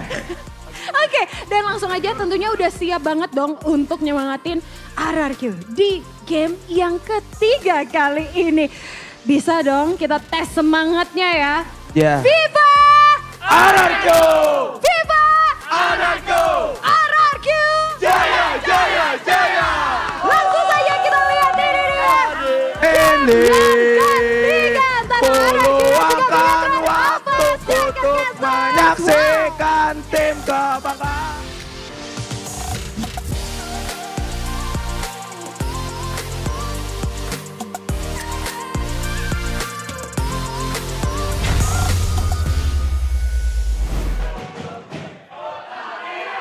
You can still hear him. A symphony of cheers coming from the kingdom, backing their kings from behind. Will this momentum carry on towards game number 3? It definitely could. That's what we saw from Evos and no, actually no. RRQ won game 1 that time round, but game 3 RRQ is quite scary. Usually game 3 RRQ is where or when they pick up these crazy picks. Yesterday it was a Roger in the gold lane. Yes, folks, we had a Roger in the gold lane. Ren did that. And it worked. And they won. It worked really, really well with the Nana in the mid lane too. That combination that we might see crazy pocket picks for RRQ. We'll see if that actually does happen later on. But it's on. Game 3 for BTR versus RRQ. BTR on their way to number 1 to stay number 1, and RRQ on their way out of the red zone. It's very nice to see Skylar getting his hands on the pocket picks.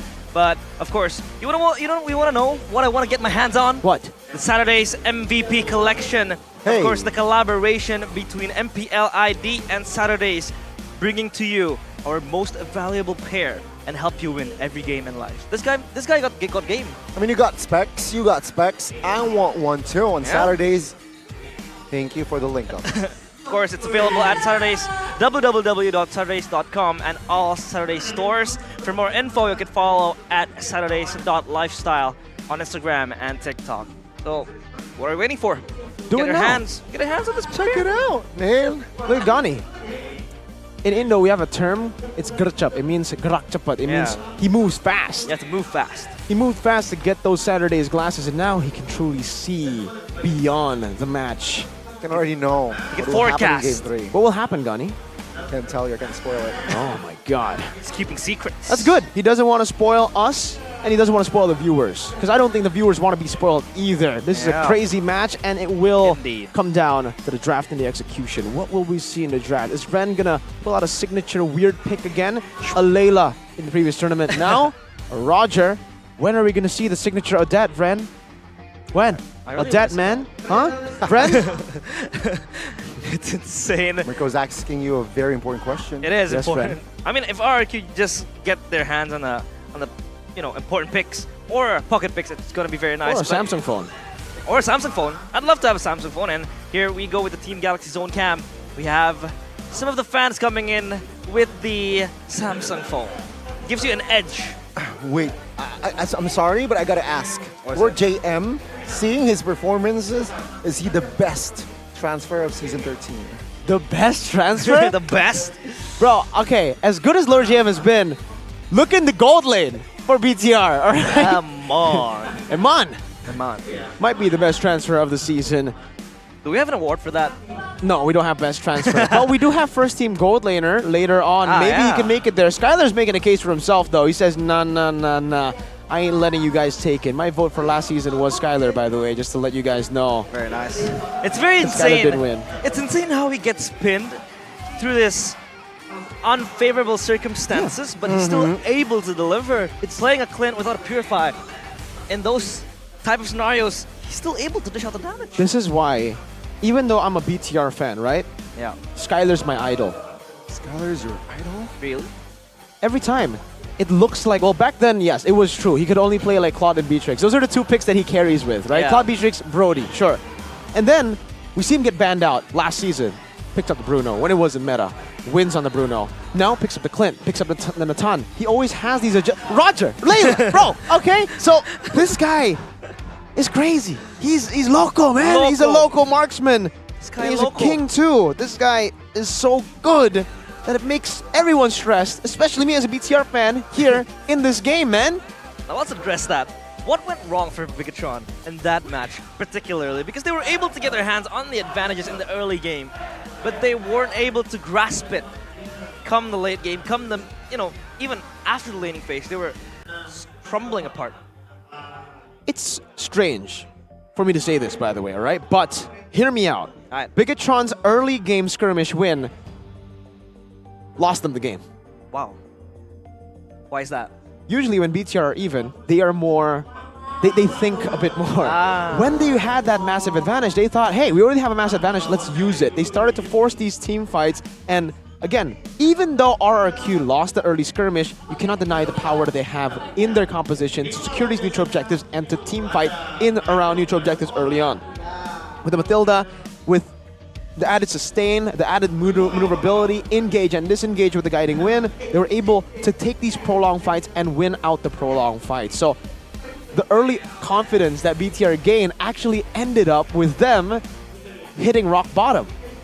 So adrenaline, psychological approach. An early win gave them a reality check. Basically, yeah, it was bad. The early game was actually good, but bad for them.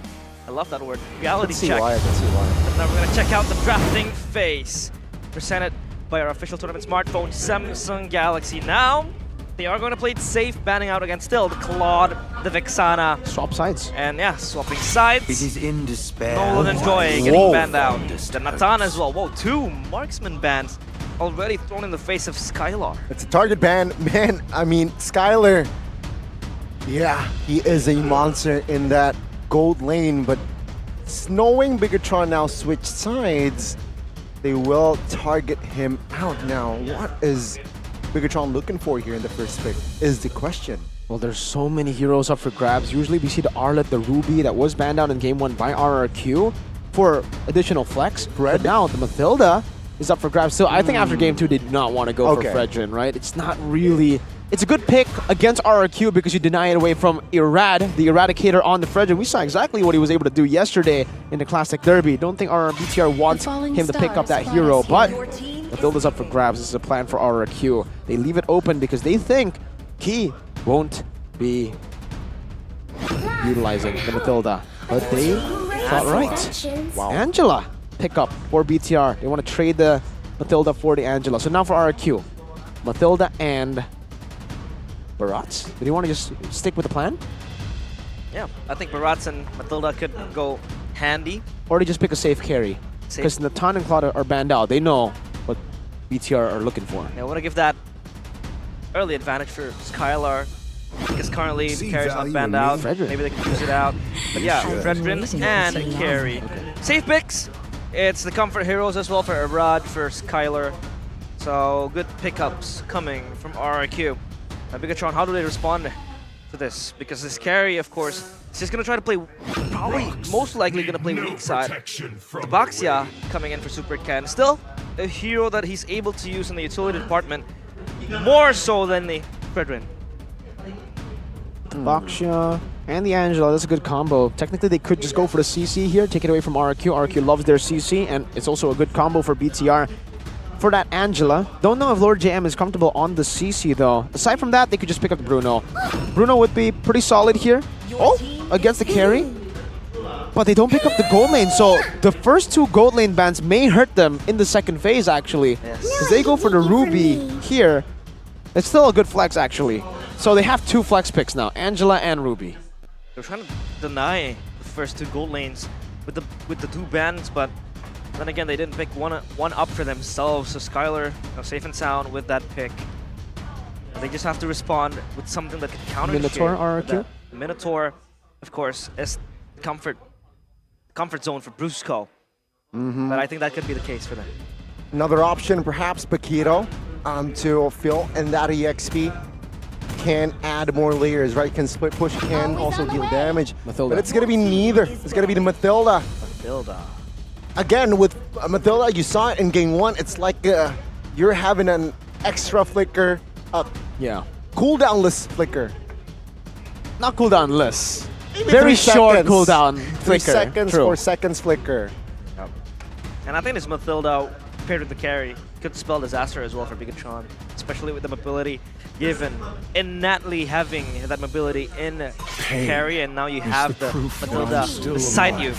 That could be very nice. Now they just have to ban out all the possible counters towards Skylar, towards this carry, so that they could have a good time in that goal lane. Yeah, probably it's going to be the Brody Bruno. That's a good X-Borg ban, knowing that RQ already have crazy shred with the carry. Yep. You gotta take the X-Borg out. If it's an X-Borg carry, then BTR will just be kited out of existence. But let's take a look at both the XP laners here. Most used heroes, it's Paquito for Lord JM, and it is CC for Dawn.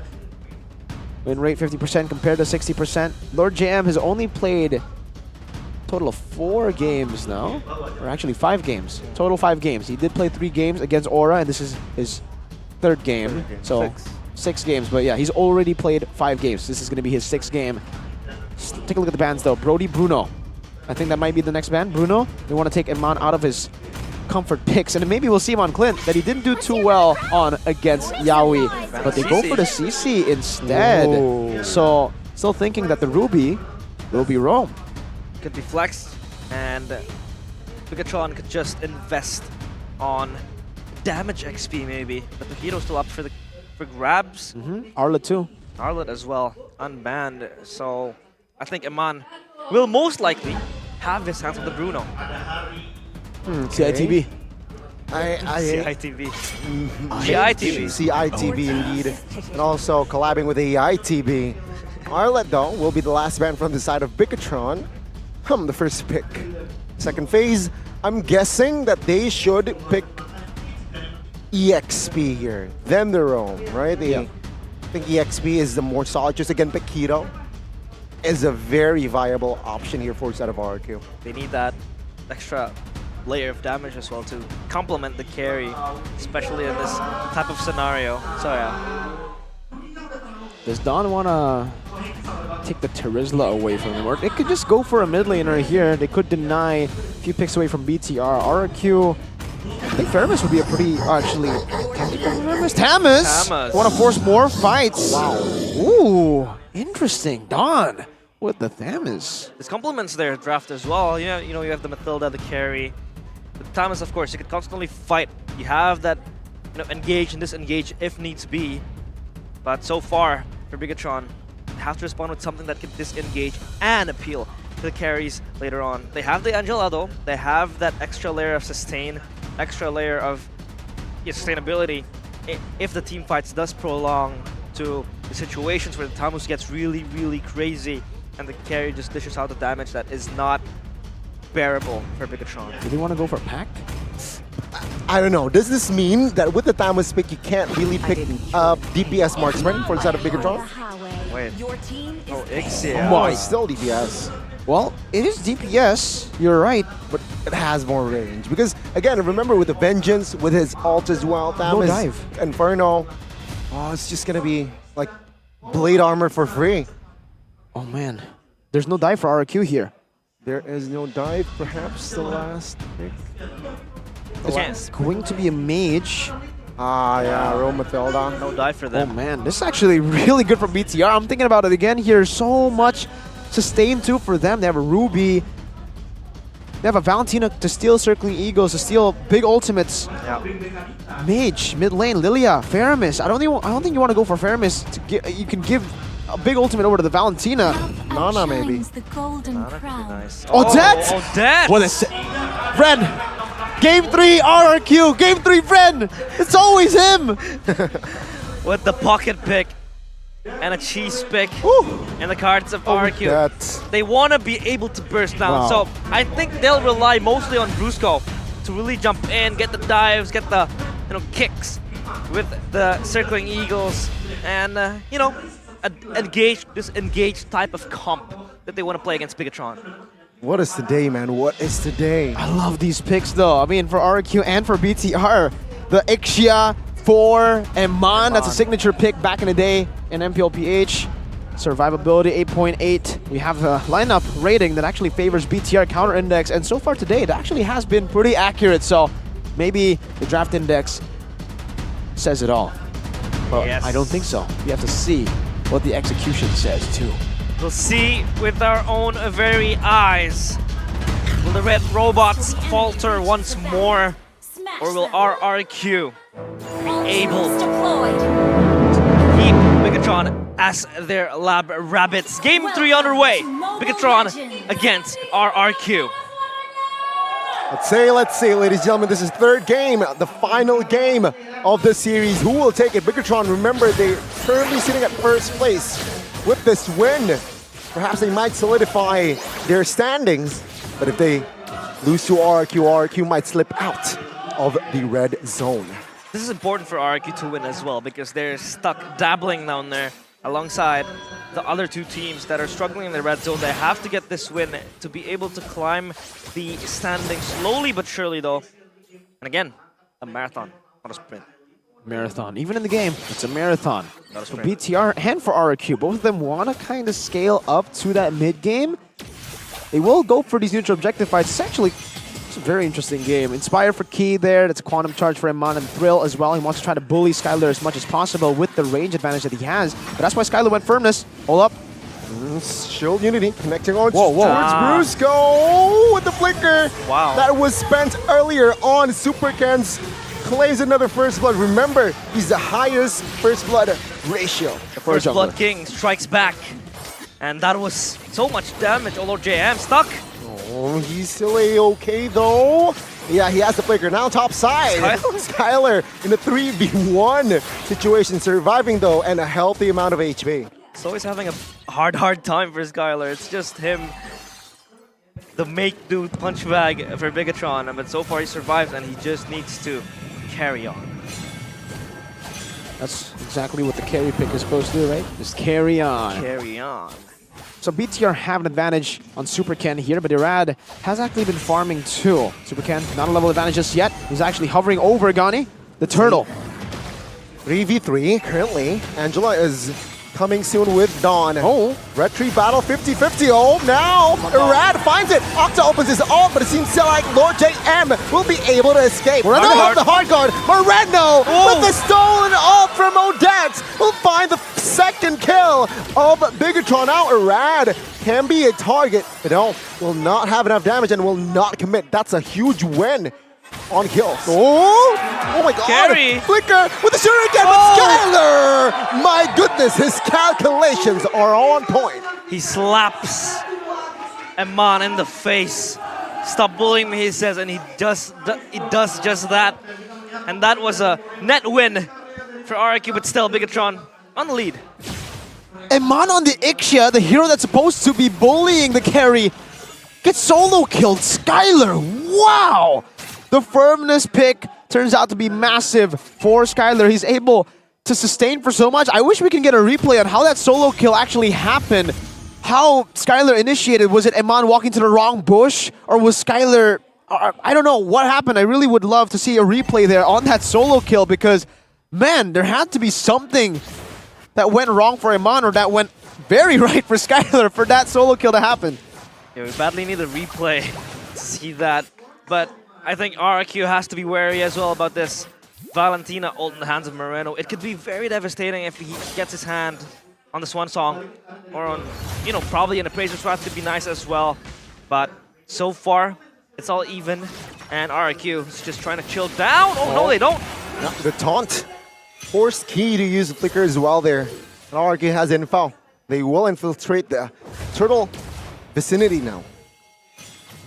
Now, for RRQ, they don't have a gold lead yet, by the way. So, even though, yes, Skylar is ahead in the gold lane, BTR still have an advantage when it comes down to the trio mid department in the neutral objective. They also have more global presence with the Angela up top. Oh, they are committing onto a circling eagle. Lord JM now half HP. Good stun by Super Ken. Good pull as well. Swan Song will remove Octa. And now Dawn in trouble in the midst of it all. And will be taken down by the full barrage. But no, Moreno actually will have the final say in claiming the double. RRQ now zoned out of this turtle. But it seems like now Brusco will help Irad to find an escape route. But yeah, they want more. Bigetron, they see an opening, and they will take the purple here. Again, this one song, very clutch for Moreno. You can see Octa just getting bursted down, but Skylar is just doing his own thing up in the gold lane. And Aman, I think he'd always be able to just hit from the back line, especially when you have the full barrage. And Skylar not having a good time, but so far it's all good for him. Yeah, he's still staying in the lane. Ixia, actually, Iman was more active. He had to suffer a little bit of a defeat in that gold lane, though. Look at the turret. It's so low. Skylar still is holding the lead in that gold lane against Iman, but everybody else, like we mentioned earlier, BTR are ahead in the other lanes. That's why they can actually do that. And that's why also I was thinking more Lilia for RRQ in the draft. The Odette, though flashy and cool, and a very signature Ren pick, it is a big ultimate that BTR can steal, and they have been able to steal it twice, winning them the team fight twice. It's been utilized in a very, very good way, giving them that extra punch, especially when the XC is not online. Going all in on towards Ski this time, has no flicker. Well, has the flicker, but will not use it, and will be punished topside. Good reaction from RRQ, just spending more members, trying to push out, make this game uncomfortable for Iman. And I think RRQ is just trying to slowly creep in and get their items, get their laners online, get their power spikes going on. But again, you have to be wary of Moreno. They're still playing for Skylar a lot. They have Corrosion Sights. He's actually 500 gold up now compared to the Ixia. So he will have the golden staff first over the DHS for the Ixia. But they're actually not too far apart from each other. Only 600 gold. Not any game changer, just a significant advantage. And Angela will actually be the one who gets sent up top to clear out the waves against Skylar. Not too sure about this because Skylar can really ignore Key. Goes in, has the brace, but actually does that much damage with one combo. Iman. Let's see. Stuck.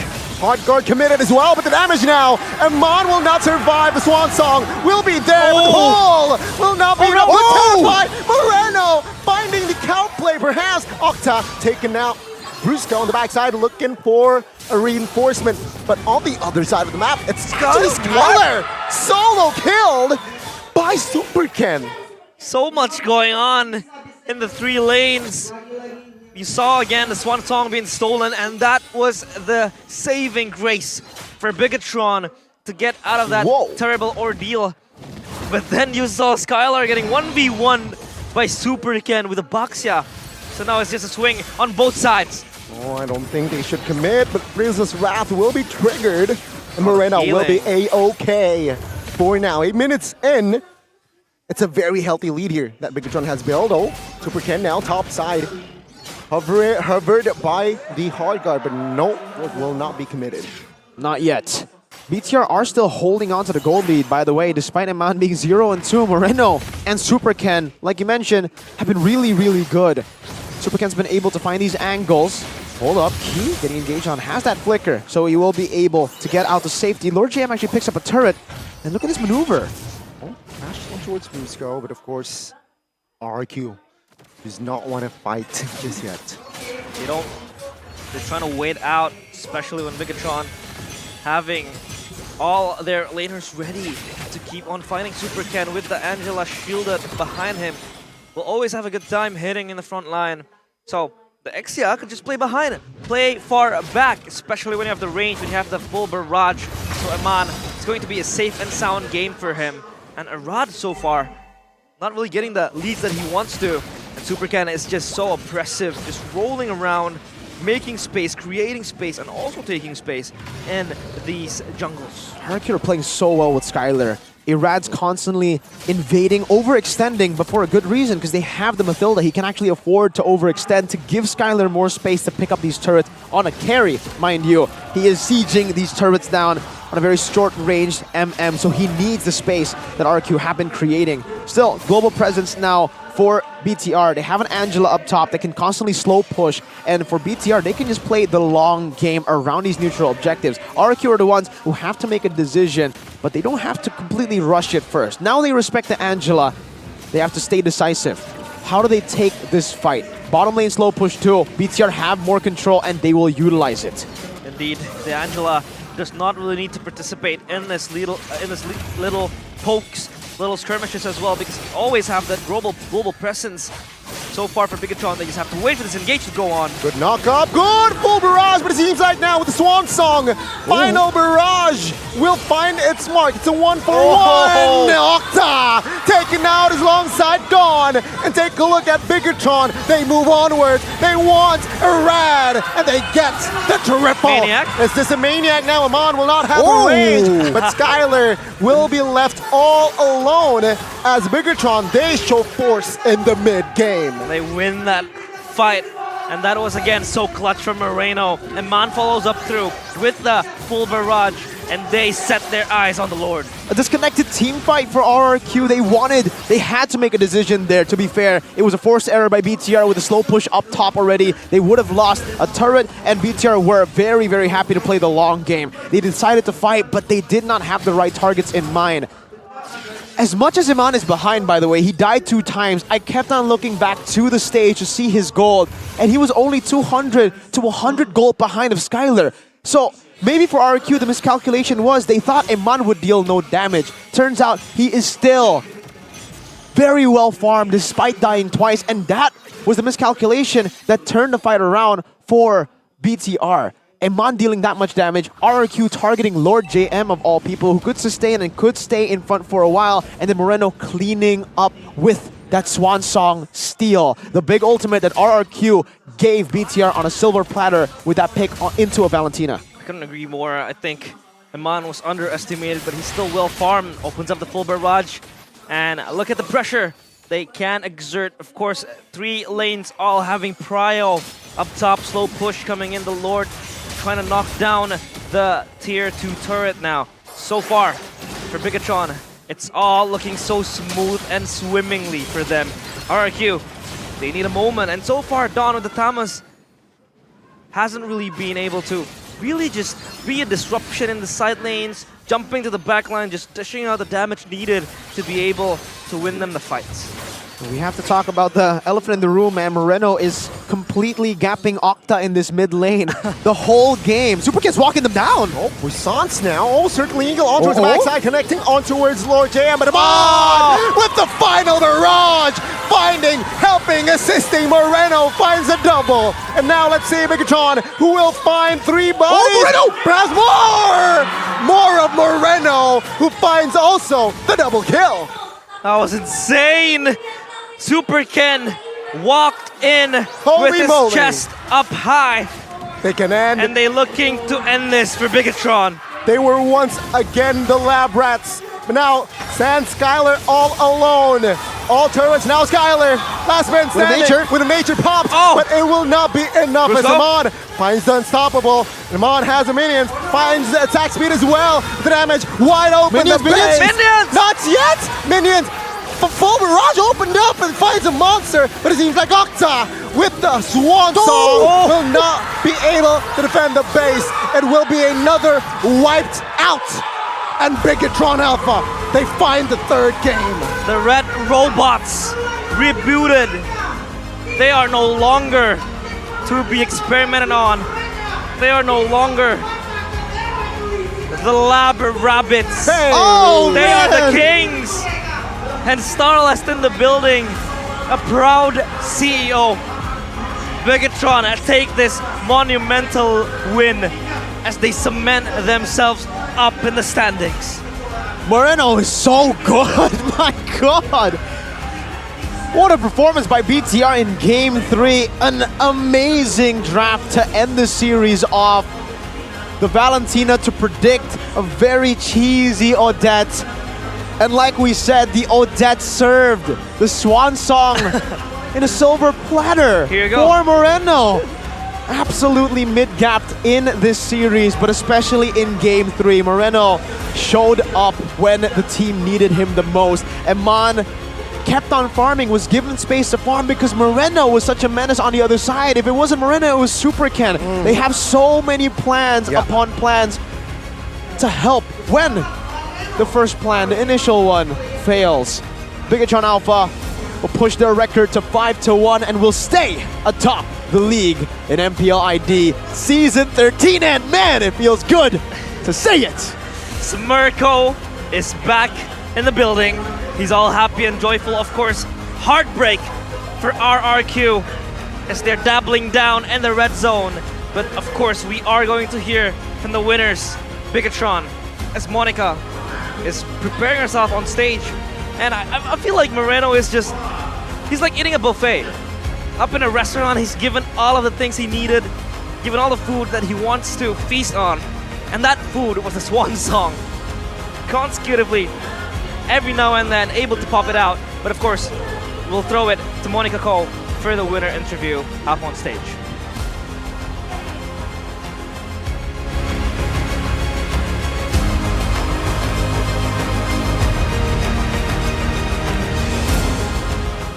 Bigetroopers, mana suaranya untuk Bigetron Alpha?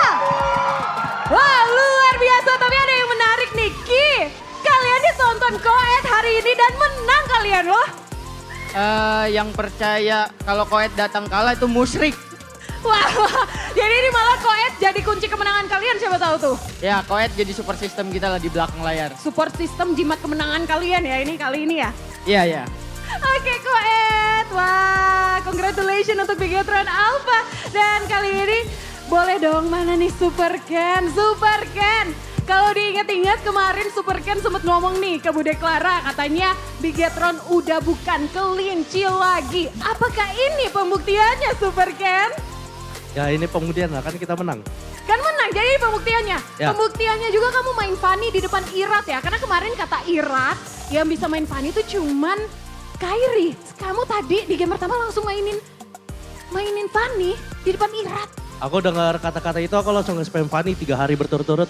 Wow, jadi udah disiapin ya. Ya.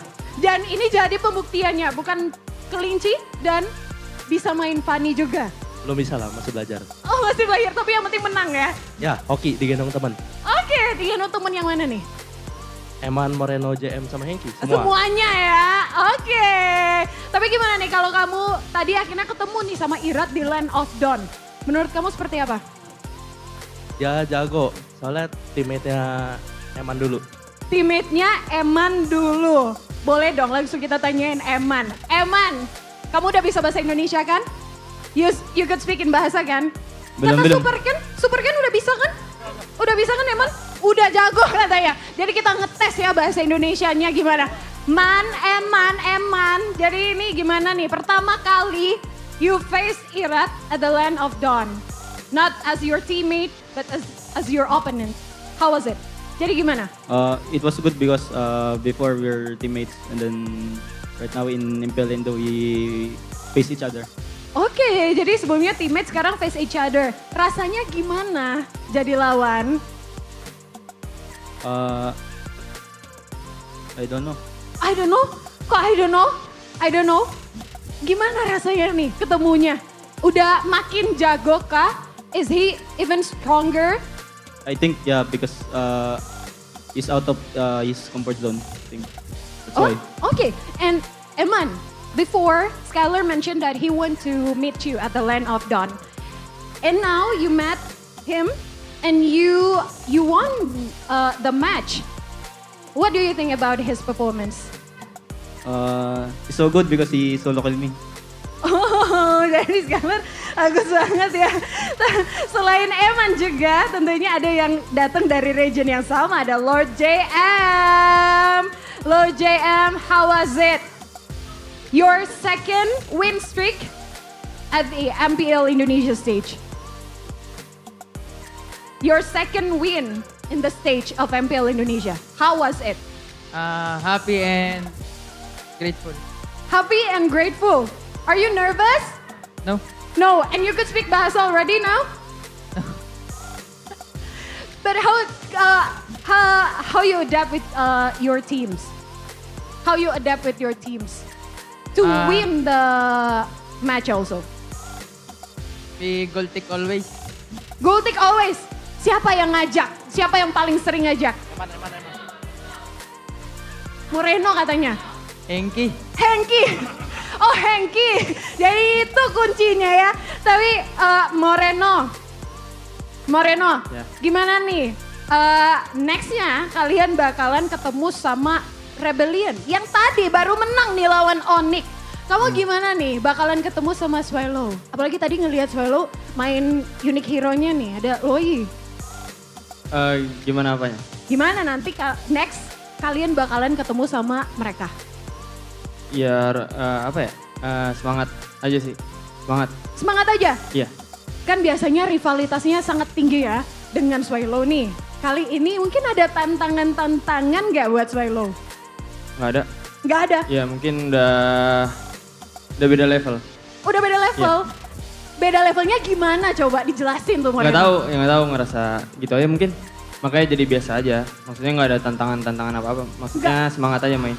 Oke semangat aja. Bisa Ya. dijelasin nggak levelnya yang gimana tuh? Maksudnya yang siapa levelnya lebih tinggi atau mungkin? Dia mungkin lebih tinggi. Oh dia lebih Iya, tinggi. Jadi iya. berarti Moreno yang semakin semangat ya Iya, ngadepinnya iya, biar bisa bener. ngejar levelnya ya? Bener banget, bener.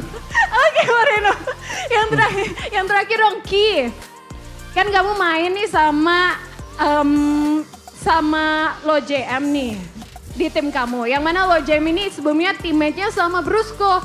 Udah dapet tips-tips dari Lord JM kah biar bisa ngadepin Brusco apa gimana nih? Nggak ada sih, si JM lebih ngasih kemotivasi ke aku aja sih. Dia bilang Brusco lebih jago katanya. Oh, jadi kamu merasa tertantang, Ya, jadi jadinya- menang Ya jadinya aku tertantang gitu. dan sering ngajak dia ke Gultik ya?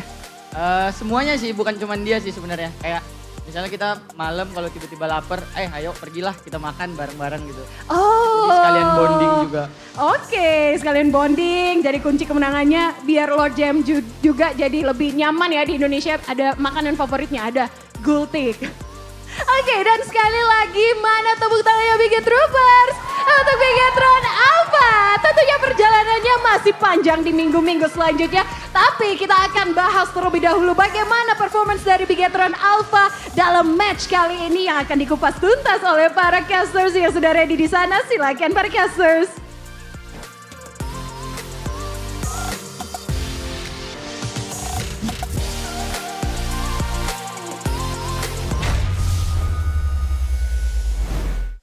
Robots unchained, rabbits no more. They have escaped the lab and dunked on RRQ on the last game. They are up there now, cementing their spot on the top. What's that?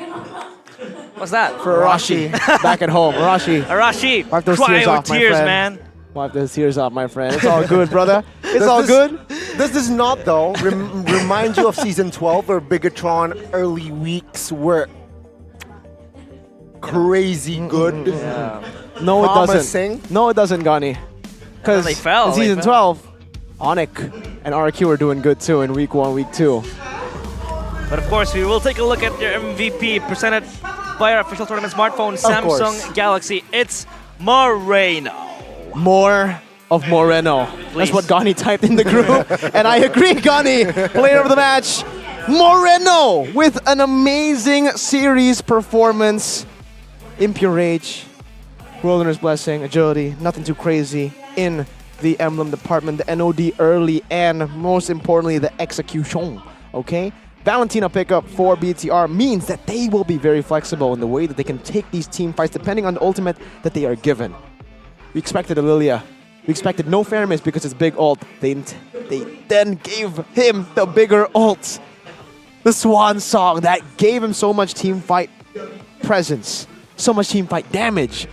I will not be surprised if he dealt more damage than Eman this game for sure. 7-1-4 stellar KDA. When Moreno needs to carry, he carries. When Moreno doesn't need to carry and he needs to play utility, he does exactly that. He does what he's told to do. And this game, when Eman was falling behind, when Lord JM was low, when RQ used all their resources, more of Moreno came by with the Swan Song. Look at the positioning, acting as the carry, as the executor every single time, waiting for the moment to strike, and then singing the Swan Song. Swan Song was sung for Moreno, and he made that song his. It was so irritating for RRQ to face the stolen Swan Song. It was giving them so much damage, turning tides around where they were able to cut through the first line of defense. Moreno was there as a backup, as the player who will turn tides around with that Swan Song. And look at the bravery, look at the confidence in Super Ken's maneuvers. He knows he has that hard guard equipped to him, and he was just rolling around. Of course, Eman, again, they underestimated him. They thought that he wouldn't be able to farm the items. He was under-farmed. He did not have the damage needed, but he was there. just bursting, just giving out blitzing, especially with the full barrage you can hit from so far behind. RRQ did not even touch Eman in those final fights. RQ did so well for themselves in the early game to shut Eman down, really. Skylar did an amazing job against Eman on the Ixia. The Ixia should be able to outrange, to outpoke, to outtrade the carry. But then we have the Mew God himself, the Meme Lord, Moreno. He's mewed up. He's mewed up. He's all mewed up. 19-7. Concussive blast. All right. Really, I was so impressed by Skylar winning it out against Eman in the lane. But then we take a look at the game. The fact that, okay, firstly, Moreno did a whole lot. Super Ken did too. But through the space that Moreno and Ken created, Eman kept on farming. He died twice. Indeed. He got picked off once, and he got solo killed once by Skylar. And his gold, after all that, was only, I think, 200 behind of Skylar. 200, 300. The maximum gold lead that Skylar had in this game against Eman was 580, if I'm not mistaken. And that's when he died twice. So this guy is a crazy farmer. He ended the game with 11,816 gold. Died twice. Hide your crops. In the early game. Hide your crops. Hide your crops because Eman will take it away from you. Harvest it. Harvest your crops before Eman does it for you. This guy, welcome to the rice fields. Eman loves farming and he's so efficient with the farming, really. Damage dealt, it's actually still Eman. Rich guy, obviously Eman with 11,894 GPM. We always glaze at Eman with his farming, but seriously, 970 yesterday, 960 in the game after the 970 game, and now 894, close to 900 again.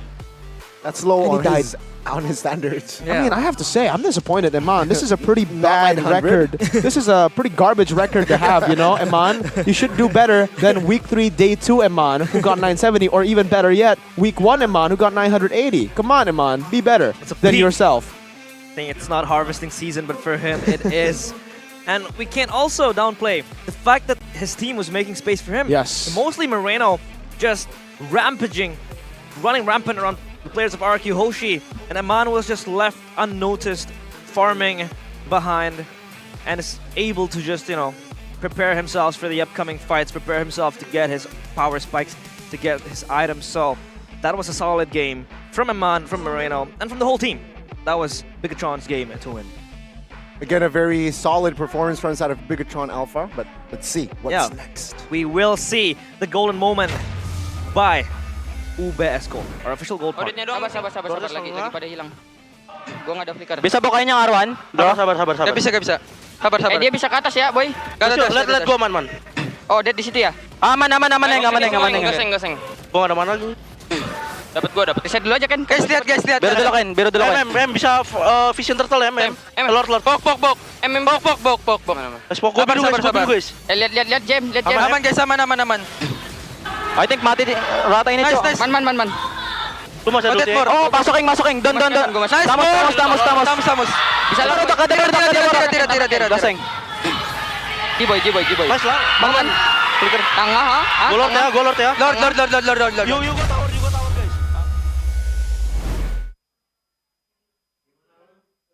I'm trying to mew. It's mewing time. It's mewing time. It is mewing time. It was Moreno's time. It was stepping up huge for Bigetron as they take the victory against RRQ, cementing their spot up there, cold, alone, without any friends. But they're up there as the leaders of the standings currently. I need a new jacket. Smirko. Smirko is online. Smirko is online. Wow, I really want to see the standings now for some reason. I think we could see. Should not change. I think nothing changed then, right? I think so. Nothing. RQ still 7. Yeah.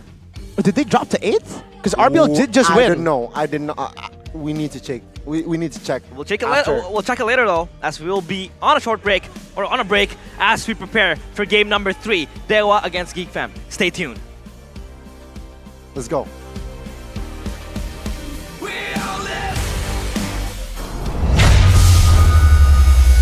Welcome to MPL Indonesia Season 13.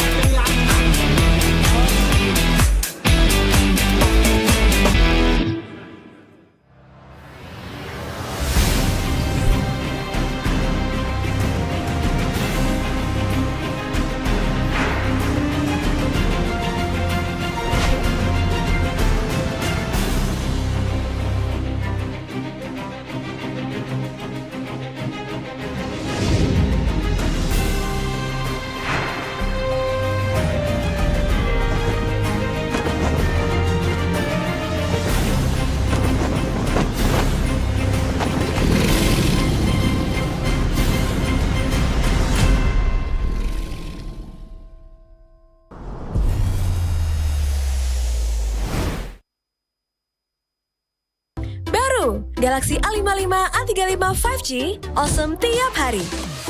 Ini Galaxy A55 5G. Ngegame lancar, win streak terus-terusan, bisa tahan 2 harian. Nah, ini Galaxy A35 5G. Bisa terus berkreasi walau dalam gelap, dan tanpa batas. Makin aman dengan Roxfold.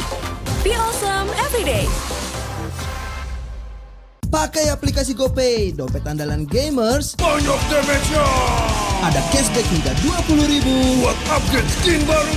Jika seringan nggak makan memori, HP lemot bisa victory. Top up langsung dalam game tanpa hambatan. Ikutan selebrasi MPL di aplikasi GoPay. Menangkan total hadiah ratusan juta. Bonus stage. Gratis 100 kali transfer kemana aja. Beli pulsa harga termurah. Scan juris dengan mudah. Download sebelum mabarkan.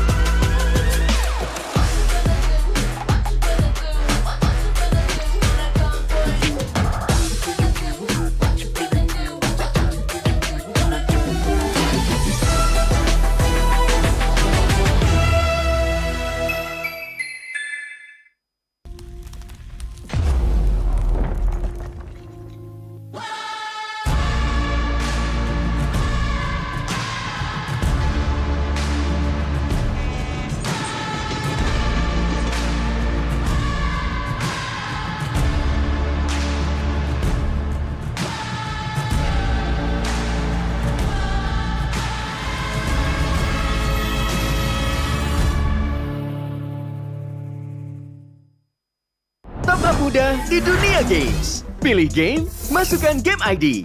Pilih Diamond, masukkan kode promo, dan pilih metode pembayaran. Masukkan kode OTP. Selamat, kamu dapat tambahan kuota. Upgrade gameplaymu sekarang. Game Smash andalanku bikin mainku semakin hebat. Tukar DG rings, diamond dan voucher game kau dapat. Main MOBA apa aja win streak di tanganmu. Cuma Game Smash makin no debat. Beli paketnya dan aktifkan boosternya sekarang. Character select. Bener. You lapar.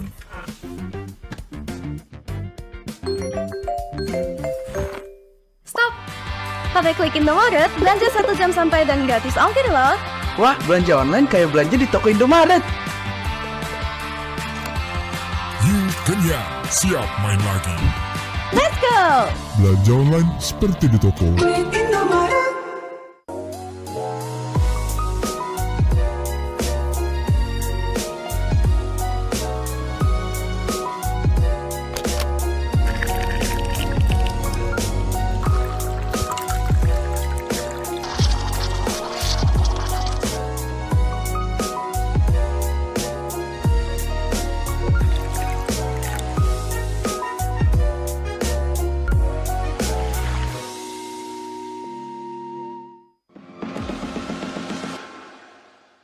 It's only you who rocks my world.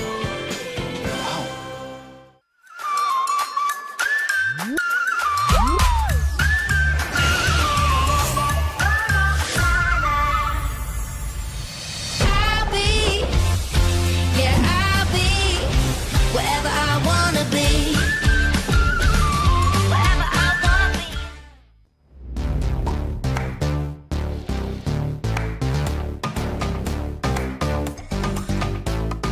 We don't need no sleep because the party.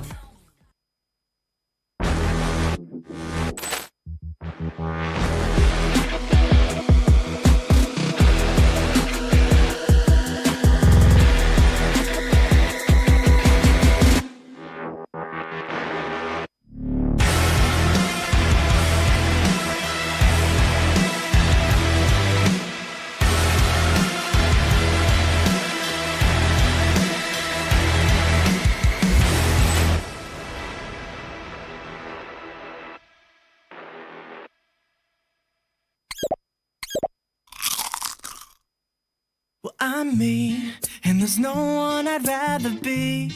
You can sit around and wait and see. For a moment, I'll be standing free. So hurry up and wait for me.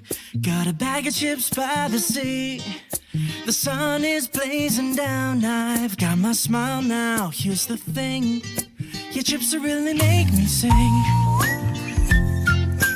Come on, relax and have some chips with me. Chill out, lay back, I'm right where I wanna be. We've got time to take it easy.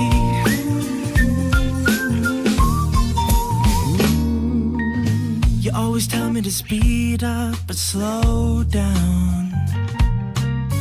I've been kicking my feet up and just going to town. A bag of chips in hand, I got nothing planned, yeah. Good treats by the sand, you know I wanna chow down. Oh yeah. So when you ask me if I'm gonna stay, I'm promising you I will. 'Cause there's one thing we gotta do.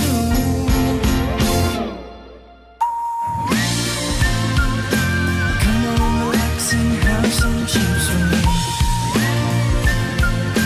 Chill out, lay back, and right where I wanna be. We've got time to take. And I'm all that I wanna be.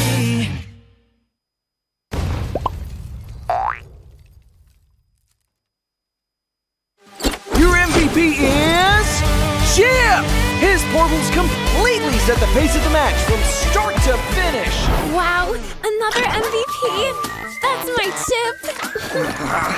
Just doing my job. Can I see the highlights? I'm off the clock. Yeah, I can't wait to see your portals in action. Looks like Red Team's trying to catch Chip alone up top, but he just calmly got his portal and Alpha ults in to flip this fight around. A great example of skills persisting through portals. Double kill. Cyclops is taking a serious beating from Gord, but it's Chip to the rescue. Will he make it? What a clutch save! Poor Gord just got jumped JJK style. Arlot's just in time for the buy one, get one special. Man, next time look before you enter enemy portals.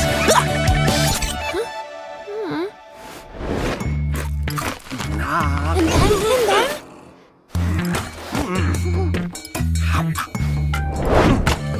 Wow.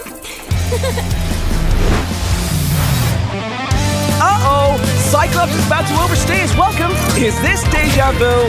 Oh, wait for it, boom! And Melissa joins the party. Chip runs a Pixie Siege. Jeez, what a massacre!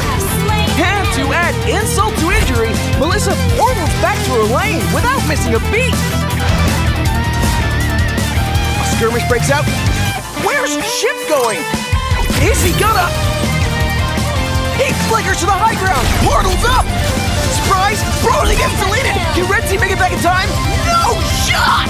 What an insane portal strat!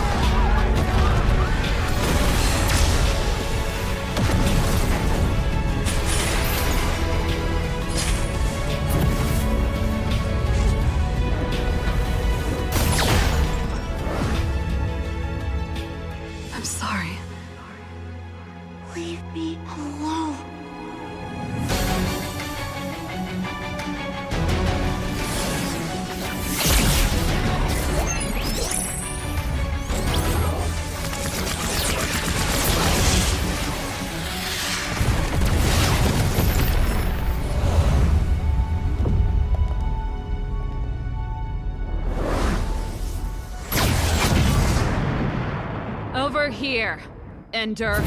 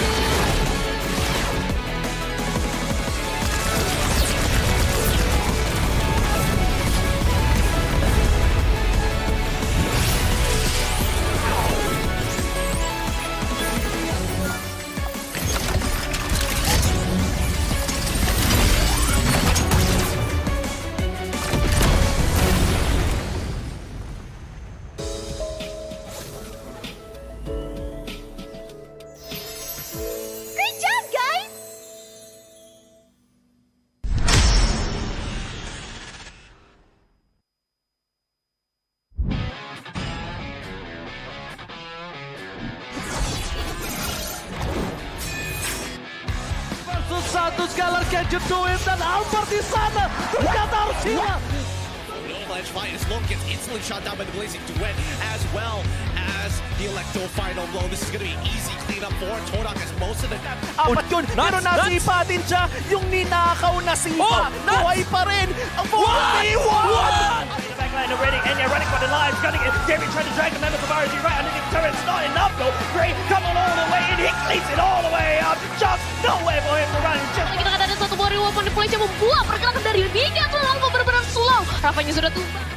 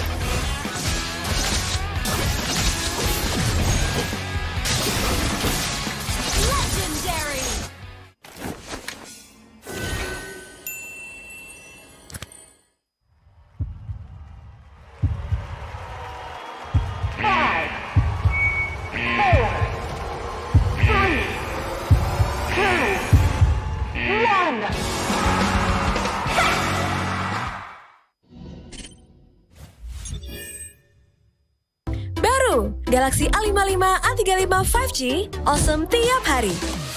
Ini Galaxy A55 5G.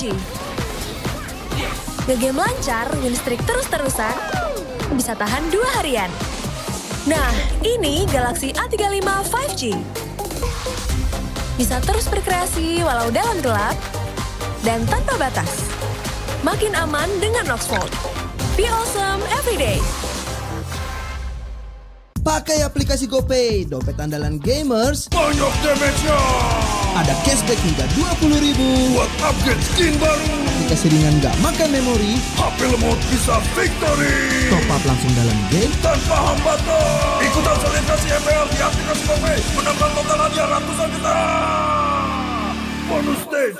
Gratis 100 kali transfer kemana aja. Beli pulsa harga termurah. Scan QRIS dengan mudah. Download sebelum mabarkan.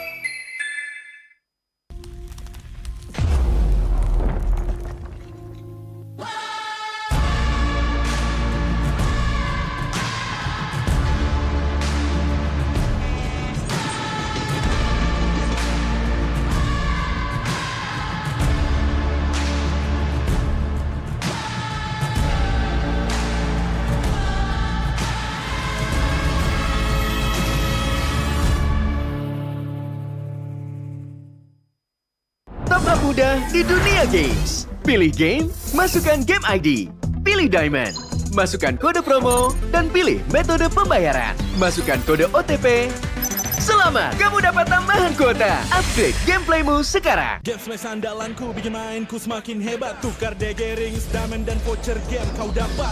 Main MOBA apa aja Wisrik di tanganmu. Cuma game smash makin no debat. Beli paketnya dan aktifkan boosternya sekarang. Character select. Bener. You lapar.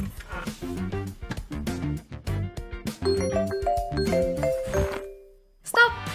Pakai klik Indomaret, belanja 1 jam sampai dan gratis ongkir loh. Wah, belanja online kayak belanja di toko Indomaret. You kenyang, siap main lagi. Let's go! Belanja online seperti di toko.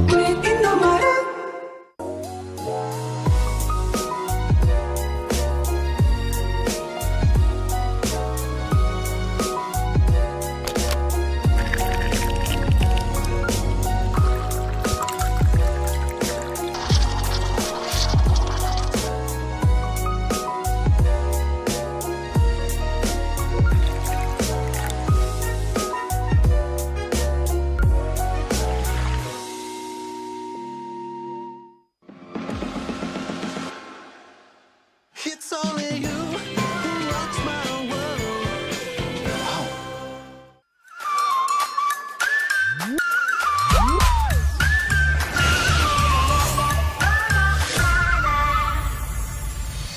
I'll be, yeah, I'll be wherever I wanna be. Wherever I wanna be.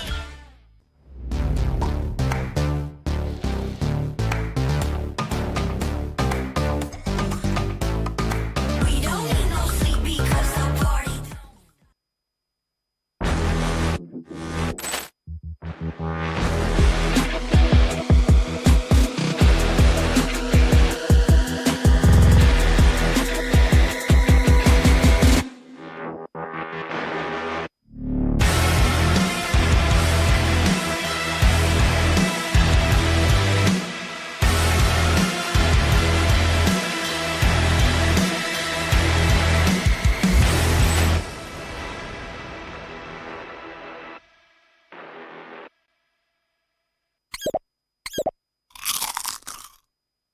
Well, I'm me, and there's no one I'd rather be. You can sit around and wait and see. For a moment, I'll be standing free. So hurry up and wait for me. Got a bag of chips by the sea. The sun is blazing down. I've got my smile now. Here's the thing. Your chips will really make me sing. Come on, relax and have some chips with me. Chill out, lay back, I'm right where I wanna be. We've got time to take it easy.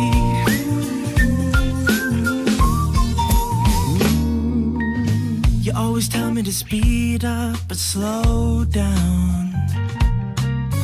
I've been kicking my feet up and just going to town. A bag of chips in hand, I got nothing planned, yeah. Good treats by the sand, you know I wanna chow down. Oh yeah. So when you ask me if I'm gonna stay, I'm promising you I will. 'Cause there's one thing we gotta do.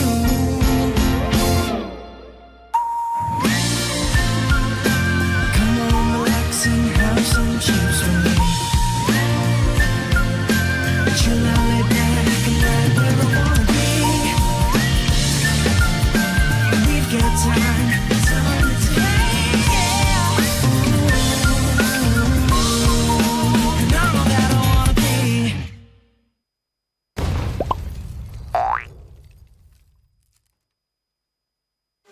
Your MVP is Chip! His portals completely set the pace of the match from start to finish. Wow, another MVP. That's my chip. Just doing my job. Can I see the highlights? I'm off the clock. Yeah, I can't to see your portals in action. Looks like Red Team's trying to catch Chip alone up top. But he just calmly dropped his portal and Alpha ults in to flip this fight around. A great example of skills persisting through portals. Double kill. Cyclops is taking a serious beating from Gord. But it's Chip to the rescue. Will he make it? What a clutch save! Poor Gord just got jumped JJK style. Arlot's just in time for the buy one, get one special. Man, next time look before you enter enemy portals.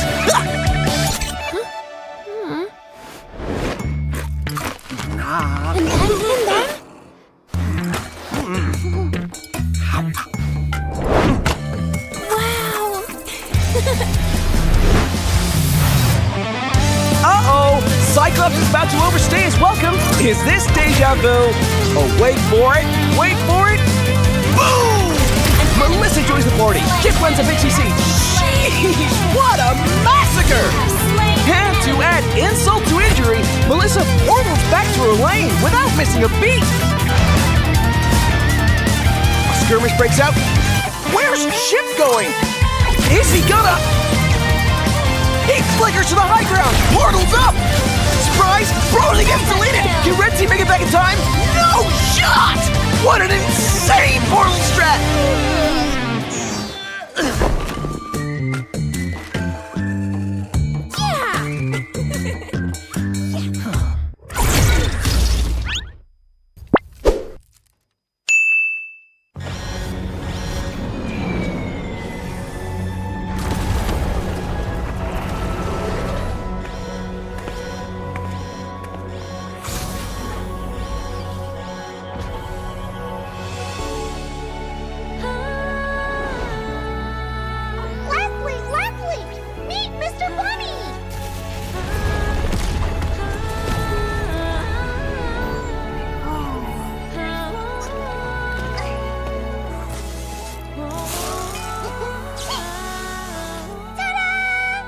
You'll be the best sniper ever! No! Hit the decoy!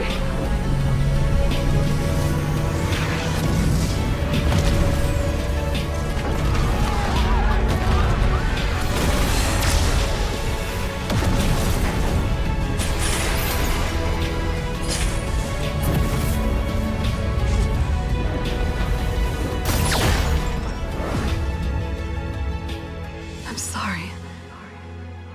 Leave me alone.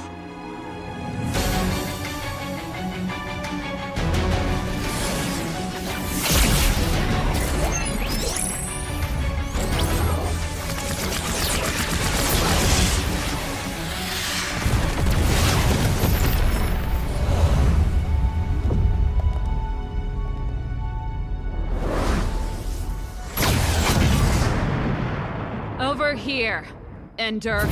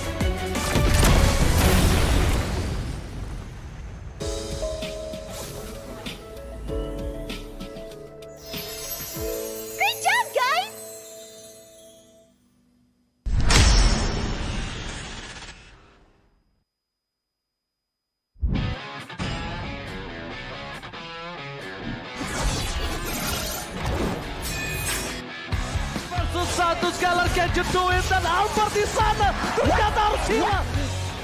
edge fight. His low gets instantly shot down by the blazing duet, as well as the electro final blow. This is gonna be easy cleanup for Todak as most of the Apat yun, pero nasipa din siya. Yung ninakaw na sipa, buhay pa rin. Ang 4v1!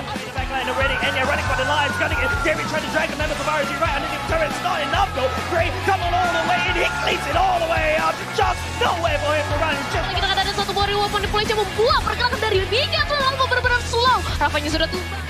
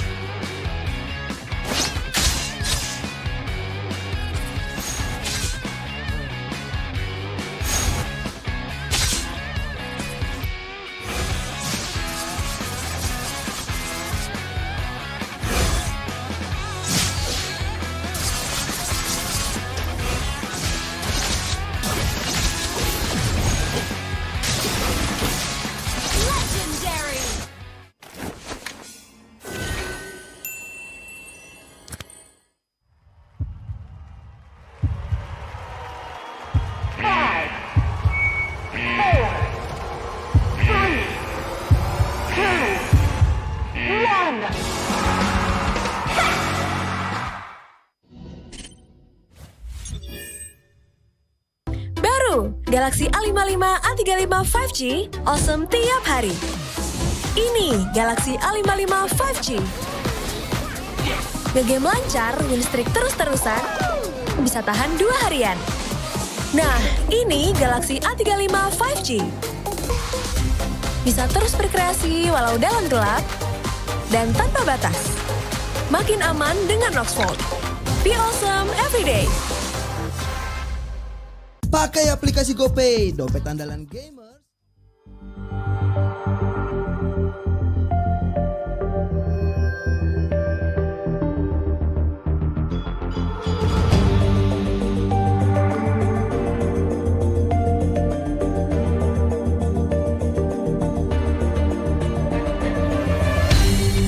Aku kan berdiri dan terus berlari, terus ke arah puncak tertinggi. Ku takkan berhenti, hanya sampai di sini. Kemenangan abadi menanti. You know we won't miss if we unite our focus. And if you haven't noticed, we all nyalakan apimu, hadapi semua tantangan, hadap semua serangan, jatuh bukan halangan, bakar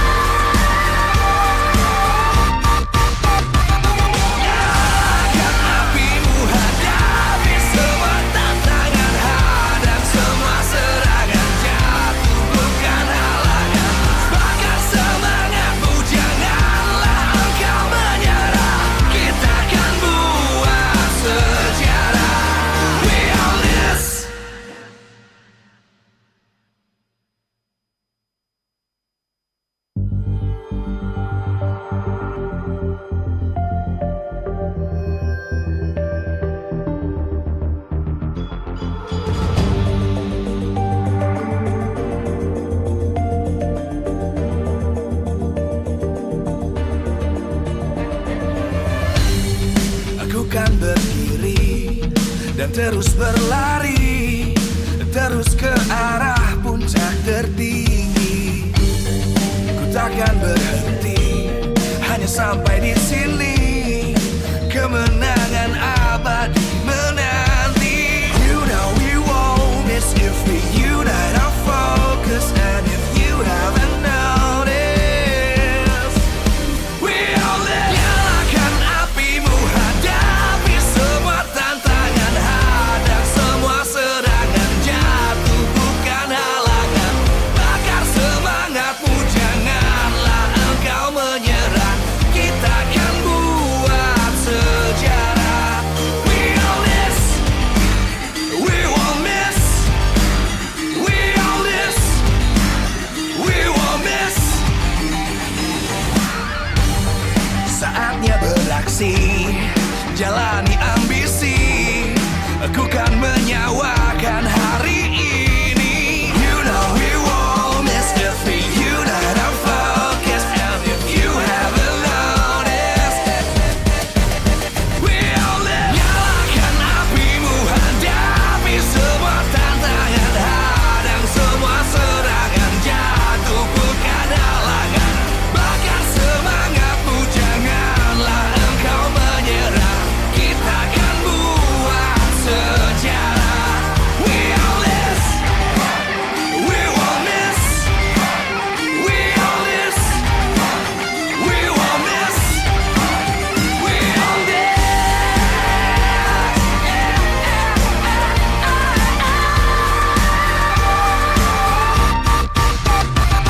Nyalakan apimu, hadapi semua tantangan, hadang semua serangan, jatuh bukan halangan. Bakar semangatmu, janganlah engkau menyerah. Kita akan buat sejarah. We all this.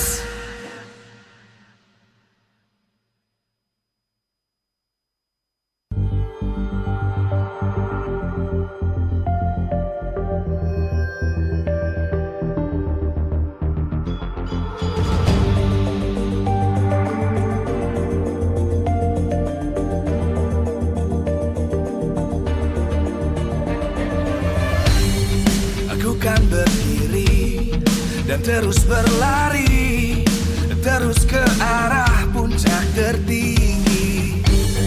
Ku takkan berhenti, hanya sampai di sini.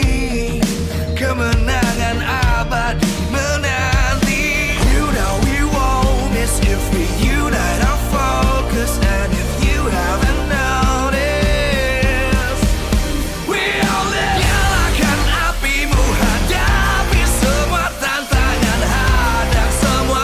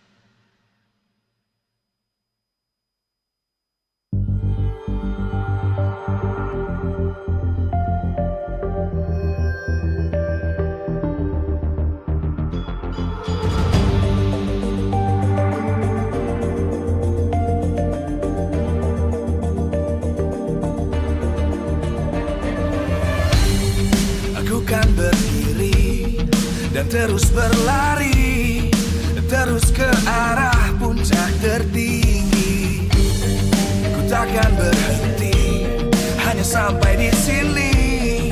Kemenangan abadi menanti. You know we won't miss if we unite our focus. And if you haven't noticed, we all live. Nyalakan apimu, hadapi semua tantangan, hadang semua serangan, jatuh bukan halangan.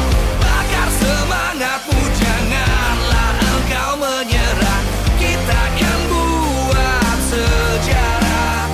We all this, we won't miss. We all this, we won't miss. Saatnya beraksi, jalani ambisi.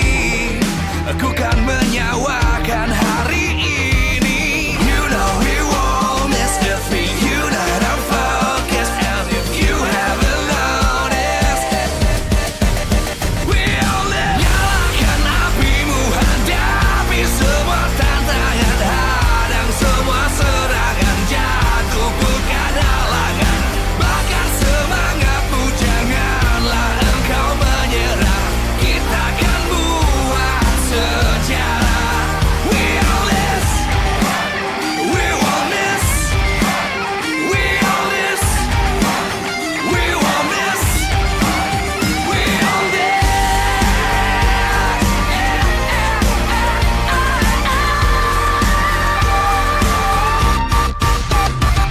Nyalakan apimu, hadapi semua tantangan, hadang semua serangan, jatuh bukan halangan. Bakar semangatmu, janganlah engkau menyerah. Kita akan buat sejarah. We all this.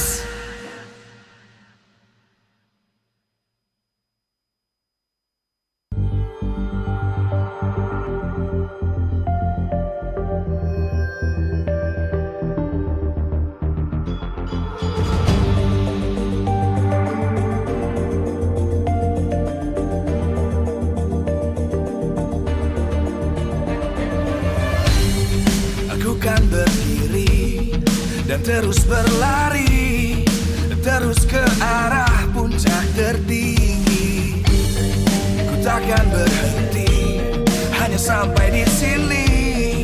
Kemenangan abadi menanti. You know we won't miss if we unite our focus. And if you haven't noticed, we all live. Nyalakan apimu, hadapi semua tantangan, hadang semua serangan, jatuh bukan halangan. Bakar semangatmu, janganlah engkau menyerah. Kita akan buat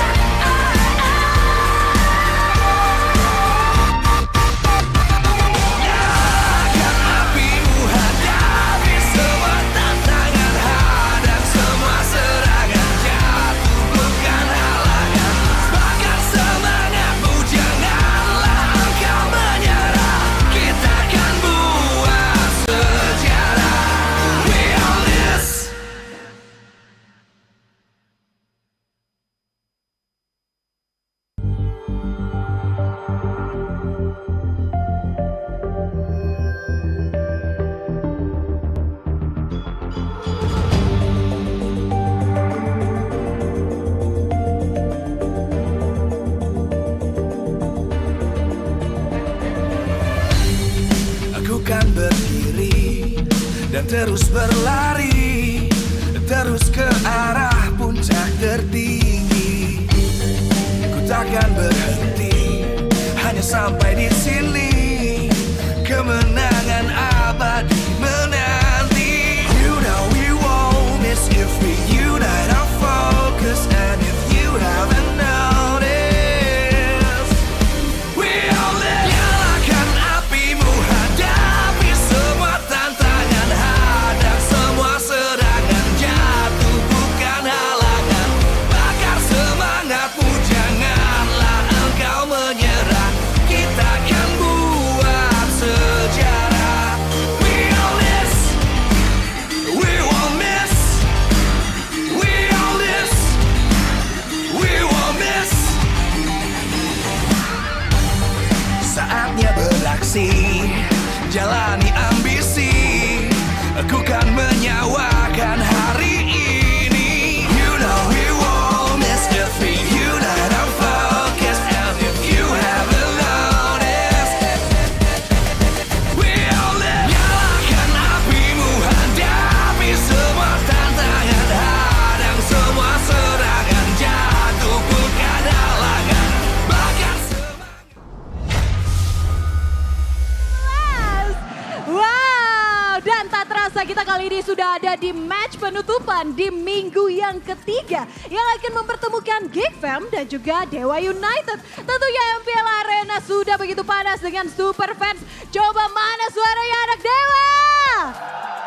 Wow, tenang-tenang karena ada yang gak mau kalah. Geek Fam Unity, mana suaranya? Wow, anak Dewa dan Geek Fam Unity sudah begitu siap untuk tentunya berjuang untuk menyemangati tim kesayangan mereka. Yang mana tentunya ini akan sangat menarik karena kita akan melihat, kalau melihat sejarah, ada dua player yaitu Ray dan juga Watt yang punya sejarah panjang. Kalau sebelumnya mereka berjuang di MDL, naik ke MPL Indonesia Season 12 di tim yang sama, kali ini mereka akan bertemu di Land of Dawn dengan tim yang berbeda. Ini bakalan sangat seru dan tentunya keseruan ini tidak lepas dari MPL Indonesia Season 13 powered by Moonton, presented by official tournament smartphone Samsung Galaxy. Ada juga official e-wallet kita by GoPay dan official gold partner UBS Gold. Nggak lupa juga ada partner in esports kita.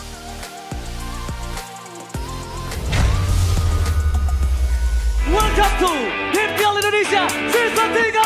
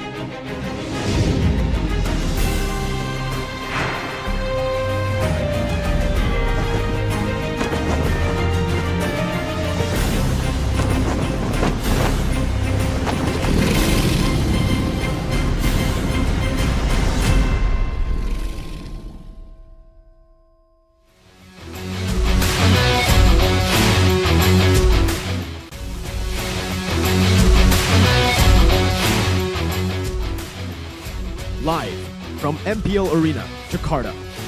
MPL Season 13 is powered by Moonton. Presented by official tournament smartphone, Samsung Galaxy. Official e-wallet, GoPay. Official gold partner, UBS Gold. We own this.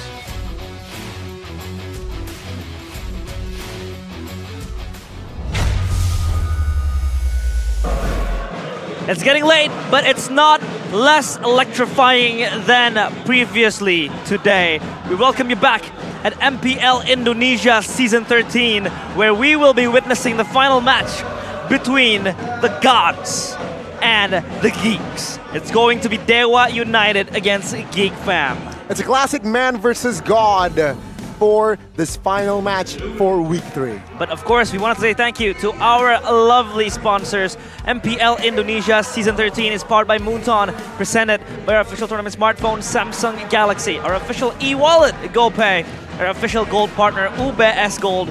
We will also want to thank you, our partner in esports, Dunia Games, GamesMax, Araimo, Telkomsel, and our suppliers, Indomaret, Point Coffee, Neo QLED, Super Smart TV Plus, and Saturdays. And of course, our government partner, PBSE. Thank you for making this show smooth sailing. But before we jump in, let that sink in, you know, the roar coming in, the chants from the crowd. This was not supposed to be the headliner today. It does sound like a headliner. Insane. It sounds like a headliner, but this is so much awaited. Just let it sink in. Really, just let it sink in. Inject My it. God. And we're going to get straight into it. Team lineup, it's still going to be Hazel for Geek Fam, their main lineup. That's why the fans are so fired up. They got the family, they got the community. They're the Famunities. And ladies and gentlemen, let's welcome the man that is representing the man versus God. It's Geek Fam. Geeks are in the building as the family corral behind them, supporting them, trying to take down the gods. And the gods are, of course, a tall wall to tackle. Got a whole lot of fans for Geek Fam having their own chance too now. Geek Fam, it's not just them who have upgraded. Representing the gods, and they're on the other side. Dripping in gold and black, ladies and gentlemen, let's welcome Dewa United Esports. The gods are on the scene.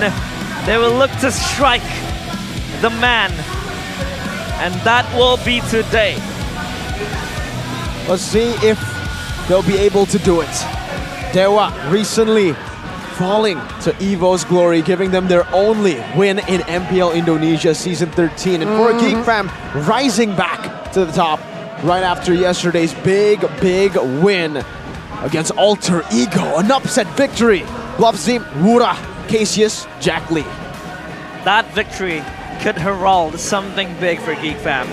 But I think Dewa United as well, they are looking to be right on track, because in the first few weeks, they were up there, top 3 in the standings of MPL Indonesia Season 13. And now, you know, this is where the rough waves comes in. This is where they have to be able to hold. But of course, it is going to be one hell of a match today. Expect no less of our last match. Again, a highlight lane, I feel like, in this match, the mid lane, right? Apart from that, of course, it's going to be the jungler. Mid lane, a boy just showing again how he is a monster in that lane. Going up against Kaze, he needs to be very wary against a boy. A boy is just a monster. We have seen him perform multiple times. Do you think he could keep up this consistency? For sure. He's been able to play at the highest level for such a long time. He's just very underrated. Not a lot of people put a lot of attention on him, and finally now he's getting the recognition he deserves. Because he's been playing this way, okay, maybe not as good as he is now, but he's been playing at a similar level since last season, maybe even 2 seasons back. One of the consistent members in Geek Fam who acts as a pillar with Baloyski and Luke, with the changes in the jungle being very sporadic. Let's take a look at the keys to victory presented by Samsung Galaxy for Dewa. First, prioritize a solid, massive, and structured composition. Very interesting word to utilize there. Zoning against Hazel in the objective setup. So let's start with that first point. Prioritize a solid, structured composition for Dewa. They've been going for a bit too dynamic of drafts recently. For some reason, they've been overthinking their drafts a whole lot. Keep it simple, keep it Dewa. That's what week 1, week 2 Dewa were. They were able to produce great results with normal picks, but with a different take on these normal picks, a different execution, and Hazel needs to get zoned out. This guy is a 50-50 beast. Keys to victory presented by Samsung Galaxy for the Geeks. Win the playmaking matchup for Luke. Luke in their team. So, Luke, he needs to get one of his comfort heroes. It doesn't really even matter if he gets the winning matchup. He needs to get the winning playmaking matchup. He needs to be able to have more impact in the team fights, not more so in the lane. Though, it's a bonus if he can get both. Win lane, win team fights, WW for Geek Fam. Hazel also gets a more hero compared to Gary. Gary's pretty he even has the in his name. He likes playing these utility junglers to secure neutral objectives, and he's done an amazing job at that, even out-retching Super Ken in the first game of BTR versus Dewa. But Hazel, he's been crazy. A lot of people thought it was a fluke that he was able to out-retry Kyrie in their match against Onyx. Onyx won 2-0, so despite that, Onyx were able to win. So maybe a fluke. Then he did it again against Taz. Of all people. Arguably the two best junglers in the league. And he won retries most of the time against these two. It's kind of hard to trace back the rivalry between these two because it's still breeding, you know. They are relatively new team, especially for Dewa, who just joined recently. But they're here already stating a lot of statements, bold ones at that, as the sons of the gods. And now we jump right into the drafting phase by the official tournament smartphone Samsung Galaxy. Now, two quick bans from Dewa.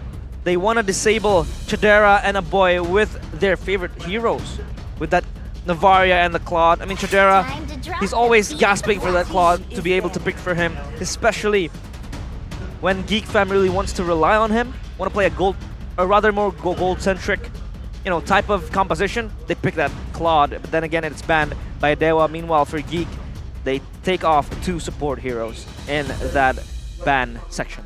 Yeah, I'm expecting Nolan to be the last man, and it will come through from the side of Geek. Now, the big question, Dewa, what hero will they prioritize, right? Fredrin has been prioritized.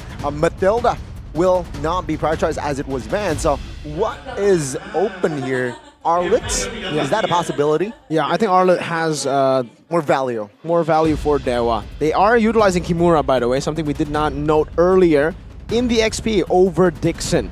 He was able to outplay Aura, I believe, like crazy on that Arlet. So giving him a comfort pick, the Arlet will be pretty solid. But no, they're keeping it simple. They're following the keys of victory. Fredrin following the recent buffs. Not buffs, but the recent rise in popularity. The trend. Indeed, Fredrin has been the go-to junglers, especially in the tank department. But I think for Dewa, they have a lot of strong individuals that you could rely upon. I mean, Drian has been that playmaking roam. Kimura, if you let him alone on his own devices, he can do his own thing. Split push, side lanes is always going to be his playground. And what? You know, the consistent gold lane that he could always rely upon. But Geek Fam are no less without the players. I mean, they have a boy, especially rising up to the top. They pick the Arl and the Vixana, that the Minotaur will be given to Drian. Yeah, it seems like the Minotaur will be a deny pick as well, all right? You do not want to have an opponent that has Vixana and Minotaur, so that was a good denial. And with that, the Valentina picked up. Good to steal the Final Slash, good to steal the Eternal Guard. They have a lot of counter engages in the side of Dewa. You know, you have the Minotaur jump. You can also steal the guard or the slash. But the Barat's pickup will be in the hands of Hazel. He does love, you know, this utility junglers that can always contest the objectives and get him in a favorable retribution contest. And hey, we got a comment from the guy who picked up the Barats here, Hazel, earlier. Confident enough to be Rookie of the Week. I think we're both pretty good. I think he's referring to Gugun, but I think I'm even better. So far in the Red Tree battles, we have seen him pull off some impressive wins against Taz. Sure. So we will see if you are indeed better. Hazel definitely has the chance to pick up the Rookie of the Week over Gugun if he's able to have a strong showing here. Export banned out by Coach Bluffsy for Geek. Knowing that they are a very tanky lineup, doesn't want to give any shred over to Dewa. But interestingly enough, both gold laners seem very, very comfortable here going into the second phase without revealing their picks. maybe it's a hero pull off, but it doesn't seem like they're even going to target the gold laners. More prio on the XP. CC, X-Borg, so much respect for Kimura and for Luke. The gold laners are just going to chill, I think, in this match. It's a matter of, you know, playing for the late game if needs to be, especially when you get the gold lane. I mean, it's still open, you know, you have the Bruno, you have the Brody as well, the carry will get banned out. I mean, it's a good ban to disable Watt and this type of hero that could really carry and that has that ability to move around the map. And now Dewa with the last ban, you can also target a gold laner here to disable Chidera even more. I'm guessing this Geek Fam, can they pull off a Herod here with this composition? Geek Fam. I don't... Technically, they have 2 physical damage dealers, the Arlet and the Barat. I don't know if that's enough. The Arlet will most probably be a tanky Arlet. He'll have like 1 damage item, Fury Hammer. That's the Bruno ban. I don't think the Herod could come out for Geek Fam. First then. They'll go for the Brody. With the with Bruno banned out, with the Claude banned out, and the carry, the Brody makes its way into the land of Dawn. Dewa, heroes, up for grabs. Natan comes up to mind, but same problem for them. Not a lot of physical damage dealers unless they want to pick up a Benedetta or a Paquito. That can certainly still work in their composition. I think the Benedetta will have a lot of value here against the Arlet, the Eye for an Eye, against the Eternal Guard, and against the Brody. Someone with no possibility of going for Purify. That Petrify combo with the Benedetta could definitely prove to be a big problem for Geek Fam. Split push XP would be very nice, especially the Paquito, that Benedetta could really just have that side lanes going, have that dive as well to the backline, catching Chidera later on in the Brody. For Dewa, they will pick up the Natan and the Lapu Lapu. They have enough peel to pull this off, but the Lapu Lapu, I think, serves as a physical damage that is, I think it's adequate enough for Dewa United. Depends on the build. If you go for the full, was it Luke build yesterday? Yeah, the full Luke builds. Hunter Strike, War Axe, Melfic Roar yesterday. And yes, the damage is more than... Oh, it's Pi, sorry, not Luke. But it was the game against Luke. The Pi build. Then yes, it is very adequate, that damage. The Grok as well, though, for Beloyski. That means the Arlet will be going to the XP for Luke. First time for Luke. First time that we don't see the Arlet on Baloy. Usually it's Baloy holding hands with that Arlet. But Luke is not shy of the playmaking XP heroes. I mean, he has been playing a very efficient Lapu Lapu game mostly. But given an Arlet, the burden of catching the players with the final slash will be carried by him. And I think he has to be ready for that. Now take a look at the counter or the draft index. Geek Fam definitely have better lineup. I have to agree with the draft index here. They have such a solid snowball composition. So for Dewa, it's all about derailing that snowball, that train, before it even gets the steam. Will the steam keep on rolling, or will Dewa United be able to clinch a victory in the first encounter of the gods versus the man? It's going to be Geek Fam against Dewa United in our last match of today. Ladies and gentlemen, give it up. We are going to perhaps the first time ever from Friday to Sunday. We got a full best of 3, folks. Hopefully this last match go to the full best of 3 series. It could. We could really go the extra mile, especially if that's what Gani wishes. I wish that as well. I think it will be very nice to see these 2 teams go toe-to-toe in this game, and that could possibly go well because both of the teams, they have strong individuals, but so far it's gonna be an equal fight for Luke and Kimura. Oh, this might be a solo gear here, top side, but no, they will not commit to a kill just yet, even holding on towards their spells. No aggression, not more aggression there. Gary Concussive Blast, actually. Hazel doing the same thing. Beloy with the Brave Smite. So, emblem-wise, not really anything too crazy. Gary actually went for the Firmness. Hazel, going for a bit more attack speed here in the build, which is very, very interesting. K's, wow, Boy and Beloy both went for Wilderness Blessing, and Agility. So they're going to have to utilize this move maneuverability, the better mobility around the map. Meanwhile, for Drian, he went for full tankiness on the Minotaur, a firmness and the tenacity, and cooldown on K's, not the agility. Geek Fam will be able to rotate across the map a lot faster. Let's see what they do with it. They should be able to get a lead early on. That's also what they're looking for. Should expect a lot of rotations coming in from Boy and Beloyski as well. With the Wilderness Blessing, enables them to move quite quick in the riverside. So far, Dewa tries to really defend this top side turret. K's already shadowing for Kimura though, so Geek just pull back as a turtle is ready for the taking. But Gary is just alone, he needs backup.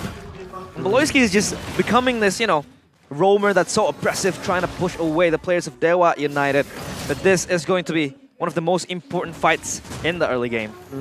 He will Loki recon the side, right? Scout providing the visions for his team. But it seems like now both junglers, they're on the turtle. And they do not want to commit on towards a fast-paced fight just yet. Beloyski, though, has a wall charge flicker as well now. Combined with the Eternal Guard, it'll help for Rats to get the turtle. But what cost? The collapse from Dewa United claims 4 members in the turtle pit. What a combo! My goodness, bottom lane, 1v1! Torn apart memory will secure the kill. And Chedera. I thought that they would not commit more, but I was wrong. And Drian now jumps in looking to avenge his teammate, but no, Chedera has the flicker to get out. So many things happening. Hazel again proving himself with the Retribution fight. He's able to win that turtle contest, and Chedera thankfully is able to pick up a kill. So rather than go home empty-handed, they get 1 kill, but then again Dewa is going to not stop with a snowball. Oh my god, boy, low HP, Eternal Guard will buy time, but Dewa Kimura with the bravest fighter will not be able to close the gap to find that kill. Not enough gap closure there. Holy moly, man, I'm just still stuck on that turtle fight. What an amazing combo for Dewa. Everyone was in the turtle pit and they fought. Gary's Appraiser's Wrath was absolutely massive, just like we saw in the Keys to Victory. That's what they needed, these massive fights with their solid drafts. But Geek Fam were still able, somehow, someway, to find the retry win. Hazel proving that his retry is super on point. And even Chedera getting a win, making the gold lead not as crazy for Dewa. Beloyski, the pathing. The taunt here, Beloyski chunked to a very low HP wall charge to save his life. But take a look at Drian, slowing him down and taking the kill. Big brain Beloy, but that was questionable. I mean, he is trying to be this pest, just trying to scamper around the jungle, trying to put so much pressure, but Kimura and Luke going at it. It's still going to be a 50-50 fight, but so far, Luke has the upper hand with the level lead. Now again, the turtle has been respawned. Luke is trying to rotate towards that bottom side. As you can imagine, Luke does not have the final slash, so they have to rely on either a boy or Hazel making the play. But saying good, Eternal Guard here. Wall charge! On towards 3 as well! Oh, good wombo combo! That's 1, 2, 3 members taken out already. It's a 2-for-1. But the turtle will be taken by Dewa. Luke very low. K's now diving under the turret. Final slashed. But now Kimura will help and assist his teammate Luke. Not enough resources to get out, I believe. And he will be taken out as well. Luke's rotation sends him to his demise. He did not have the slash to complement that fight. And Geek Fam, they were left with an engage tool with that guard that they have to rely on, did not really connect. Fool me once, shame on you. Fool me twice, shame on me. They went for the same thing after losing out in the same fashion in that first turtle fight. And in the second one, they didn't even secure the turtle. Hazel actually kind of whiffed the Detonus welcome. Luckily, one thing did still stay the same. Chedera was able to get something on the other side of the map. This time, it is a turret take up top. They should be able to put this into good use with more map pressure, but they are falling quite behind with 8 kills already. Purple buff invasion. Dewa United will claim that purple with that retry. That purple is gonna be secured at least to add even more resources to the pockets. The players so far, and now what? Rotating up to the mid side of the lane. He needs to get ahead in terms of the farming department, of course. At least Dewa now snowballing. If they do fall, they have that extra layer of insurance in the hands of Watt, but he needs to be funneled these resources. But I mean, so far Dewa United has been self-sufficient. Their own laners able to really just fight up and walk up to the faces of Geek Fam. They need an answer here. So what are the win conditions of Geek Fam trying to claw back this game? Well, the win condition is snowball, so it still remains the same in the mid to, or actually the early to the mid game to get to that mid game. We'll talk about this more, but Geek Fam want to fight. Oh, let's see here. Already under the turn, Hazel claims the last hurdle, but now they are going for Luke. Final slash will not be anything to mount just yet. Particularly the backside though. Rion will be the first one to fall as Luke now flickers out to safety. What? Gary with the Appraisal's Wrath securing the kill. It's a 1-for-1 in EXP for a roamer. A jumbled fight. They were scattering in every part of that turtle pit. They were trying to kite back. They were trying to push each other in the faces, but then again, it all was still an equal trade, but at least Hazel was able to get the turtle. Geek Fam are doing really good despite losing 2 big team fights. Like, you would expect the game to be over usually after 8 kills.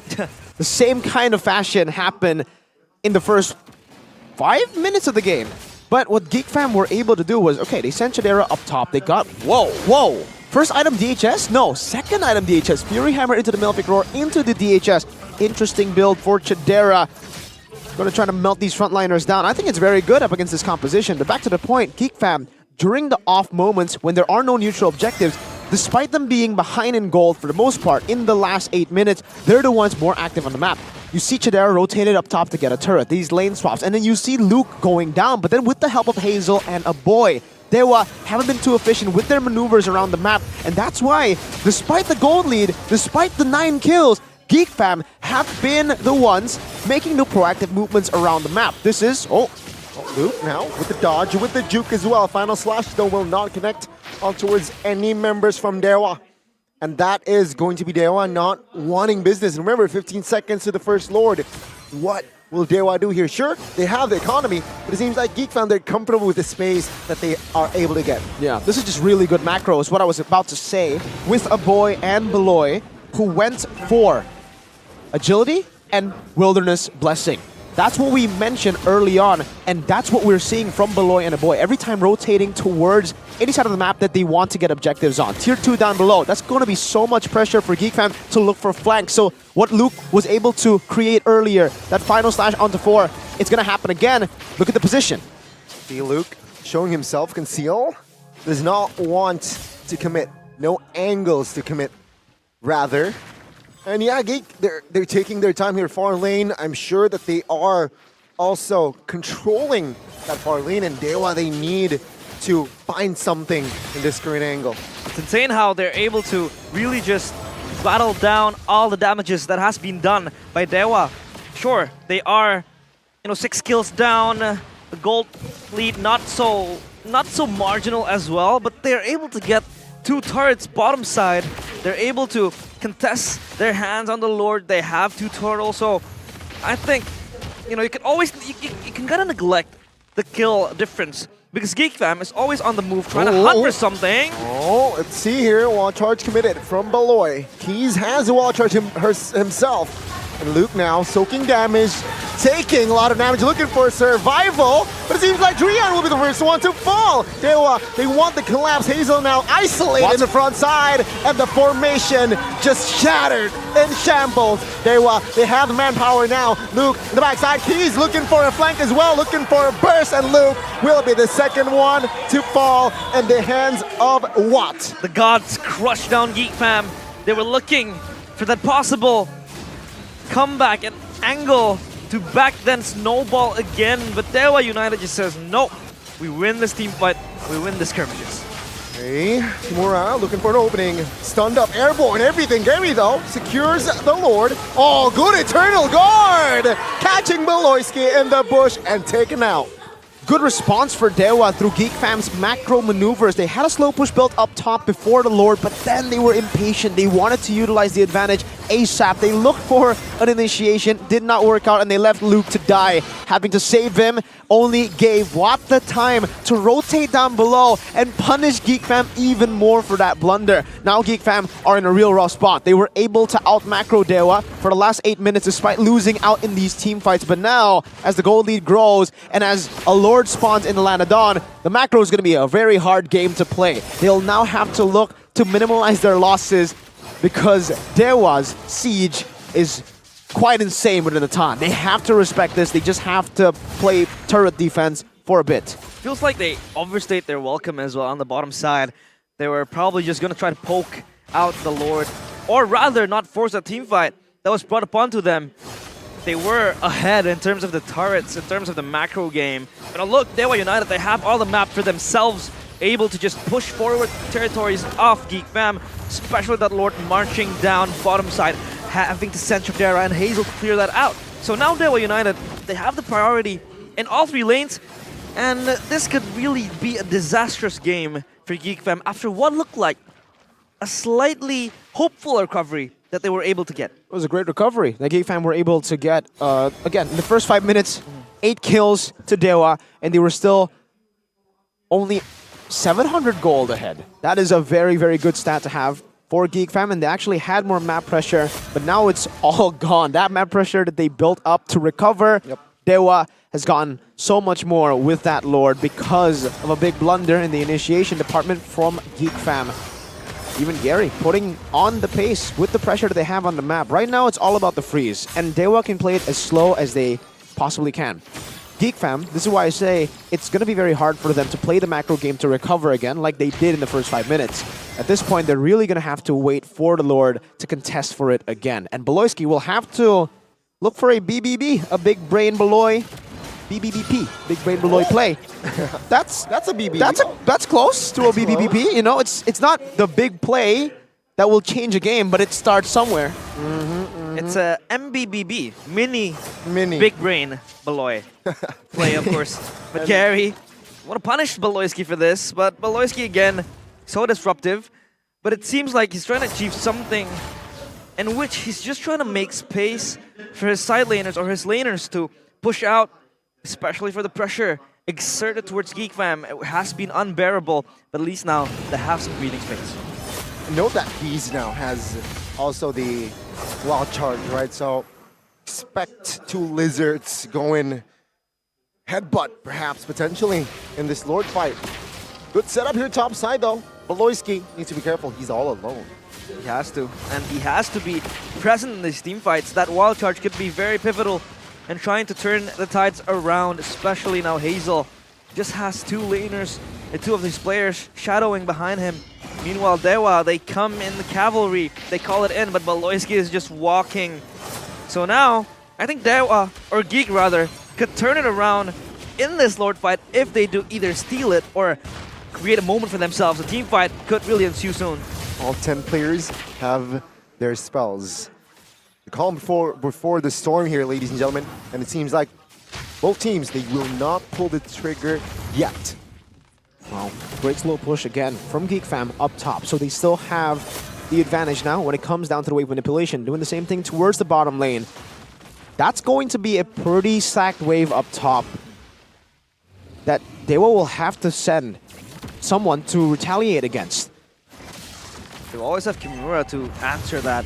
But so far, I think, given the circumstances, Geek Fam has been able to hold on in a quite reasonable fashion, but now here they come. Oh, the flicker minion fury by Julian. The damage though will not come through as Watt finds Hazel to go to the backside though. It's the collapse by Dewa United. Kaze finds one. Watt with the double. Luke flickers out, but sometimes I think the gap will be closed down here. The damage will be enough as Watt collects the unstoppable. The unofficial triple kill, and they look for the end. Chadera all alone.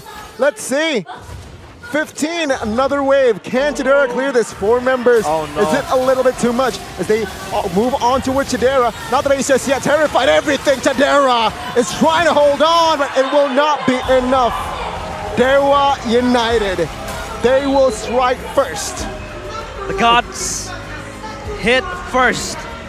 And that seems like a deja vu situation where last time he was given the Natan, he was able to slowly creep back in from his own difficulties. And there he goes, just spitting out all the damage. And he was indeed Dewa's spear in the mid to late game. The spear for Geek Fam, that macro game, was present, the idea of it, and partially the execution of it. These slow pushes were immaculate, but the Lord dances were invisible. It did not happen a single time. Geek Fam, every single time they had an advantage, they were never able to completely use the waves. Because Gary kept on holding on to the Lord. Yeah. In that Lord fight, in that Lord dance, it was not really a dance. They were holding it, they were poking it down, got to a quarter of its HP, and then Gary took over. It's basically more of a leash for the enemy team to get a free Lord over with the goalie that they have. They had a wave up top built up, but again, did not utilize it. Were not able to reset the Lord when they should have. Reset the Lord, play it out. Turret up top was taken down. But you have to give credit to Dewa because they stayed decisive. Despite so many questions being asked about that wave up top, the built-up slow push that was amazing, the macro that was still, or I would say the wave manipulation that was good. The macro was questionable. The wave manipulation was good though. Dewa played it decisive. They knew with a wave up top, with a wave below, whatever. We're ahead, we have a 5k gold lead and a built-up Natan, just fight. Yeah, they were not poised to really be indecisive. They weren't really making these hasty decisions despite the fact that Geek was striking down under. They were really creeping back into the game, especially when you know the macro game was very, very on point from Geek Fam. The way they were able to recover from all of the struggles that they had taking on the turrets, per turret. And it was so scary for Dewa at one point, but it's all gone now. As now the player of the game, presented by the official tournament smartphone, Samsung Galaxy, is going to be Kaze. Another spectacular performance by Kaze here. He knew that the Grok's ultimate was key to opening fights, to perhaps potentially saving his teammate. That's what he did in this game. Just take a look at it. Presented by our official gold partner, Ube as Gold. All the way from the start. Disastrous for Geek Fam. Kaze gets a very good wild charge to set this up, and Drian just capitalizes with Minion Fury. That was just amazing to watch, really, and it happened again. Like I said, fool me once, shame on you. Fool me twice, shame on me. They fell for the same trick twice. They were just ping-pong, man. The Dino didn't stand a chance against this combo. And with those two fights, Geek Fam were still able to get the goal lead as low as 700 there, 600. And then this initiation, again, they had a slow push going up top. Watt was sent up, and that was a green light for Geek Fam to look for an initiation. But once they failed, they could always just look for it again. They were so impatient this game. Every single time, once they have a setup, it's almost like they have to win. They have to look for an initiation. And it ended up with them losing out completely because they were forcing these fights way too much, and they were too aware of these fights being forced. This final Lord, look at the wave up top. That was such a big wave, but Geek Fam did not reset the Lord. They gave Dewa a chance to hold it, to stay, and Geek Fam just loses out the fight, which is, again, something you would expect 6,000 gold behind. You would not expect to win this fight. You want to try to utilize that macro advantage if you don't have that gold advantage. Chidera did the best he can in this situation, getting a kill somehow against Gary too. But it was really weird. Not used to seeing Geek Fam force out random fights, despite having a minion advantage up top. The slow push could have been their key to extending the game or most possibly turn it around, but they neglected it. They were just forcing it, running it down, and not really just trying to prolong the Lord Dance, especially when you have, the pokes, the Vexana that's able to delay the incoming fights. And the Lord Take, however, it's all gone now. Dewa United, that Lord Dance gave them the win, and they couldn't really capitalize on the minions pushing with the slow push. Not at all. They're stuck to their game plan though, Dewa, which was the game plan in the keys to victory. Stay simple. When Geek Fam's trying to go for all these maneuvers, trying to outthink you, you just outmuscle them. Just fight them in the jungle or in the river when you have an advantage. There's so much AoE, so much CC, so many combo potential here for Dewa. And really, they were all just waiting, right? It's Geek Fam who needed the gold to swing by their favor early on. They needed the snowball. Dewa were completely fine having just a 700 gold lead, having just a 1k gold lead, having even a gold deficit. As long as it's small, as long as Watt is still able to farm, they're very happy with it. He was full items, bro. Already. Very early in the game. Natan should usually take a bit longer than that, especially when you're up against someone like a Brody who can bully you, and Geek Fam who have a lot of kill potential and kill pressure that they can place on Watt, but Watt was just given so much time, so much farm. In the end, he dealt a lot of damage to the frontliners, but the main guy here, the carry, is Kaze. He won the game before they had to use Watt, basically, is what happened, right? With Kimura, Gary, and Drian too. Can't disregard them, but he knew when to put the damage, where to put the damage, and who to put the damage to. A boy was always targeted down. Chidera was always a target as well for Kaze. His targeting was precise this game. Felt like a boy was also non-existent, especially. For most part, he was trying to peel for his team. Of course, he wasn't given the space to really shine, but it was just Kaze consistently trying to be up there, dealing the damage, and Watt was like an extra backup. He was like the insurance if the game does go to the late game, especially with the opportunities, with the probabilities that Geek Fam were given. I mean, they were able to control the macro play, control the map. I mean, they got almost all bottom turret. It was just left the base turret that they did not take down, but they weren't able to really play to their strengths, especially when they had that minion pushing up top. Relinquished it all. It looked like that Geek, they weren't confident with their composition mid, which was weird, right? They got the early, sure, it wasn't convincing per se, but they got the rhythm, they got more space, but entering mid, they got shaky, they got flaky, they weren't decisive, like Mirko mentioned. The team that were the more decisive one won that match, and that was Dewa United, knowing when to pull the trigger, knowing to take control, and that was what was lacking from the side of Geek Fam game one. Very, very slightly could have been won by Geek Fam, but yeah, it's all said and done. But of course, if you want to keep winning your games and not be indecisive, you have to think fast. And you have to have a fast internet and also speed. You need Games Max Booster. Tell. You can buy it at tsel.id/GM Booster to make your gaming session smoother. You can always use it. Prices start from 25,000 rupiah and you can get up to 36 gigabytes of data. That's a lot. That's a lot of data. Full 2 weeks, I think, or 3 weeks of Mobile Legends. I think Arashi, if he gets this amount of data, 40 years done. 40? 40 years. 40 years. What is he going to use it for? 36 gigabytes for 40 years, Gani. Arashi is that smart and using data. Oh my god, he's so efficient with it. He is. Very efficient. 40 years. If that can last Arashi 40 years, that means you guys should be able to at least get like, what, a day, right? Today, exactly. Right? At least. And to 40 compliment, years. Yeah. and to complement your gaming sessions, Okay. you need good audio. And of course, Araimo provides you just that. You can check out the Araimo FreePod Slide exclusive Edith Edition, the ultimate choice for gamers with Edith's distinctive sound and gaming mode that takes your gaming experience to the next level. Plus, as the official partner of MPL, there is no doubt about Araimo's quality.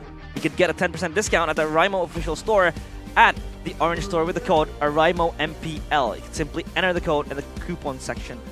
And when you check out, it's going to be there, the discount. Get it now, before it runs out. What are you doing? Let's go. Unleash unstoppable sound now. What are you doing? Now. Like, legit, we're going to wait for you. You need sound. Go. Go. Check it out now, please. It's worth it. Have you done it? No? Value. I assume they have. I wouldn't miss out. You better. Yeah, you better. Realize he's going to be real angry with you if you don't. Grr. Oh, that was like almost as angry as Gary's Grr in the game. Not as angry as Hazel though, but amazing retries from Hazel still despite the loss. more consistent though for Dewa, the way they were able to play the game. I think it's because they have the Sepuh. They have Drian. What's Sepuh in English? Elder. The Elder. The Drian. Kage. And yeah, with the battle emotes, you could always try to spam it when you're making a flashy play or you're just trying to taunt your enemies. You could buy these battle emotes and flex it in game. You can buy it now, in which it just, it stays for a limited amount of time from the 31st of January to the 1st of August 2024. There's a wide selection of all of this. And when you buy it, you keep it forever. Yes, it's permanent. And that's the Sepuh Dewa United one. What's your favorite, Gani? Aura. Onyx. What about you? I used to realize. I used to like the ente kadang-kadang, but now my life's not so ente. Okay. I think I prefer Santai. Oh. You know, to chill. Faiz realized he's living a good life. He realized. I realized my life is actually not that bad. Santai. Now he's just Santai. Santai. Santai means chill. And that is Geek Fam. So, one says Onyx, one says Geek Fam. But who's up against Geek Fam? Not Onyx, it's Dewa. It's Dewa. The heck, guys? What about you, Mirko? What about What's you, your Mirko? favorite battle It's gotta be the Bigetron, I'm pretty sure. Is it the class? Panik lah, masa enggak. It's the old one, because I like the classics here. Man. I mean, you don't need to panic now. Bigetron's up there. You can just Santai. So cold today. It is freezing, minus 16 degrees Celsius. Oh my lord. Someone get him a jacket. Someone get him a jacket. His Mirko. I need more layers of clothing here. Just man, wait for the free trial. The free trial. The free trial. The free trial of being a happy fan. It's the first time in a long time Gani's team isn't up #1, so he's feeling the heat. Doesn't matter how you start. He's feeling the heat, ladies and gentlemen, so it's okay, it's okay. What about you, Realize? Who do you support, actually? I love all teams, to be honest. All right. But I always had an affection towards Kyrie. Oh my gosh. I mean, like, I'm a huge fan of him, but I can't seem to find myself loving Onyx. Oh! So you just like Kyrie? I'm just here to support all Indonesian teams. Okay. I love them all. We got you, Realize. I'm a neutral. I'm a good Samaritan. I'm the bystander. For now. For now. For now. We'll see. We'll see later on whether he can maybe perhaps be a Rebellion fan. That would be nice. I'd love to go my horns, Charge. Charge in. Bullseye. That's Minotaur. That's the theme. Oh, okay. I wish Minotaur was blue. It is blue. They should make, you know what? If Rebellion ever win an M series and they get a skin, they need to make Minotaur blue. And that will be the Blue Bull. That will be iconic. That will be iconic.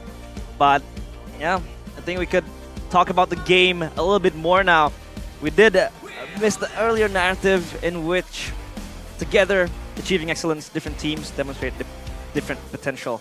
And here's a little comment from Chico in which he was asked about the comparison of Dewa from last season to this season with the presence of Drian. And this just shows to you how much of an impact Drian brings to the team. Drian is a highly experienced player. Therefore, Dewa, which now appears more prepared compared to last season, his influence is significant, especially in terms of macro. This is evident by Dewa's in-game decisions in seeking and determining the winning condition for their team, which is better than last season. I like this. Chico is such a well-spoken dude. Speaks English so well. He's an observer.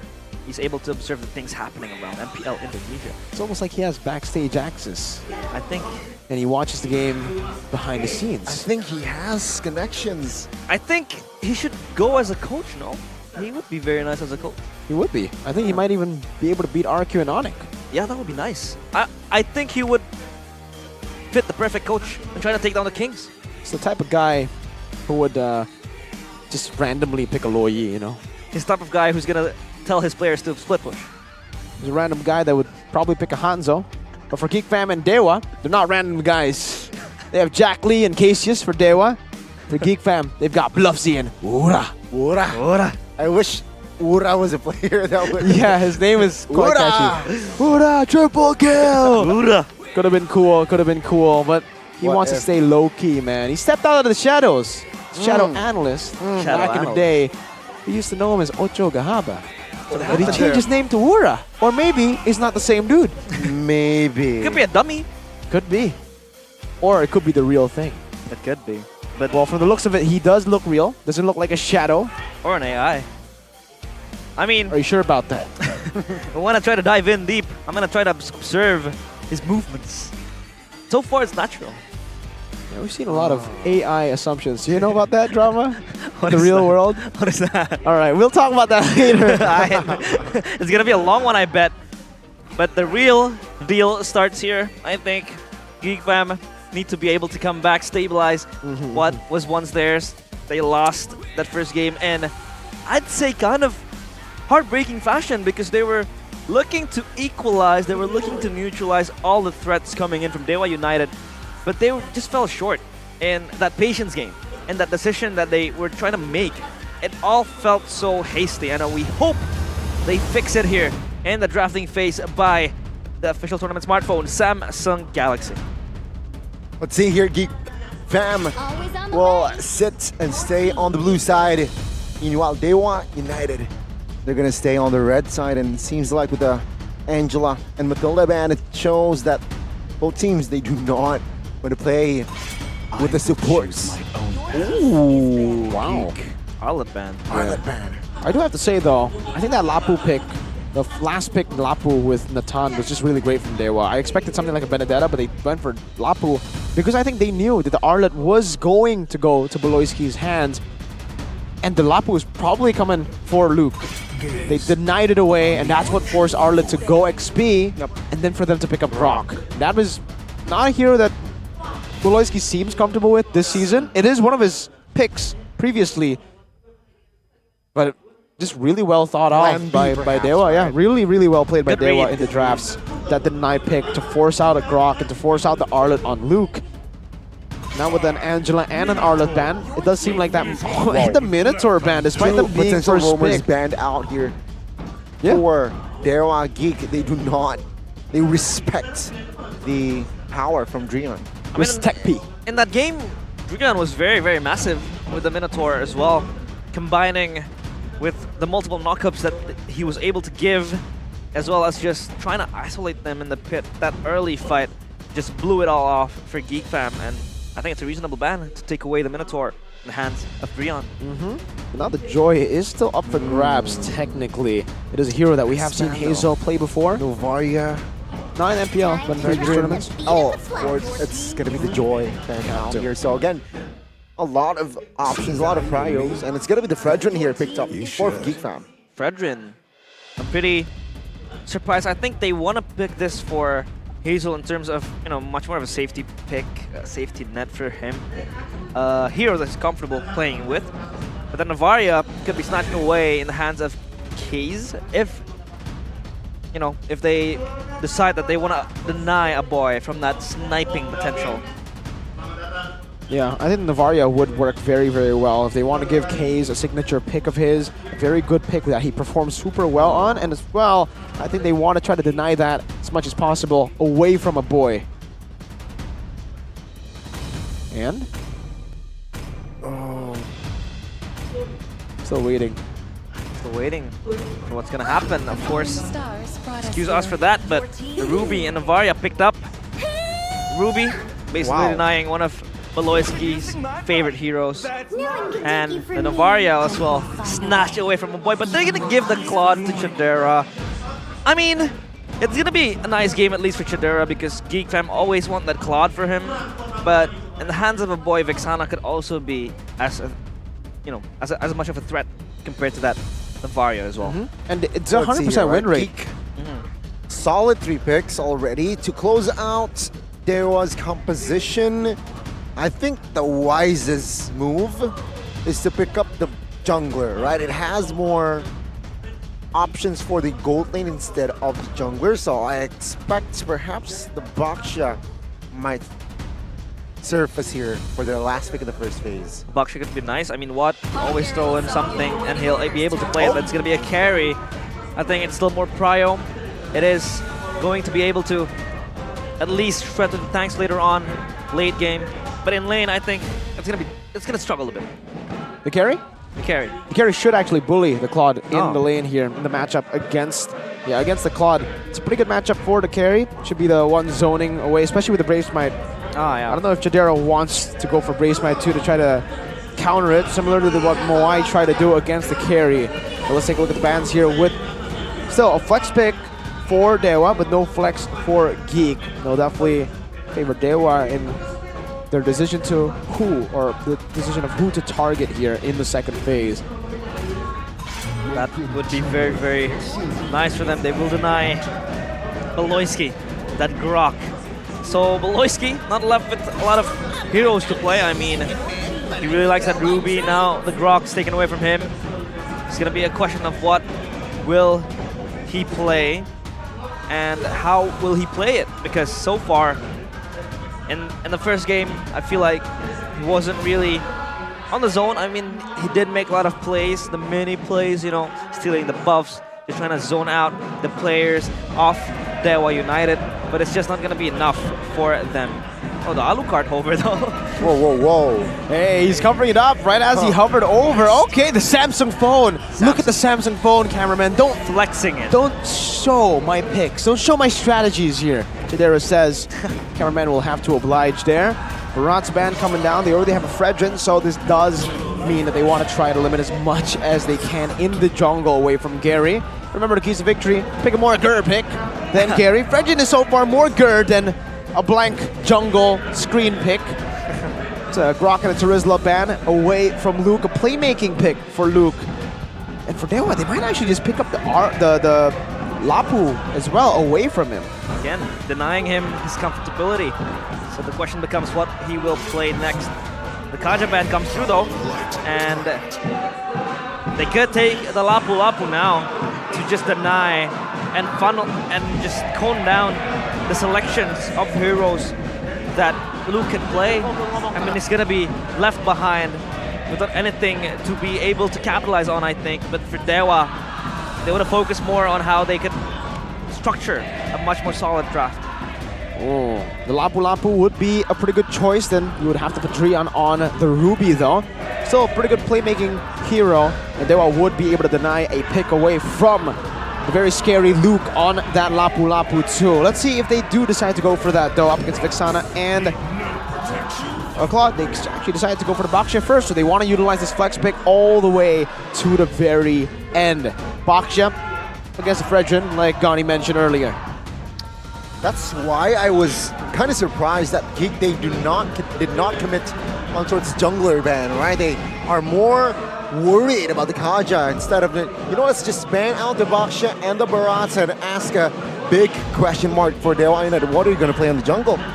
This is nothing like Akai, sure, but I don't think Akai's impact is as massive as Baksha. And the Baksha can always be fast on the objectives. Fredrin is just going to be left behind, but we see a Tigreal and Exborg pick. So Exborg for Luke, I think it's not really that bad. I mean, it could be worse, and the Exborg, I think it'll do him just fine. Exborg to shred down some of these frontliners from Dewa, and possibly their XP will be a tanky, beefy boy too, and the Tig to try to layer on that CC. They have a lot of great CC here, so even with Purify, Dewa might be overwhelmed with just how much CC Geek Fam have. For Dewa now, the XP against CC. Usually want to go for anti-CC. Lapu brings that to the table. You also have a Benedetta that we have seen from Kimura with the Eye for an Eye to get out of these sticky situations and maybe to zone the backline away from the front line. And he will pick up the Benedetta. Yeah. Whoa. Enables that split push. Catch is always there in the hands of Dewa. So, of course, this will be a very, very important fight. And well, ladies and gentlemen, wow, I'm still thinking, yeah, you're right, not just crowd control for the side of Geek, but also the slows, right? From that export that will annoy the composition, potentially formation to Dewa. Let's take a look at the draft index here. Counter index lineup rating favoring Dewa this time. Last time it did favor Geek Fam. Yeah. So for Dewa, they actually will be able to get a bit going in the early game, though this time for the neutral objective contest and for that early game snowball, it's not really too present, not too one-dimensional like we saw in game number 1. Will the gods stomp down the man, or will they be able to fight back and give that 1-2 punch to equalize the score. Geek Fam and Dewa United back on the line of dawn. Let's see. Line of Dawn, game number 2 between Rebellion. Not Rebellion. Not Rebellion. Dewa United. And as well as Geek Fam. I mean, it's going to be one hell of a battle here. The Benedetta, I think, will play a pivotal role in activating the side lanes against the X-Borg. How does this matchup fare? The X-Borg versus the Benedetta. It's actually kind of a skill matchup. It really depends on how Luke spaces and how Kimura jumps in with the Phantom Slash, how he takes in, but it does definitely favor Kimura when the waves are equal. If X-Borg can somehow freeze it, then it could be in his favor. But Kimura already used the Petrify. By the way, Lethal Ignition, he's going to go full damage this game.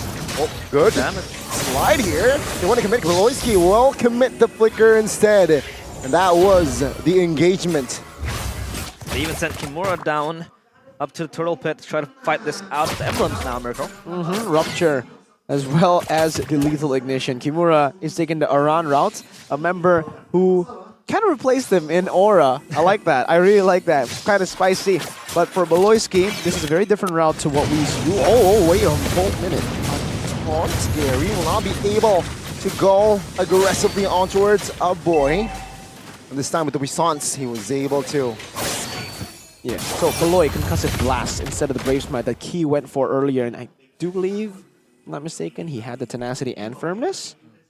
Kind of forgot. The asset's gone.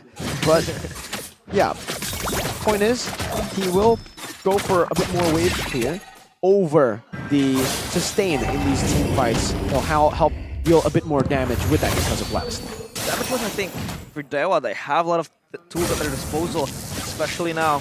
Sending Gary, just trying to hover around the lanes, and so far Gary has been beefy. Most of the fights, he's just trying to bait out, jumping around, and this little fight will be the first of our menu today. Yep, Baloyski is forward, Rian is not though. Let's see here, Baloyski, no Flicker, Implosion will help Hazel find the turtle. Now Gary soaks a lot of damage with the Persanto looking for an escape. But Baloyski in the front side will be able to escape. Kimura looking for an eye for a 9 will be able to escape as Rian is there to cover him. And Geek Fam, oh, I want to say no casualties. Luke very low, as well as Baloy, who took a hit from that Astral Sphere, but is still A-okay. Rian is on the hunt. He smells something. He smells blood, and he even expended that Flicker to try to get the final kill. But Luke still survived so far, and they have to back up. Yeah, they do. My god, what a crazy turn of events there. Hazel, though, still so on point with that red tree. Gotta give him props. This red tree has been crazy. Might be a new red tree god in Indonesia with how Hazel is shaping up to be. Yes, for Geek Fam, means it's a win for them. 0-0. Everybody's so low. Audience prediction, 64-36 for Game 2 after that dominant Game 1 victory for Dewa. But it does seem like Geek Fam this time, they have the right composition to do exactly what they want to do, which is get to the neutral objectives, back away. It could really prolong the fight as well, especially with the re-engages that they have, and that peel coming in from the Vexana. But I think Dewa United, it's just a matter of how much damage that they could dish, you know. For Kimura as well, he's always going to be active, but pushing, and the damage could always come from him as well with the emblems that he has equipped. So Geek Fam has to be on the eye here, but it's just a matter of how they're all going to beat Hazel in the neutral contests. Yeah, it's going to be a challenge. It's going to be an interesting challenge here for both the junglers as, let's see here, second turtle is up, but it seems like no team will, both teams will not go there. Swiftly, no, never mind, Gary now, taunted, I'm offended, invested early. Let's see here, with that info, Geek, they are on the hunt for that turtle. Gary pops the poisons quite early as well. Oh, let's go to the mid side. Luke and Keys trying to hold on Kimura as well. No, good push. And Hazel calmly taking the low turtle. Yep. Jump in. Kimura though, eye for a 9. Last Insanity Flicker finally claims for its blood. That was a good calculation, and now Dewa United, they're man down, but they're looking for Luke, and they got it. Claiming 200 for what? Insane things happening and unraveling. Hazel again so on point with the retribution, but Luke was just jumping behind, trying to catch Kimura, though. Nice pull from Drian to equalize everything. The trust given from Beloy to Hazel to out-retry Gary was impressive there. Usually you would see mostly roamers would just go over to the enemy jungler, try to CC, try to zone the enemy jungler, but he actually he was looking for an engage. He knew, all right, you got it, Hazel. You are the Fredrin.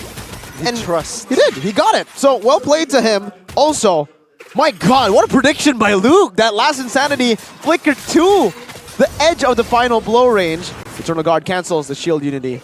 Yes, so the boy careful. is able to get me safe, but Drian.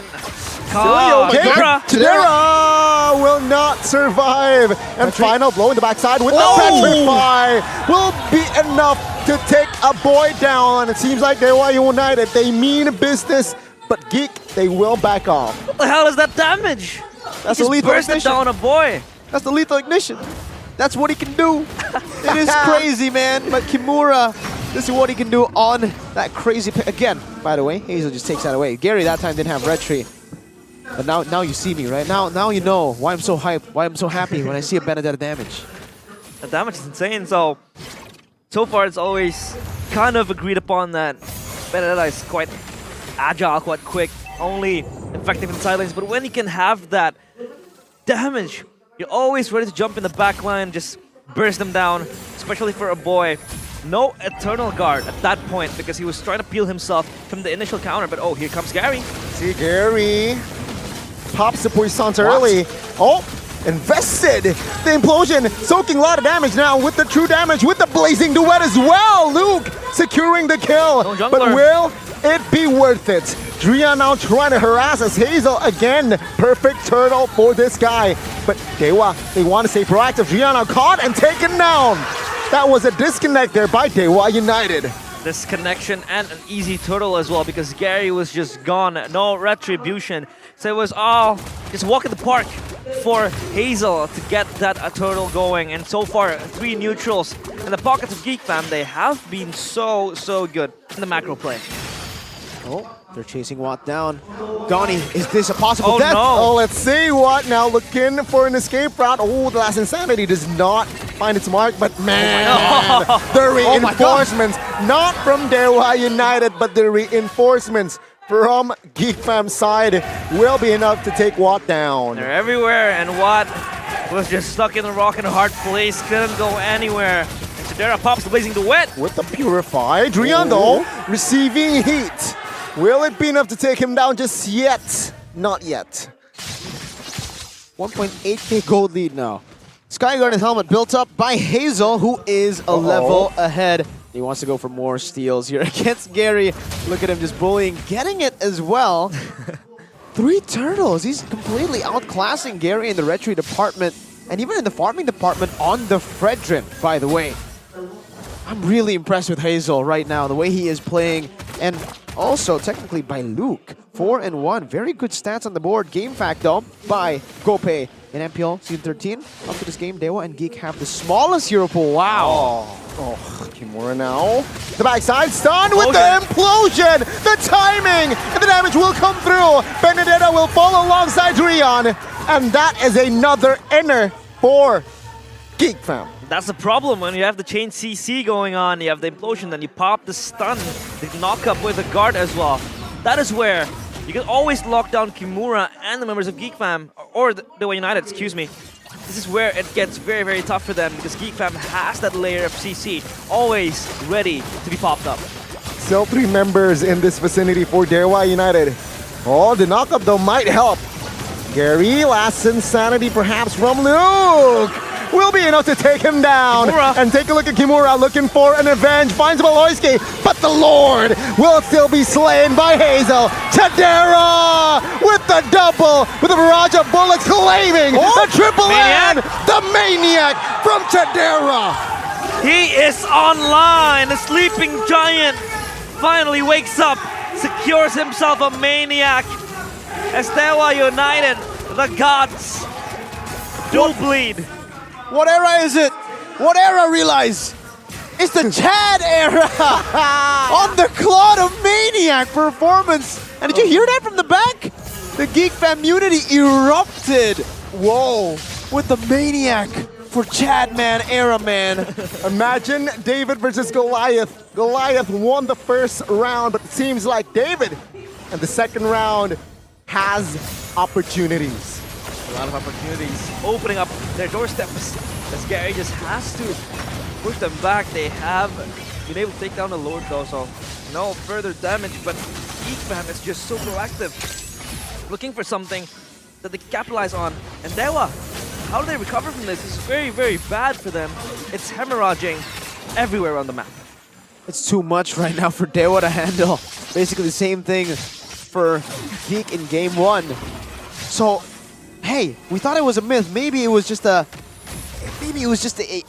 weird coincidence, but it's not. The Claude is 100% win rate. It was banned down in game 1. Guess what happened? They didn't win without the Claude. This is a good thing and a bad thing. Just like Skylar's Claude, are we never gonna see it ever again in the regular season? That's definitely in the heads of Dewa for the next game. They're definitely gonna try to ban it out again. On pop his ultimate. No damage though. Luke is just having a nice day. It's just randomly at the office for Luke. Has been very, very solid with this export so far. Now it's just up to Dewa. How do they want to play this? Do they want to prolong this, or they want to follow the traps of Geek Fam? I think for Dewa right now, it's basically, again, the same thing that Geek Fam were forced to do. They're forced to now just turtle up in their own base and really just wait for a possible mistake from Geek Fam. Maybe they manipulate the waves wrong later when the Lord does spawn. Maybe Hazel messes up, because so far he hasn't messed up a single time with that retry. Still super impressed by this guy, man. The consistency of his retry is actually getting quite scary. Gary was doing pretty well last week, even against Super Ken, against the big dogs. They were winning. Now, there is agreeably, there's a gap between Gary and Hazel in this game. Yes. Specifically for game number 2. He's just outmaneuvered and it's just everywhere on the map for Hazel. He's able to get all the objectives where Gary is just not present. When you know he has the Baxia, he should have been more mobile, he should have been more fast in trying to contest these objectives, but it's just Hazel with the backup of his teammates able to secure this, and it's going to be a free Lord now for Geek Fam, unless Case does something magical. No. Body blocks. Just body blocks it, and everything is just good for Geek Fam. It's just now down to how they can close this out, because so far, 8.8k gold up. They have the economy, they have everything in their hands, even the map. They forced Dewa United to just clamp down in their base. They can't go anywhere. Nope, not yet. I think now, take a look at the items earlier. That disappeared very, very fast. I have to look back now for the items. It's actually Chidera with a... Wow, he already has all the items. He's building towards Wind of Nature now. One defensive item is probably what he's looking for. Valoisky, Athena's Shield, Dominus Ice first. Really just standard items here all across the board. I don't really see anything too crazy. Nothing too major right now. They're just going to look for a siege. Take a look at Kunora though. Looking for Pot's potential flank. Lord will be taken care of, and Geek Fam, they will not be greedy and force anything out of this Lord. They will have to be satisfied with the base turret bottom side, but they might siege more here in the mid. Let's see. Dewa United will look for a defense. All the damage will be enough to take the base turret down. One base turret standing here in the top side of the map. They're waiting for a moment to happen. And if you want to talk about how Kimura could activate in the side lanes, I don't think that could happen in this game, especially. Because if you take a look at the lanes, it's just constantly pushing towards Dewa United. And if they open up further, I think Geek Fam is already on the hunt, especially now they have control all over the map. And for Dewa, again, it's just up to them, waiting for an error to be done. And by Geek Fam, capitalizing on it, maybe make a moment. You know, Drian gets like a 4-man pull or something, and then that is where you expect what? You expect Kimura and a Case to just explode, you know, exert the damage. But Luke has been able to match the waves pushing up created by Kimura. Oh, Luke doesn't know. Now he knows. But yeah, like you said, I think even for Kimura, it's going to be really tough. Uh-oh. Conceal play canceled by Gary. See, final blow to escape. Good stun and implosion as well. The follow-up here with the Eternal Guard. He will be taunted, but Loyski will take the kill. Take a look at Gary! 1 HP as Chidera finds the unstoppable, and that is that's an assassination. Gary. 2 men. Wow. He evaporates in that fight. Holy. No longer frontlining. And it just shows to you that Geek Fam now have all the tools to close this game.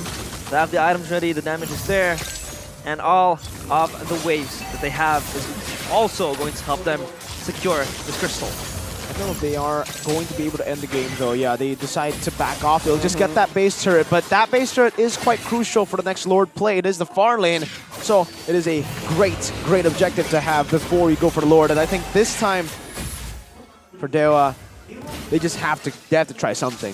If they stay in their base, actually never mind. It's an enhanced Lord. If it's an evolved Lord, then maybe they'll have to just make a desperate run and try to steal it. Just lose or possibly win, right? That's the only thing that they're thinking of if it was an evolved Lord. But it's still an enhanced Lord. There's still a chance for them to defend, so they will just concede it over this time around. For the 10,000 gold lead though, the enhanced Lord is a bit scary. And an evolved one, I think, that have to point flip this. They couldn't really, you know, push up. I think gamble has to be made, but so far, it's all good for the side of Geek Fam. They have control now. The Lord has been taken down as well, so it's gonna march towards the mid lane where they have everything ready. Kimura is just trying to be disruptive. The side lanes maybe fishing for something that he could really use. Maybe create a slow push or just try to clear the waves. But again, Luke is just matching his pace. And now, it's going to be 5v4 in the base as Kimura is just left behind. Yep. This is for game 3 as Gary will not be able to survive. Aloyski securing the kills. Rion might be next. He is 1 HP. Loses his immortality, but Luke is there with the bombs as well. Base wide open. And take a look at this, ladies and gentlemen. Friday, full best of 3s. Saturday, full best of 3s. And Sunday, it is confirmed that we will have a full best of 3s. It's a 2-to-1 weekend. And we can't stop giving it the action as Geek Fam cripple down the gods. They weren't able to do anything in that game. They equalize the score, and we welcome you to game number 3. Wow. The complete 180 for Geek Fam.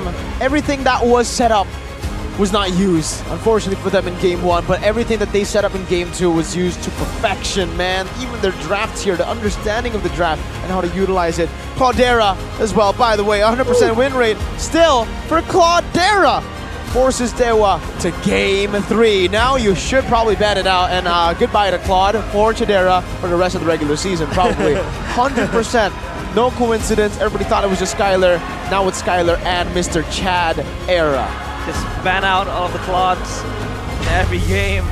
And of course, that really enables Chidera to just get his hands on the damage. I mean, he was just creeping slowly but surely. Then the Maniac came through. And now Geek Fam are en route to game number 3. It's a full 2-1 weekend. Nice. First time in...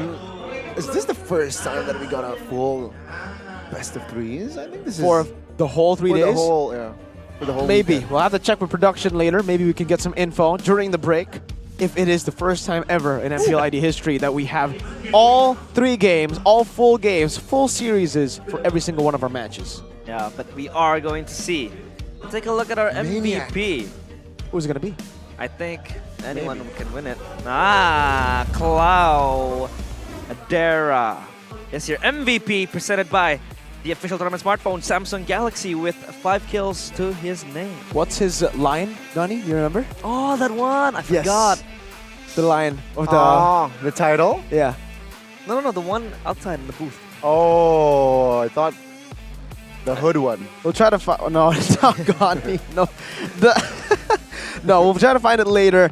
Yes. But 5-1 and 7, a Maniac as well. It could have gone either way. Could have been Hazel with crazy red trees, or it could have been this guy with amazing Claude mechanics.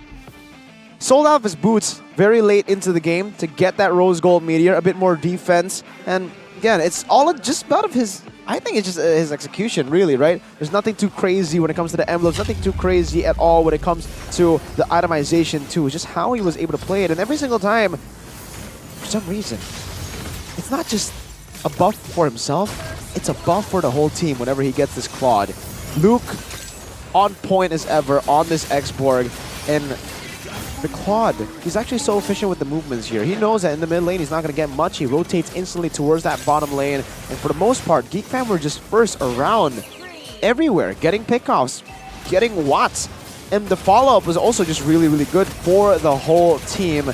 Here it was Drian and Kimura getting caught. And I just want to see that Maniac again. I believe this is it. This is it here. Yeah. So Watt's already very low. Chidera, look at the timing of when he goes for the Blazing Duet. He actually holds on to it as much as he can because he wants to utilize it in the best possible way, which is these choke points here when everybody's clumped up. And once he gets it, goodbye Watt, goodbye Drian, goodbye Kimura, and say hello to a Maniac case.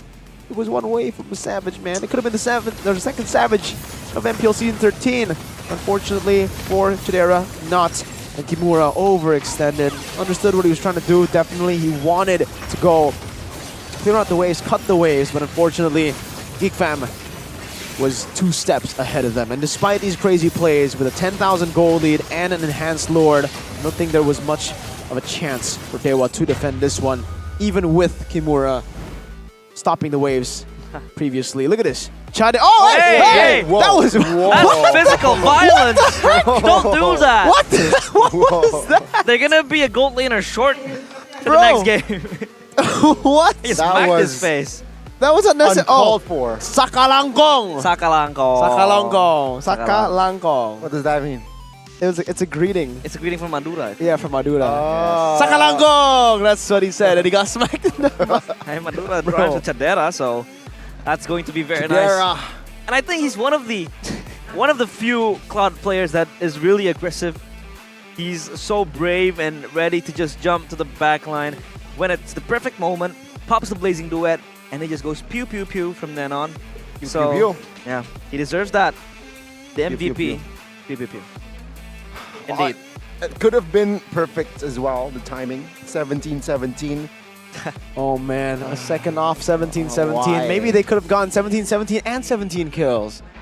Oh, that's... Or it's 16-17-18.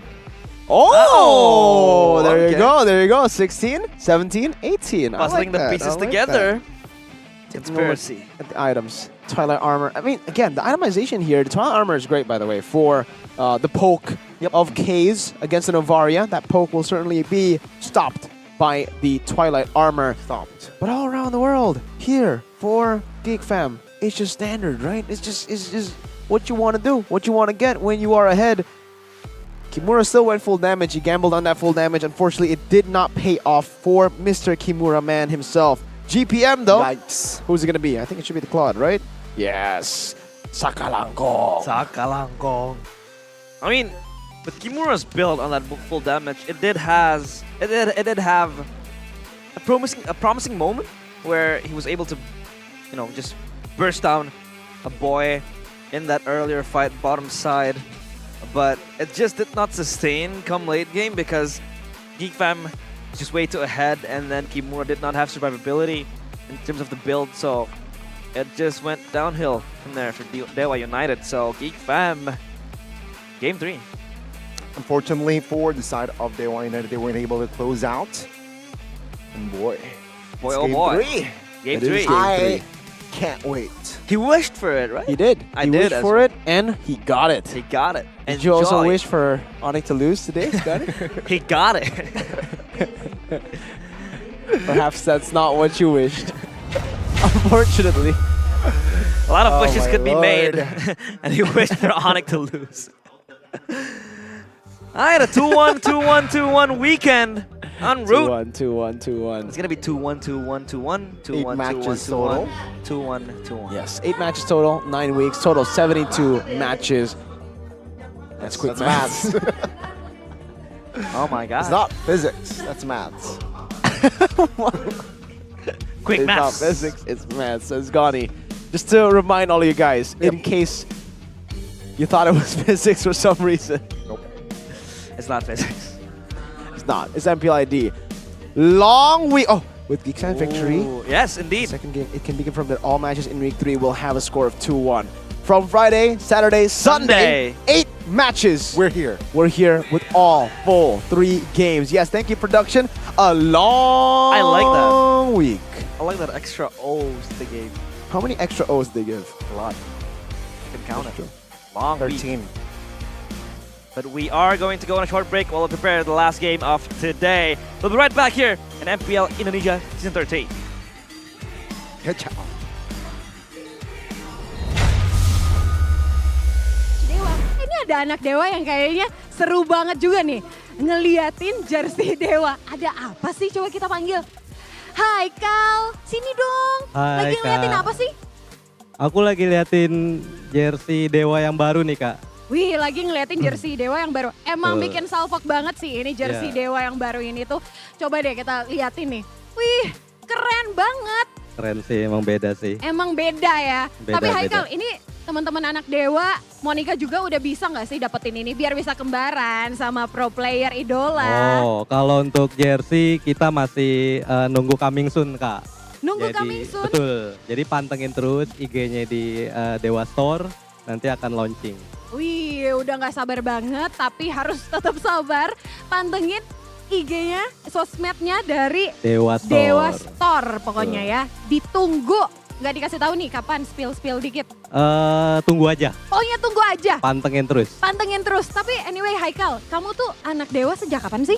Aku sebetulnya udah lama, cuma baru join lagi di season kemarin. Dari season kemarin ketika Dewa masuk MPL Betul. sampai sekarang. Sampai saat ini. Wow, ini apa sih keseruan kamu bisa jadi anak Dewa? Serunya sih banyak ya, luar biasa ya. Terutama kan Dewa ini baru join di MPL. Terus yang kedua juga keseruan kita nambah teman baru, apalagi di grupnya MPL ini luar biasa semua ya, rame, seru. Ya pasti juga bikin kita tuh semangat lah buat terus-terus main Mobile Legends gitu. Wah, nambah teman baru. Coba Monica mau tes. Kamu kan udah jalan 2 season nih. Berarti udah punya nambah teman baru berapa banyak nih, Haikal? Banyak banget ya. Banyak banget. Puluhan, ratusan mungkin ya. Ratusan, gak Iya. kehitung ya. Ya, karena komunitas Dewa juga lumayan besar juga sih sekarang. Wih, waduh ini yang nonton, siapa tahu yang belum gabung nih jadi anak Dewa. Kepengen gabung setelah dengerin penjelasannya Haikal. Gimana tuh caranya biar bisa gabung jadi anak Dewa? Ya, cukup buka di IG-nya official anak Dewa, nanti ada link di situ, silakan daftar, nanti bisa langsung ikut ke kita semua. Gampang banget dong berarti Gampang caranya. banget, gampang banget. Gampang banget. Tapi anyway biasanya pada ngumpul di mana sih? Kalau kita home base-nya memang di home base-nya Dewa, tapi biasanya tergantung kesepakatan. Yang dekat atau yang ngabarin ya kita akan ngumpul bareng-bareng. Oh, jadi bisa disesuaiin. Pokoknya Bisa udah banget. digampangin buat kamu yang udah gabung jadi anak Dewa. Ya. Intinya gabung jadi anak Dewa dulu ya. Gabung jadi anak Dewa dulu. Tapi sekarang ya, Haikal, ini kan poinnya udah satu sama nih. Ini kita masuk ke game yang ketiga, ini match point. Ya. Ada pesan-pesan buat teman-teman Dewa yang bakalan main dan juga ajakan juga nih buat anak Dewa biar bisa tetap semangat, Ya. semangatin Dewa. Ya terutama untuk player Dewa tetap semangat, terus improvisasi, terus belajar dari hal yang sudah ada. Jangan lupa untuk terus belajar terus lah pokoknya. Terus juga saya juga mau ada pesan, ada titipan juga. Apa tuh? Apa tuh? Ini Apa tuh? untuk Dewa dan yang lain. Jadi kita punya tim sepuh. Jadi ya kita mau unjukin ini ke tim yang lain lah. Oh, Wadrian, ampun, sepuh. Biar tim lawan ngomongnya pun sepuh ya. Sepuh. Oke, dan langsung saja Haikal. Pasti udah gak sabar dong ngelihat match point kali ini. Monica juga udah gak sabar. Teman-teman juga udah gak sabar nih ya buat dapetin jersinya. Jangan lupa kata Haikal dipantengin di sosial medianya Dewa. Dan langsung saja kita bakalan kembali lagi ke para casters yang sudah ready untuk mengantarkan kita ke match point game yang ketiga kali ini. Silakan casters.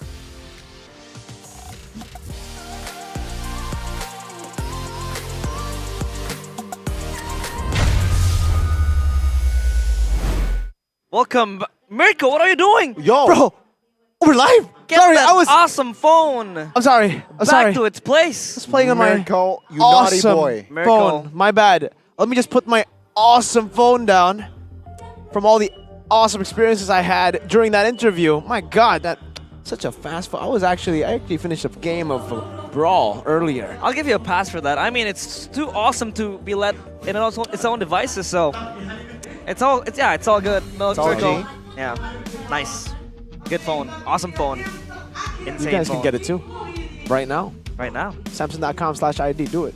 Let's go. Wait. Check it out. Check it out. Now. Right now. That's a match point as well. Yeah. True. Match point For both teams. for both teams, Dewa and Geek Fam. We've seen this, I think, 7 other times This week. Wow. Nice one. It's a very, very beautiful weekend. But of course, you want to give the blessings not only for 3 games at your screen, but also for the holy month of Ramadan. We will be taking that to MPL ID Berkah Ramadan with Samsung Galaxy. You can take part in a lucky draw where you could win a Samsung A series as well as a 30,000 diamond prize pool in which it will take part from 22nd of March to the 31st of March 2024. Wow. I mean, it's insane. That's crazy, man. With Samsung Galaxy, go ahead, check it out. That was the awesome phone we were referring to earlier. Yes. So perfect timing for you guys to go get the awesome rewards from the awesome event from awesome Samsung. Awesome Samsung. Awesome Galaxy. And awesome MDL. MDL is our development league for you guys, especially you that are still, in school or at college trying to get your degree, learn more. You can also sign up for the MDL CSR program 2024 for you guys who are interested in esports. You can get that chance for mentorship with our professional mentors in the esports department, whether it be the professional players, the coaches, behind the stages. You could always get that part, and as well as make your way through the esports scene through MDL CSR program 2024. Now back to the game we go. Dewa United and Geek Fam. Dewa United, that was a shaky game for them. But Geek Fam was just given too many things to work with, especially that Claudera that's able to be activated. Way too many things were given away to Geek Fam. Firstly, the Claude. Yep. Vexana. Vexana. But really, the Claude. They need to get rid of the Claude. Game 1, they banned the Claude. And they won. Game 2, they didn't. And they lost. They let the Vexana go in game 1. Safe to say, they still won. Safe to say Chidera will have a 100% win rate in Claude now. Or they could pick the Claude away. That could be an actual, if they don't want to waste any ban slots on the Claude, they could just pick it up for themselves. They could just take blue side and pick up the Claude. But pick it up for what? Will Mr. Chad Era learn a new hero in the span of the break of game 2 to game 3? Insane fast learning mechanisms activated. I mean, he did get smacked on the... That can reset his... Dude, that was so violent for no reason. That was unnecessary. Whoever did that, shame on you. You should never do that to Chadera. Especially Sakalangkong! Someone so fluffy and so huggable, Yeah. You do that to him. Can't believe it. He's like, Chadera is he looks so kind. You don't do that to him. Sakalangkong, right? Sakalangkong. That's the... That's such a funny phrase. But previous game recap here. Hazel on the Fredrin. I gotta say, this guy was the standout as well. 100% neutral objective secured. 100%. And last week, how many objectives Geek Fam secured? I think 1. Oh, and Hazel wasn't playing. That is rough. Hazel wasn't playing. Oh my god, and seeing how he develops, I am going to see. I think he is a very promising player. Yeah, he was the anchor in that game, entering early mid, when Claudera activates, he's like, my job is done. He's able to show a level to his game. I mean, always fast in the race of objectives. I think so far, no missed retributions in 50-50s. Wasn't even a coin flip for him. He's consistently getting all the retries down. So it's all warranted for And Hazel has been very, very huge. And now we will jump into the final drafting phase of today by official tournament smartphone, Samsung Galaxy. Of course, the Cloud is gone. Yes, that's what we expected. It will be banned out. By the way, welcome not just to any draft, welcome to the final draft of the week. Yeah, a long week. I mean, we gotta ask Mirko. He's been casting 3 days non-stop. How does it feel? Light work. Light work. Should have been 9,000 days of MPL in a week. If it's possible. Novaria, Claude, and the Joy. The Angela, Arlet, and the Mathilda banned out. Let's see. First pick, Fredrin up for grabs. Nolan is open as well. No. Oh, you're right. Is free. First time for everything. Let's see. Please take the Nolan. Please take the Nolan. Is it a bait though? Because Aura have been letting the Nolan go against Rebellion, against many teams, and it has been pretty successful for them. It's how they counter the Nolan, I think. You could always have a lot of disablers. Like a Kaja maybe could also put that Nolan to sleep. But if Dewa want to pick it up, Gary isn't really, notorious for playing these type of heroes. He's always on the utility side of the spectrum, but they will pick it up for Gary. They discussed it a little, which shows that perhaps they weren't really prepared for that scenario, but it seems like they will commit on towards that Nolan here. And Geek Fam, seeing that the scenario they will pick up instantly, right? The Vexana and the Minotaur. We mentioned multiple times about having these two heroes within one comp is just so nasty. Can't really dive in towards that backside. So let's see here. How will Dewa United respond with? Solid 2 picks for Geek Fam, Vexana, Minotaur. You have knockups, you have disables, you have that extra peel and the damage from the Vexana. So come the Turtle Dances or the Lord Dances, these two will be very, very valuable in those prolonged team fights. Very. I think we can remember just in game number 1 how Drian was able to impact these team fights on the Minotaur. Indeed. Geek Fam with a Minotaur and a Vexana. Expect your frontliners to get ping-ponged around, bounced back and forth, but that's why you pick up something like a Grok in the front line. That power of nature and the X-Borg. Whoa! From Dewa this time, super fast though. Fredrin comes in. A Minotaur, a Vexana, and a Fredrin. That's the 3 ways to success for neutral objectives. You have so much CC and a guy that can last hit so well. I love how they're drafting this, kind of low-key for Hazel, because you want him to be set up for success. You want him to be able to contest this in a 50-50 where he excels in the retribution department. And I think that has been the case for Geek Fam. They know that that's their strength in trying to outmaneuver this Nolan. So with 3 of the picks coming in from Geek Fam, it has been very, very good. A very, very good start. And they bend out the Lilia. I want to kind of deny that damage and that laner that can fare against Vexana. Yeah. Taking out the Lilia. Next for Dewa, they're probably going to go and limit the amount of XP laners that Luke can play. For now, with how it's looking, maybe they want to go for a Phoveus ban. I think they're thinking real hard about what they want to go for here in the bans, because Phoveus has been a way to counter the Nolan for quite a while. The choice they go for, though, is not a Phoveus. It's actually a Brody ban.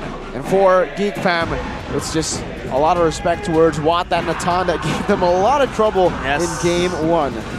That was trouble indeed. Especially Watt. It's like when you throw him anything, he's able to play it. And he doesn't really have a problem with the hero pool. I mean, noting he's a veteran as well. But for the most part, I think he really loves the ultra carry heroes that can enable him to really just hit from the backline. The Natan, the Claude, the carry as well. I mean, carry is still up for grabs. That could be a prio next for either sides of the team. I think, especially for Dewa, what they're lacking is range, right? So they will try to balance out their composition with range. No Novaria, so perhaps they will opt for another hero. Potentially a Nana might come through. Let's see here. It's going to be the Bakito band out. Spoiler. Spoiler alert. Let's see. Spoiler alert. See, Layla? Oh my, no, he's trolling. He knows the camera's on him. They're trolling. All right, Jadera, I see you. You know the camera's on you. Bruno lock. It's going to be a Bruno lock. I mean, safe option. It's going to scale. It's good in the lane as well. You can bully your lanes with the range as well. Now, what do Dewa pick in this scenario? Because range-wise, they don't have the Bruno, don't have the Brody. What are they gonna pick? Safe choice is the carry. They need someone with a Purify too. That's why the Natan ban here and the Claude ban earlier has actually kind of limited Dewa's picks in the gold lane. Now, the only hero that has Purify and can survive and does shred. A lot of value for the carry actually, but yeah, the Bruno would have been better for sure for Dewa if they were able to get their hands on it. Aside from the carry though. Wait, what are they hovering over? Can't see. Ixia! Oh, Ixia and Faramis. Yeah, I mean, you have the range, but how is it gonna work out? The spacing, right? He needs to pop the full barrage in time, the right time to grow and deal that DPS that they need. And also, again, we talked about range. Ixia, sure, it fits, but let's see. We will see how they will work out around the interesting picks, especially from Dewa. They have the Nolan, also the Faramis to prolong the team fight's extra layer of life, if needs be. And we'll take a look at the counter index, or the draft index. Dewa, this time winning it. The draft index. The draft index so far has been wrong 100% of the time so far. For game 2 it was Geek. Sorry, game 2 it was Dewa. Game 1 it was Geek. Yeah. And now game 3 it's Dewa. So by that, make of it what you want. But both of these compositions can certainly work. That Ixia in towards the later stage is actually a great pick against the Bruno. It is a lane that will do very well. Will the Godfall or the man? It will be the last match of the week, and most importantly of the day. Geek Fam against Dewa United is back on your screen. Again, ladies and gentlemen, Geek Fam and Dewa United. They're safe. They're in the midfields of the standings. So again, they desperately need a win to stay in that safe spot. You're blinking your eyes, and it's already the 3rd week. Next week is 4th week, so you gotta pump up the wins, especially leading up to playoffs. And they wanna all make a shot towards playoffs. I mean, we have what Mirko says, a most guaranteed team in the playoffs, which is Bigetron. Currently up there. Oh, whoa, that's a steal from Gary. Take a look at Driana with the power of nature, flickers out of safety. And take a look at Beloyski, also flicker, but Gary is there trying to find the last hit, does not find it. No first blood, but still a huge win for the Nolan. Yeah, a massive disadvantage for the Fredrin against the Nolan is the clear speed. Fredrin already clears quite slow very early on, and especially up against a Nolan who clears extremely fast. That's why he went for the thrill on top of the Nolan. And man, that was really fast. He went from the purple buff to the creep, the green creep up there to the orange buff steal. Wow. And it was also because the Grok Drian was able to bait out the retreat from Hazel. So extremely well played by Dewa. Crazy utilization of the delayed farm, delayed clear, and also the retreat usage of Hazel. He's level 4 already, so the kill potential and the kill pressure is there for him. So fast, of course, if you compare it to Fredrin, who's relatively slow in terms of clearance, in terms of movement as well. But now, Beloyski gets clapped on. Will be pulled by Keys and the barrier. Hey! Make Beloyski suck! No! Wait, you know, he has no flicker! He has no flicker, but he has the hail! Oh my god! Keys will not have the range for that Ghostbursters to take him down. The wall won't stop him. He's able to escape, but Rian is gonna be safe. It's all good. So, did he blow his flicker? I think he did, yeah, so all good though. And Turtle has been secured by Dewa United. Oh man, Beloy. I like the confidence on him. He was walking towards the wall. He just didn't care. He just kept on going through the wall. Beloyski now taking some heat pulled now this time. Hey, what? Will not be able to take him down just yet though. Gary's so annoying. Almost 2 levels above Hazel. Beloyski low. My god, wall charge committed. He's still alive. But take a look at the Eternal Guard and the Nether Realm here invested for Dewa. What's happening? Beloy, how does he keep on getting out of these situations? No first bloods, man. No first bloods yet as well. There were a couple of moments where it should have been first blood with Beloy being so low. I don't know what's happening. But man, yeah, it's so goofy. It's so funny the way that, like, you know, he interacts with the wall. He just walks there. He's like walking through an invisible wall. It's a very entertaining Beloy. Yeah. He wishes that he could just pass through the wall. He walked through. Maybe he should play Navaria. That could work. He could try. And Kimura not receiving as much pressure compared to the Ixia in the hands of Watt. Beloyski was just everywhere on the map so far. No first blood. It has been a slow game, but at least now Dewa United is able to match it up in terms of the objective departments. Oh, Drian gets jumped on. Oh, well, charge forced. Hazel will be able to get out to safety. Yeah. So for Beloy now, the fact that he hasn't died 2 times means that he has been around the map a lot, and he is level 5, so he's not behind of Drian for now. Again, the dive from Dewa could actually help Geek Fam, depending on how Beloy reacts towards these plays. But again, Gary being an absolute nuisance, invading very early on, but he has to be careful. He is an assassin. Despite his crazy clear, he is an assassin. He can be punished. That's why Beloy rotates over top, and they actually do not go for it. Chidera actually does not go for the clear on that. He knows that Hazel is very much behind, 2 levels down on Gary. He needs as much farm as he can get. Hazel is getting gapped, and Gary is just level 8 now. They get the turtle right here, right now. Maneuvering very committed. Hazel finds a retreat stun though. Gary, the backside, looking for an escape with the flicker. Luke trying to find the kill. Take a look at the last insanity from Kimura. Will gain space for Dewa United to find safety. No first blood yet. What is happening? Just a newt. 5 minutes, 2 neutrals, and no first blood shed. This is a stagnant game, I'd say. I love it. A lot of things happening. It's interesting. There's so much action. In a peculiar way. So much action, yet no result in terms of the kills. Yeah, I mean, I love it, right? the fact that it's been so high action, but no one has died. Beloyski, they're edging.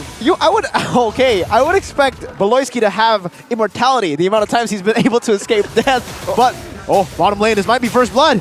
Oh, untargetable. Hazel's there. Hazel there with the flicker, taunted himself. Kimura will not be able to escape this time, right? Luke, though, diving under the turret. Kimura surviving, and finally, with that, Hazel will be the trade as well, Gary.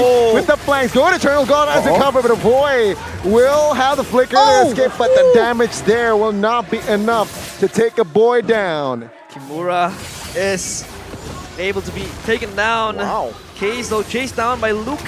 Wants to push forward, but nothing will happen.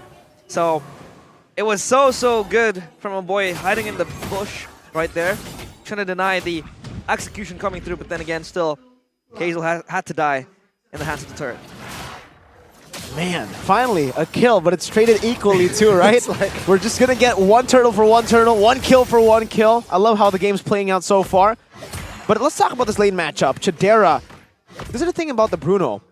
Yes, early on, Watt does out-sustain the damage of Chidera, but once he gets those crit items, he's going to start to really hurt. And Drian... Oh, a lot of heat power. A lot of charge. He's pulling a Beloy on us. That was a good retreat there. Everyone's pulling a Beloy on us. Beloy is it? Gary, though, in the front side, Netherrealm here. Forced to be used, but Hazel will secure that kill. No trades here. This time as the turtle will be claimed by Geek Fam as well. Finally, they break the chains of trades. Hazel again, his palm grasping every possible neutral as Kimura can't really do much. He's down in the jungle now. Good delay there for that purple. Now Kimura will be untargetable. No Moraga armor taking some heat, and Hazel knocks him down. Take a look at the purple or bottom side of the map now. What? Luke, wow, interesting. Xia now will be able to recall though. Yeah, so much pressure now for Geek Fam. This mid-game power spike is hitting, and they are utilizing all of it. Gary, he's gonna fall off, man, this damage. I don't even think he can burst Luke down at this point, unless Luke is standing still. And Geek Fam, 3-1-0 on Hazel. The early orange buff steal did not really derail this man's farming pattern, derail this man's neutral objective contest stability. It's crazy. His retry still so on point despite being a level down on Gary.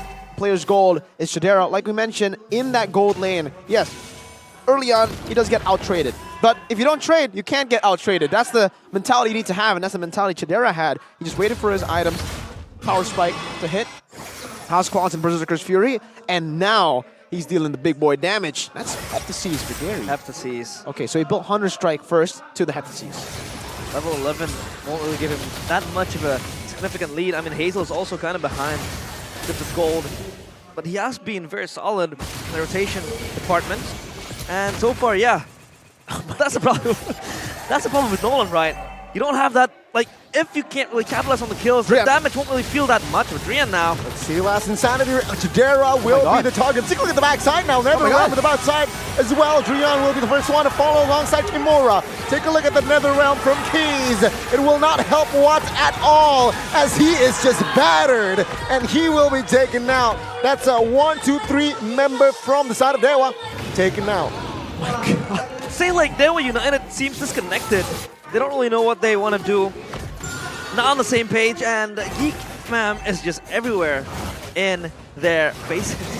For sure, the way the Geek Fam have been playing, so oppressive all around. Luke even, that's a new combo for the Lapu, by the way. The Bravest Fighter into 3 recalls, and now also the damage reduction from recalling. No, that's false, ladies and gentlemen. There's no damage reduction for recalling. It only works for Luke, apparently, and Lazel just gets a free Lord. They're channeling and chaining all these objectives around so well, man. Geek Fam, where was this in game 1? It's like dominoes, you know? Like, if one fall, the others will.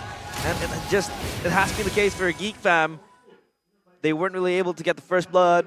A few hiccups here and there, losing that initial contest with Gary. And now they have 6 kills. They have all the neutrals needed. Sieging on the turrets, getting prio. Even the topside turret is almost naked, so they could possibly just capitalize on this and close out the game because Dewa United, it's going to be hard for them to crawl from this. Hard is an understatement. It's really tough because Geek Fam have all of the snowballing done and ready. And for Gary, he actually needs a snowball to happen. For Watt, he is very behind. Unlike Iman on the Ixia against Skylar, right? Despite him dying 2 times, he's still actually quite equal in gold against Skylar. Watt is 2,200 gold behind of the Bruno. Chidera's going to 2-tap him if he gets 2 crit balls. 2-tap. That will get bursted down, and the Lord now sieging upon the players of Dewa United. The gods, will they be slain here? Because Geek Fam has given us an impressive showing in game number 3. Dewa United is just left without an answer. David versus what Goliath. Was that full barrage? Let's see, full barrage, questionable. Eternal Guard committed as well. Kimura, though, will have no Paraga. Now, minions cleared. They look for the mid push soon. And yeah, 8,000 gold already here. Secure, let's see here, the siege and the defense. Barrier to buy time, but all the way. Renew and Fury Flicker there does not connect, just gaining to gain space for Geek Fam to secure the mid turret. And it's just free all around. This amazing siege from Geek Fam. Oh, let's see the stun up again. Chidera at the backside, receiving a lot of damage as well. Drian now stuck, but the damage will not be enough. Take a look at Luke in the front side, zoning a lot of members as Rian now will be the target, will be taken out, and that is a 1-for-1. Gary is just stuck behind. Can't jump in. Dewa United since shambles. Geek Fam will look for the end. Let's see, full barrage pops just to clear. Geek has that info. 25 seconds for the next Lord, and Geek Fam, they will be focusing on that objective. The lifeline was in the hands of Watt. Of course, with the full barrage, you can always have that extra layer of defense clearing out the waves from afar. So Dewa United, they can still bandage this deep scar. I don't know about that. Corrosion Scythe and Wind of Nature. That's what Watt has. That is so sad. That's why he doesn't have damage yet. That's why when he pops in a full barrage, it looks more like a quarter barrage. Quarter barrage. There has been no damage because he doesn't have the items yet, unfortunately. He hasn't been given farm, and Geek Fam, get it. Gary can't even contest this. Look at that full barrage. It's a quarter barrage. Yeah, it's underwhelming to say the least. Now see now, Geek Fam, they're looking for the engage. Luke, no previous fighter just yet, and even forcing Kimura to pop that last insanity as a defensive one. Gary, deja vu, man. Oh no. Last time around, good thing there's no Angela. I remember this. I think it was Vildora. Oh, trying to stop the Lord. That was against an Angela. Yeah. Big. Oh, Kimura, he was just from his base now. He has the immortality though. Now with 5 members, comes out of Geek Fam, full barrage in the backside, never round force as well. The base though, very low. And ladies and gentlemen, what's a man to a god, but what's a god to a geek? The gods bleed to the geeks as they secure yet another win, continuing their trend, continuing their positive momentum, and they're able to convert it in this match as they close out the final game of the week with a 2-1 finish against Dewa United. Well played to Geek Fam, calm, cold, and collected in that last game. Playing it so well, just outscaling the Ixia by zoning her from farm. They did the way to shut down the Ixia. Yes, you want to try to kill her, but the best way, I guess, is just to zone her away from farm and to put Ixia in a spot where he has to buy Wind of Nature's second item. I think that was checkmate. When you have to go for Wind of Nature's second item over after Corrosion side, you're just not going to deal damage. We saw the full barrages were super underwhelming, very unfortunately for Watt because he wasn't able to get farm.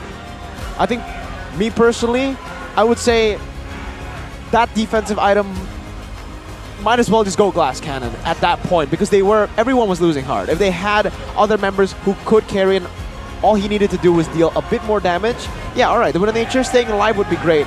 But in that position, it was hard either way. It doesn't matter, Wind of Nature or full Glass Cannon. Geek Fam just played a better game from the second minute onwards. Yes, but of course, we will shortly see and hear the winner interview as the Geek Fam. The Geek Fams are erupting here late night, but here we go to Monica Conado up on stage for the interview. Sekali lagi dong suaranya untuk Geek Fam. Luar biasa. Ini tadi kita lihat di game yang kedua, kita melihat Cloudera beraksi. Gimana Cak Dera dengan Cloud kamu nih, kamu sampai disebut-sebut Cloudera. Apakah ini ajang pembuktian kamu kan di panggung stage MPL Indonesia Season 13? Maniac juga loh tadi kamu pakai Cloudnya Cak Dera. Jangan dibagain-bagain please, nanti di ban. Jangan dibangga-banggain nanti di ban kayak tadi game ketiga akhirnya di ban ya. Tapi tetap kalian menang nih. Tapi gimana tuh kemenangan kali ini jadi boost buat kalian kah di stage MPL Indonesia? Cadera, jadi boost kah untuk kalian? Semangatin kalian kah untuk kemenangan kali ini? Jadi semangat buat kalian? Jadi semangat buat kalian? Oh, jadi semangat dong dari match kemarin lebih tepatnya. Karena kan momentum kita, kemenangan pertama lebih tepatnya. Oh, gimana kalau Baloy? Kayaknya udah lega banget ya. Kayaknya kelihatan lega nih.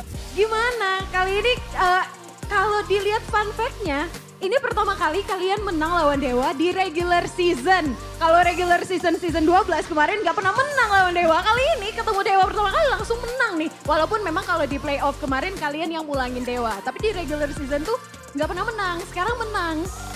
Emang apa yang berbeda nih? Ngelihat Dewa pas regular season kemarin sama yang sekarang? Lebih semangat aja lawan mereka. Kira-kira itu ya. Lebih semangat. Tapi ada kehadiran Rian di Dewa. Apakah ini mempersulit kamu, Baloy? Kebetulan Dewa sama Rian sekarang maka mereka ini bagus. Bagus? Ya. Udah lancar banget ya Baloy, bahasa Indonesianya makin lancar aja lagi. Tipis-tipis.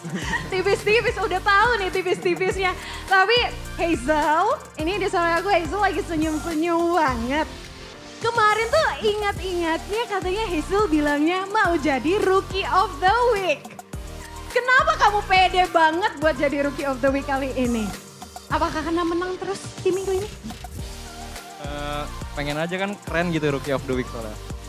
Keren aja Rookie of the Week. Iya. Tapi kamu percaya diri banget buat jadi Rookie of the Week. Kenapa ya? Karena skill kamu emang luar biasa di antara para rookie.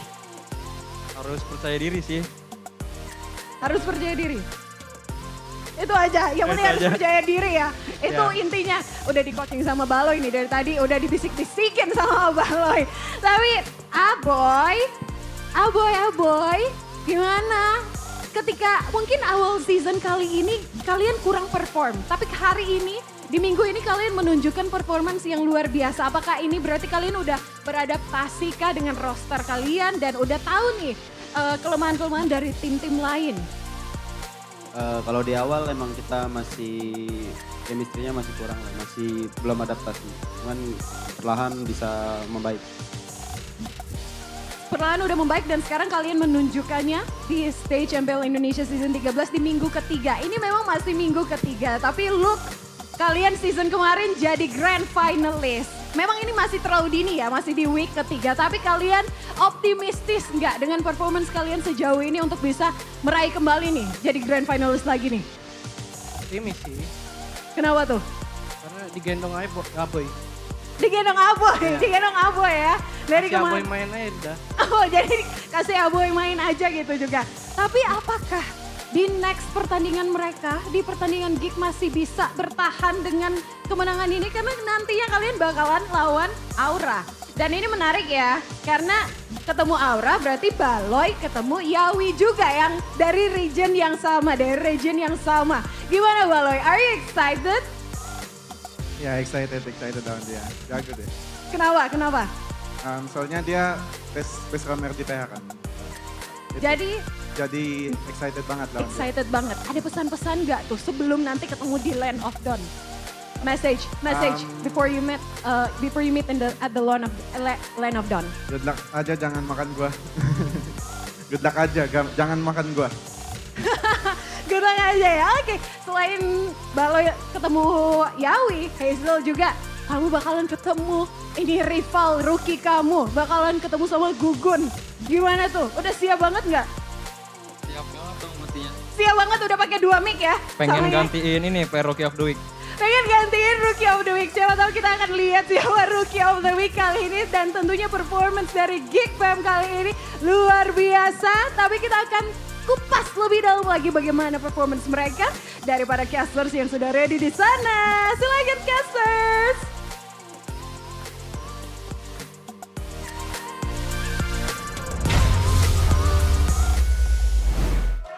The gods has been slain by the geeks, and the geeks thrive as that concludes our long week in week number 3. Long. It's a long week. Long. Didn't feel long for me though. It's long for Mirko. It's been casting 3 days. It was faster for me than it was for Donnie. Why? And for you. Because I enjoyed every single one of these matches. Especially because you know who's number 1, you know. Come on, man. Light work.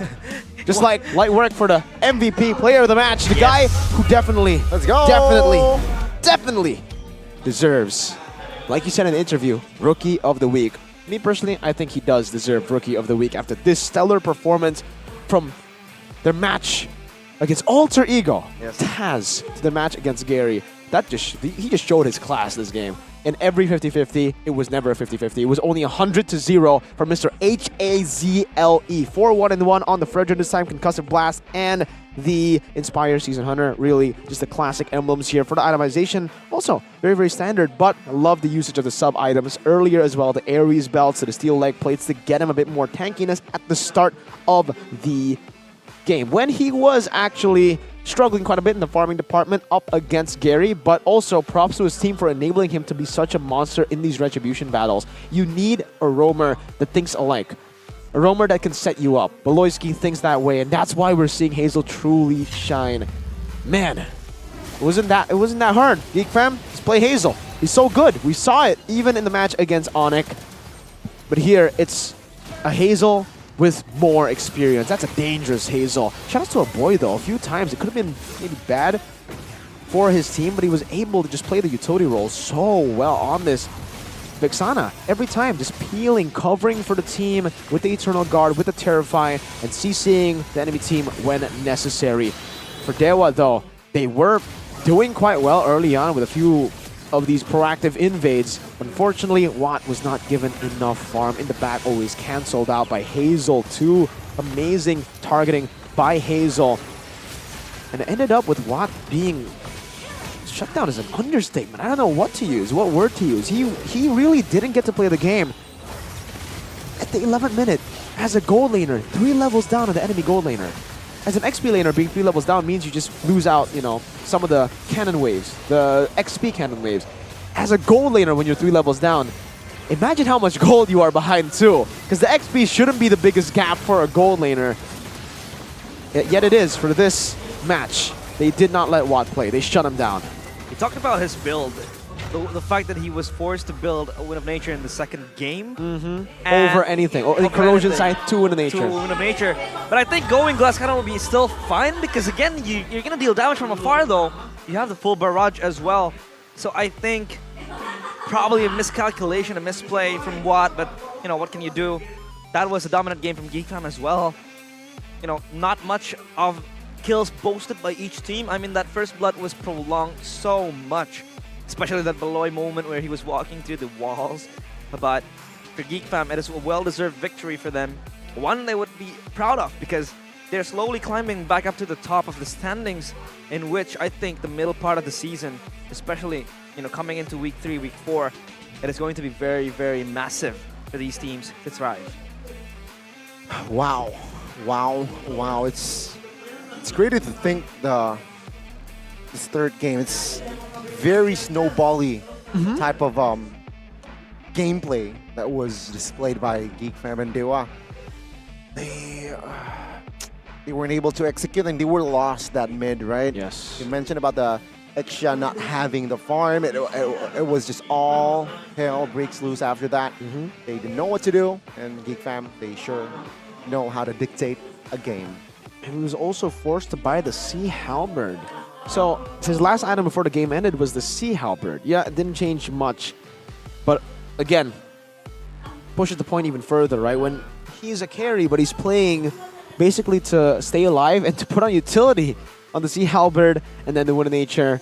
Very unfortunate for a shutdown Ixia. Definitely not what you want to see. But on the other side, Chidera, knowing exactly that the Bruno doesn't win in an all-out skirmish, in an all-out trade in the lane. So what he did was avoided the skirmish. He just farmed the rich guy, I think, by UBS gold here. The carry is a boy dealing so much damage in the back, but just take a look at the amount of objectives Hazel got. 2 turtles, 2 lords, 1 turret. And by the way, that 1 turtle that he did not get, it was when they conceded the turtle. So every single one that it was 50-50, he took it. Even last game. I mean, even game 1 when they lost. Yeah. What the heck? It's insane. If he's able to just come to the, objective and he's able to put himself in the 50-50 situations, I think he's always on point in the retributions. Sure, I mean, if he's way too far, he can't really be in the vicinity and the proximity of that objective, of course, he's going to concede it, like what Mirko said. But when it comes down to the 50-50s, I think his retribution so far has been consistent. More than consistent. Oh, I think it's 100%. I don't think he's lost a single 50-50 this series, okay? This series. I mean, just to put it simply, very reliable during that 50-50s, right? And his team can actually focus on other things. If you have a reliable jungler, sure, you can always distract and harass the other jungler, but with Hazel, you can focus on other things. You can target the marksman, you can target his backside, back lines.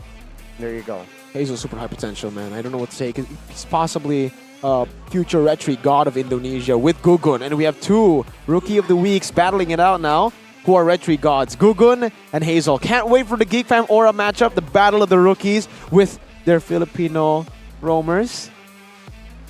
That's actually quite a...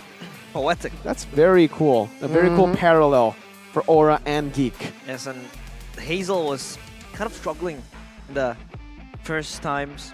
In the early moments of his debut in Geek Fam, and so far he has been showing promise. He has been showing poise. He has come near the objectives. He knows how to play through that objectives, and mostly he's very decisive as well, getting the most important part of the game sorted out, and that is the objectives, of course, the neutral objective, the turrets as well. And playing as a utility jungler, no less. He was rendering Gary immobile in this game. Gary wasn't really, seen apart from that first play in the first few minutes. After that, he just went MIA. You're right. I think that's like the orange buff and the turtle. That's it. And then we just didn't see Gary. He disappeared from the game. It's almost like he was Natalia. And I think we are going to see the communications of the players through this golden moment presented to you by our official gold partner, UBS Gold. Bisa. Ayo. Lu lihat. Ada ini depan lu. Aman. Dan lihat ya. Tiga atas. Gua tahu depan, guys. Aman, gua tahu lagi. Mati. Dia mau atas. Ini mati. Aman lo ya. Nice guys. Dapat bawa juga bisa. Open prop. Dot langsung zoning ini lepas dulu itu. Oke, OTW. 10 seconds betanya. Langsung ya. Lihat gua mau ke box ya, guys. Gua mau zoning dia. Damage ya. Sabar ada kali. Gua damage. Zoning. Sabar. Gua dari sini. OTW. Ini gua zoning ya. Ya. Gua damage lot. Barang. Ayo. Sabar. Ini kari. Aman ini mati dulu. Kari. Box ya. Udah bos. Aman. Lord. Gua tahan. Panik. Aman. Fokus lord aja. Udah pasti gua dapat, bos. Nice prop. Nice Chan. Low there. Minyak. Nice pump. A lot of fire, a lot of hype, and also composure. Geek Fam gets their win against Dewa United. And to think that they lost Nile, also a prodigy. An Onyx prodigy. An Onyx prodigy. Onyx prodigy.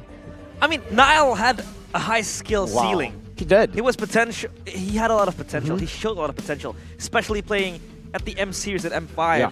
He was able to showcase that as probably a prodigy.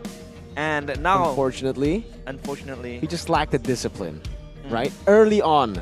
And then he learned the discipline. But for Hazel, it's almost like it took him, 2 matches, and then now he plays super disciplined. I don't know if Beloy, because of the experience of teaching Nile, he knows now how to teach these young prodigies, or if Hazel's just that talented. Hopefully. I think he's talented as well. Now all he needs to prove is his assassins. That's true, because currently we are at the mostly dominated by the tank metas. When it comes later on, maybe something will be nerfed or the assassins will be buffed. Please. That could be much more fun, much more flashy, and we'll see if Hazel is able. I mean, he's able to play the assassins as well. He's actually known for his assassins. Lancelot. Previously, before he joined Geek Fam, the way he won Liga Nacional was on Lancelot, on assassins all around. So he was an assassin player, and guess what? He was actually unable to play utility.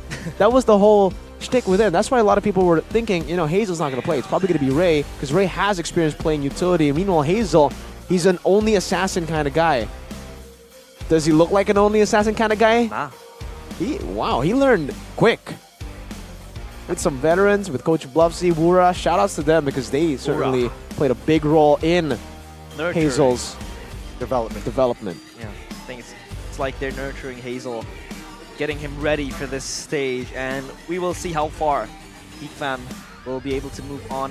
Of course, it's still the 3rd week, I think, but sometimes it just goes too fast. You won't feel it, and we're suddenly in like week 5, week 6, and then playoffs comes in. So they have to be able to maintain the performance, maintain the wins, and get the wins to be able to get up there. And who's up there, Miracle? We'll see later. I'm giving his ego. I'm feeding his ego, man. It's better to show it visually than to verbally announce it. We all know that the last match will not change the top 3. It will only change. It's not actually Ghani. I don't even think they're in the top 3. Past 5, 6 seasons, it's not Onyx. Exactly, Ghani. It's crazy. Your wish came true. Is the Onyx dominance over, though?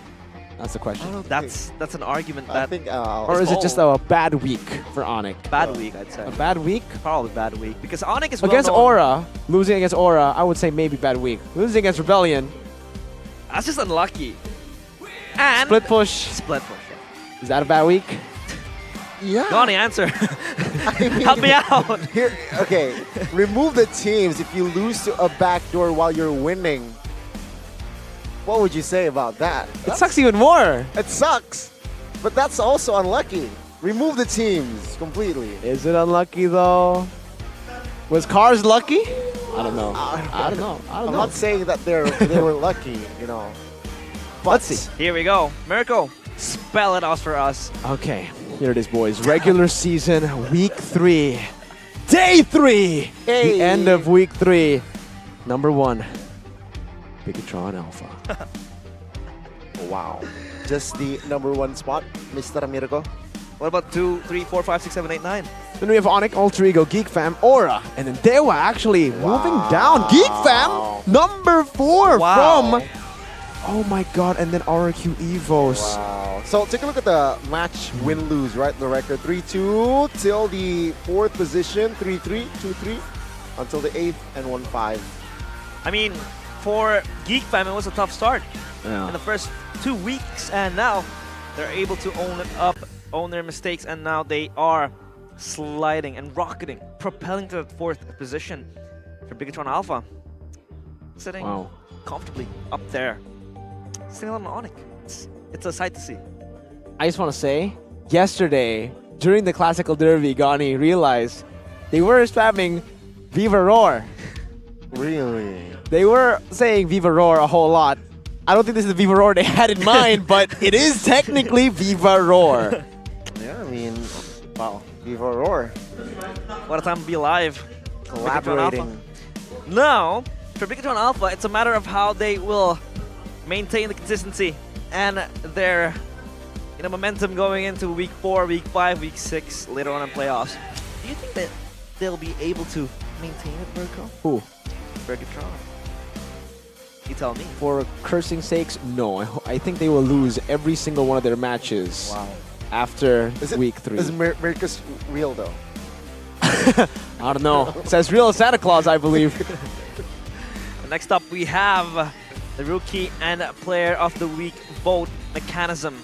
So, yeah, we have gone through this a few times, but Rookie of the Week, a lot of definitions. Of course, for MPL, has never played in any previous seasons of any MPLs or official league.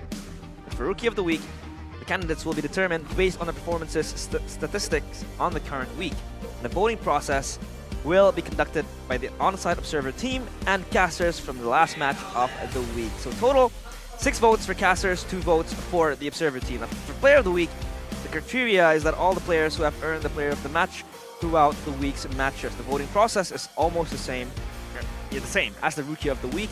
2 votes from the observer team and 6 votes from the MPL caster desk. There you have it, folks. There you have Was there a shout? The official, Rookie of the Week? Yeah. My Rookie of the Week is Super Hazel. Rookie. Yeah, I know. Player of the Week, though. For me, it's Moreno. What about you, Realize? Hazel has been very, very consistent. This is my first time voting, by the way. Ooh. So I'm going to cast my Congrats. vote like a good citizen. Okay. I'm going to give it to Hazel. Rookie of the Week. Rookie of the Week. Player of the Week. Moreno. Moreno, okay. Yes. 2 votes on Moreno, 2 Donnie. votes on Hazel. Unanimous. Unanimous decision. Oh, also, Hazel and Moreno. But for the English desk, we are A landslide. united. We are united. It's a We are landslide fam victory. United, just like Geeks family, who is united. Shout outs to Sheffin, because he is part of the fam unity. CITB. CITB is not in the building though. Yeah.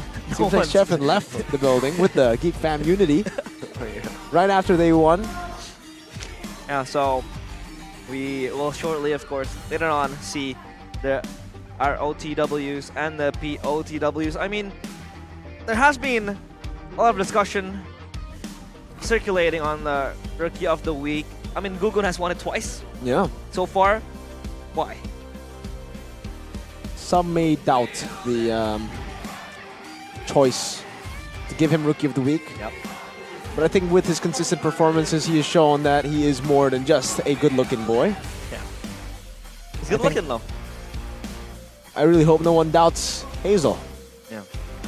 because he has performed really, really well. He needs the hair though. What? Oh, The you're jungler- right. the jungler You're hair. right.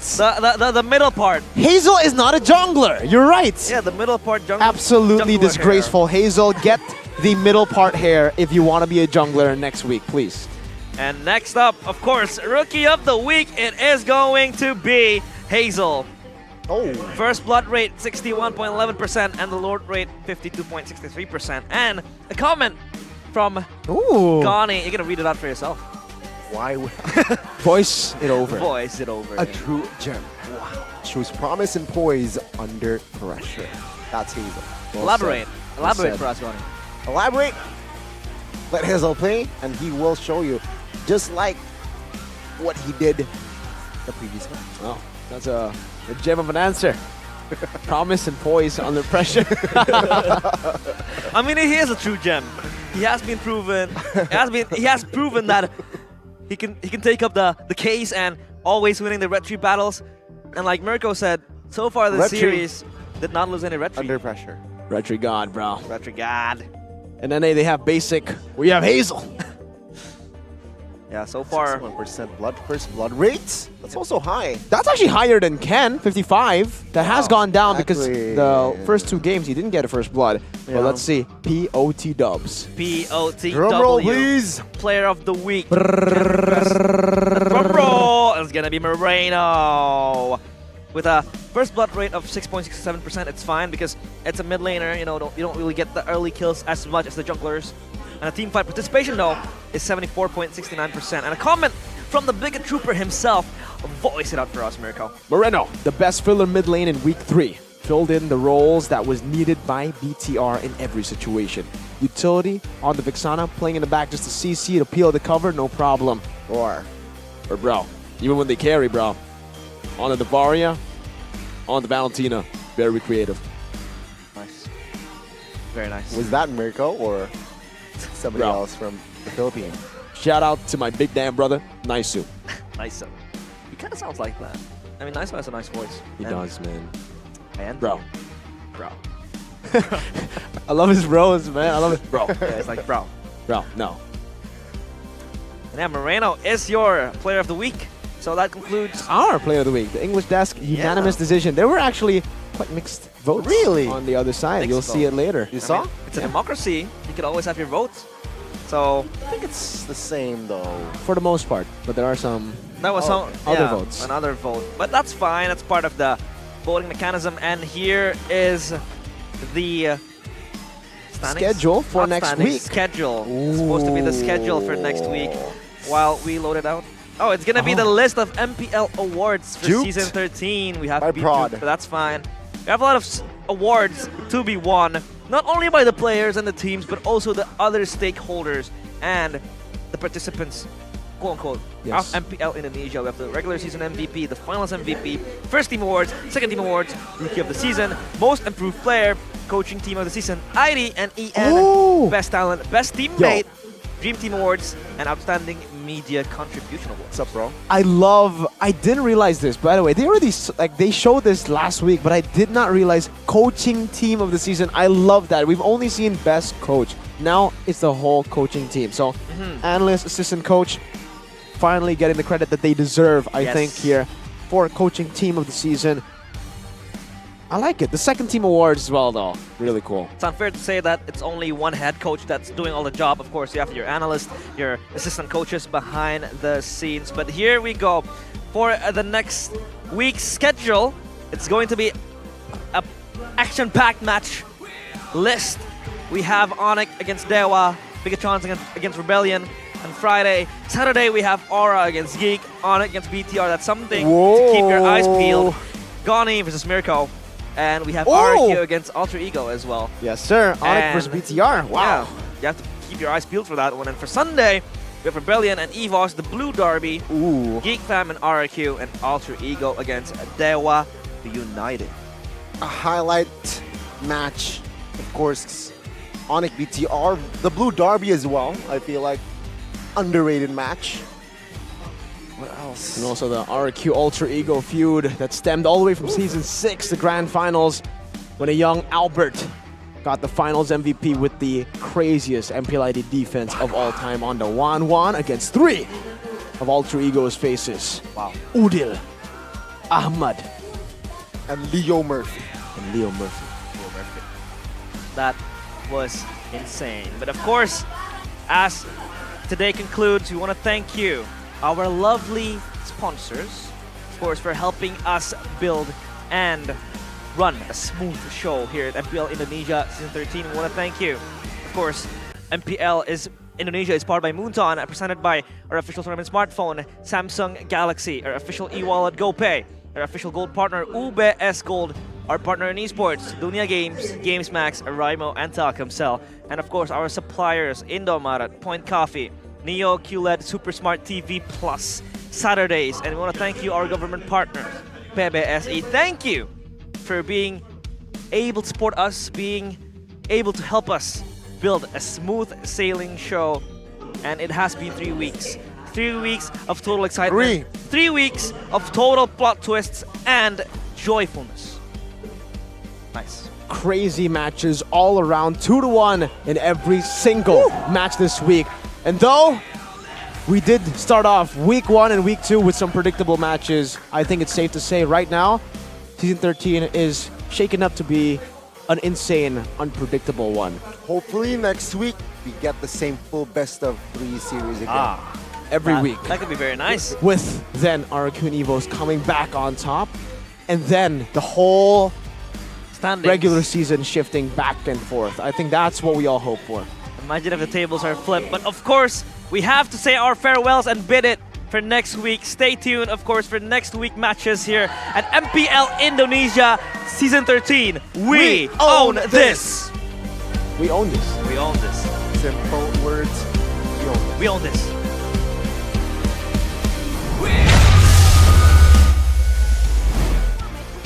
Tapi semua match berakhir dengan poin 2-1. Ini menunjukkan bahwa semua tim tentunya semakin kompetitif di minggu ketiga MPL Indonesia Season 13. Tapi tentunya masih akan ada minggu-minggu selanjutnya perjalanan. Semua tim masih panjang, mereka masih akan bertanding untuk mengamankan poin mereka untuk berada di puncak MPL Indonesia Season 13.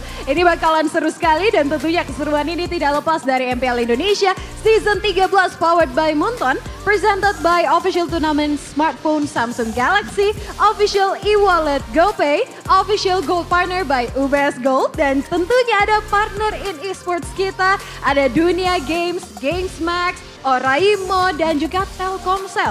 Gak lupa nih, thank you juga untuk supplier kita. Ada Indomaret, Point Coffee, tentunya ada Samsung Neo, QLED, Super Smart TV Plus, dan ada Saturdays, dan tentunya government partner kita ada PBSI. Luar biasa di minggu ketiga, tentunya udah gak sabar ya untuk ngelihat minggu keempat, minggu depan, dan minggu-minggu selanjutnya.